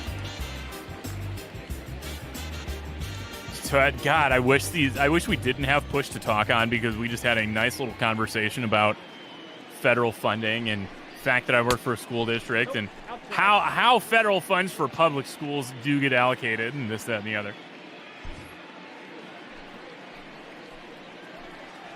Yeah, I like me some public fund allocations. So, folks, I mean, I think the census is technically due like April 1st, but even still, they're going to be hounding you if you haven't filled it out yet. So get to it. It's important, man. All you got to do is go online. You know, it's all by what the household you spend your time in. So you probably should have received something in the mail by now with a lovely link to go online. Took me, I think, all of, 3 minutes to fill it out, just asking demographic data about those residing under your roof. And it's important, folks. Just take the couple hundred seconds out of your day to complete it. You know, I really think that everyone expected getting a lecture on the census when they arrived here at the Pop Ball All-Star game. But it is a good point, though. We need to check in on Kurt Suzuki here at the plate, the Washington Nationals catcher. It's a full count here to him. And outside of Suzuki, really only Ramos and Real Muto that could even be considered for this All-Star game. It wasn't a tough battle between catchers in the National League. Yeah, not a lot of great catchers. My team, Will Smith, they got a catcher with a lot of pop, but man, that average has been abysmal for them. So, I mean, I think that's kind of a trend around the league. A lot of defense-first catchers here in the NL are just catchers who really don't have much business in the major leagues. Just not been the year for National League catching as well. See that walk, load the bases for Maeda. So a little bit of a two-out rally here for the National League. They've been piling up these hits, not anymore the home run variety, but Trey Turner already has a triple on his day, and a triple here would really bring this game back into the swing of things, give the National League a chance to compete. Yeah, that one's quickly roped foul down the line by Turner, but what do you think it would take to get, speaking of federal funds allocations, do you think we could get sponsored by the census if we plug it enough? God knows we've done enough in the last 24 hours. Maybe it's time we reach out to them on Twitter. See if we can get the Census Bureau, some people working for them on the call a game. That's what I'm saying, man. Just go find your local census worker and just drag him in here. Because God knows what everybody working a door-to-door job wants to do is get yoinked into a stranger's house. Oh. Well, I mean, I guess they are there to talk to you, so, As the pitch comes in to Turner and misses low, 2-2, bases still loaded. Kenta Maeda trying to use that low fastball to work his way out of it, maybe with a nice grounder, but it doesn't work out there. But that one does. The curveball, circle change maybe, gets it done. The strikeout with the bases loaded. And the National League still trails by 4, but inching a little bit closer. Giancarlo Stanton to lead it off for the American League in the top of the 5th. And National League, they had the time run at the dish, but here's what it is. National League, Luis Castillo, the 4th of our 5 starting pitchers. Madison Bumgarner, the only one not in the game yet, going to take the mound here for the 5th inning. Leading off for the American League, the left fielder. So riddle me this. Is the 3-batter minimum still in place here in the All-Star game? I would imagine so.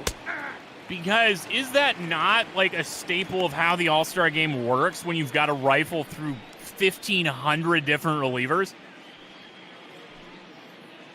What was that? I enjoyed that noise. I mean, that's my only thought on. I mean, I don't. It's a question we won't have to answer for another year at least in real life, because obviously no All-Star game this year. What are you talking about? What are we watching here, Cookie? Oh my gosh, we're talking MLB rules right here. I'm not sure what the MLB rules are. MLB rules? I don't know either, and I guess we're just gonna see what happens, and they'll make their own rules there on the field. I mean, the All-Star game, you got players out taking selfies with Joe West behind home plate. So, oh God, especially after what's been coming out the last couple days, I think Joe West needs to be the furthest from everybody's mind. Yeah, I was about to be, I thought that they brought the best of the best to umpire the All-Star game, not Joe West. What, you don't want a crew of what? Angel Hernandez, Ron Culpa, Joe West. There's got to be one other I'm missing. Is that? Oh my God! Is it tater time again? It is not. That was a lie. I thought it was a lot higher. Sorry about that. It is a loud single here for Jordan Al. No, I am way behind. That's Stanton. I'm trying to think, Doug. That one that blew the Galarraga perfect game. Is that Joyce? Oh, Jim Joyce, man, he put it to rest, man. That whole thing he's apologetic. He knew he screwed it up. Both guys are mostly okay with it, and we understand the can of worms that happens if you start trying to rewrite history. There's no questioning they're both over it, but if we're talking about worst umpires, we can maybe CB Buckner we throw in there too. That the one. There we go. I know you umpires are watching and hearing us trash you live. We encourage you to call a game with us. We'll like you more if you do that. Oh, if CB Buckner comes on Bot Ball, I will no longer yell at him. Same with Joe West. If Joe West really wants to come on and do a Bot Ball game, I will forgive all of his sins for eternity. I will only forgive it if he comes on the stream and plays us a lovely country Joe West song. Because he is like a recording country artist, right? He's put out country albums. Country albums, I'm just not sure whether you could call it music. Probably not wrong, that's clearly not a plate appearance. Swing and a miss out of Bregman. He's 0 for 3 tonight. Dodgers fans loving that.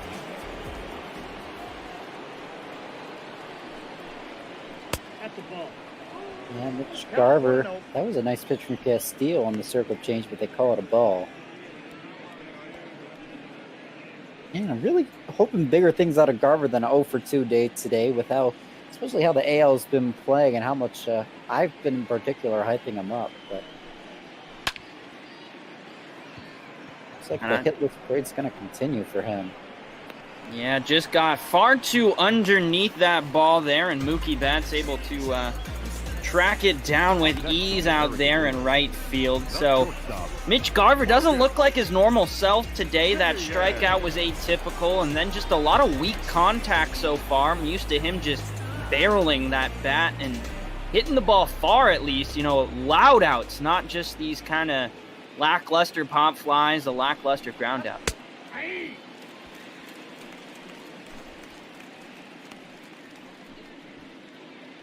Yet to see either team go to the bench yet. As far as position players are concerned, as Marcus Semien is up here taking his third hacks of the day.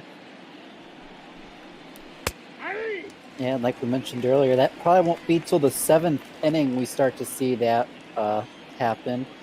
And it'll probably be mostly pinch hitting from what I saw. So, we might not see some of these reserves get in until the 9th inning, depending on how the offense is going. So, not what exactly you imagine when you think All-Star game, but hey, the way this team's coded, it's the way it's coded, and Castillo works a nice inning.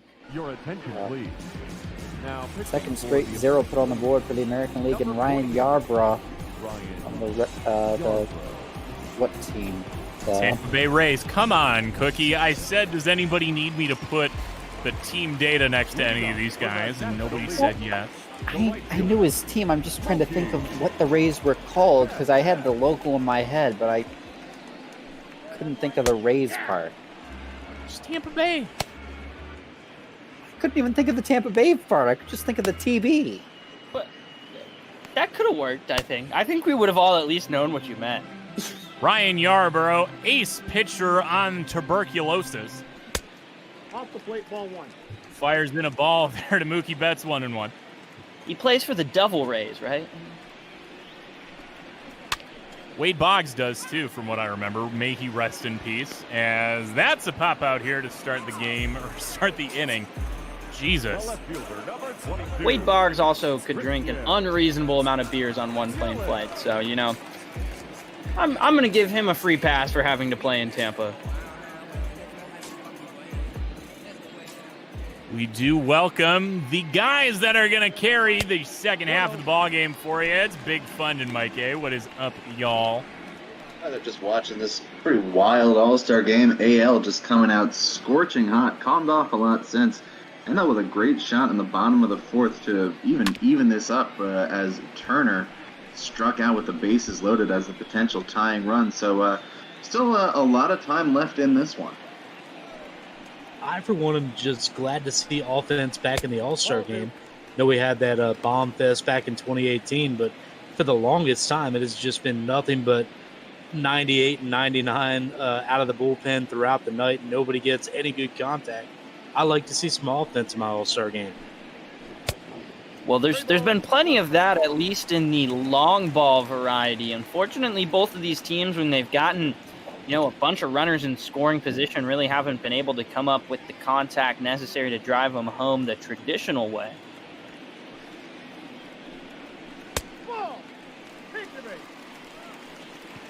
Talking about base runners, there's Yelich getting on with a walk for the second time. The batter, number 7. Couple nice walks for Yelich. Also want to shout out the Jinx. Had something come up today. He was going to join Mike and Big Fun for second half of this game. So everyone, just give a big clap to Jinx for being amazing in the first half, kind of earning the All-Star game nod per se. He won't be able to make it obviously, but we all love Jinx. PK and the Jinx, the best band in all the world, and obviously PK, the best census data representative and all about ball as well. Now, we all know that they are the best 90s Radio Zoo show out there.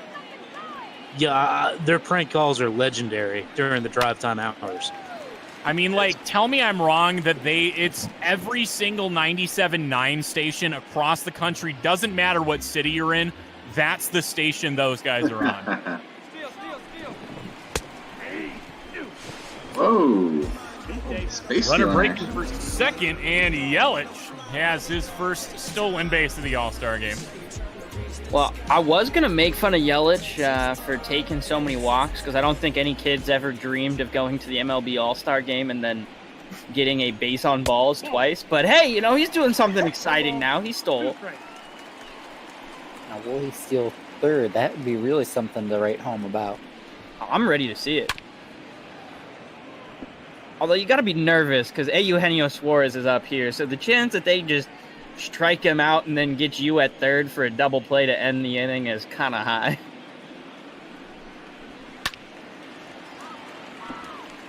Suarez rips that one foul, but I could just see, you know, Grandpa Christian Yellowstone being like, I was in the All-Star game and I stole third base after my walk. I really hope he doesn't age that poorly. Yeah, that would be a nightmare. Yeah, is this like 2085 Christian Yelich? That's kind of the goal there. Maybe that'd be great-grandchildren who's saying that too. But. I'm just imagining, like, Titanic. Like, the cuts to, like, aging Rose, but it's, you know, basically Pete Davidson. So I took a couple 4 balls, which are called walks at the time. And when I got to second base, I traded him for a quarter. That's right. Oh, that's a stop, but nothing more. Oh, and the toss in time here on 97.9. The Peak. I forgot what I was saying, and I just kind of went with the radio thing.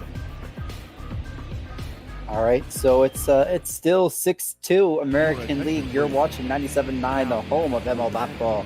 PK and the Jinx coming up after this. But their hit radio something or another is, hey, there we go. Madison Bumgarner coming in just in time for Jake and Duggo to kind of execute. You're telling me that it's finally Madison Bumgarner time, and now the two guys sitting here in a hot Arizona apartment aren't in charge of this? This is awful. I protest. You can stick around. You can hang out, but the National League is playing this game under protest from here on out. That's a party. Feel free to stick around. And Bumgarner ahead of Encarnacion 0-2 now. NL still down 6-2 here in the All-Star game. 0-2 pitch is low 1-2. If nothing else, I'm glad that this Bop Ball All-Star game has brought to us a flagship radio station. Yeah. I mean, 97.9 The Peak, that's the best station out there, guys. Yeah. Nothing beats it. It plays all the hits. It brings you all the news. Encarnacion looking for more hits. Going to take strike 3 looking for the second time. First out of the inning recorded by Bumgarner on 5 pitches. As the American League still will not go to the bench and use any of their reserves. DJ LeMahieu coming to the plate for the 4th time. We look back in the second inning. This home run made it 5-0 AL.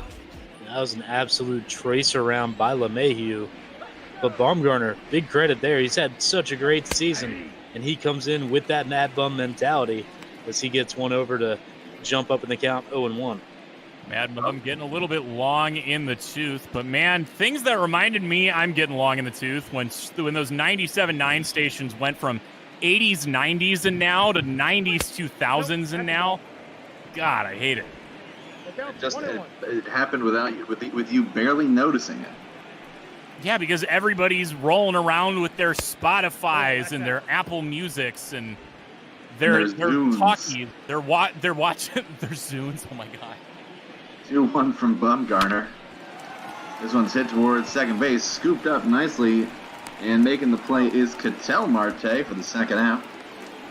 See, there you go. 2 snakes pairing up. You don't mess with Mason Saunders, bull riding extraordinaire. When he gets on the mound, he throws outs, man. Here's Anthony Rendon. Rendon back in the first inning, got the scoring started as the second batter of the game. This 2-run shot to right center field put the AL on track early. I missed the early innings of the game. I saw the scoring that was taking place, but didn't get on the Twitch stream. Was the big guy on it? Do we have confirmation on where that Quintana start ranks in the depths of terrible All-Star game starts? Oh, it's sure up there. Jose Quintana getting knocked around badly over his 2 innings, 6 hits, 5 earned, 4 home runs allowed. Just the 1 strikeout. Now the 0-1 from Bumgarner catches the knees of Rendon 0-2. Somewhere Trevor Rosenthal's calling up his agent being like, hey, if he can do that in the All-Star game, why the hell don't I have a contract? Now 0-2. Upstairs 1-2. You know, if I'm Quintana, I just come out at the press conference after this game and just start yelling about how the balls are juiced. And maybe in the All-Star game, give the fans a little bit of action. Bumgarner looking to finish off a 1-2-3 inning. Won't do it on that pitch. Rendon pulls it foul down the left field side and deep. Will do it again.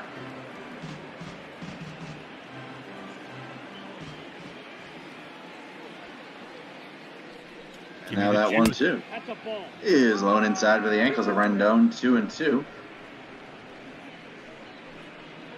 So far, we're working here in the 6th inning. Guys in the booth, who is your All-Star MVP so far? Someone misses in 3-2. I mean, there's something to be said given to Alex Bregman coming in front of this Los Angeles crowd, going 0-for-3 with 2 strikeouts. That's a crowd pleaser. Full count offering from Bumgarner to Rendon is lifted to deep left field again, but this one's also going to find the seats. Rendon needs to just straighten it out a little bit if he wants to hit his second homer of the game. I think I've got to give it to Ryu. I mean, who has made a better statement this year than with all the big names moving around? Ryu just coming in and throwing seeds the entire season, getting himself the nod, and then just putting batters away left and right to begin this game. Another 3-2. This one's in fair play, lifted into center field, settling underneath it. Ronald Acuna Jr. makes the catch. 1-2-3, 6th inning for Madison Bumgarner. We make our way to the bottom of the 6th, 6, 7, and 8. Due up for the National League here on 97.9 The Peak.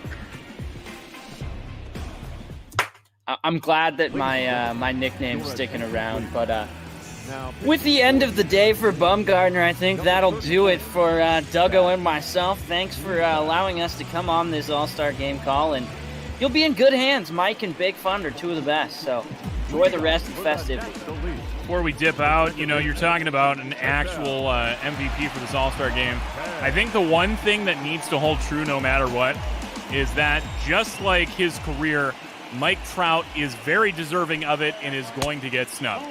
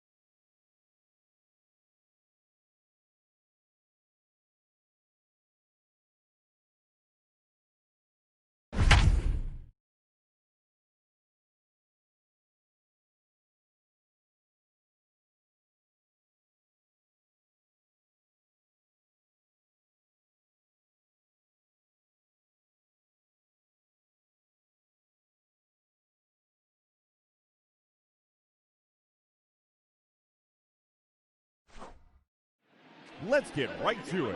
It's time for the Home Run Derby. Now batting, number 28, J.D. Martinez. Well, we want to welcome everybody here watching on ML Bop Ball. Got a little bit of time before our scheduled semifinal of the broadcaster tournament, but in the meantime, we're going to bring you guys some home run derby action between our competitors. Let's start the clock. We've got Duggo, Michael Memis, and Cole Ringeisen, Jake Zimmer, and of course our favorite cookie eater, our Vince Scully of the bunch. And of course, it wouldn't be any home run derby without some census data, so I'm going to tell you a little bit about myself. I am, born and raised around the Detroit area, but I actually go to school at Purdue University right now, and I don't want to give anything specifically about those demographics. It's a lot of college kids on campus. I will tell you about a city pretty close to there called Valparaiso in Indiana. Population 32,916 with a median household income of $54,563. Excuse me. Poverty rate is just a tick under 13%. Employment rate 58.2%. And most of the people there are 18 or older, just under 80% in Valparaiso. As we see J.D. Martinez taking some swings with a bat here in Coors Field, as I'm assuming that's going to be Cookie using his favorite player. It's out of here. Heads up, bleachers. I think this is just going to be a quick little thing, no more than 20, 30 minutes, and it's going to be whoever can hit the most home runs in the 4-minute time limit. So we see a high drive out to right center field. That one's going to get out of here. 450 feet. And don't you worry, just because I finished talking about Valparaiso, Indiana, I've got lots more census data loaded up, specifically about our competitors today.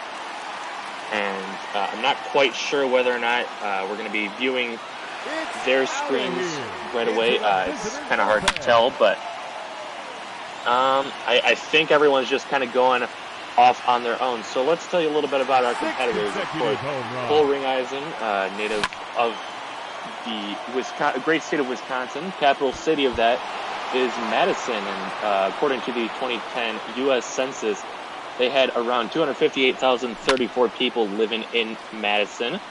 Of that population, apparently it doesn't do a breakdown for me, so I guess that's all that we're going to get to hear about Madison, Wisconsin. But we've got another great broadcaster, Michael Memis, who's also participating today, and he lives near the city of Yonkers, New York. Fantastic city name. I love it. Their population is 199,745. Median household income at $62,380. Poverty rate at 16%, right even. 58.3% of its residents are employed. And the 18-year older group is around 78.8% of the population, although they do have quite a bit of elder folk up there in Yonkers as well, as 65 years and older makes up 16.6% of the population. So, love the suggestion from Michael Menace. Of course, he's from New York, lives around that area. And then the final census data that I'm going to bring to you today concerns our very own Duggo. Didn't want to give up anything about his location in Arizona, so he's just going to give you his childhood home. Zeeland in Michigan, population about 5,581. Median household income $48,421. Poverty rate doing pretty well out there, 9.3%, and the employment rate is also reflecting that 63.6% of the residents have a job. Lots and lots of older folk. We got 65 and older taking up 23.1% of the of the population of Zeeland, Michigan, and 18 years and older, 74.7%. There's only 9% of the population is under 5 years old. And of course, all this data is being brought to you by the United States Census, which is a survey that goes out every 10 years to, try and allocate funds for different parts of the country and kind of gets the demographics of who's living where and get a better judge of what this country is turning into. So, you can fill out your census. I still believe the deadline has not passed yet to fill out the 2020 census, but that should have been, note was passed out for you guys to be able to, apply for the census online, and it goes around every 10 years. It's very important that, we can do our best to properly represent ourselves. You can go to census.gov, and that should be able to get you into the United States Census, get that data in. JD. And I'm not quite sure what's going on with the home run derby, but it looks like Cookie is going to advance to the final. Had 22 home runs in his allotted time. The first one goes 480 feet. This one is also a moon shot out there into deep center field, 488. Coors Field, the perfect place for a home run derby, although it didn't quite play that way. I believe it was 1998 when they hosted the home run derby. Had a couple of guys, went not over in the home run derby, but they did have a bit of a lacking in that home run derby. And of course, we're not going to snub on the Colorado census data. I'm just going to pull that up for you really quickly.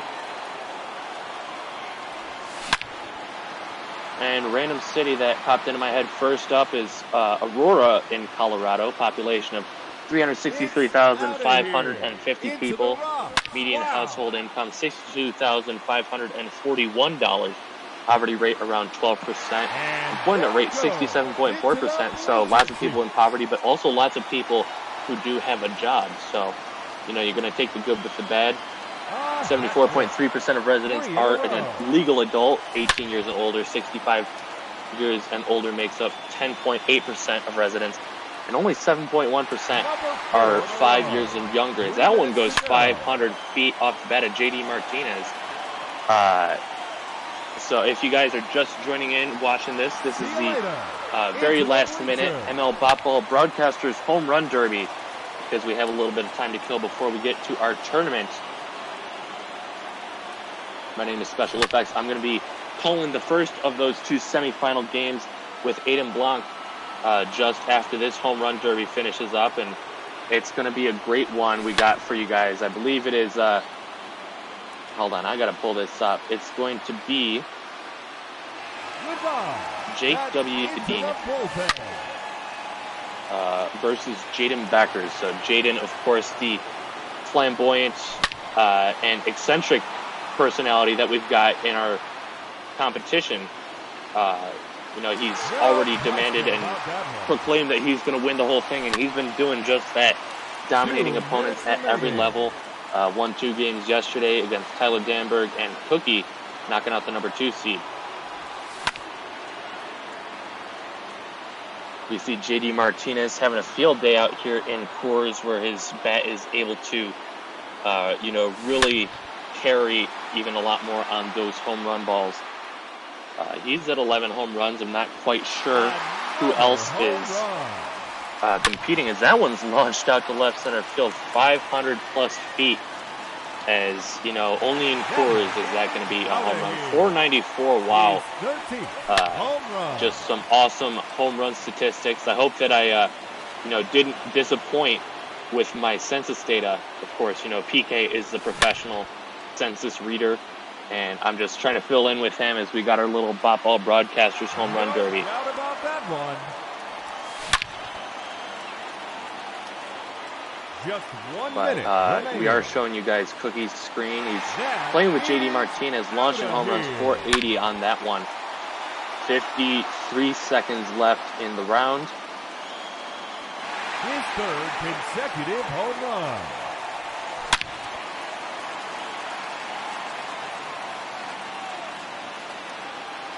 Sent out to center field. Is that going to have enough? Yes, it will. 495 is the tail of the tape, and we're going to see another one right out there to center field. Deep, way back, and gone. 482 on that one. 18 home runs. Let's see if he can crack 20 before the round is over. Looks like he's going to do that with his next swing, as this one's launched 501 out to left field, all the way up the bleachers. This one more of a line drive shot, but still got lots of carry to it. 442 is the distance. And we've just got a little over 5 seconds. Martinez might not be able to get another swing off. And this last one is going to go over the wall. 478 feet. Fantastic performance there by Cookie. Ladies and gentlemen, but the home run derby champion is going to be Ken Griffey Jr. And I'm not sure who was controlling him, but congratulations. This was all thrown together very last second.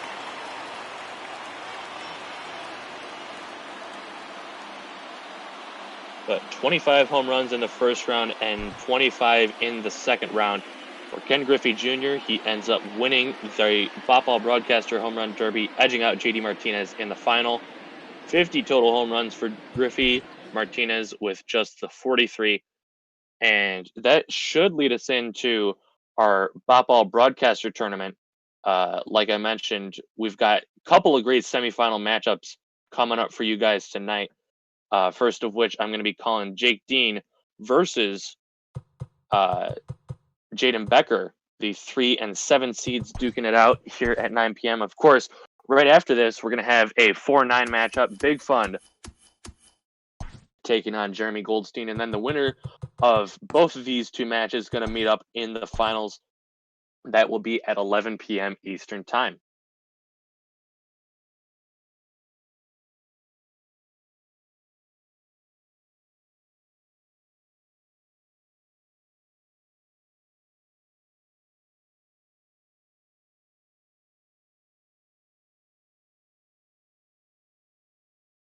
So I'm assuming, based off of these standings, that it was Cole Ringeisen that ended up winning the Bop Ball Broadcaster Home Run Derby, controlling Ken Griffey Jr. And we've got a little bit more time to kill, so maybe we're going back in for a second dose of it. Let's get right to it. This is all very, very now batting. Disorganized, you could say. So we've got Ken Griffey Jr. going to be represented by Cole Ringeisen. It's going to be Pete Alonso by Duggo, JD Martinez for Cookie, and then Michael Menace repping David Ortiz. And the last one I could not read. That went by way too fast. And there it goes. But let's just look up some more census data for you guys, because I know that's what we're all here for. It's out of here. Into the rough. Wow. I'm just typing in some random letter combinations and clicking on which is the first one that pops up. First thing that popped up for me, New Haven County in Connecticut. Population in the entire county is 859,339 people with a median household income of $67,128. Poverty rate just under 12% at 11.9, and the employment rate at 60.7%. The median age is about 40, and in New Haven County in Connecticut. And most people are legal adults. 79.4% of their residents, 16.6% of those people are 65 years and older. And the under 5 demographic is 5.2% in New Haven County, Connecticut.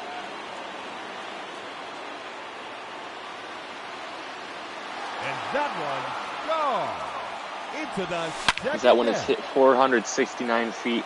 Nice. See you later. Into the bleachers.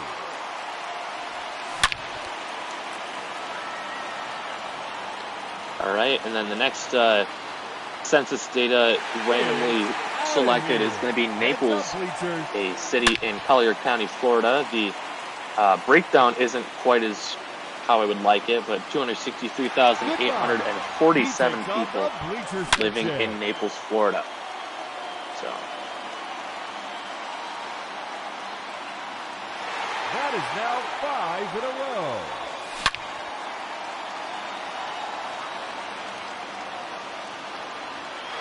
Six consecutive home runs. you know, United States, not the only part of the country that keeps track of the census, not just the states, but we've also got territories. So let's take a look at, I'm going to butcher this very badly, Aceitunas Comunidad Puerto Rico.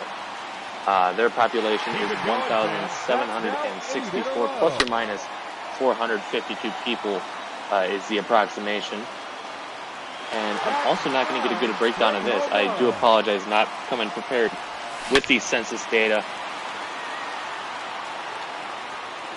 That's 10 in a row now.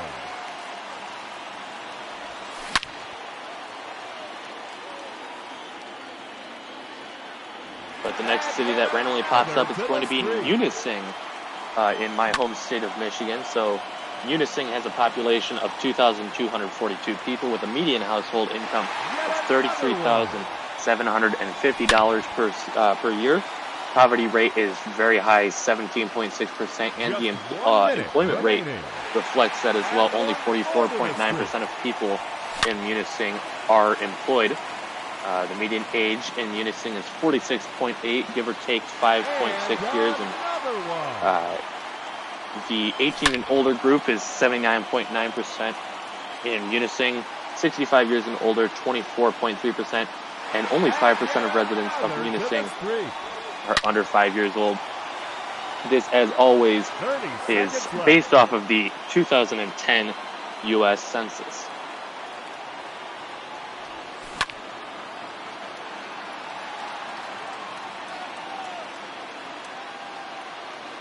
And there's number 21. Sticking with the U.S. Census, we're going to talk about Toronto, not Canada, but Toronto, Ohio. So Toronto, Ohio has 5,298 people living there. Median household income of $38,556. The poverty rate is sitting at 21.2%. Employment rate at 51%. The population breakdown is loading on my screen, but the median age in Toronto, Ohio is 40.8, give or take 3.7 years. And those under 5 years old make up 7.9%. Legal adults are 76.7%, and the AARP group, 65 years and older, 17.7% of the city of Toronto in Ohio. And it looks like that will bring us to the end of the Broadcaster Home Run Derby and to the beginning of the Broadcaster Battle. Number 3 seed Jake W. Dean facing off the number 7 seed Jaden Becker for a spot in the finals, taking place in just a couple of hours.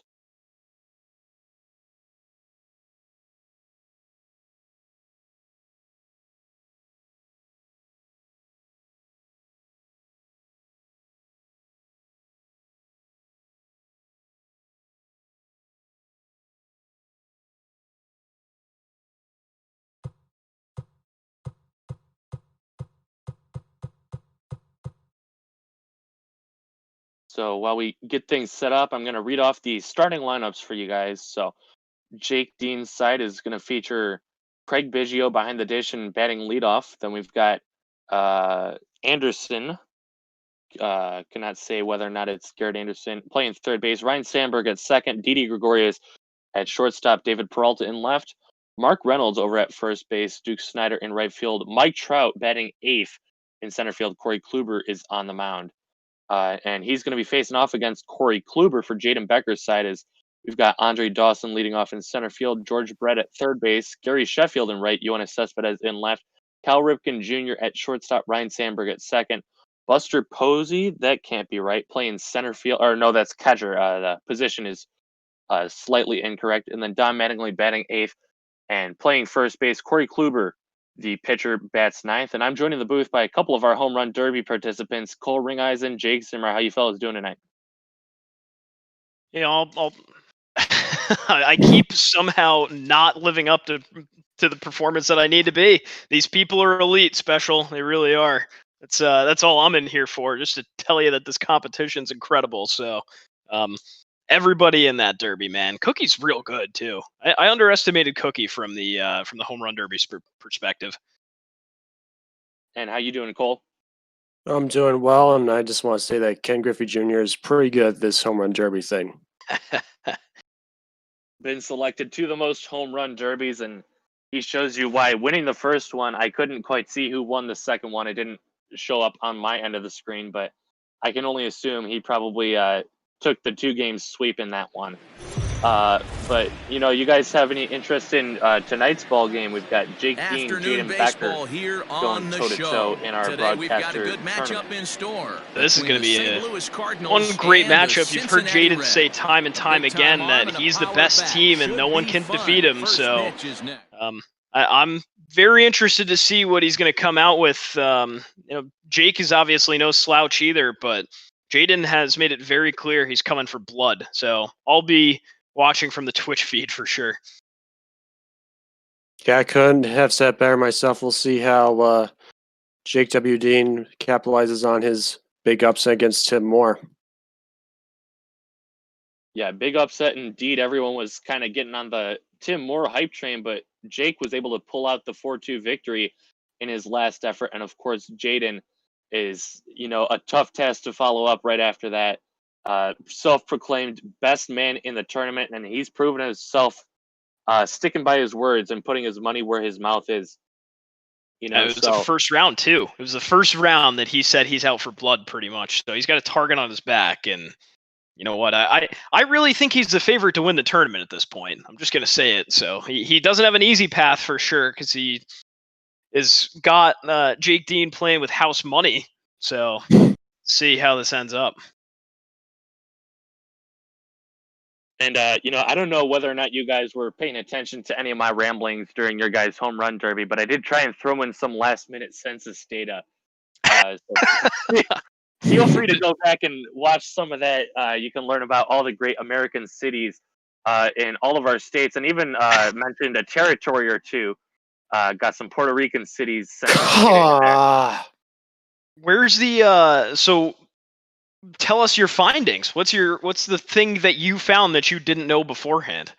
Well, the thing I didn't know beforehand is that there's a city in Ohio called Toronto. So wow, just that's fun. Right off the bat, you might want to tell your friends, "Hey, I'm going to Toronto," and it can still be a fairly cheap vacation.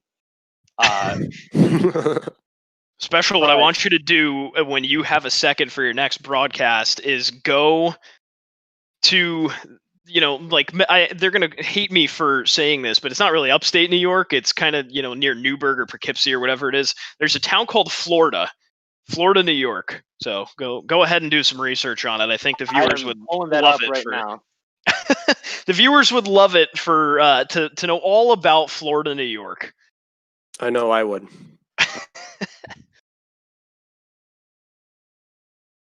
Well, there's a Florida City, Florida that's pulling up. I cannot. Oh, exciting!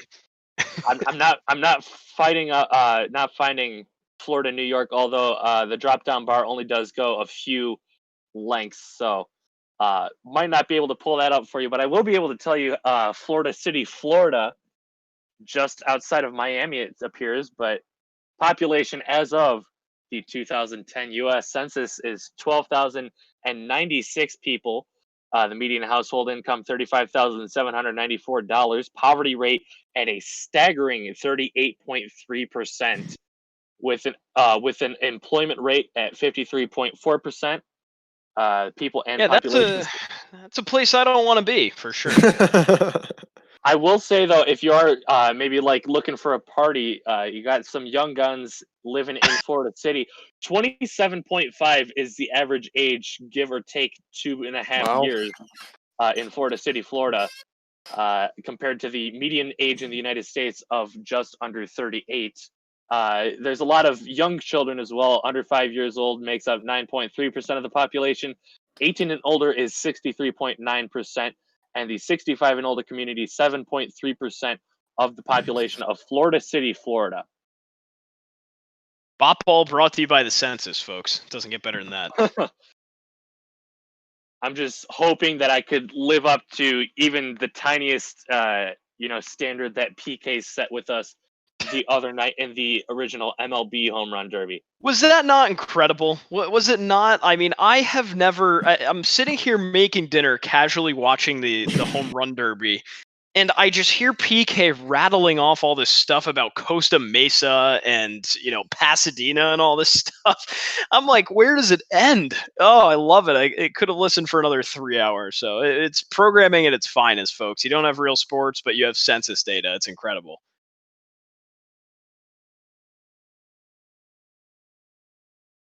Well, it looks like we're still trying to work out some of the kinks behind the scenes, as it looks like I'm still stuck on a, frozen blue screen of death for the PlayStation 4. But we can just keep rolling with this census data. I've got the entire Census Bureau's database right up here on the screen, so I just need to search for whichever city I'm looking for. Special, I do want to get your opinion on the tournament too. Do you think, am I wrong in saying that Jaden's probably the preferred guy to win this thing? Well, I don't know if he's necessarily the preferred guy. Some well, not the people preferred. don't like I guess the favorite. Sure. Yeah, not the preferred. Yep. I don't know how many people like the loudmouths, but he's definitely, like I said, putting his money where his mouth is. So he's probably one of the favorites to watch. But I don't want to discredit anyone else in this tournament, really. I saw Big Fun's game in yesterday's quarterfinal matchup, and he, pitched a masterpiece, just gave up the one solo home run, was the only run given up.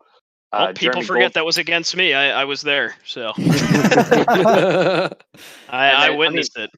Jeremy Goldstein, he's been pulling off a couple of upsets, and then Jake, of course, last night getting the win over Tim Moore. I see we're joining the booth now by Cookie as well, and I'm sure he's got some very important news to discuss with us. Yeah, I wish I had the news, folks, but the news of the hour is the janitor is somewhere in his closet, maybe doing some supply sorting, something of the nature. So we'll have to see if we can get him out here to clean up this mess really quick, get the game back going. But yeah, I'm excited to see all these quarterfinals and finals today, though. Special, it's going to be a lot of fun. Obviously, we've seen Jeremy's been pitching masterpieces. Jake and Big Fund had a really close duel last night. I mean, Jaden probably the favorite to win it, just kind of been rolling through the first few rounds. And Jake Dean with the upset last night of Tim Moore. I mean, I guess not technically an upset, but practically an upset. And it does look like we are going to get the issues fixed visually. So unfortunately, I'm probably going to have to limit the census data from here on out, as we've actually got some baseball games to call. But who would have thought? You have to stop taking government data and call a baseball game, right? Did we ever think we'd get to this point? I mean, this is Major League Census, okay? MLC, not Major League Baseball. Yeah. As far as I'm concerned. Government data and... All right, so let's get this one underway. Cool, Jake, I guess we should jump out. Aiden's joining special. Enjoy the call, folks. We got Kluber action. Thank you, thank you. Take care, gentlemen. Always a pleasure. And this is the first time I've crossed paths with fellow Fairfield County Aiden Blank. So have a nice call, gentlemen, and we'll see you on the other side. See ya.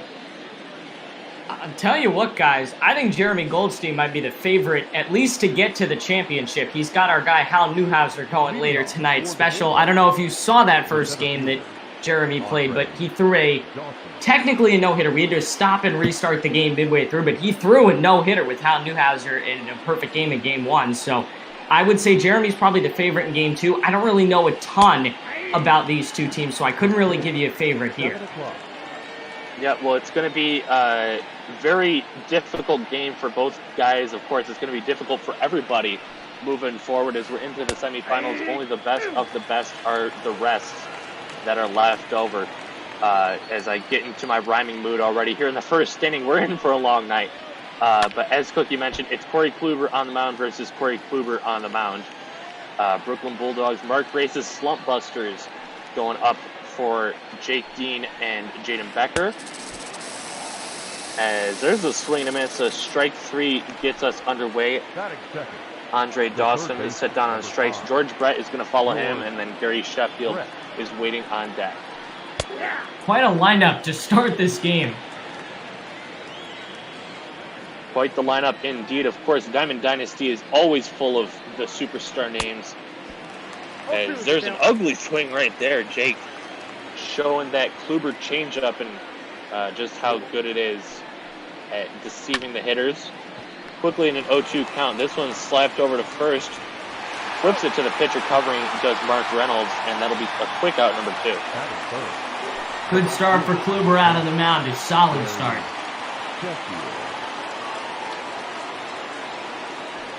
I believe this is Aiden's first call on the Bop Ball tournament, but as you can already tell pretty much, it's a very fast-paced moving game. So we're going to try and get you some commentary and some analysis, but at some point we might just start rambling on and, all of a sudden 2 innings have passed us by. But so far, a great outing from Jake through the first 2 batters. Got the strikeout, the ground out, and now it looks like he's going to get the pop out to complete the inning. Shortstop Didi Gregorius makes the grab, and the inning is over. So 1-2-3 go the Bulldogs. Mark Grace's Slump Busters coming right up after this. Leading off for the cluster, the catcher. So 1-2-3 coming up is Craig Biggio, Tim Anderson, I got the correction, and Ryan Sandberg, catcher, third baseman, and second baseman, going things for the Slump Busters here.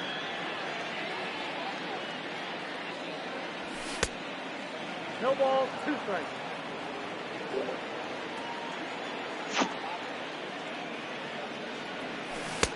So we are taking a view from Jake's screen for the PlayStation as there's a swing and a miss.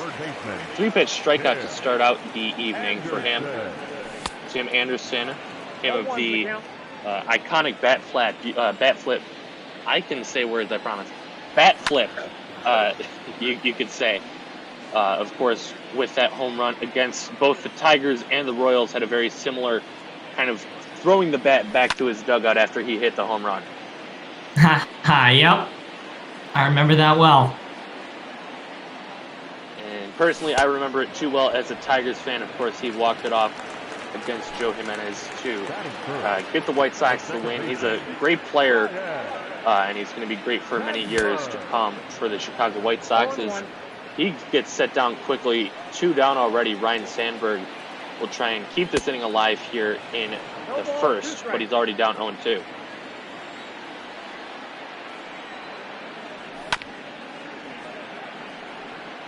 It's a nice sinker from Corey Kluber. It's all the way, still no balls and 2 strikes. But he will get this. Nope, not the swing and a miss, just the foul ball on the cutter outside. So he has 1 more pitch at least to work with.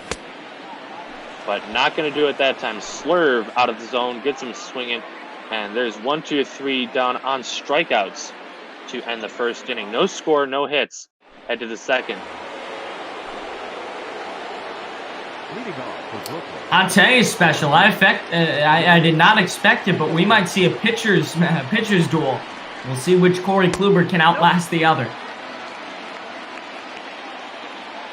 Yep, it's very interesting strategy that's going to be have to take. Of course, everyone's got different playing styles. Everyone has to adjust to those different playing styles. And we saw Jaden kind of going offensively minded in his first few games, but he might have to, deal with Jake's pitching, or at least figure him out after the first couple of innings. Yoenis Cespedes, Cal Ripken Jr., and Ryan Sandberg all due up in this inning. Cespedes and Ripken, probably two of the best cards that he's got in his lineup so far in the tournament, each of them with 2 home runs.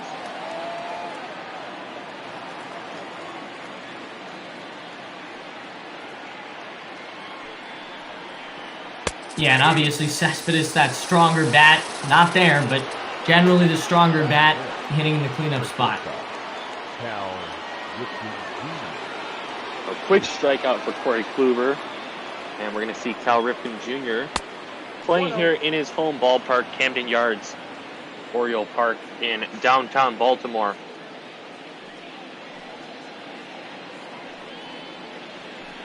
And we'll see if the familiarity of this stadium is going to help him out. We already saw in yesterday's quarterfinal against Cookie, Jaden was able to use the hometown hero Robinson Cano for a 3-run shot.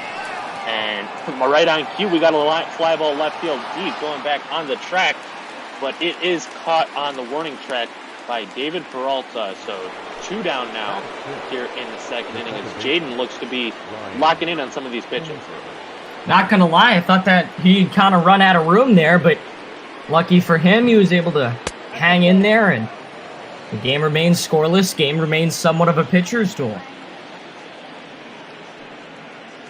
Yeah, you never know what you're going to get when it comes to Diamond Dynasty, but Ryan Sandberg, the longtime Chicago Cub, is going to, get his swings here with 2 outs. Brooklyn Bulldogs looking to get off the schneid. Same thing you could be said with Mark Grace's Slump Busters.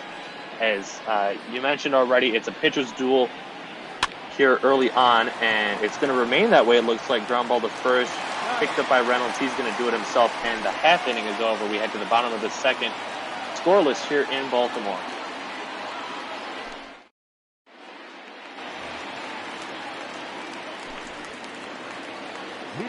So D.D. Gregorius going to take his first cuts here.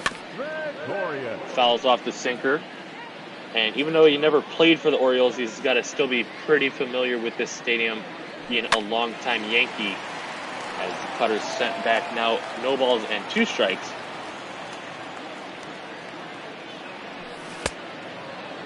And beautiful changeup right there, pulled the string on him, so quickly set down for out number 1. 4 straight strikeouts for Corey Kluber. And we do have to differentiate, so Corey Kluber on Jaden's side. There's a sinker high and away to the number 5 guy, left-handed hitting left fielder, David Peralta. I got a ball, 1 strike. That slurve not in the best location, but he does get to swing and miss for strike 1. Right, next pitch, he goes with a changeup. It's a good hitter's count, 2-1.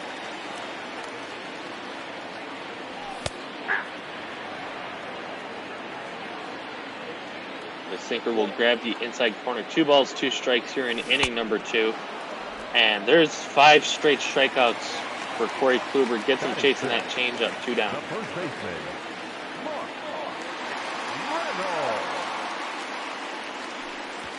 Ball 1, no strike.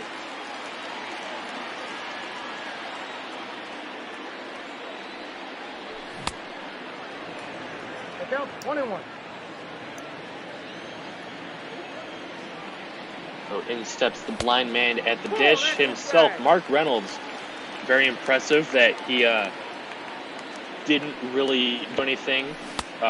He was able to do anything really without being able to see anything out there on the field. That's why he was going after some of those nasty pitches.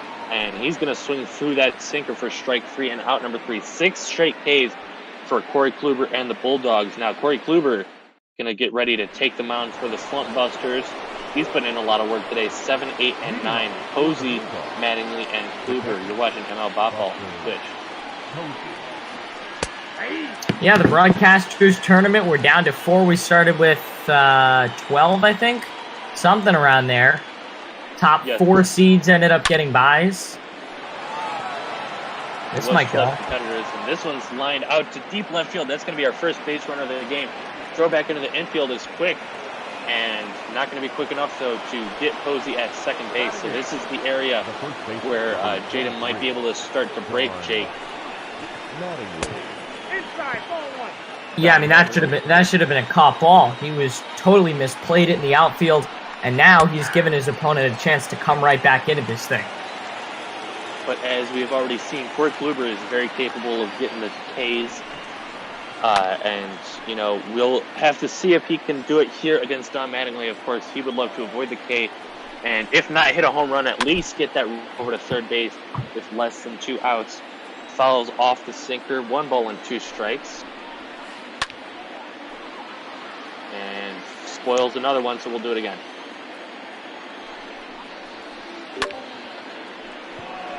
Lifted into center field, going back, and now coming in is Mike Trout. He's going to make the catch, but holding right there at second is Buster Posey. Smart move out there for out number 1. Corey Kluber now steps in to face against Corey Kluber. Very good start, though.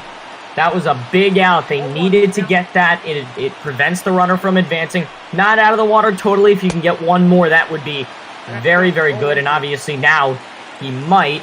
But then he's got to get back to the top of the lineup. This is going to be a very tricky situation, but if Kluber can get out of it, he may be here for the long haul. Got to catch that, and I do.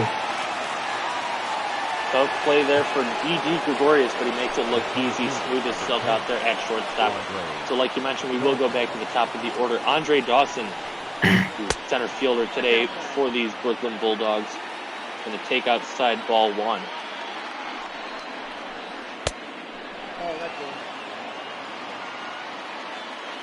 Cutter misses inside. 2 balls, no strikes now, and might be pitching around him to face the lefty Brett, although with the righty-on-righty matchup, you might not want to, because we see that swerve grab the outside corner.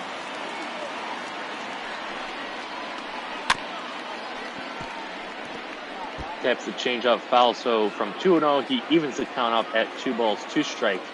Man on second base, 2-2 count, 2 outs. Not quite an inning number 2. That one misses high. Count is filled up.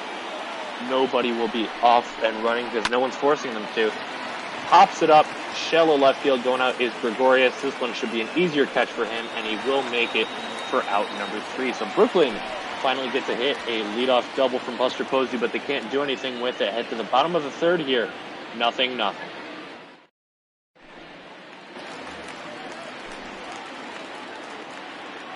Leading off for the Clusters.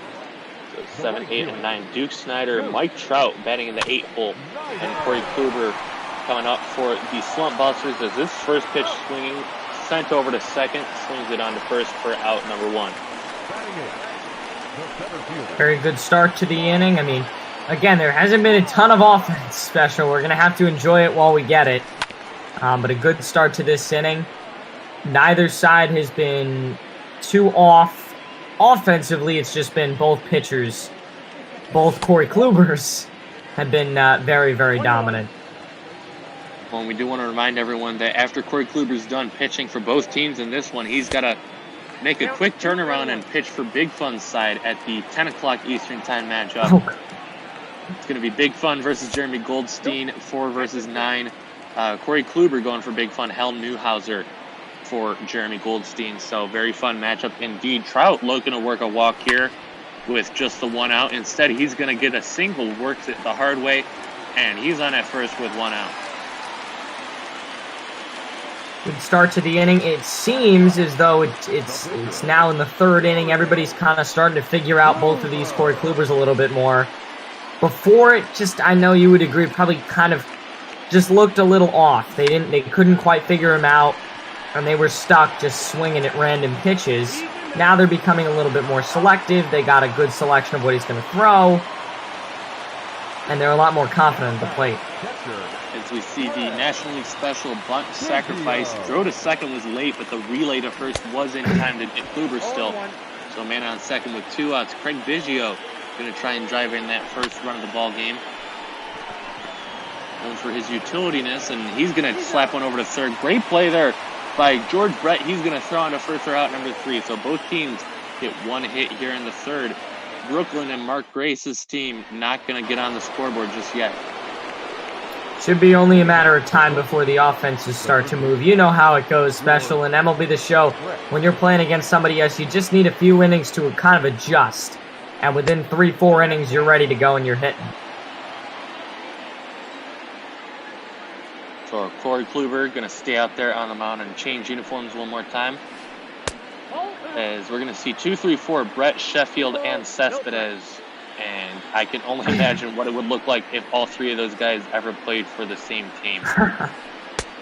A scary sounding lineup, but the cutter misses outside quickly in a 3-0 count with Gary Sheffield waiting on deck. You don't want to put a man on base for him. Absolutely not. Unfortunately, we won't see an all Corey Kluber championship game because all 3 Corey Klubers that are left are going to play in these semifinal games, but it would be we at least get one all Corey Kluber matchup. So we chase ball 4 right there. It's 3 balls and 2 strikes now to George Brett. And this one is sent into right field. Coming over is Duke Snyder. He's going to make the grab for out number 1. The right fielder, number 10, Gary Sheffield.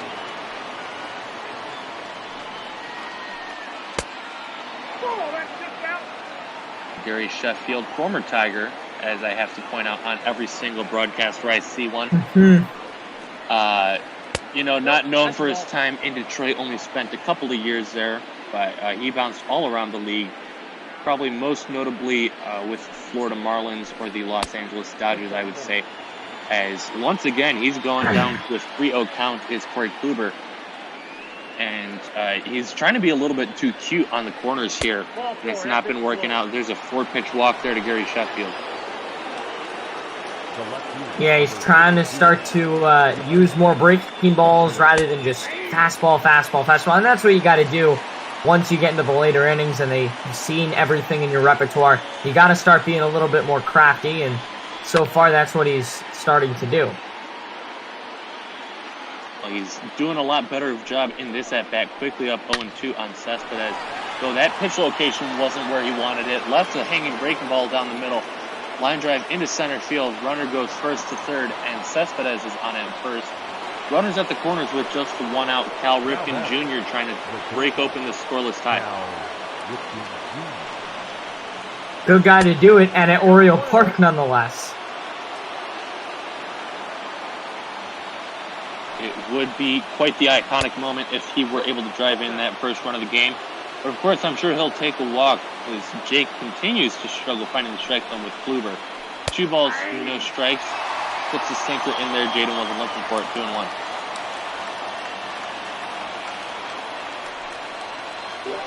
Ball 3.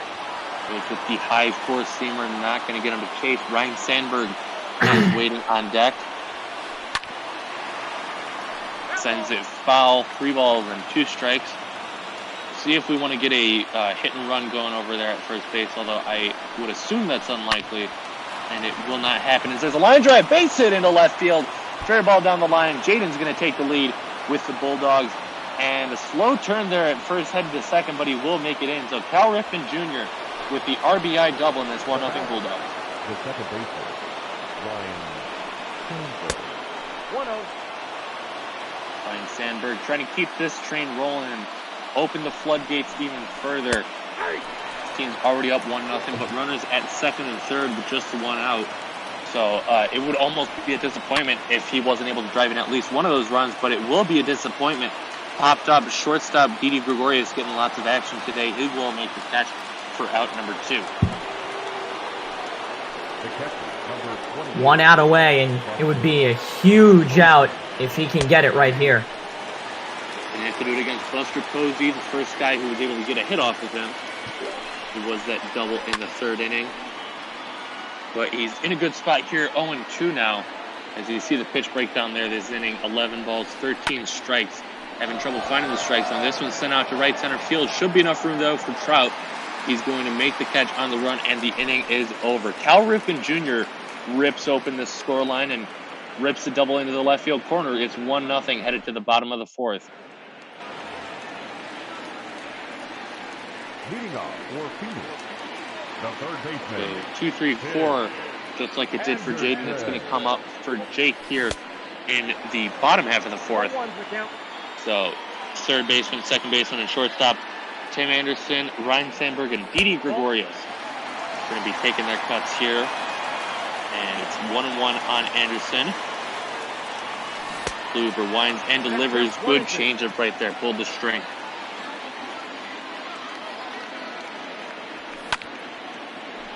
One-two is a sinker, chopped over to third. Brett with a nice snag and fires on to first for out number 1. Now back, second baseman, Ryan. You know, we made mention that Corey Kluber's playing double duty, but we forget to talk about Ryan Sandberg. He's going to send this one over to third. Brett once again fires to first. So Ryan Sandberg on one pitch gets sent down the same way Tim Anderson did, 5-3 put out.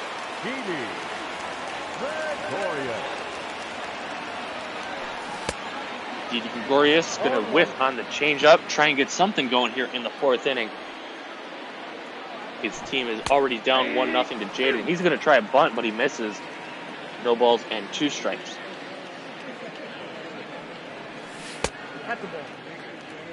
Good eye right there. Takes the changeup low. That's what Jaden's been looking for all day, and he's been getting it most of the time. Here's the 1-2. He tries to bunt again with 2 strikes, and he just straight up misses. The inning is over. Mark Grace's side, the Slump Busters, need to bust out of their slump. They're 1-0. Leading off for the Bulldogs.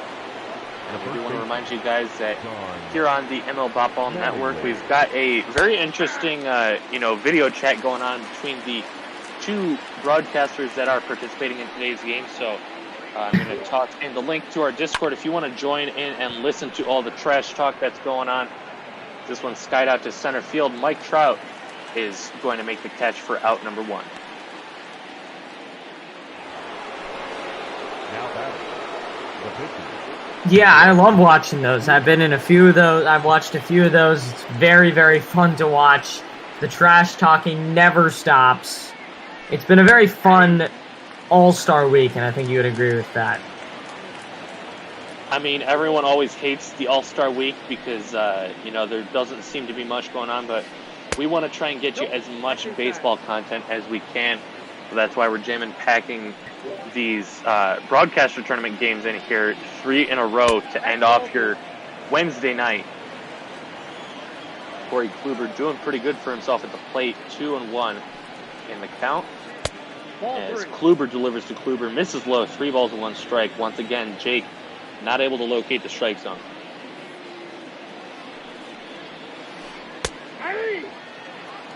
Going to get it there, though, with the changeup. So count is full, 1 out here in the top half of the 5th inning.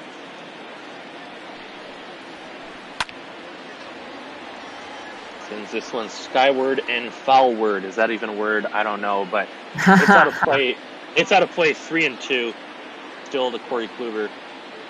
As Kluber, the one on the mound, is approaching 74 pitches. He's going to hit it right there and hit the outside corner, strike 3 for out number 2. Top of the lineup now, Andre Dawson looking to get off the, I keep saying get off the schneid, so looking to break the over. How about that? Yeah, these are kind of very tough. You got to be very cautious when using statistics in these games because some players have had 100 at-bats, some players have had like 11. So you got to be very careful. And thankfully, MLB The Show generally does give you those in-depth statistics. But you just got to be very cautious. So one center fielder flies out to the other. Dawson to Trout to end the top half of the 5th inning. We're halfway home here. It's going to be 5, 6, 7. David Peralta, Mark Reynolds, and Duke Snyder coming up. As, nasty slurve right there, low and inside. Got him swinging.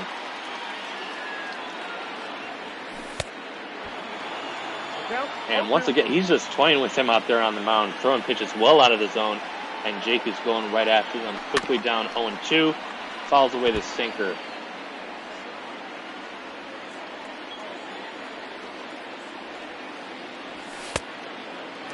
takes that cutter running inside it, started off the plate and broke even closer to the batter, so not really tempting him with that one. 1-2 pitch, check swing. He went too far, strike 3 for out number 1. The first baseman,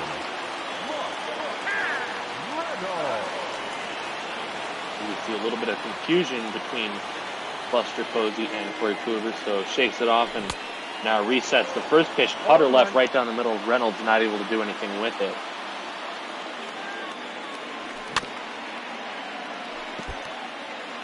Got another cutter in a better location for the pitcher. Fouled away, no balls and 2 strikes.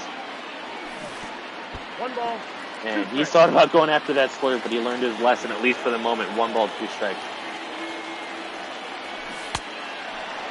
But not on that pitch. Change up. Got him chasing low. Strike 3. 2 down here in the 5th. I was about to say, he was totally off. It looked like he had totally just ignored everything he had learned in those previous pitches. As our good buddy Matt Vasgersian would say, he would have needed an oar to hit that one. But, not allowed to use an oar, and I don't know whether or not it would have helped him out. As Jaden is pitching a masterpiece with Corey Kluber out on the mound. Already up 1-2 to Duke Snyder, the left-handed right fielder. That's a strike 3 called. Swerve left at the bottom of the zone for out number 3. We're already through 5 here at Camden Yards. I told you, it's going by really quickly. But we've got 2, 3, 4 Brad Sheffield Cespedes coming up. I wish real Bot Bowl games, like the regular season traditional games, weren't this fast. We could simulate every game, every day. We definitely could, maybe in time we could do it, but we wouldn't get as much great commentary as we do with the typical pace that... probably not. As you notice, I'm already sounding pretty Russian. This one's sent out to right field deep, going back on the track at the wall, and it's going to be caught at the wall. Just lost some steam out there. Right fielder Duke Snyder going to make the grab and robbing George Brett of at least extra base. So in steps Gary Sheffield, one of the back-to-back former Tigers in this lineup. That sinker misses, blown away 1-0. The other former Tiger was even here for less time than Sheffield was his corner outfield partner, Yoenis Cespedes. Spent half a season in Detroit in 2015 before being shipped over to the Mets at the trade deadline. This one's launched, but foul, 1 ball and 2 strikes.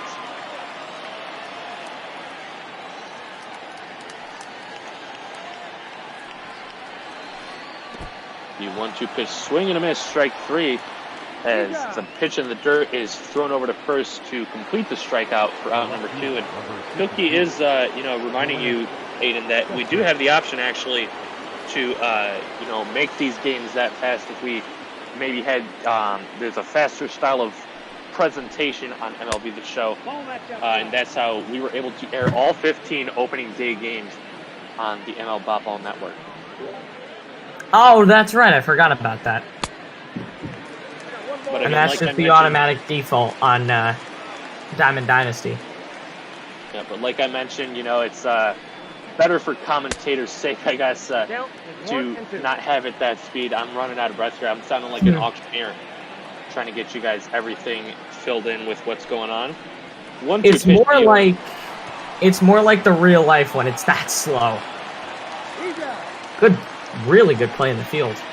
Nice play there by Didi Gregorius. That's the one bright spot in this defensive lineup for Mark Grace's side. They've got 1 hit to their name. They're down 1-0. And we do want to remind everyone here that we're not doing this, just for nothing. We've got a greater cause in mind, and that greater cause this week is going to be NAMI, the National Alliance on Mental Illness.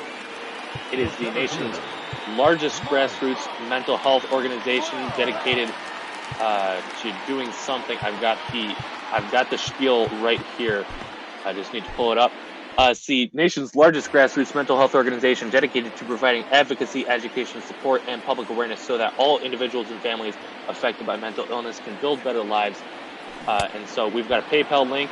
I'm going to throw it into the Discord, not the Discord chat, the Twitch chat, as well as any subscription money is also going to go towards that, and the ad revenue is also going to NAMI. Great cause that we're doing it for here. We're not getting paid, neither Aiden nor I nor any of the broadcasters on this network. And there's a big swing and a miss right there by Mike Trout. Corey Kluber going to have to take the swing for himself, or is he? Looking at the bench, we've got Christian Yelich, Ian Hatt, Jorge Posada, Roberto Alomar, and Luis Gonzalez all lined up to potentially come in, and it looks like we are going to go with Robbie Alomar. Roberto Alomar. So Kluber's day is done. He's going to have to face Kluber as the pinch hitter. And that changeup is just working wonders for him today, 0-1. Yeah, the off-speed stuff, the breaking stuff for everybody so far has been really solid. Sends it onto the ground to third base. Brett fires onto first, and Alomar goes right back to the bench. 2 down here in the 6th inning. Craig Biggio going to try and get his first hit of the ball game, struck out and grounded out already. There's a swing and miss, swerve well below the knees.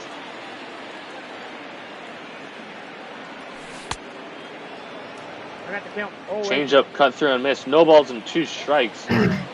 So set up for yet another 1-2-3 inning. Not on that pitch. Cutter misses high. 1-2. Cooper winds and delivers. That one's pulled foul, so we'll do it again.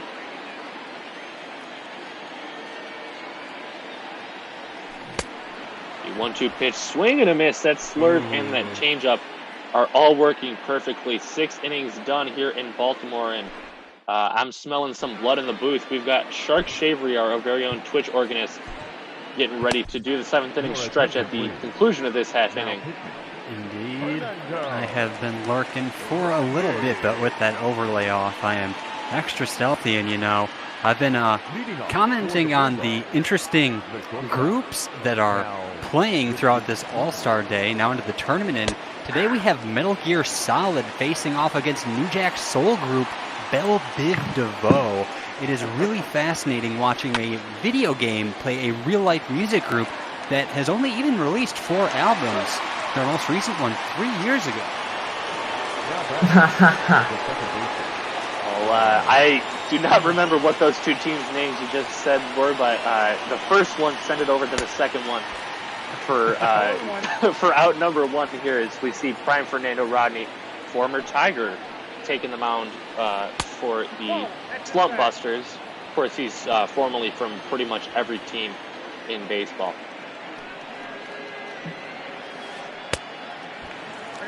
And an ugly swing there on the circle changeup. No balls, or 1 ball and 2 strike to Ryan Sandberg. Fouls that one away. Buster Posey going to take his cuts after this.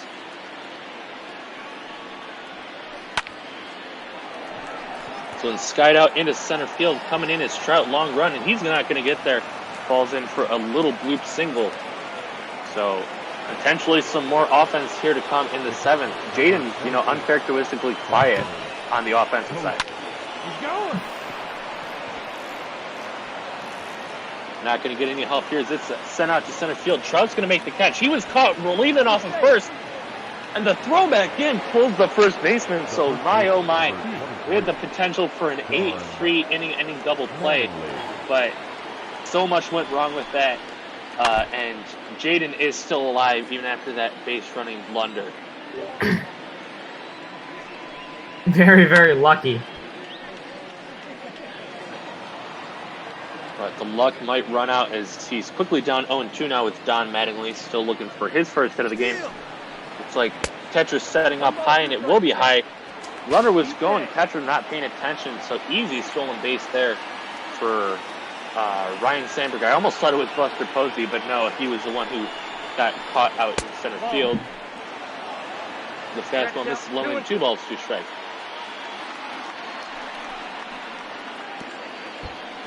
There's a swing and a miss, but it gets by the catcher, so the throw onto first, is that going to be in time? Yes, it will, just by half a step. So I'm going to step out of Shark's way. We got a little time here for the stretch. All right, you can just relax to the smooth sensations of the ambient stretch.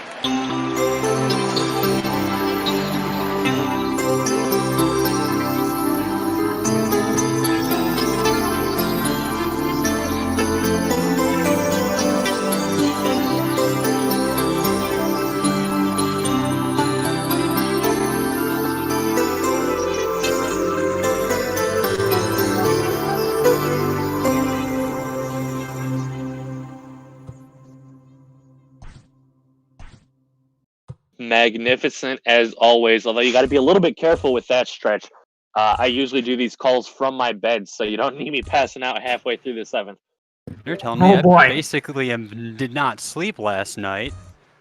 May or may not be responsible for most of my behavior today, including writing that stretch in a haze at around 10 a.m.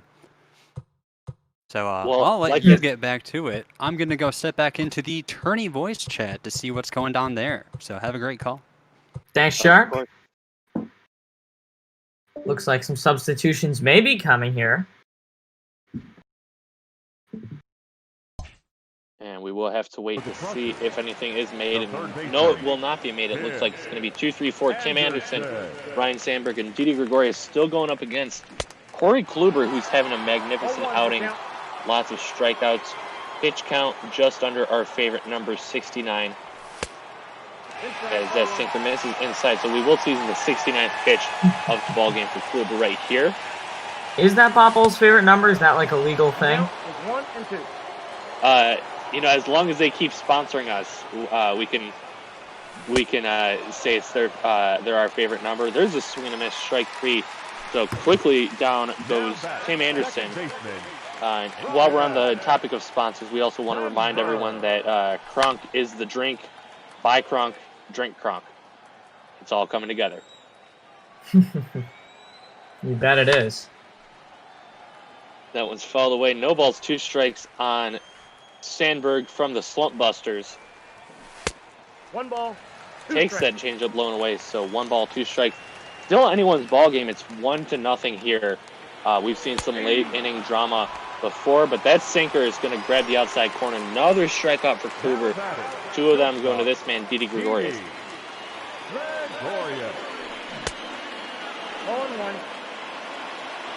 So Didi swings through 1 and misses. No balls, 1 strike. And another slurve. That's just working wonders out there for Kluber. 0-2 here in the bottom of the 7th. 2 outs, nobody on. 1-0 Bulldogs. But Didi definitely has that swing that can drive one out to the right field seats. Or he's going to hit one out to center field. Coming in is Dawson. He's going to make the catch. And the inning is over. 1-2-3. Yet again go the Slump Busters. They've got 1 hit today. Head to the 8th. 1-0 Bulldogs. Leading off for Brooklyn, the pitcher, Corey. It seems like very passive managing from Jake Dean. Is Fernando Rodney had to get up and pretty much come in without warming up, but he is getting another man going out there in the pin. I believe that was Alvarado. Not quite sure. But Fernando Rodney's still in the ball game right now. 2 balls, no strikes. The pitcher, Corey Kluber, going to hit for himself here in the 8th. Just a testament to how well he's been doing today.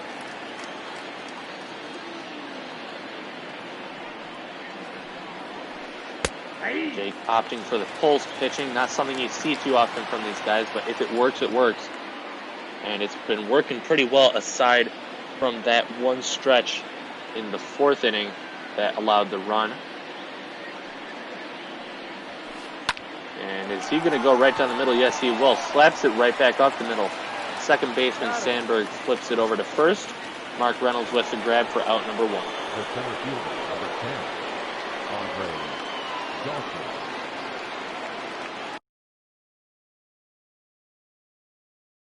Looks like we're pausing really quickly and not sure there's going to be a pinch hitter coming up for Dawson or what the plan is. But nope, just looks like Andre Dawson will get the swing for himself. Still looking for his first hit in a Bulldogs uniform. That one's strike 1 on the outside corner. Yeah, 0 for 3 today has not been a great semifinal for him. If they do end up playing in the final, they'll look to perform a little bit better there. Swings through that circle change. No balls and 2 strikes. Not going to get him to chase that one outside, though. 1-2.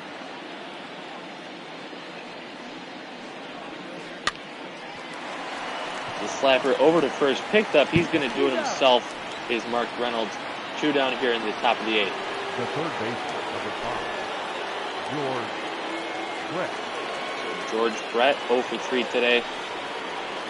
longtime Kansas City Royals third baseman. Came out of retirement, I heard, to play for these Bulldogs in this tournament, as there's a line drive into right field. That's going to be his first hit of the ballgame. The right fielder, number 10, Gary Sheffield. Gary Sheffield taps his first one foul.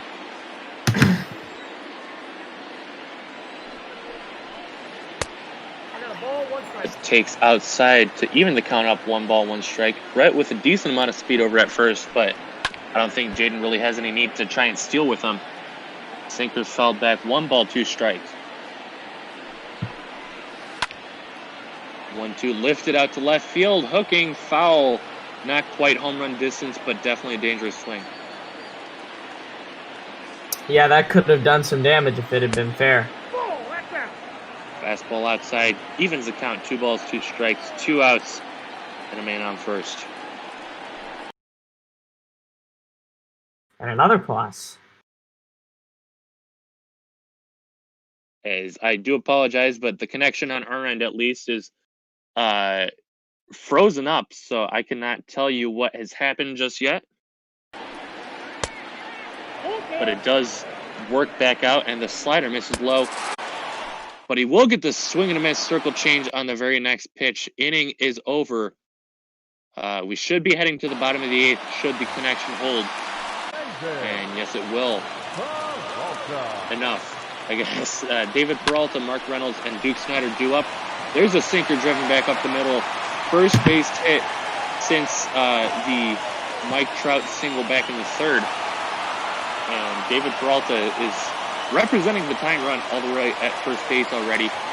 Mark Reynolds going to try and bring him around. Moves out in front of that slurve.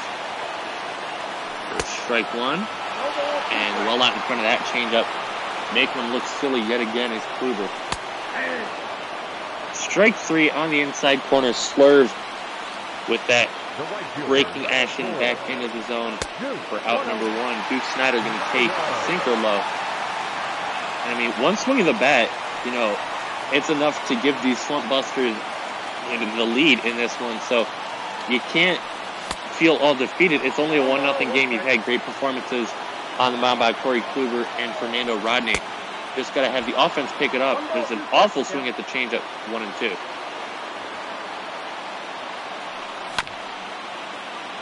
Slurve is fouled away, still 1-2. Sinker once again beaten into the dirt. 1-2 strikes. Man on first is David Peralta. Not much speed out of him.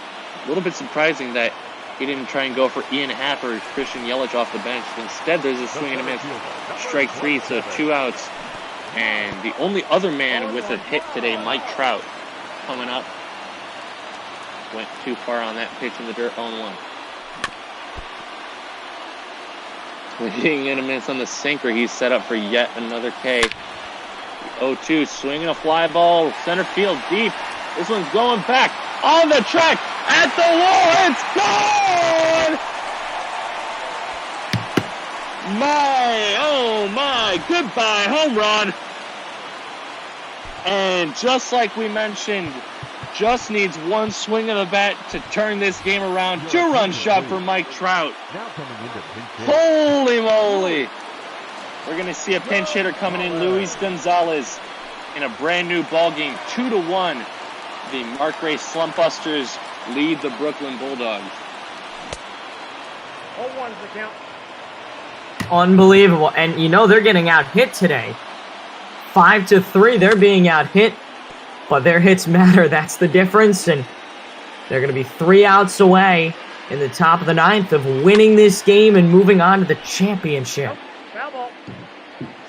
And also knocking out one of the favorites in this competition, Jaden Becker. Still got one more inning left of his own to swing the bat, and he's going to get to that right here as there's a swing and a miss from Gonzalez. But the 2-run shot from Mike Trout here in the bottom of the 8th inning puts the Mark Ray Slumpbusters back up, or not back up, but up for the first time, 2-1. And we're going to see a new pitcher, Billy Wagner, taking over on the mound, trying to finish this one off.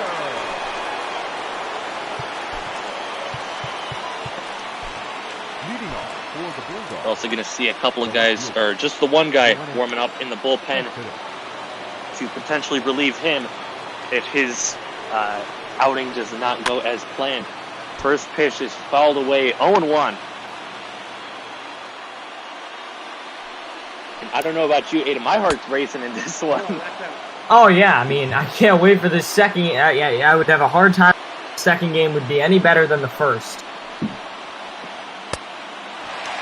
There's a swing and a miss. Got him chasing that slider low. 1 ball and 2 strikes. And of course, Big Fund and Jeremy Goldstein both anxiously watching the result of this one. As there's a swing and a miss in the dirt, Biggio fires it onto Reynolds at first for big out number 1 here in the ninth.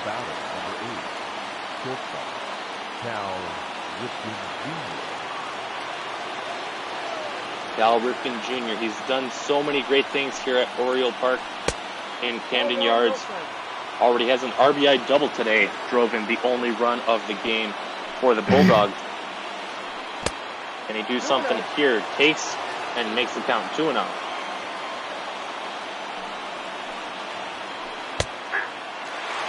Fastball at the knees, 2-1. Billy Wagner. That high leg kick on his set and delivery. Swing and a miss. 2 balls, 2 strikes.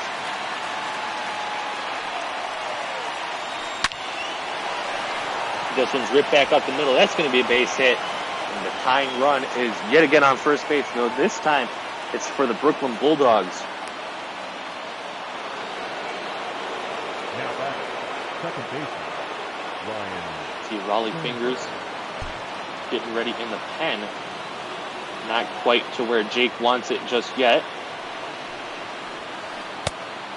First pitch misses outside. 1 ball, no strikes. Ball.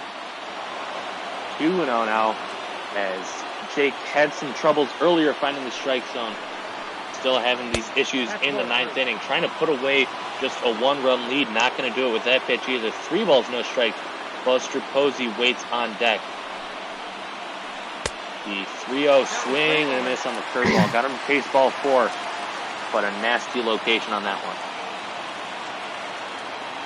Catcher sets up inside. Man on first is Rifkin. The 3-1 inside, ball 4. So 1 out, runners at first and second. The tying run is at second. The lead run is at first. And it looks like Raleigh Fingers going to try and finish this one off.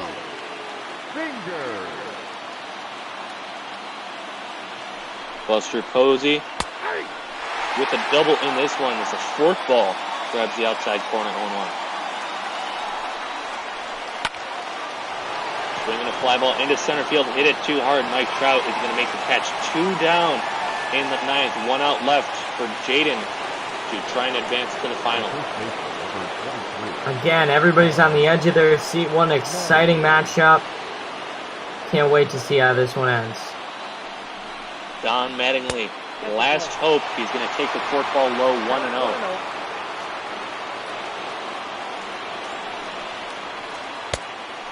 This is inside, 2 balls, no strikes.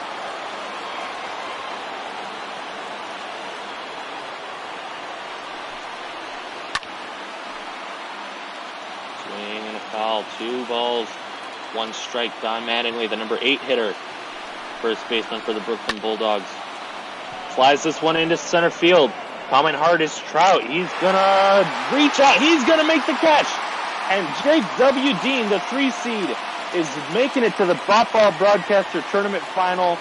Knocks out probably one of the favorites in this tournament, Jaden Becker, with a 2-1 victory. Mike Trout with a 2-run shot in the bottom of the 8th inning, and then makes the final circus catch to end everything.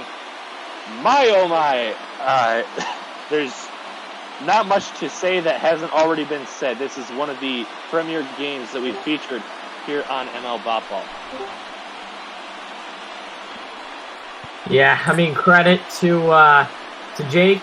He played an excellent game, but he just got beat a little. He just got outplayed in the end. And the luck was not on his side tonight. And I can't wait for this final. This final, no matter who plays in it, who the second team is at least, is going to be awesome. Mike Trout, of course, the player of the game, hitting that game-winning home run in the bottom of the 8th inning. And let's start with the victorious man, Jake Dean. How are you feeling after this one? Oh, dude, I thought it was over. I couldn't hit anything. I think, yeah, I got 3 hits. Like, oh my, I have no idea how we won. But I'll shout out to the squad. They played a team game. You know, they just really believed in the game plan. And Mike Trout, I mean, what can you say? Best player in baseball. But Jaden can pitch, man, especially with that Klub card. Oof. Those slurves, I couldn't see him coming. Well, we were making a stink about why Mike Trout was batting in the 8-hole, but he came up at the perfect time to send home the tying and go ahead runs. And Jaden, you came into this tournament announcing to the world that you are the champion already, just waiting for the crown to officially be bestowed. You've been knocked out. How are you feeling? I'm a New York Mets fan, and one thing that we've really gone through a lot is having great pitching performances. We see them from Jacob deGrom, we see them from Noah Syndergaard, and one thing we notice with that is also we don't get a lot of run support, and I think that's just the story of today's game. Cal Ripken Jr. with the only ribby of the game for the Bulldogs. That RBI double back in the 4th inning.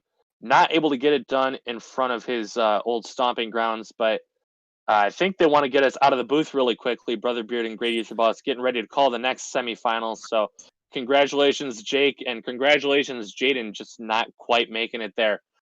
We've got a great matchup, though. Big Fund and Jeremy Goldstein are going to be coming up right after this. All right. Congrats, guys.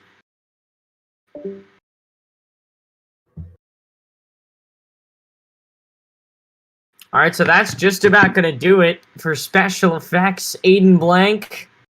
We are waiting to see who the second team is in the championship. And we're waiting for Brother Beard and Great Aether Boss to jump in here.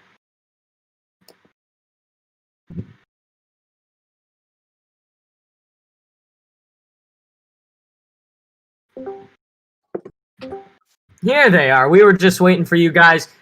What a crazy ending to this first game, and certainly going to be a very entertaining championship game. Very much so, and it's very disappointing after watching Jaden's rise to the semifinals to see him go out in a one little candle. But as he was saying, no run support. It's what me and Brother Beer were talking about, a Felix Hernandez situation of just, great pitch performance, little run support, and shout out to both guys.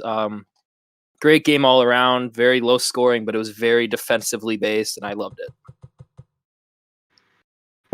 Well, we're going to get out of your way. Special, any parting thoughts before we head out?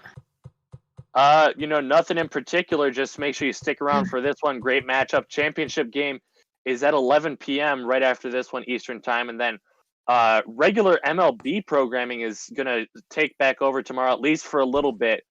We've got some minor league games. And then Dodgers-Giants, I'll be calling with Cookie at 7:15 Eastern time. So I'll do our little sign-off for Aiden Blanc. I'm for Special FX. We thank you for joining us in this one, and we hope you stick around for another great Bop Ball Broadcaster Tournament matchup.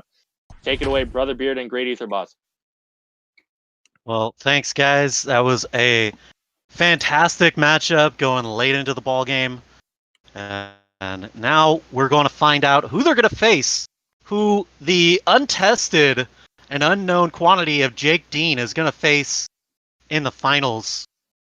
We've got the Big Fund, and we've got Jeremy facing off a couple of New York teams here, as it looks like the Rockies and the Blueberries. Very much so, and I'm looking forward to seeing these great lineups you see right here. Minnie Minoso leading off, Corey Kluber on the mound. This is going to be a great game, and the first pitch away, and it will be none other than a check swing ball. Nothing new. Patience out of Big Fund. Out of Jeremy. Big Fund in the red, Jeremy in the blue. That should be pretty easy to keep separate today. Yeah, okay. Beautiful slurve, but very far outside. Nearly chased it, though, Jeremy. It's going to be a 2-1 count, and he's going to look at another slurve for a 3-1. course, Corey Kluber on the mound for the Big Fund, and he beans him here. Just grazed his shoulder. It's a leadoff base runner. It's very not ideal as Minnie Minoso's going to go for the stolen base, and he's going to be safe by a step or two. Great base running there by Jeremy. Yeah, it took off. Not a great reaction behind the plate, and so an easy stolen base. Yeah, and Jeremy was really wanting to go with Minnie Minoso there to make me do a double steal in consecutive pitches, but it's an early 1-2 deficit here for Ryan Sandberg. Throw back here, and he'll get in. Just in time. That might be a very big point of contention for Jeremy so far. Very aggressive base running early on here. Still nobody away as the 1-2 comes in. It's going to be low cutter for ball 2. Quite the little battle brewing here between Kluber and Sandberg. And a little bit of perhaps wanted to take a breath and slow down a moment as he steps out. 2-2 from Kluber. He checks the swing, and he'll go down on strikes. And now we have Cody Bellinger. Cody able to easily take one out as that check swing is going to be not far enough for ball 1. In the that was going to be here. in the dirt. The Minnie Minoso will move to third, and already there is a man 90 feet away from taking an early lead here for Jeremy. Watch the steal at home here. Diamond Dynasty, anything can happen. Superstars on the field everywhere. And these Blueberries have already proven how aggressive they're going to be, running up the score in their previous matchup against Duggo. Late in the ball game, and triggering a very salty Duggo rant after the game. It was really funny, but just goes to show the steal attempt here. Throw down's going to be late. The aggressive strategy employed by the Blueberries and Jeremy Goldstein. Yeah, Jeremy definitely looking to get into the head here early on, as that's going to be right in there regardless of the check swing for strike 2. Big Fun definitely getting a bit nervous with this aggressive base running. This is definitely a very big, scary moment there as he's going to swing and miss at that four-seamer for strike 3. Now Buster Posey, 4th on the team with a 281 average. Yeah, that was a huge strikeout here by Eric. As now there's 2 away, and he can focus on getting Buster Posey out here to get out of the inning. A good slurve there gets the zone 1-1. Fastball right down Main Street, fouls it off, 1-2. Catches the corner, and that's going to do it. He strands 2 at 2nd and 3rd, and will go to the bottom of the 1st. Leading off for Big Fun. They're both from New York. Yep, leading off is one of the greatest players I've never seen, and I don't think anybody here right now watching on the ML Botball Network has ever seen. Honest Wagner in the leadoff spot as he looks at strike 1.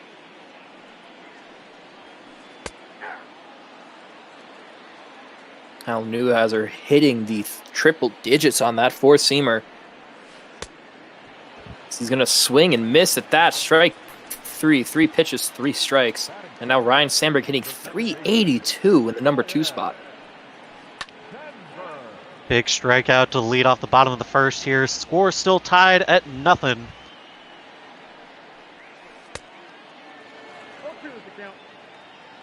Chasing a fastball high. Strike 2. The 0-2. Big breaking ball hit down the line.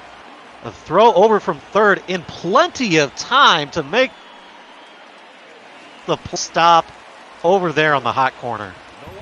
And here's Yoenis Cespedes, clearly a new acquisition here for Big Fund in time for this Diamond Dynasty semifinal matchup here. He's going to swing and miss at the 79-mile-per-hour changeup. Hal Neuhauser showing that he can easily go from 100 miles an hour plus to mid to upper 70s, as that changeup's going to be 77 swung on and missed.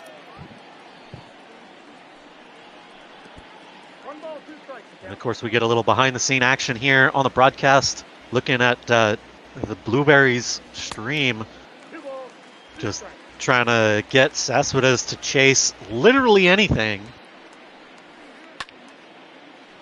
The touche. This one's driven into left center field. There to make the catch in plenty of time to end the inning. We're through one, still scoreless and hitless. Going to the top of the second. Willie McCovey's going to lead it off. Willie McCovey hitting 267 so far. Corey Kluber already in the mid-20s after the first inning, where a couple walks given up, a lot of base running, aggressive takes by Jeremy. He's going to look at a changeup for ball 2. Kluber had a lot of pitches in that first inning, but he's able to keep them off the bases. Seemingly having trouble here against McCovey, nibbling around the zone. That one gets over, no doubt about it, 3-1. Kluber below the zone, he'll off the second. Yeah, Jeremy showing great plate discipline here. You would think at a 3-1 count he might have the, tenacity and the moxie to go and take a green light swing at that, but taking the walk over a potential out is always something, as he's going to look at that four-seamer for a 2-1 count. Seems to just be letting Big Fun pitch himself into a deficit here, as no movement out of the hitting reticle. Yeah, and Carlos Correa hitting 316. I don't think he swung once at all, but he's going to swing at that up-high sinker for a foul. There's one. The second swing of this inning, and it comes for a strikeout. Didi Gregorius digging in here. He's been a constant figure throughout this tournament. Yes, one of the most commonly used players here in this tournament, showing his value and his worth as he's in a 1-2 count. He's going to swing and miss at that changeup for strike 3. And here comes Hal Newhouser, the pitcher, in the number 9 spot. Of course, playing by National League rules here in Diamond Dynasty. The pitcher's got a hit. And we see how effective Hal Newhouser has been. 118. Yep, definitely worth letting your pitchers hit. Don't let Duggo hear that. Well, we're headed to the bottom of the second. Still nothing. Joey Gallo's going to dig in here. Looks to be another new acquisition here for Eric. Strike 1.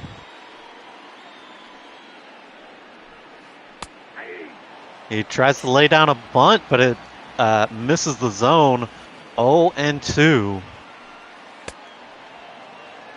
And a big cut at that 100-mile-an-hour fastball, strike 3. Very interesting to see Joey Gallo going for the bunt there. Question is, would he have had enough speed to make it in time? So that's changing just on the edge for ball 1. Ooh. Been a couple of those calls already today as he gets that one over for strike 1.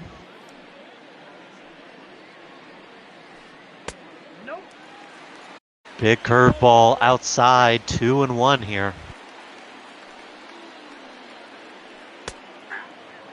Strike 2. He catches that bottom of the zone. Todd Helton checks the swing. Big breaking ball in the dirt here. Full count. 3-2 pitch. Fouled off. We'll see another one here. Helton trying to stay alive. Newhouser kicks and delivers. This one low and out of the zone, but he'll foul it off. Another 3-2. Got him! Strikeout on that 100-mile-an-hour fastball once again. Now Bo Bichette, of course, one of the brightest young stars in the real-life MLB, and definitely proving his worth here in ML Botball for the Blue Jays as well. So that one's going to be swung on, lifted into left field. but it is going to be a routine fly ball for 3 outs here. So nothing on nothing as we go into the top of the third.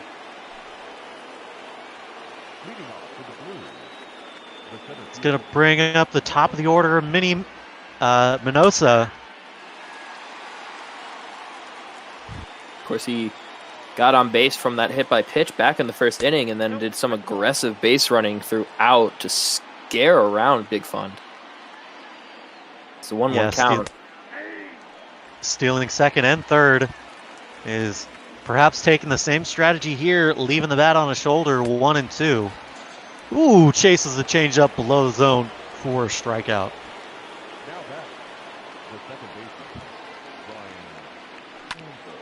First pitch to Ryan Sandberg is going to be a slurve on the outside corner, 0-1.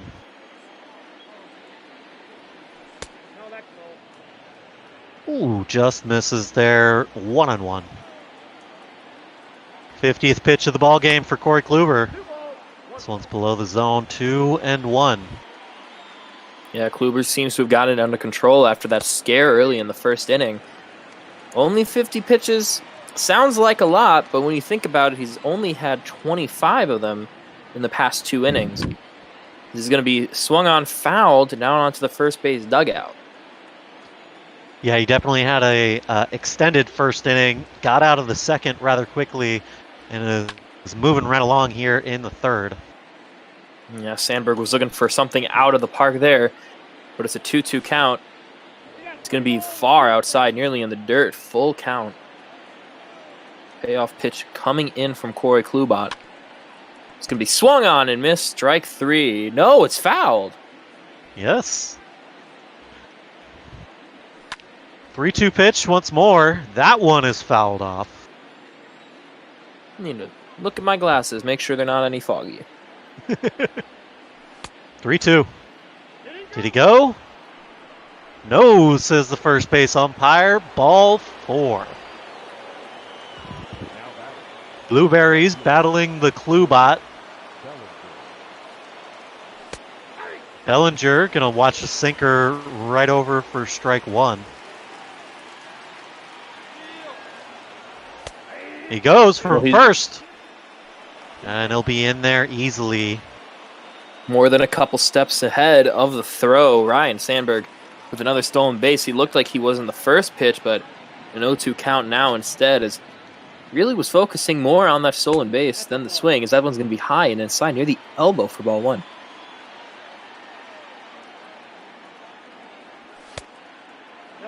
Inside ball 2, and Cody Bellinger having a wonderful way of just working around this pitch count and this, what was I about to say, at bat, as he's battled back from an 0-2 deficit to be up 3-2 as the payoff pitch comes in from Klubot. It's going to be low in the dirt, and it's going to be safe at third on the stolen base by Ryan Sandberg, and men on the corners for Aaron Judge with one away here, top of the third. Not a position you want to be in if you're the Big Fund. Runners on the corners. The big bopper of Judge taking his time, deciding how he wants to approach it. Starts off with a fastball high. Both men on the corners very much able to move around the bases as they please. 80 speed and 79 respectively for men on third and first. But chasing the high fastball is Aaron Judge with the strikeout, and here comes Buster Posey with 2 away now instead. 3 big fastballs challenging the big man of Judge. He swung at the first one, so he got him to chase a couple more out of the zone. They just looked too good, especially for a big bat like Judge. That slurve right down the middle, 2-1 count coming in. Check swing on the 4-seamer. He's slowly learning his lesson as it's a 3-1 count. No green light, 4-seamer inside. Really good take there for Willie McCovey. That was a great take there. Great play discipline, as you're saying, yeah.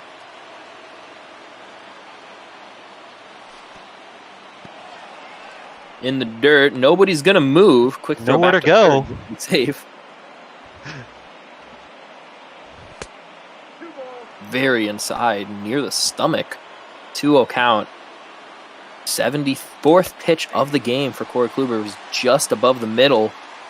31 pitches in this inning alone, and we were talking earlier about that one's going to be just inside for 3-1 and looking potentially for a pitching change. You and I were just talking. Pitch count was recovering after the scary first inning, but just like that, 76 pitch here is that's going to be inside, and it's a full count, 2 outs, bases loaded, top of the third. Broadcaster Jinx strikes again. Klubot in a real pickle here, deciding on his 3-2 approach. A pickoff! Great approach, as it just scares him back, and the payoff pitch comes in. 4 balls. The first run in of the game is going to be on a bases loaded 2-out walk, and Carlos Correa now up to bat. Big shot here for Correa. As bases still loaded, they finally taken the lead, put the first score on the board. Well, that's going to be launched into right field. It's going to fall, but it's going to be foul. Just barely. Tries to do it once more as that gets fouled off. 1-2 once again. Good eye here to lay off the slurve outside.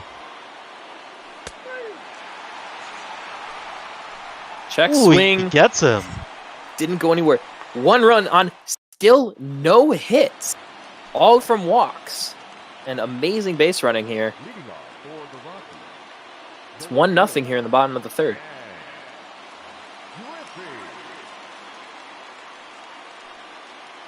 Newhouser back out to pitch the third here, facing off against the father of my childhood hero, Ken Griffey Sr.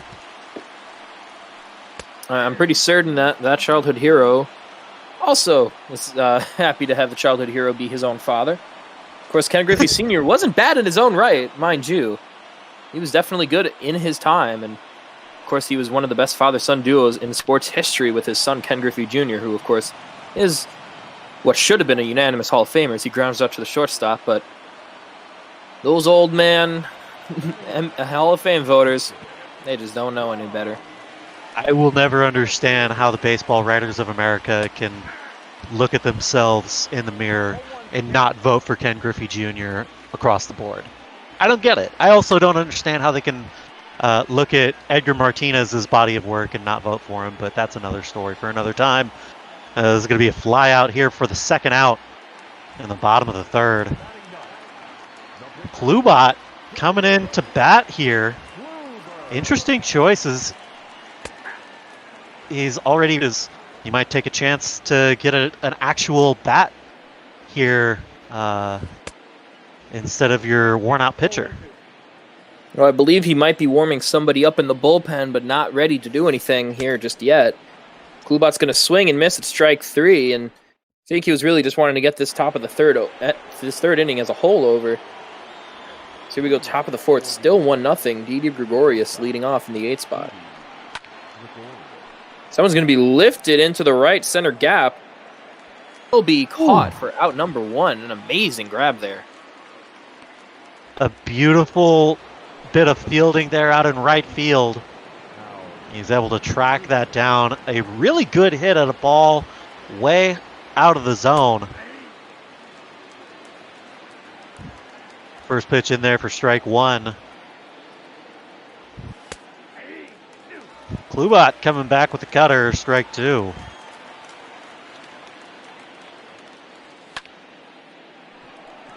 Flares this one down the left field line. Will it stay fair? It does. That's going to get down for a base hit. First base hit of the ball game by either of the two teams. And Manny Minosa up to bat now. Of course, he has 2 stolen bases and a hit by pitch, but he's 0 for 1. And he pops this one up, and that's a real missed opportunity there by Manny Minosa. Very much so, as a little quick menu there. Here comes Ryan Sandberg now, 0 for 1 on the night, as we got the overlay back up. Change up in the dirt nearly for ball 1.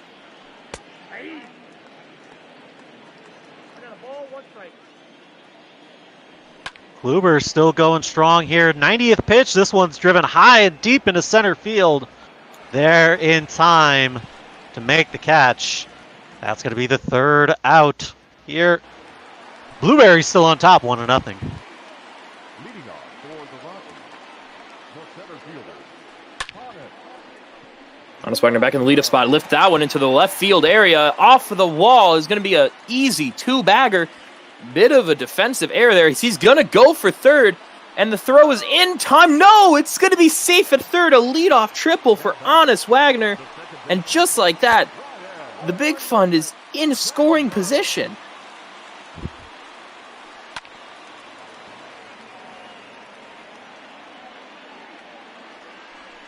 Out of nowhere, just showing how Diamond Dynasty can change on a dime, as that's going to be fouled down the left field line once again for a 1-2 count here on Ryan Sandberg. It's going to be up high for a 2-2 count. Someone's going to be lifted into center field. Caught Wilt Wagner tag. Wagner is not tagging. Wow. Interesting choice there. Throw was on point, so maybe it was a disaster averted there. Well, with the 96 speed out there, we'll see an intentional walk. They'll look to set up the double play. Brings in Joey Gallo. Interesting call there. So that slider is going to be just in the bottom corner inside for ball one, but he's going to swing and miss at the four-seamer, 100 miles an hour still, even 40 pitches in. 101 is that one's going to tip just over the scale. 1-2 count on that foul. What a pitch. The delivery on this pitcher, Hal Newhouser, absolutely, it's so smooth. It's almost like he's just cupping the ball and throwing it, with a straight arm. It's really smooth to watch and see. You can see how the balls are coming out almost identical out of his hand and really fooling some of these hitters. Well, there's a swing and a miss, strike three, and a disaster averted for Jeremy Goldstein there after the leadoff triple by Big Fund. So we're headed to the top of the fifth, still 1-0. Four-seamer swung on a miss by the leadoff hitter, Cody Bellinger, for strike one.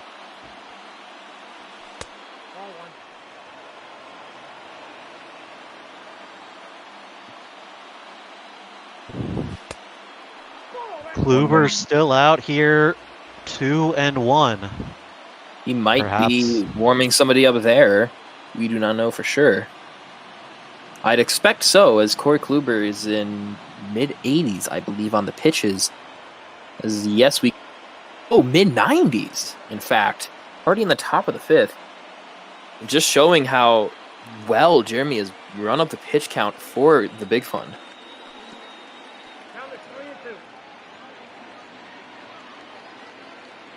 Full count here. Klubot. The payoff pitch is inside. Leadoff walk here in the top of the fifth. Got Aaron Judge out on a strikeout last time. He'll paint the corner with the sinker, 0-1. Ooh, gets him to chase an off-speed pitch outside, 0-2. Watch him to go for that fastball up and in. Got him. You being correct. Strike three called. Brother Beard, the Beard, with the call once again. Cutter just looked at for strike one.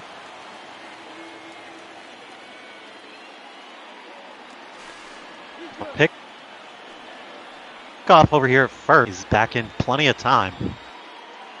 Yeah, Big Fun knows just how scary Jeremy can be on the base paths. He's shown it time and time again so far in this game.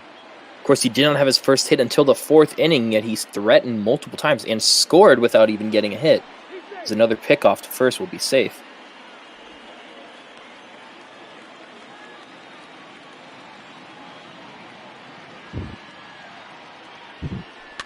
One pitch. Driven deep into right field. Is that going to stay fair? No.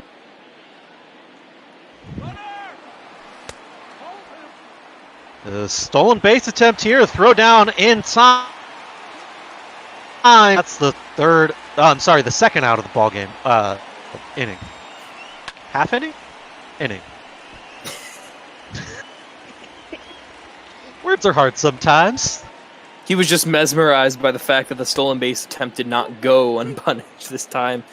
Willie McCovey on deck, full count, payoff pitch to Buster Posey. That one's going to be blooped over first base side, still foul, still 3-2 count.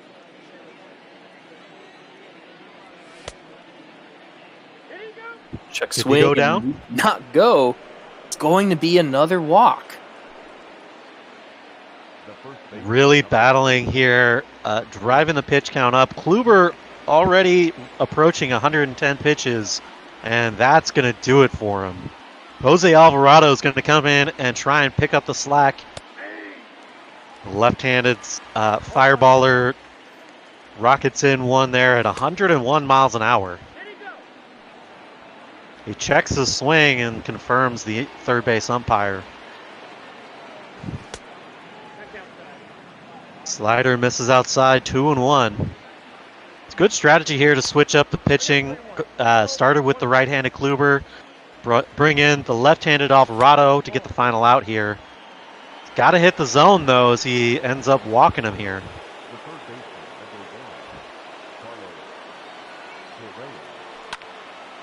Carlos Correa with a base hit into right field.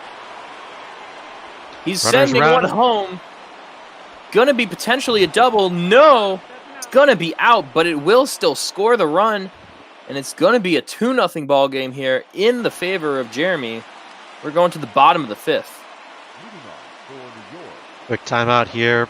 Perhaps check on the bullpen out there for the big fund. Or, yeah.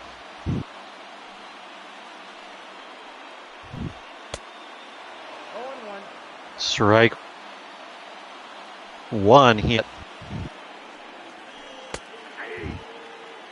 Strike two. Paint in the corners. Beautiful pitching by Newhouser. He's looking to get it out really quickly here, but he's not going to chase that for a 1-2 count now on Bo Bichette. Well, and the real difference between these two pitching performances is in the pitch count. Hal Newhouser, only 51 pitches so far, able to record the first out here in the fifth, compared to Corey Kluber's 105 plus.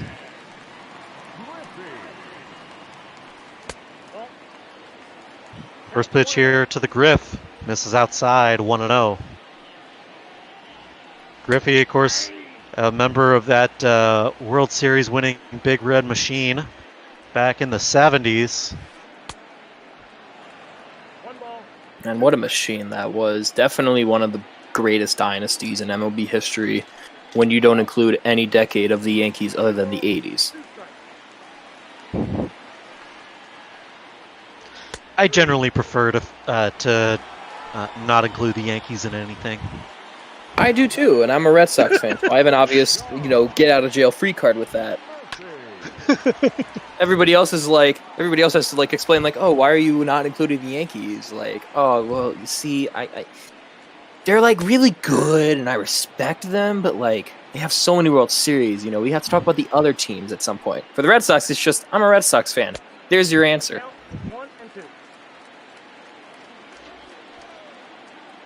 I think much the same can be said for Seattle fans. At least when I was growing up, we were almost indoctrinated to hate the Yankees because Ken Griffey Jr. hated them so. And after hearing a bit more in the story, who could really blame him? I honestly did it in the first place. Regardless, that one I thought that hit him for a moment. Goodness me, Gregorius going for the bunt, and I don't know what that was. Was that a time? I think it was a timeout.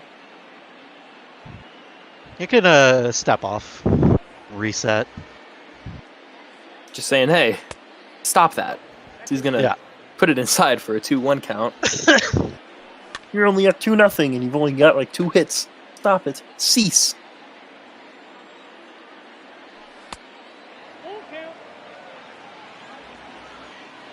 See a payoff pitch here from Alvarado. Misses high. Ball 4. Big Fund having trouble finding the zone. Shows bunt again here. Drops it down. He's stolen base as well, and he's not able to beat out the sacrifice. The sacrifice is successful as the runner moves up to second. And Minnie Minoso, the massive threat on the base paths, is that one's going to be nearly hitting him for the second time this game. Goodness me.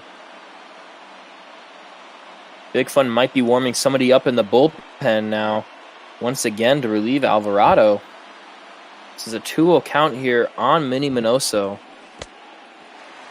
In the dirt nearly, but swung on and missed. Yeah, he's way out in front of that one. Lays off. And he draws the walk here. Another walk. Something that Jeremy has definitely been able to do this entire game so far, is drawing the walks and excellent plate patience. Now Ryan Sandberg with men on first and second with only one away here in the top of the sixth. This could be a very pivotal moment, up to nothing, as they're going to bring in Kerry Wood. As a Chicago native, I love this man.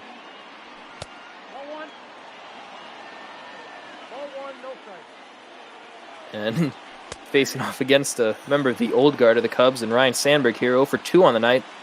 This cutter's looked at for a 1-1 count. His second pitch will be fouled on the slurve. 1-2.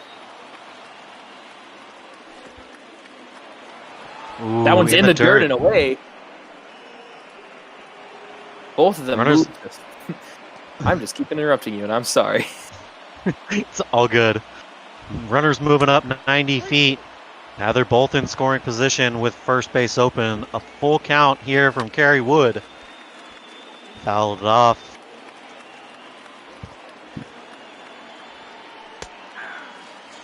In there, strike 3. A big second out of the inning here, as now he can get out of the jam once again. Intentionally walking him. That was the play a couple innings back with Yoenis Cespedes and Joey Gallo. And now it's for Cody Bellinger moving to first with the bases loaded. Cleanup hitter Aaron Judge, who struck out last inning. He's 0 for 3 on the night already, and it's already a 1-1 count on him. Ooh, lays off fastball high and inside. I'm thinking a high or inside corner. No, low slurve. He's got another one to waste here. I expect him to get him to chase something. Ooh, he comes back inside for strike 3. It's got to feel good to set down Aaron Judge back to back to back. That's 3 strikeouts in a row to him now. Definitely a big moment there. Bases loaded with 2 away here, and a pivotal moment here in the middle of the 6th now. Looks like potentially a pinch hitter for Kerry Wood. He might have only used him just to get out of the 6th inning, as Jose Alvarado was struggling a little bit.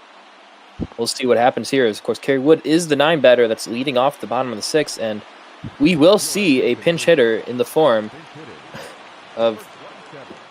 Really? You gotta pause it again. Got to get a pitcher up. Yeah. Name the man, Shirley. It's Alberto Mondesi.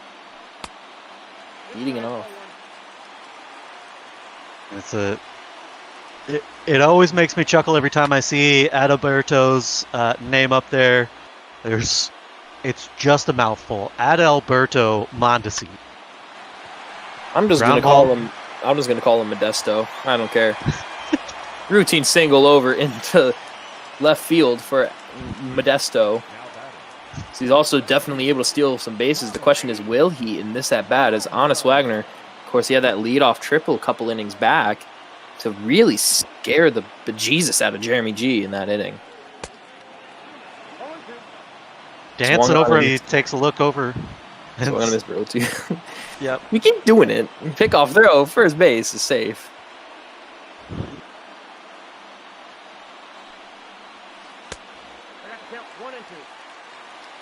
That's a high fastball. 1-2, excuse me. Whew. What a pitch there to strike him out. One away here, bottom of the 6th, Ryan Sandberg up to bat.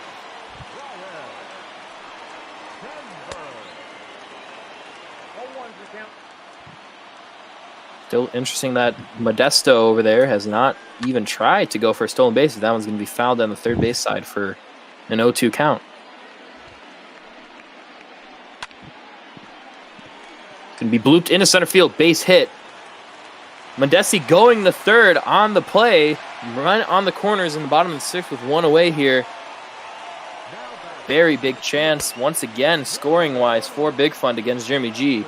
Chance to at least cut this lead in half, if not even tie it, or take the lead here with Home Run Derby, Yoenis Cespedes. And if any of you Botball viewers have seen Jaden Becker using Yoenis Cespedes in this tournament, you know how much of a threat he is, but he won't be a threat as he swings and misses on that third strike. Now it's already the fourth batter, Joey Gallo, hitting cleanup. Yeah, a great pitch sequence there to get out Cespedes. Couple of high fastballs to start him off. Coming back with a low curveball, had him way out in front, and then firing back in that fastball high again. It's almost impossible to get him to time those pitches up after changing it up so drastically like that. And yet another example of that in that strikeout to end the inning. So we'll get a pitching change here for the Deadheads, I think. We've got the Deadhead logo. Pitch.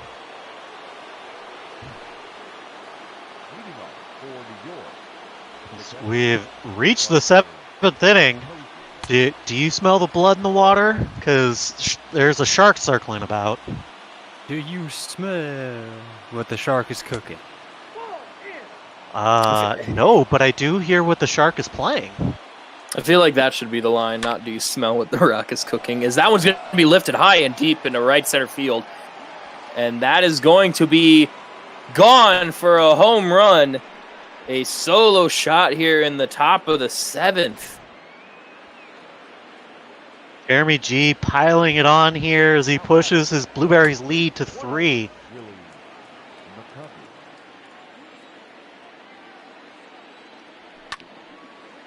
So, of course, he was threatening back on the top of the sixth, but nothing came of that. Here we go. Leadoff hitter in the top of the seventh. Boom. Home run. Well hit ground ball up the middle. Neither of the infielders can get to it. That'll be a base hit. Yeah. Of course, the man that hit the homer there was Buster Posey leading it off, as that one's going to be lifted. That is gone by a mile. Carlos Correa. Woo! A line drive shot off of Correa's bat.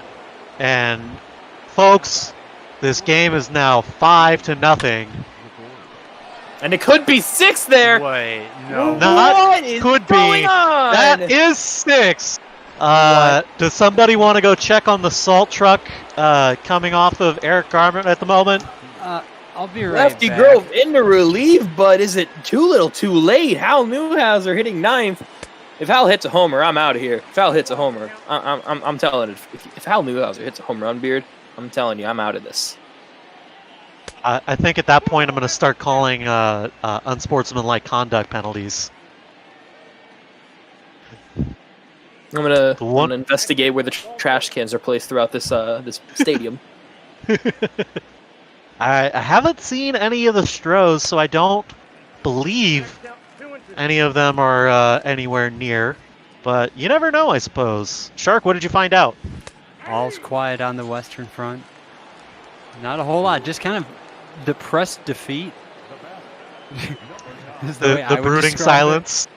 Not necessarily even silence, just like not angry. Almost not even just disappointed. It's like, yep, Still this is exactly what I expected. Yep. Yep.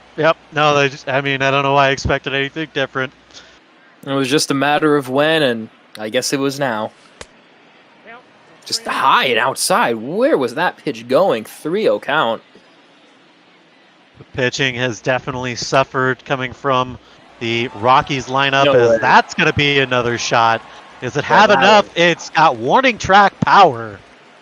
And mercifully, there are 2 outs here in the top of the 7th. How do people make the sidebar say stuff? I'm pretty sure there's some behind-the-scenes shenanigans going on there. I was like, that is a Doug-like thing to say. That is a Duggo thing to say. Is that one's gonna be lifted deep no into way. center field?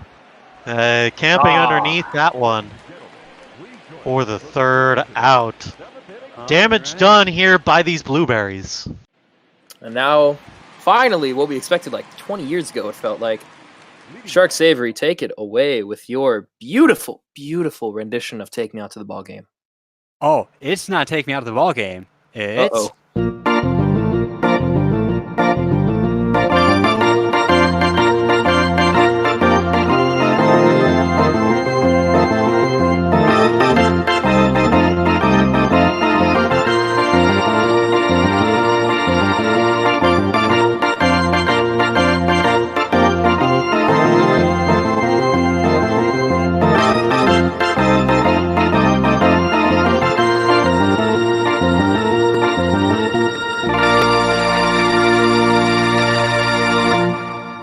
Encore, I demand an encore. Beautiful rendition.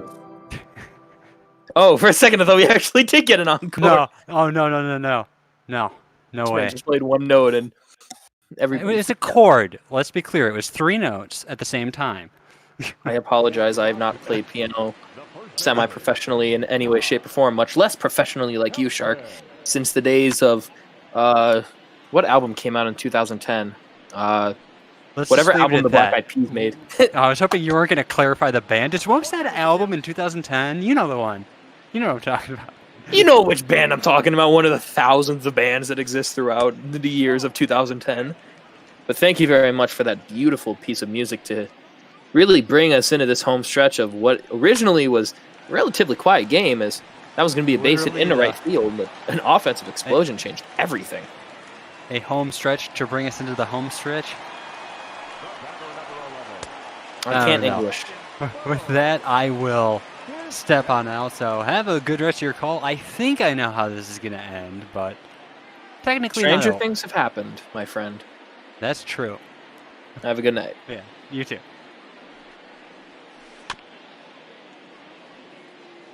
Well, Beard, it's a 1-1 count on Bo Bichette after that base hit into right field.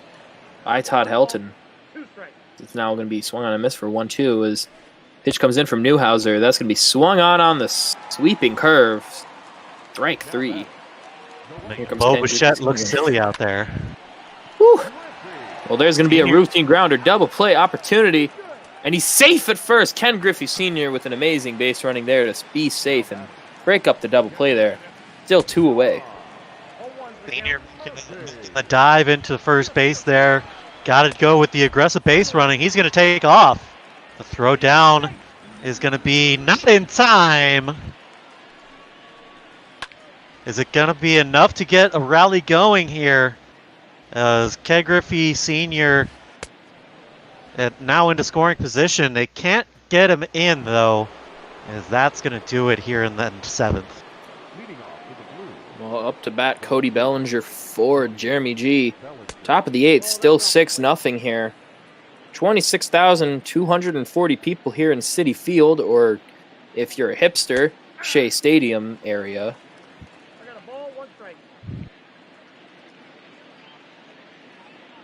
1-1 pitch comes in. So that's going to be a line shot into the gap in right center. It's going to be a base hit for Cody Bellinger. Forgot who it was for a second. He hits it into the shift here, but able to find a hole to lead off the top of the 8th. Jeremy Goldstein laying it on thick here, as there is no letting up off of the gas pedal. Yeah, well, there might have to be some unforced letting up as Aaron Judge is out to bat. Struck out in the last 3 at-bats, and he's looking to make it 4 in a row, but that's going to be gone if it stays fair, and unfortunately it doesn't. Still a 1-2 count. That was supposed to go out, but it just looks foul, as that's going to be base hit right back to Lefty Grove. Out number 1 and out number 2 right there, it looks like. No, safe at second, in fact. So no double play. Instead, it's going to be a fielder's choice? Question mark? Yeah, not able to get the play in time as he can't make a play on it. What is Runner going stays on in here? Shenanigans is what. Only in Diamond Dynasty will you see plays like this, folks. And now there are two away in the top of the 8th. I don't know what was weirder. The very, very pulled hit, like off the edge of the bat by Buster Posey. The fact that it fell. The fact that he tried to go to second. I love baseball, man. No matter. No matter. The whole thing is very, very strange. But as these Blueberries not content with a 6-run lead, looking to pour it on, trying to get all the bases that they can. Of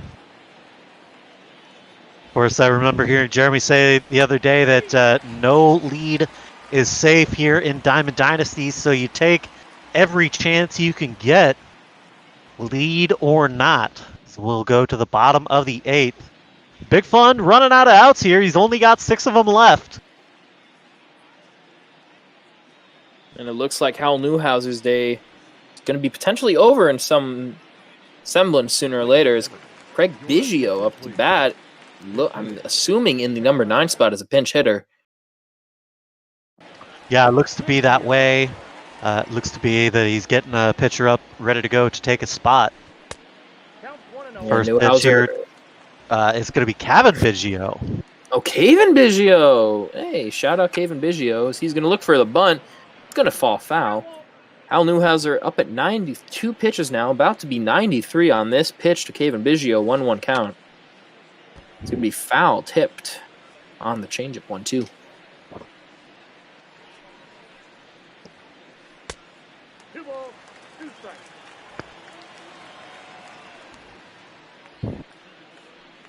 Newhouser sticking it out here in the 8th. He gets this first out here on Kevin Biggio. Back to the top of the order and Honus Wagner. Just reaching back into whatever reserve he's got left and unleashing a fireball. He gets him to roll this one over. Can he beat the throw down the line? No, he cannot. 2 away here in the bottom of the 8th. Yeah, Newhouser still throwing 197 pitches right now. Ryan Sandberg 1 for 3 on the night so far. Looking to hopefully start something, anything right now as he looks at that 0-1 pitch.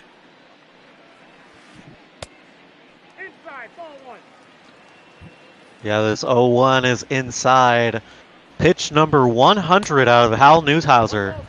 Gets it over at 100 miles an hour this late in the ball game. That's impressive. Amazing stuff from Newhouser's. That's going to be lifted into center field, but playable, catchable, and caught for 3 outs. And we are headed to the top of the 9th. Nothing still for Big Fun. It is 6-0 in favor of Jeremy G. And we're going to see another pitching change. It's going to be Nate Pearson coming in to the top of the 9th. Yeah, Pearson's got that fastball up over 100 miles an hour as well, so I expect to see nothing less. Is driven into center field, camped under for the first out.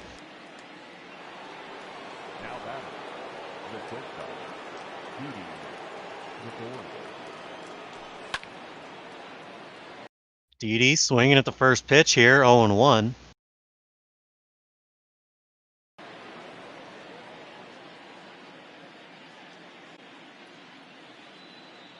Could be an 0-2 count now from Nate Pearson. The pitch comes in. It's going to be inside of the knees on the curve, 1-2.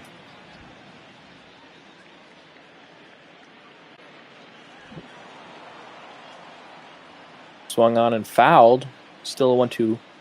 Pitch comes in. Another foul. Didi Gregorius doing great work to keep this at-bat alive. Pitch comes in, and it's going to be swung on, fouled once again. The 7th pitch of this at-bat on a 1-2 count. It's going to be swung on and missed on the 102-mile-an-hour fastball down the middle. And Hal Newhouser is staying in as he check swings at that very high up near the head, 102-mile-an-hour fastball from Nate Pearson. Yeah, that and one with the in. Sorry. I was going to say that one was in somehow for 1-1 as he's going to miss the curveball. Yeah, with a 6-run lead here and only the bottom of the 9th left, no reason to not let Newhouser stick it out and get the complete game. Yeah, well, he's going to look at strike 3 there. We're headed to 3 outs away from a complete game shutout here. But he is going to warm up some people, mainly 99 overall, Mariano Rivera. Of course, we were talking earlier about Ken Griffey Jr., Brother Beard, about being not the first unanimous Hall of Fame players. That one's going to be blooped into right field, but it's going to fall foul. Mariano Rivera being the first and so far only player ever to be unanimously picked into the Hall of Fame. I mean, Mariano is arguably the greatest closer of all time. There's no doubt about that. But what Ken Griffey Jr. did for baseball specifically, I think, warrants more attention than just being a great baseball player. But then again, I'm biased. Well, I'm also slightly biased, of course, being a Red Sox fan, but even I can recognize the value that Mariano Rivera brought as the main closer for upwards of nearly 20 years for the Yankees. Even in their worst of times with him, of course, the late 2000s after their dynasty basically just fizzled out, he was still there for them. It's an 0-2 count and swung on and missed, and we are 1 out away from this game, and Todd Helton is the last hope for Big Fun.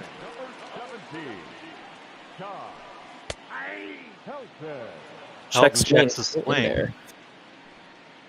111th pitch from Hal Newhouser. Still hitting 100 miles an hour. Goodness me. Last strike, last out. Swung on and missed, and it's a 6-0 complete game shutout by Hal Newhouser. And Jeremy G advances to the finals to face off against number 3 seeded Jake Dean. Jeremy joining us in the booth now. How does it feel showing such a lack of disrespect to your opponents here, running up the score again? Newhouser gets all the credit again. I think my attack, I might try to do this against Jake. I hope he's not listening to this interview. Probably is, but whatever.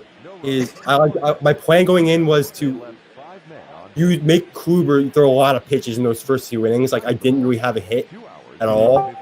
So I got Kluber to use it, throw 100 pitches in the middle of the 4th. And that helped him go to his bullpen, and I was able to attack on runs, and that helped me get the win. Yeah, of course, you see there Corey Kluber, not even 5 full innings of work. 9 strikeouts, but 8 walks as well. You know, we consider that to be a point of emphasis while the game was going on, and definitely proved it valuable and well enough to work throughout the game. Of course, 6-0. We were also joined in the booth by Big Fund. Of course, Big Fund, tough loss, but you can hold your head up high, making it to the semifinals. How are you feeling right now? Well, I'm feeling like I pitched very poorly, and generally if you pitch poorly, you're not going to win baseball games. And if you pitch very well, like Hal Newhouser did, 15 strikeouts over 9 innings, just 4 hits allowed, you're going to win baseball games. That's generally the way things go. And if you're Charlie Morton and you come in and you give up 3 runs on 3 batters, well, you can just count your blessings that that's as bad as it was. Eric, are you buried in a mountain of salt at the moment? No, I'm gonna kind of a little bit, because I'm gonna go have salted caramel gelato. So does that count? Because does that count as burying in salt?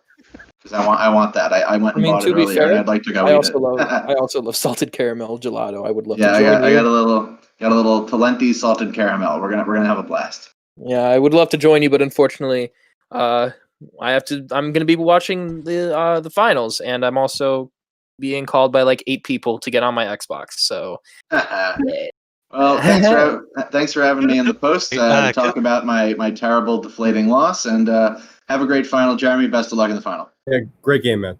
Good game. Well, there you have it. Some good sportsmanship out of these 2 competitors. Jeremy going on to the finals to face off against Jake Dean. Don't go anywhere, folks, because I think we're going to go straight into that.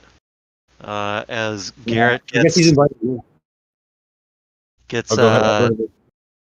the player stream ready to go. I think we're waiting on Jake and Duggo to set that stream back up. I believe we're gonna have Justin Rock and Cookie Eater calling a ship game here.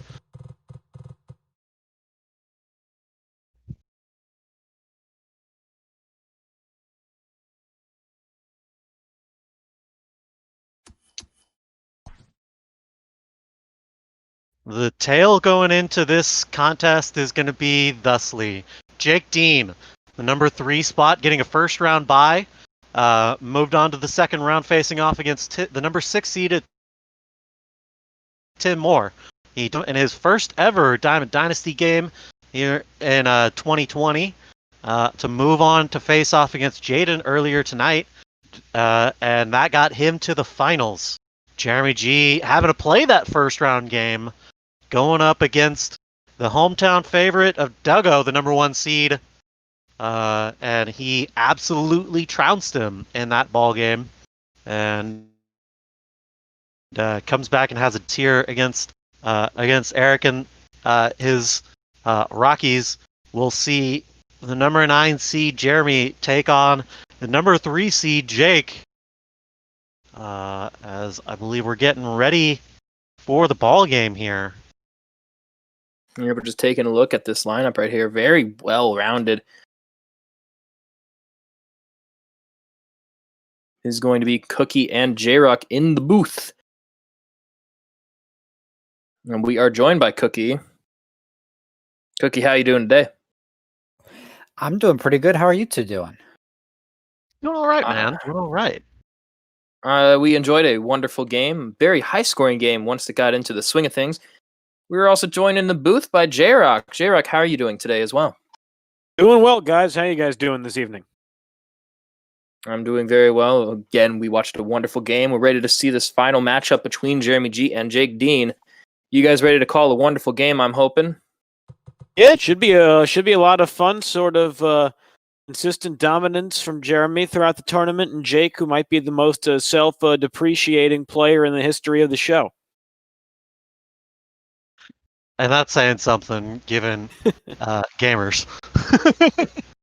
Well, this has been fun calling this semifinal game. We will get out of your hair as you get ready for the championships.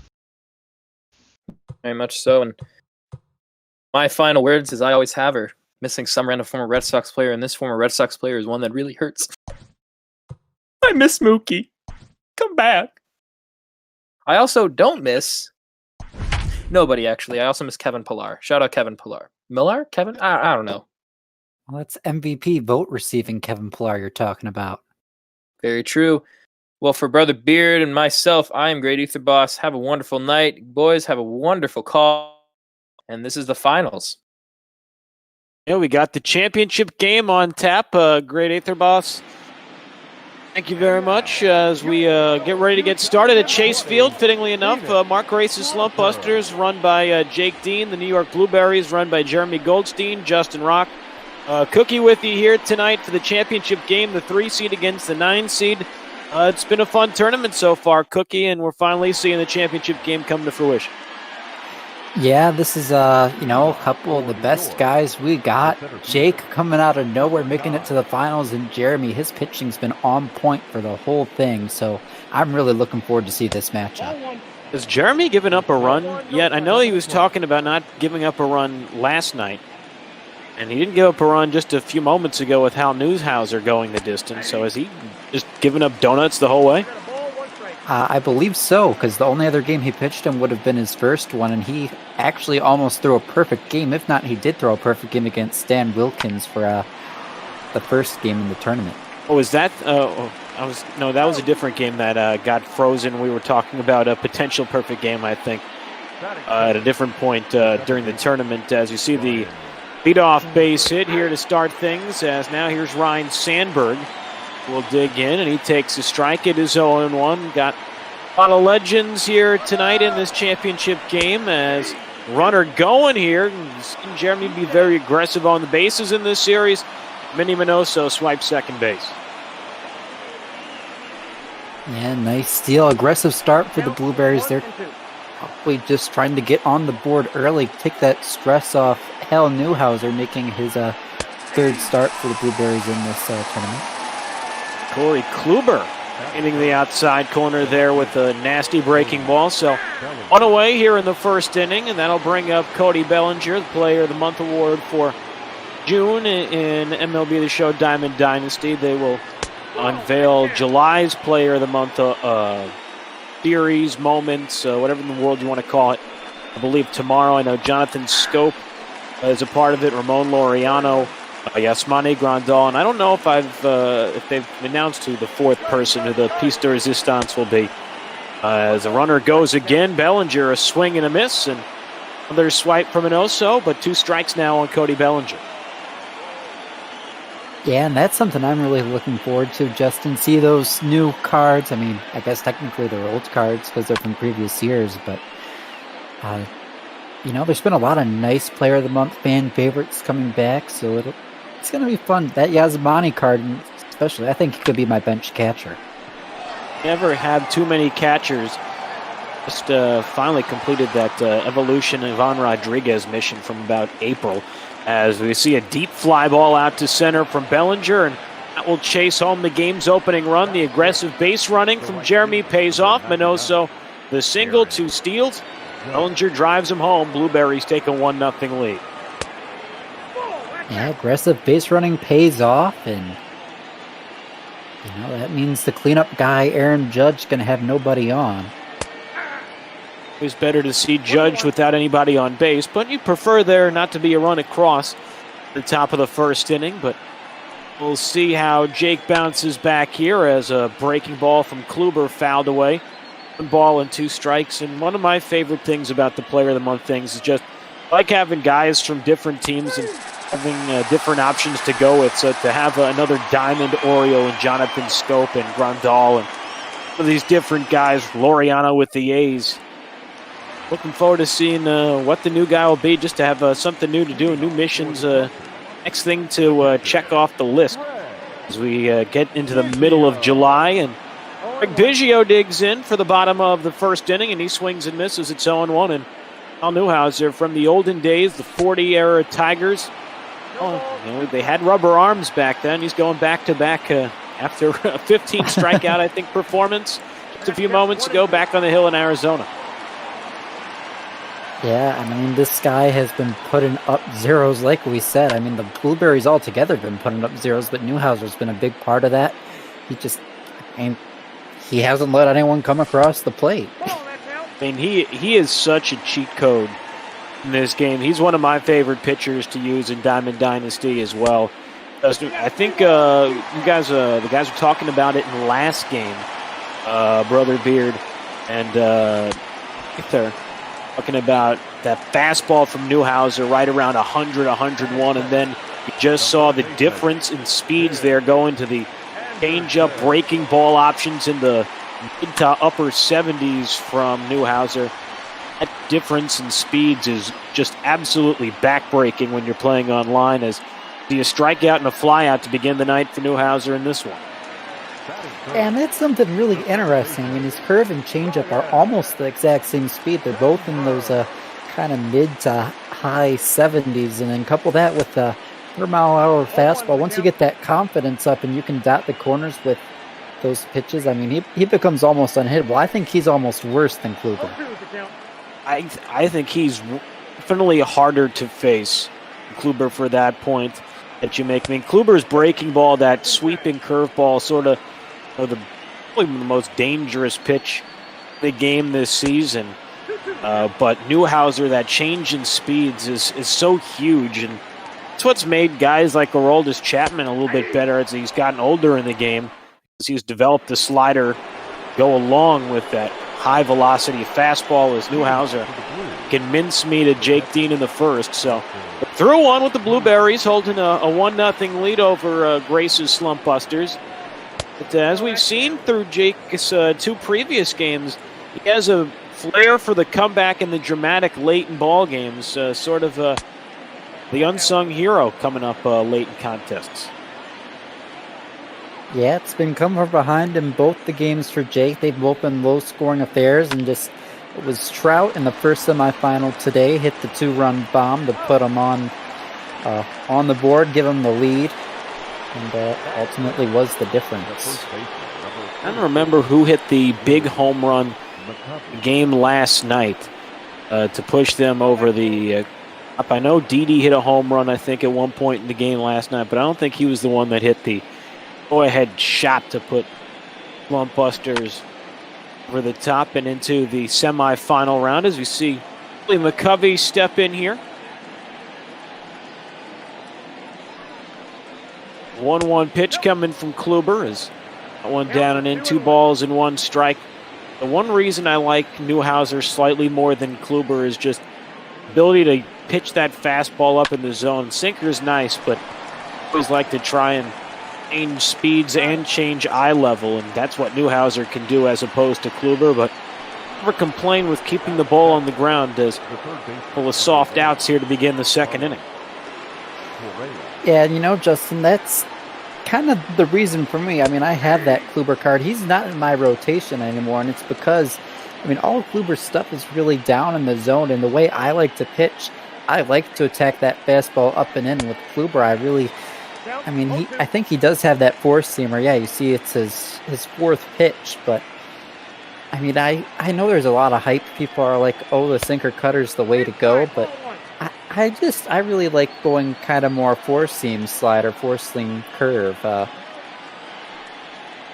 don't know. I definitely agree with that. I like the change in speeds there, particularly just because Hauser has a little extra velocity. As you see, the somersault out there in right field is throw in not in time as to be a double there. And man in scoring position with 2 away for Didi Gregorius.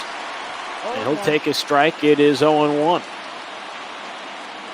You see lead being taken there at second base. Jake's not paying attention. We've seen Jeremy be aggressive on the bases. We've already seen him steal third base once tonight, although much faster player in Minnie Minoso at the top of the order. As Arias pops this one up, this should get them out of the inning, and indeed it will. The side is retired, so we're through 1.5 as Blueberries holding a 1-0 lead over the Slump Busters. And to answer Michael in the Twitch chat, it does appear, I believe Jeremy is still working on a scoreless tournament thus far, which my terrible math would be, I guess now 28 innings, 3 games, and this is the 4th because I believe Jeremy played Monday night, last night, and then earlier today as well. Yeah, your math does add up. This is inning number 29 right now. My dad and his brothers were the number counters. My dad's an accountant. My dad says his older brother can add numbers like nobody's business. His brother also works with numbers. And I couldn't add anything without a calculator in front of my face. That genetics just totally skipped my generation. As Hal Newhouser continuing to skip over bats as he picks up another strikeout. Away here in the second. Now here's David Peralta. Surprised that face of the franchise, Peralta on Duggo's roster. This is Duggo's team that Jake is using a proxy, I believe, still in Duggo's apartment. Yeah, and that's kind of the funny story is Jake hadn't played before yesterday. He wasn't expecting to beat Tim. You know, that's nothing on Tim. I think Jake just really sold himself short to everybody when he came out with the win and kind of had to emergency scramble to put something together to get back to Duggo's today to finish out this tournament round. I think it's sort of like Space Jam. I think we mentioned Michael's secret stuff last night. I think what happened was Duggo was getting frustrated last night and suffered that tough loss to Jeremy leading into the semifinals. And I think Duggo transferred his powers over to Jake prior to the tournament, unbeknownst to him. Jake has had the magic, the comebacks in the tournament so far. So that's my running theory. Though Mark Reynolds is dispatched quickly, and there's the 2 innings gone by. 1-0 lead for the Blueberries. Yeah, and this is looking a lot like Jake's first two games. Still that 1-0. He's behind, but not out of it. Of course, The one thing you mentioned, big thing he mentioned last night was limiting the damage and just keeping himself within hitting distance, within a puncher's chance, whichever cliche you prefer to use. It's what's helped him so far in the tournament, although we just saw in the game before this, Jeremy had a brief 1-0 lead, I think it was, before the offense erupted late to turn a tight contest into a runaway. Yeah, and a big part of that we saw was once Kluber was out of the game, Big Fun really struggled to control with his Kluber, and well, I don't want to jinx anything with now the full count, but so far Jake's done a bit of a better job being able to get those calls on the corners with him. And it's sometimes so hit or miss from game to game how certain guys perform in the show. I've had my fair share of issues. I think even today, as a matter of fact, now that I think about it, with Corey Kluber online trying to get him to throw strikes and just fighting with the game, even though you're getting like perfect readings on the pitch meter. Although, as we were joking last night, Duggo and Jake in this tournament going for the pulse setting on the pitching mound, which Duggo did not take kindly to the criticism last night from Tardis and company, but I appreciated the insight as to why he succeeded with it, but others like it as well don't have the musical background that Duggo does, as we see a base hit in center field here. 1 on 2 out here in the top of the third against Corey Kluber. Blueberries trying to spark a little 2-out rally. Now here is Corey Kluber, or actually rather Cody Bellinger. Yeah, and talking about that pulse pitching, I mean, I honestly can't say because I've never done it myself. I've always done meter. I know everyone says, oh, you want to be, the Pro World Series, whatever, you got to go with pure analog. But, I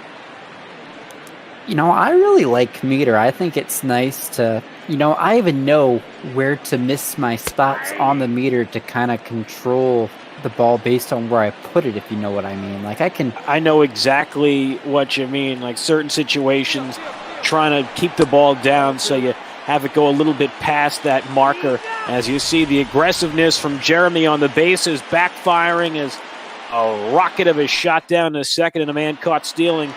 Retire the side, so we're through 2.5 with the Blueberries putting a 1-0 lead. It'll be Aaron Judge to lead off for the Slump Busters and Jake Dean.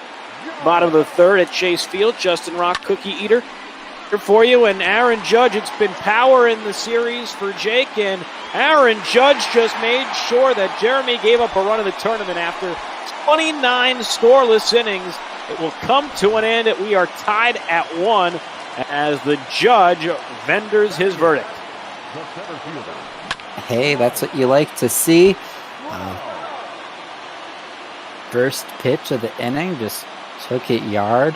I mean, I don't got much more to analyze than that. It's an even ball game. May as well be 0-0. I believe the Judge home run derby card through with some big papas. Remember that Judge home run derby performance? So much fun. Saw the home run derby, one of the highlights of the bot ball season here on Monday night. You can find that in the archives. 11:20 here in the East Coast. My brain, I guess, has partially gone to sleep at this point. You can find the archives on mlbotball.com. You see the link and the information there at the bottom half of your screen if you're watching on Twitch. Yeah, that was a fun derby. That's one for the all-time record books. It'll be sometime, 20 years down the line. People will be like, what was your favorite home run derby, Dad? I'll be like, well, it was the one that wasn't actually in the MLB. Corey Kluber with a fly ball out in the left field. Thought for a second after we were talking the other day about being able to hit home runs with pitchers in Diamond Dynasty, I thought Kluber might get one out of there. He flies out to left field. Have to bring Tim Moore back into the conversation. He was a big proponent of the pitcher home run in Diamond Dynasty. As Craig Biggio digs in the 0-1. Swing and a miss 0-2. That's the big thing and why I want to get the Biggio card. I haven't gotten the 99 Biggio yet. The fact that he can also play catcher still, that is just like the ultimate cheat code to me, to be able to have him as catcher, or even a backup catcher on your roster with his speed, insanity. See him break out of the box quickly, but thrown out. And the frame. Jeremy's scoreless streak comes to an end as Aaron Judge homers. We're through 3, tied at 1. Justin, that was really the thing at the start of the year. So many nice, good catchers. You already mentioned that Evolution, Ivan Rodriguez. There's also that Buster Posey and the XP path to go along with, that I believe it's the AL collection to get that Biggio card. There's a lot of nice catchers to pick from. To mention the Joe Torre card, I believe that was the 5th inning program. The 4th inning program. I've lost track of which one is which at this point. But no, that one also a really good card as well. Quite as great defensively, but very, very effective with the bat. And a lot of people have loved that Gary Sanchez Throwback Player of the Month card. His immense power behind the plate, and of course, Gary having a rocket arm behind the dish. Is the 2-2 from Kluber to Bellinger. Painted beautifully on the inside corner. And I'm looking for the first out here in the 4th. That's corner paint for Jake right now. He has had a fantastic series, keeping it close. On a 1-1 contest going to the bottom half of the inning as Aaron Judge homered for the home squad in the bottom half of the 3rd. Now going to try and the damage in the top half of the 4th inning for the Blueberries. 1-1 offering from Kluber. That one in there at the knees for a strike. So 1 ball and 2 strikes as we play here in the top of the 4th of the championship game. Judge keeping this one on the ground. This one is short. Gregorius, I believe, they're making the play. So down now here in the 4th inning. I'll bring up that Buster Posey card you were talking about. Not a chance really to play with that Posey card all that much. And, any of the showdowns or anything like that. And haven't picked it at any of the turns coming through at this point in time. So Buster won't be seen in the 2020 Major League season when it ultimately gets underway, as he opted out and opts to ground this one is short for the final out of the top of the 4th.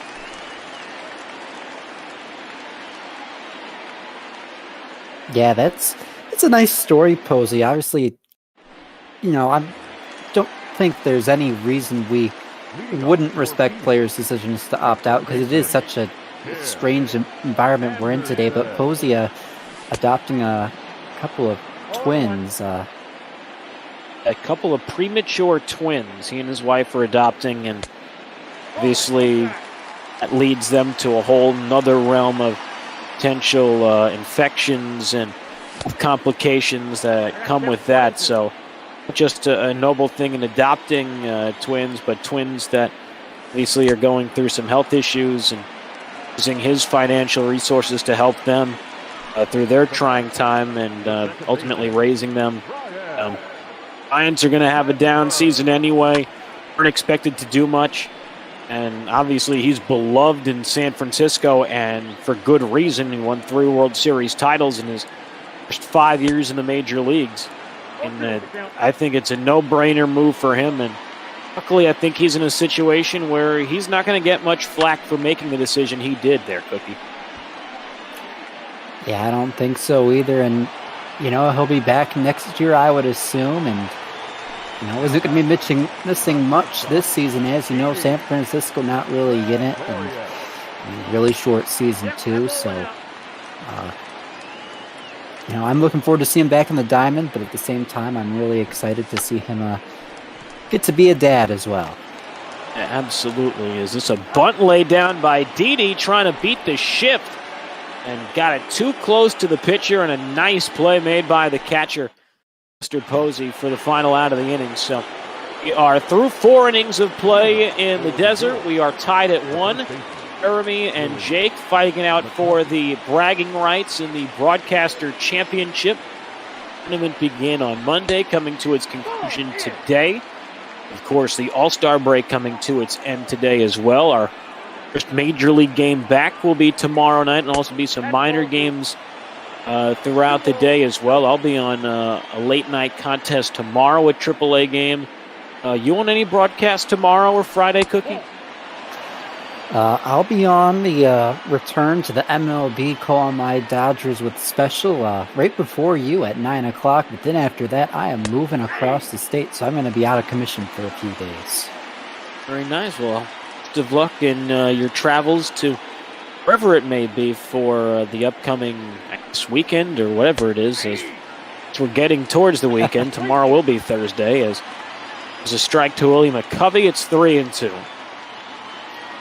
Yeah, it's getting ready for back to school here. I mean, we still got a while, but I got a new apartment lease starting out in my college town, so I got to at least get my stuff out of my current one, move it to the new one. That's going to be my fun weekend project. Not really fun, but... Where is college for you, Cookie? Michigan State University in good old East Lansing. A fellow Big Ten guy. I'm a Penn Stater, so we'll have a fight for the land-grant trophy somewhere along the line.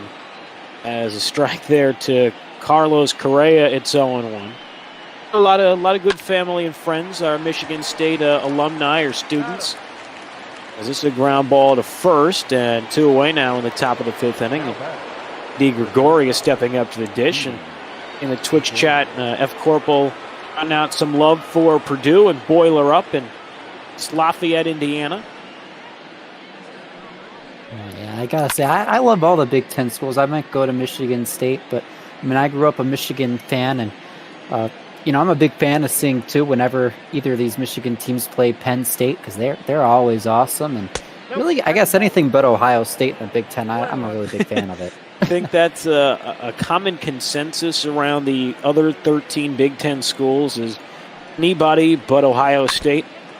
As this one fouled off by Gregorius, we see Mo Twitch chat as well, a big Wisconsin guy in Badger Nation there at Madison. I've never made it up to the University of Wisconsin, actually, or Michigan State or Purdue for that matter. I would love to do a tour of Big Ten college football stadiums when life ultimately gets back to normal as well. I think just the college football atmosphere, as a guy who grew up in New Jersey, really sort of out of the college football scene, then going into it my freshman year in 2010. Just such a different atmosphere in terms of sports compared to anything else in the United States, even baseball. It's just an awesome scene in the Big Ten, and throughout college football would love to go and see more of the country through that, as the line out to center to end the top half of the 5th inning. So the championship's halfway home with Nick hanging in there against Jeremy and his top flight pitching. It's 1 apiece, and you heard in the interview post-game from the last semifinal, me wanting to work pitch counts, and either guy has really worked counts in this inning, and in this game, I should say, as a broken bat single from David Peralta starts the inning. Yeah, a lot of aggressive hacks. I mean, it's hard to say I can blame them. I mean, a lot of these pitches are right on the corner, and that sets you up. It gets it in your mind, and then they're going to these pitches out of the zone later in the count. And I mean, they're just not staying patient. And I can't say I'd be doing any better, so I'm not going to put them at fault. I can't blame you for saying that, because I wholeheartly agree in terms of performance. As a man at first and 1 away, as Aaron Judge, who's the guy who's the only run against Jeremy in this tournament, a home run earlier this contest, counting for the game's only run for the Slump Busters. As Judge way out in front on a 3-0 offering, it's now 3-1. Well, maybe we spoke a bit too soon. Judge got Jake worked the 3-0 count, obviously chased one, missed one right down the middle, and then ultimately gets the walk. So, I don't know, maybe Jake's listened to us in the back of his ear. He's like, oh, I need to be more patient. That's also such a huge key this year, and all years really, in playing Diamond Dynasty on the show, is making pitches, working counts, and forcing guys to make mistakes, whether it be starters, relievers, what have you. But I feel like especially this year, I don't know if you feel the same way, Cookie, that picking pitches has been really emphasized in success in the game this year. See Mike Trout strike out for the second out of the inning. Yeah, Justin, I think you're exactly right. A lot of people talking about hitting the big thing this year. Just stay patient, and that's something I'm really trying to work on too. Because I just love anything close to the zone first or second pitch. I mean, I love to be aggressive, and we saw that in my game I played against Jaden. I think he tossed future stars Dustin May. He threw a Maddox. It was like a 70-pitch game for him, and it wasn't like I was chasing a lot of balls, but I really wasn't waiting for my pitch, and that's definitely something this year with the whole new perfect kind of thing, the kind of hitting mechanics, the meta this year, whatever you want to say. It's really important to do that. I will say, with the perfect thing this year, one of the things I've really enjoyed, and this is just a baseball nerd type thing, just being blessed to be around the ballpark as much as I have over the years working in minor league baseball, is the audio they've added this year, just the sound of the bat hitting the ball in the game this year, and the differentiating in terms of contact and sound.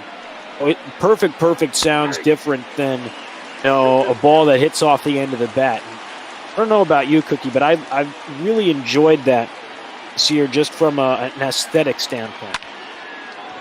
Oh yeah, I love that too. It's very satisfying to hear it. It's one thing I miss, especially when we're calling these games in the booth, when we see those no doubt home runs. We know that people listening, they're hearing those beautiful cracks to the bat, and we obviously don't get to hear them up here, but man, it's nice. And it's great to be able to go back and watch the broadcasts after the fact and be able to hear that crowd noise, that ambiance. As I see it pop up in foul ground to first for the second out of the sixth inning.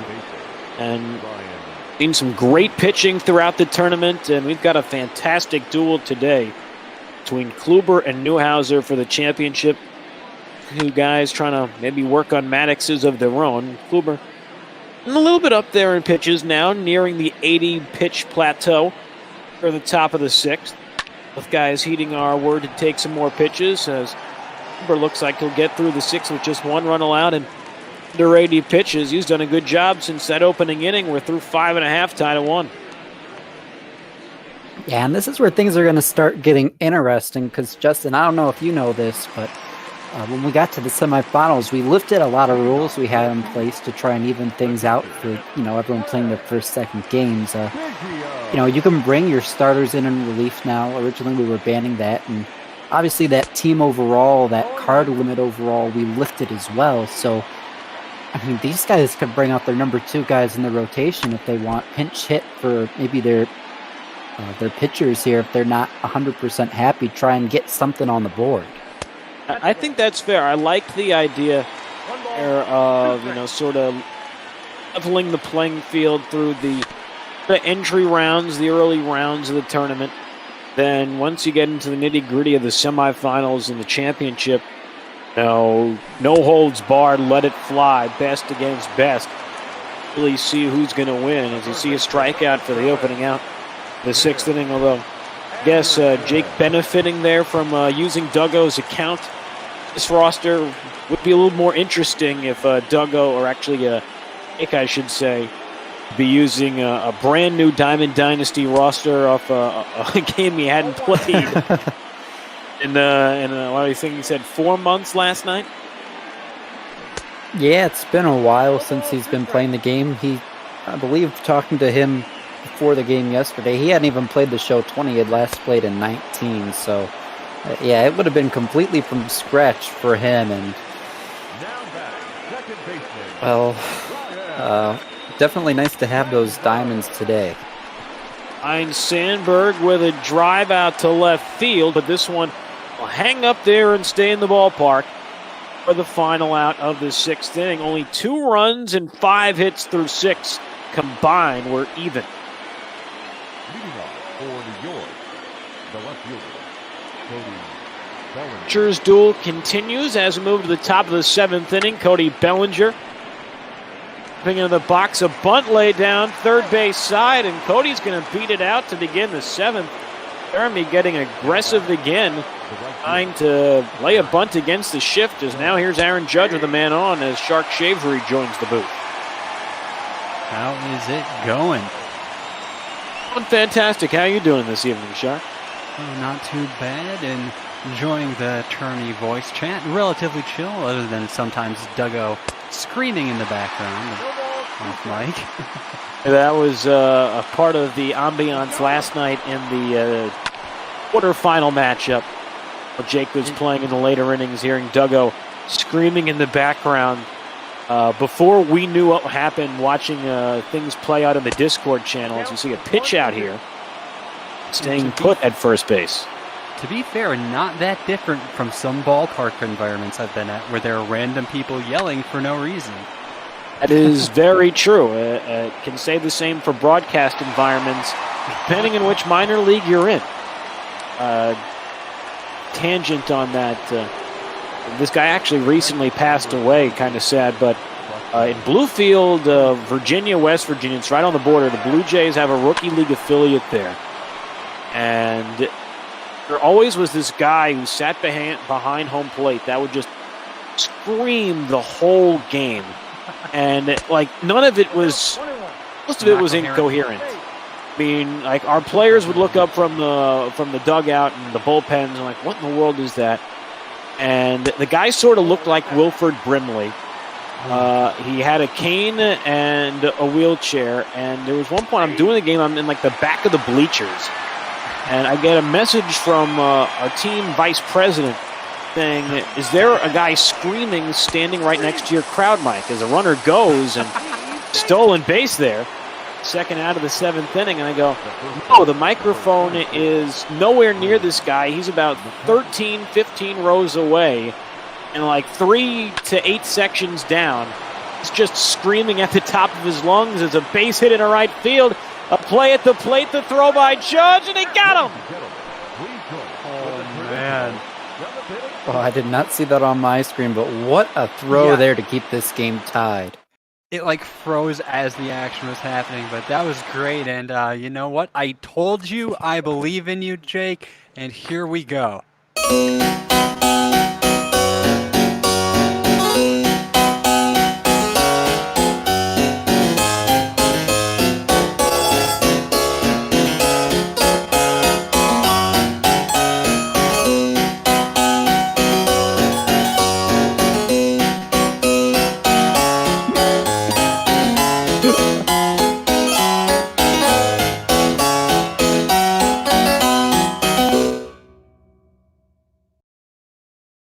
Wonderfully done by Shark. Thank you very much for the 7th inning stretch here in championship game, a tight contest, and you got to see a fantastic play there, Shark, bringing the action. Oh, yeah.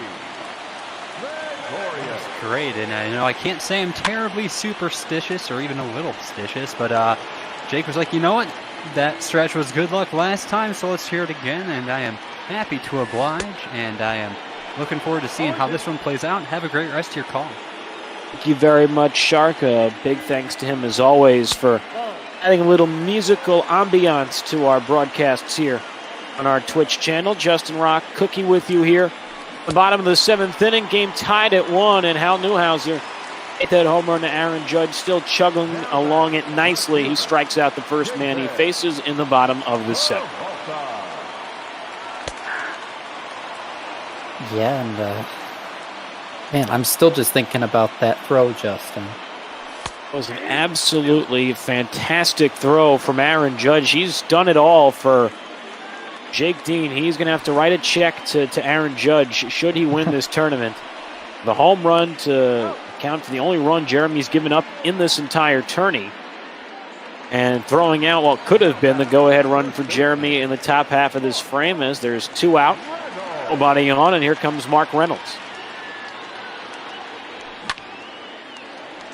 Reynolds, who looked like a pitch to hit, and a good contact pop-up a million times as you play Diamond Dynasty. Most frustrating thing in the history of the game. Pitch down the middle, good contact, and a ball that barely makes it 100 feet. That is really what kills you. That is like the microcosm of the player on Diamond Dynasty. That encapsulation right there. Pitch down the middle to Mark Reynolds. That could be a good sign for Jeremy going forward. When you have those things go in your favor, pitch down the middle, swing timing, and you pop up, then you got to be feeling good if you're Jeremy right now, right? You do, and I mean, Corey Kluwer's out of the game. We see Billy Wagner in now, so... Billy Wagner, the reward when you collect all the Astros in Diamond Dynasty.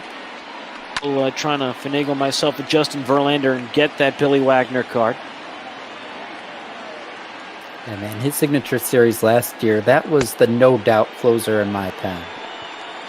He is fantastic. One of the underrated closers in the history of the game. He came out of a small school, Ferrum College, and an amazing career with Houston, of course the Phillies. Had a good run with the Mets for a number of years before finishing with Boston and then Atlanta. So he's a guy that I think deserves to be in the Hall of Fame. All is said and done, he was a darn good closer for a long, long time. He was as consistent as there was. Yeah, no doubt. Lefty brings the heat, has the nice off-speed stuff too. I mean, a lot of these cards we see in the show now too. This pinpoint control, I mean, it just makes them deadly. That is such a huge factor. Control, control, control. That's what makes the Josh, for me at least, the Josh Hader card this year a little bit tougher to use than maybe Dan Plesac, even though his rating is better. Because Hader's got better, or rather, Plesac has better control. Check swing from Hanley Ramirez, and the count's now 2-2. You know, Justin, I don't know if we've actually made this public or not yet, but the winner of this game is going to get a chance to face Sporer, one of the Sony partners of the show, streamer who's called some games for us in the past. He's agreed to play the winner of this, so you get to play a real, I don't know if you call him professional per se, but one of the big names out there at the minimum for the show. He's big in the show community. He's big in the online world of baseball gaming, and also a big part of just the online world in terms of just Fangraphs, working the analytic community, being a big voice there, as a big out there to end of the top half of the 8th inning. The Slump Busters, it was the bottom of the 8th, I believe, that he came through with the big blow in the first semifinal game, and we'll see if the bottom of the 8th is the magic inning again for Jake Dean for Chase Field, as it'll be Felix Hernandez at loss from an earlier inning in Diamond Dynasty this year, coming out to try and bridge the gap to the 9th inning for the Blueberries. Yeah, nice to see Hernandez in. So it is indeed going to the starter for Jeremy, and he still has Kluber out in that pen too, so he's got a nice set of arms that he could use to close this one out. Not to mention Signature Series Mariano Rivera, one of the bosses for the current 5th inning program. I mean, it's going to be tough if you're Jake from here on out. You're going to have to take advantage of those mistakes if you want to win this. Jaden trying not to be reminded of that 8th inning mishap in that semifinal a little bit earlier tonight. Corporal adding his epitaph in the Twitch chat as this one fouled away. It was Trout, I believe, who was the hero. Comes up again in the 8th inning, an 0-2 pitch from Hernandez, and this time Trout will grab some pine. He's caught looking for the second out of the 8th inning.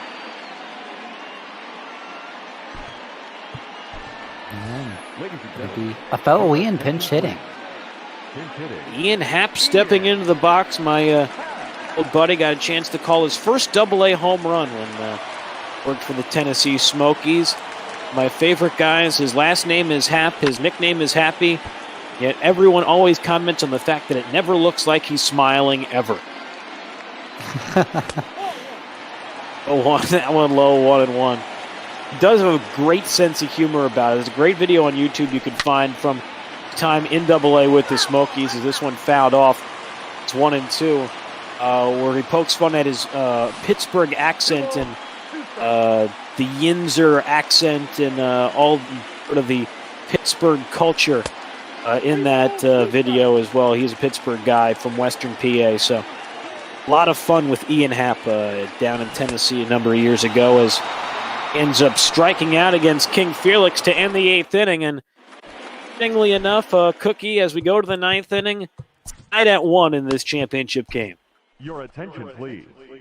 Yeah, it's really turned into a nice pitcher's duel. It's really been the way both these guys have gone all the way through. So Blueberries only 1 run now through 20. Oh, I can't do this math. Believe it is 1 run through 35 innings to this point, I believe. 1 through times 35. 3 is 27 plus 8 is 35. Somewhere in this apartment, my father, very proud, his 28-year-old son is finally able to do basic math. As Raleigh Finger is making an appearance out of the bullpen, and he plops in a strike. It's 2-2 on Minoso. This is where things are really going to get maybe a bit more stressful for Jeremy, because Jake has the opportunity to walk it off every inning from here on out if you don't get a run on the board. Very true, and find a way to get anybody across up half of the 9th inning to try and avoid one mistake being your final kiss of death. Count here on Minoso as the pitch from Fingers is driven out to right field. This is trouble. Going back is Judge, and he makes the catch. Oh, what a nice play made out there in right field. Oh yeah, if you have a bad a bad fielder out there, I mean, that's a double all the way. That's the advantage of having Judge out there. He's really got nice defense, and what a catch. The difference between that home run derby Judge card and regular live series Judge card, and the ability to go and get it a little bit better up there in right field, although Judge, a fantastic right fielder for the New York Yankees. Underrated given his power, as this one a beautifully placed fastball on the lower inside half. Enberg down looking for the second out.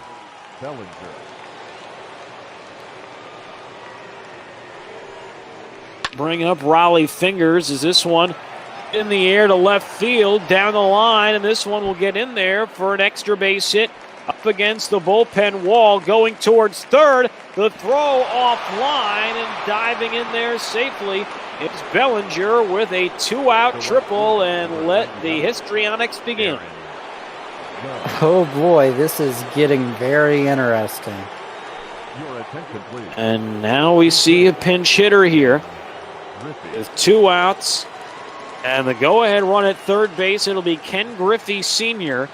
Step up and try and be the hero for the Blueberries, but rolls over on one to second, and Fingers able to slide out of it. We go to the bottom of the 9th. Biggio, Anderson, Sandberg, the chance to win the championship for the Dean.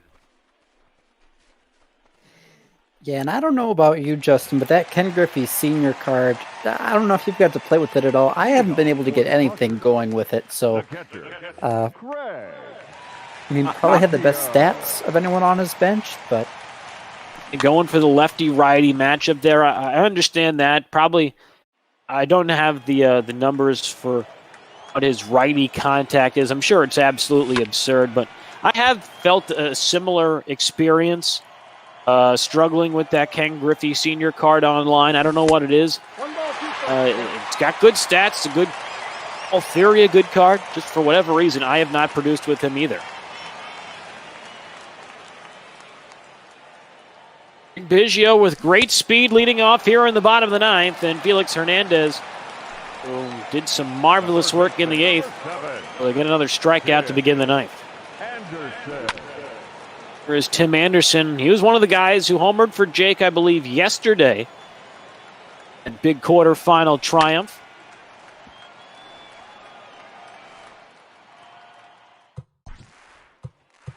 0-2 as looks like Jake will start getting somebody up in his bullpen just in case is needed in extra innings here in this championship game.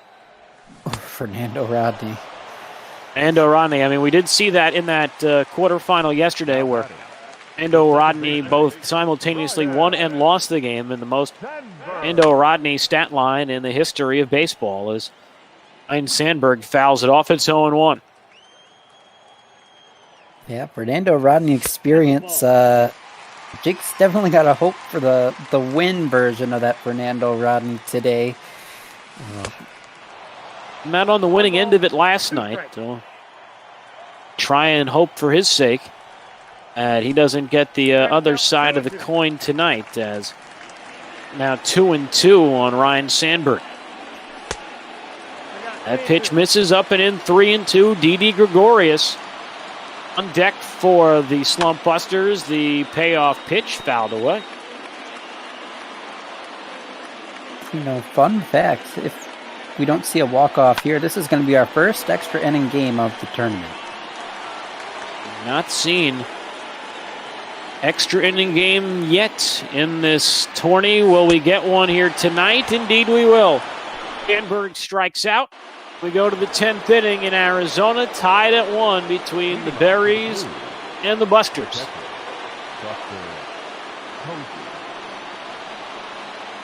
Busters, here's Posey to lead off. Yeah, looks like Jake's going to stick with fingers, at least to start the game. Well, he probably has pretty good stamina considering he's the older generation, a guy who would come out in the 7th inning and pitch 2 or 3 innings to close out a game for the number of teams he was fantastic for over the years. Brewers, E's, Padres is another nice catch and right by Aaron Judge. Pushed out of the 10th inning. That is, that Judge is all the difference right now. It has literally been the difference in this game. Without him, this game is over. And Jeremy is hoisting the championship trophy. I guess the theoretical trophy. As the one-out pitch from McCovey fouled away at 0-2. If only we had it in the budget to make a real trophy, that would be fun. Somebody must be able to create something virtual on Photoshop. As there's a strikeout, 2 away now. The top of the 10th inning, and now here comes Carlos Correa. One of those cards that's missed this year. I've had friends who absolutely hate playing with that 95 Player of the Month Correa card online, while on the other hand have done great with it online. What say you, Ian? I haven't actually used this Correa card in particular, but I do know in general when I play with Correa, his strike zone and his swing with how big it is and how it's never really clicked for me, I guess. I feel like that's been the case for especially one of my good buddies who I was actually playing with earlier today, talking about it. Never enjoys Correa's swing. Sort of felt the same way he said about Aaron Judge, but for whatever reason, those guys I've had success with is Gregorius on a bunt against the shift, able to pull back in time. It's 0-1.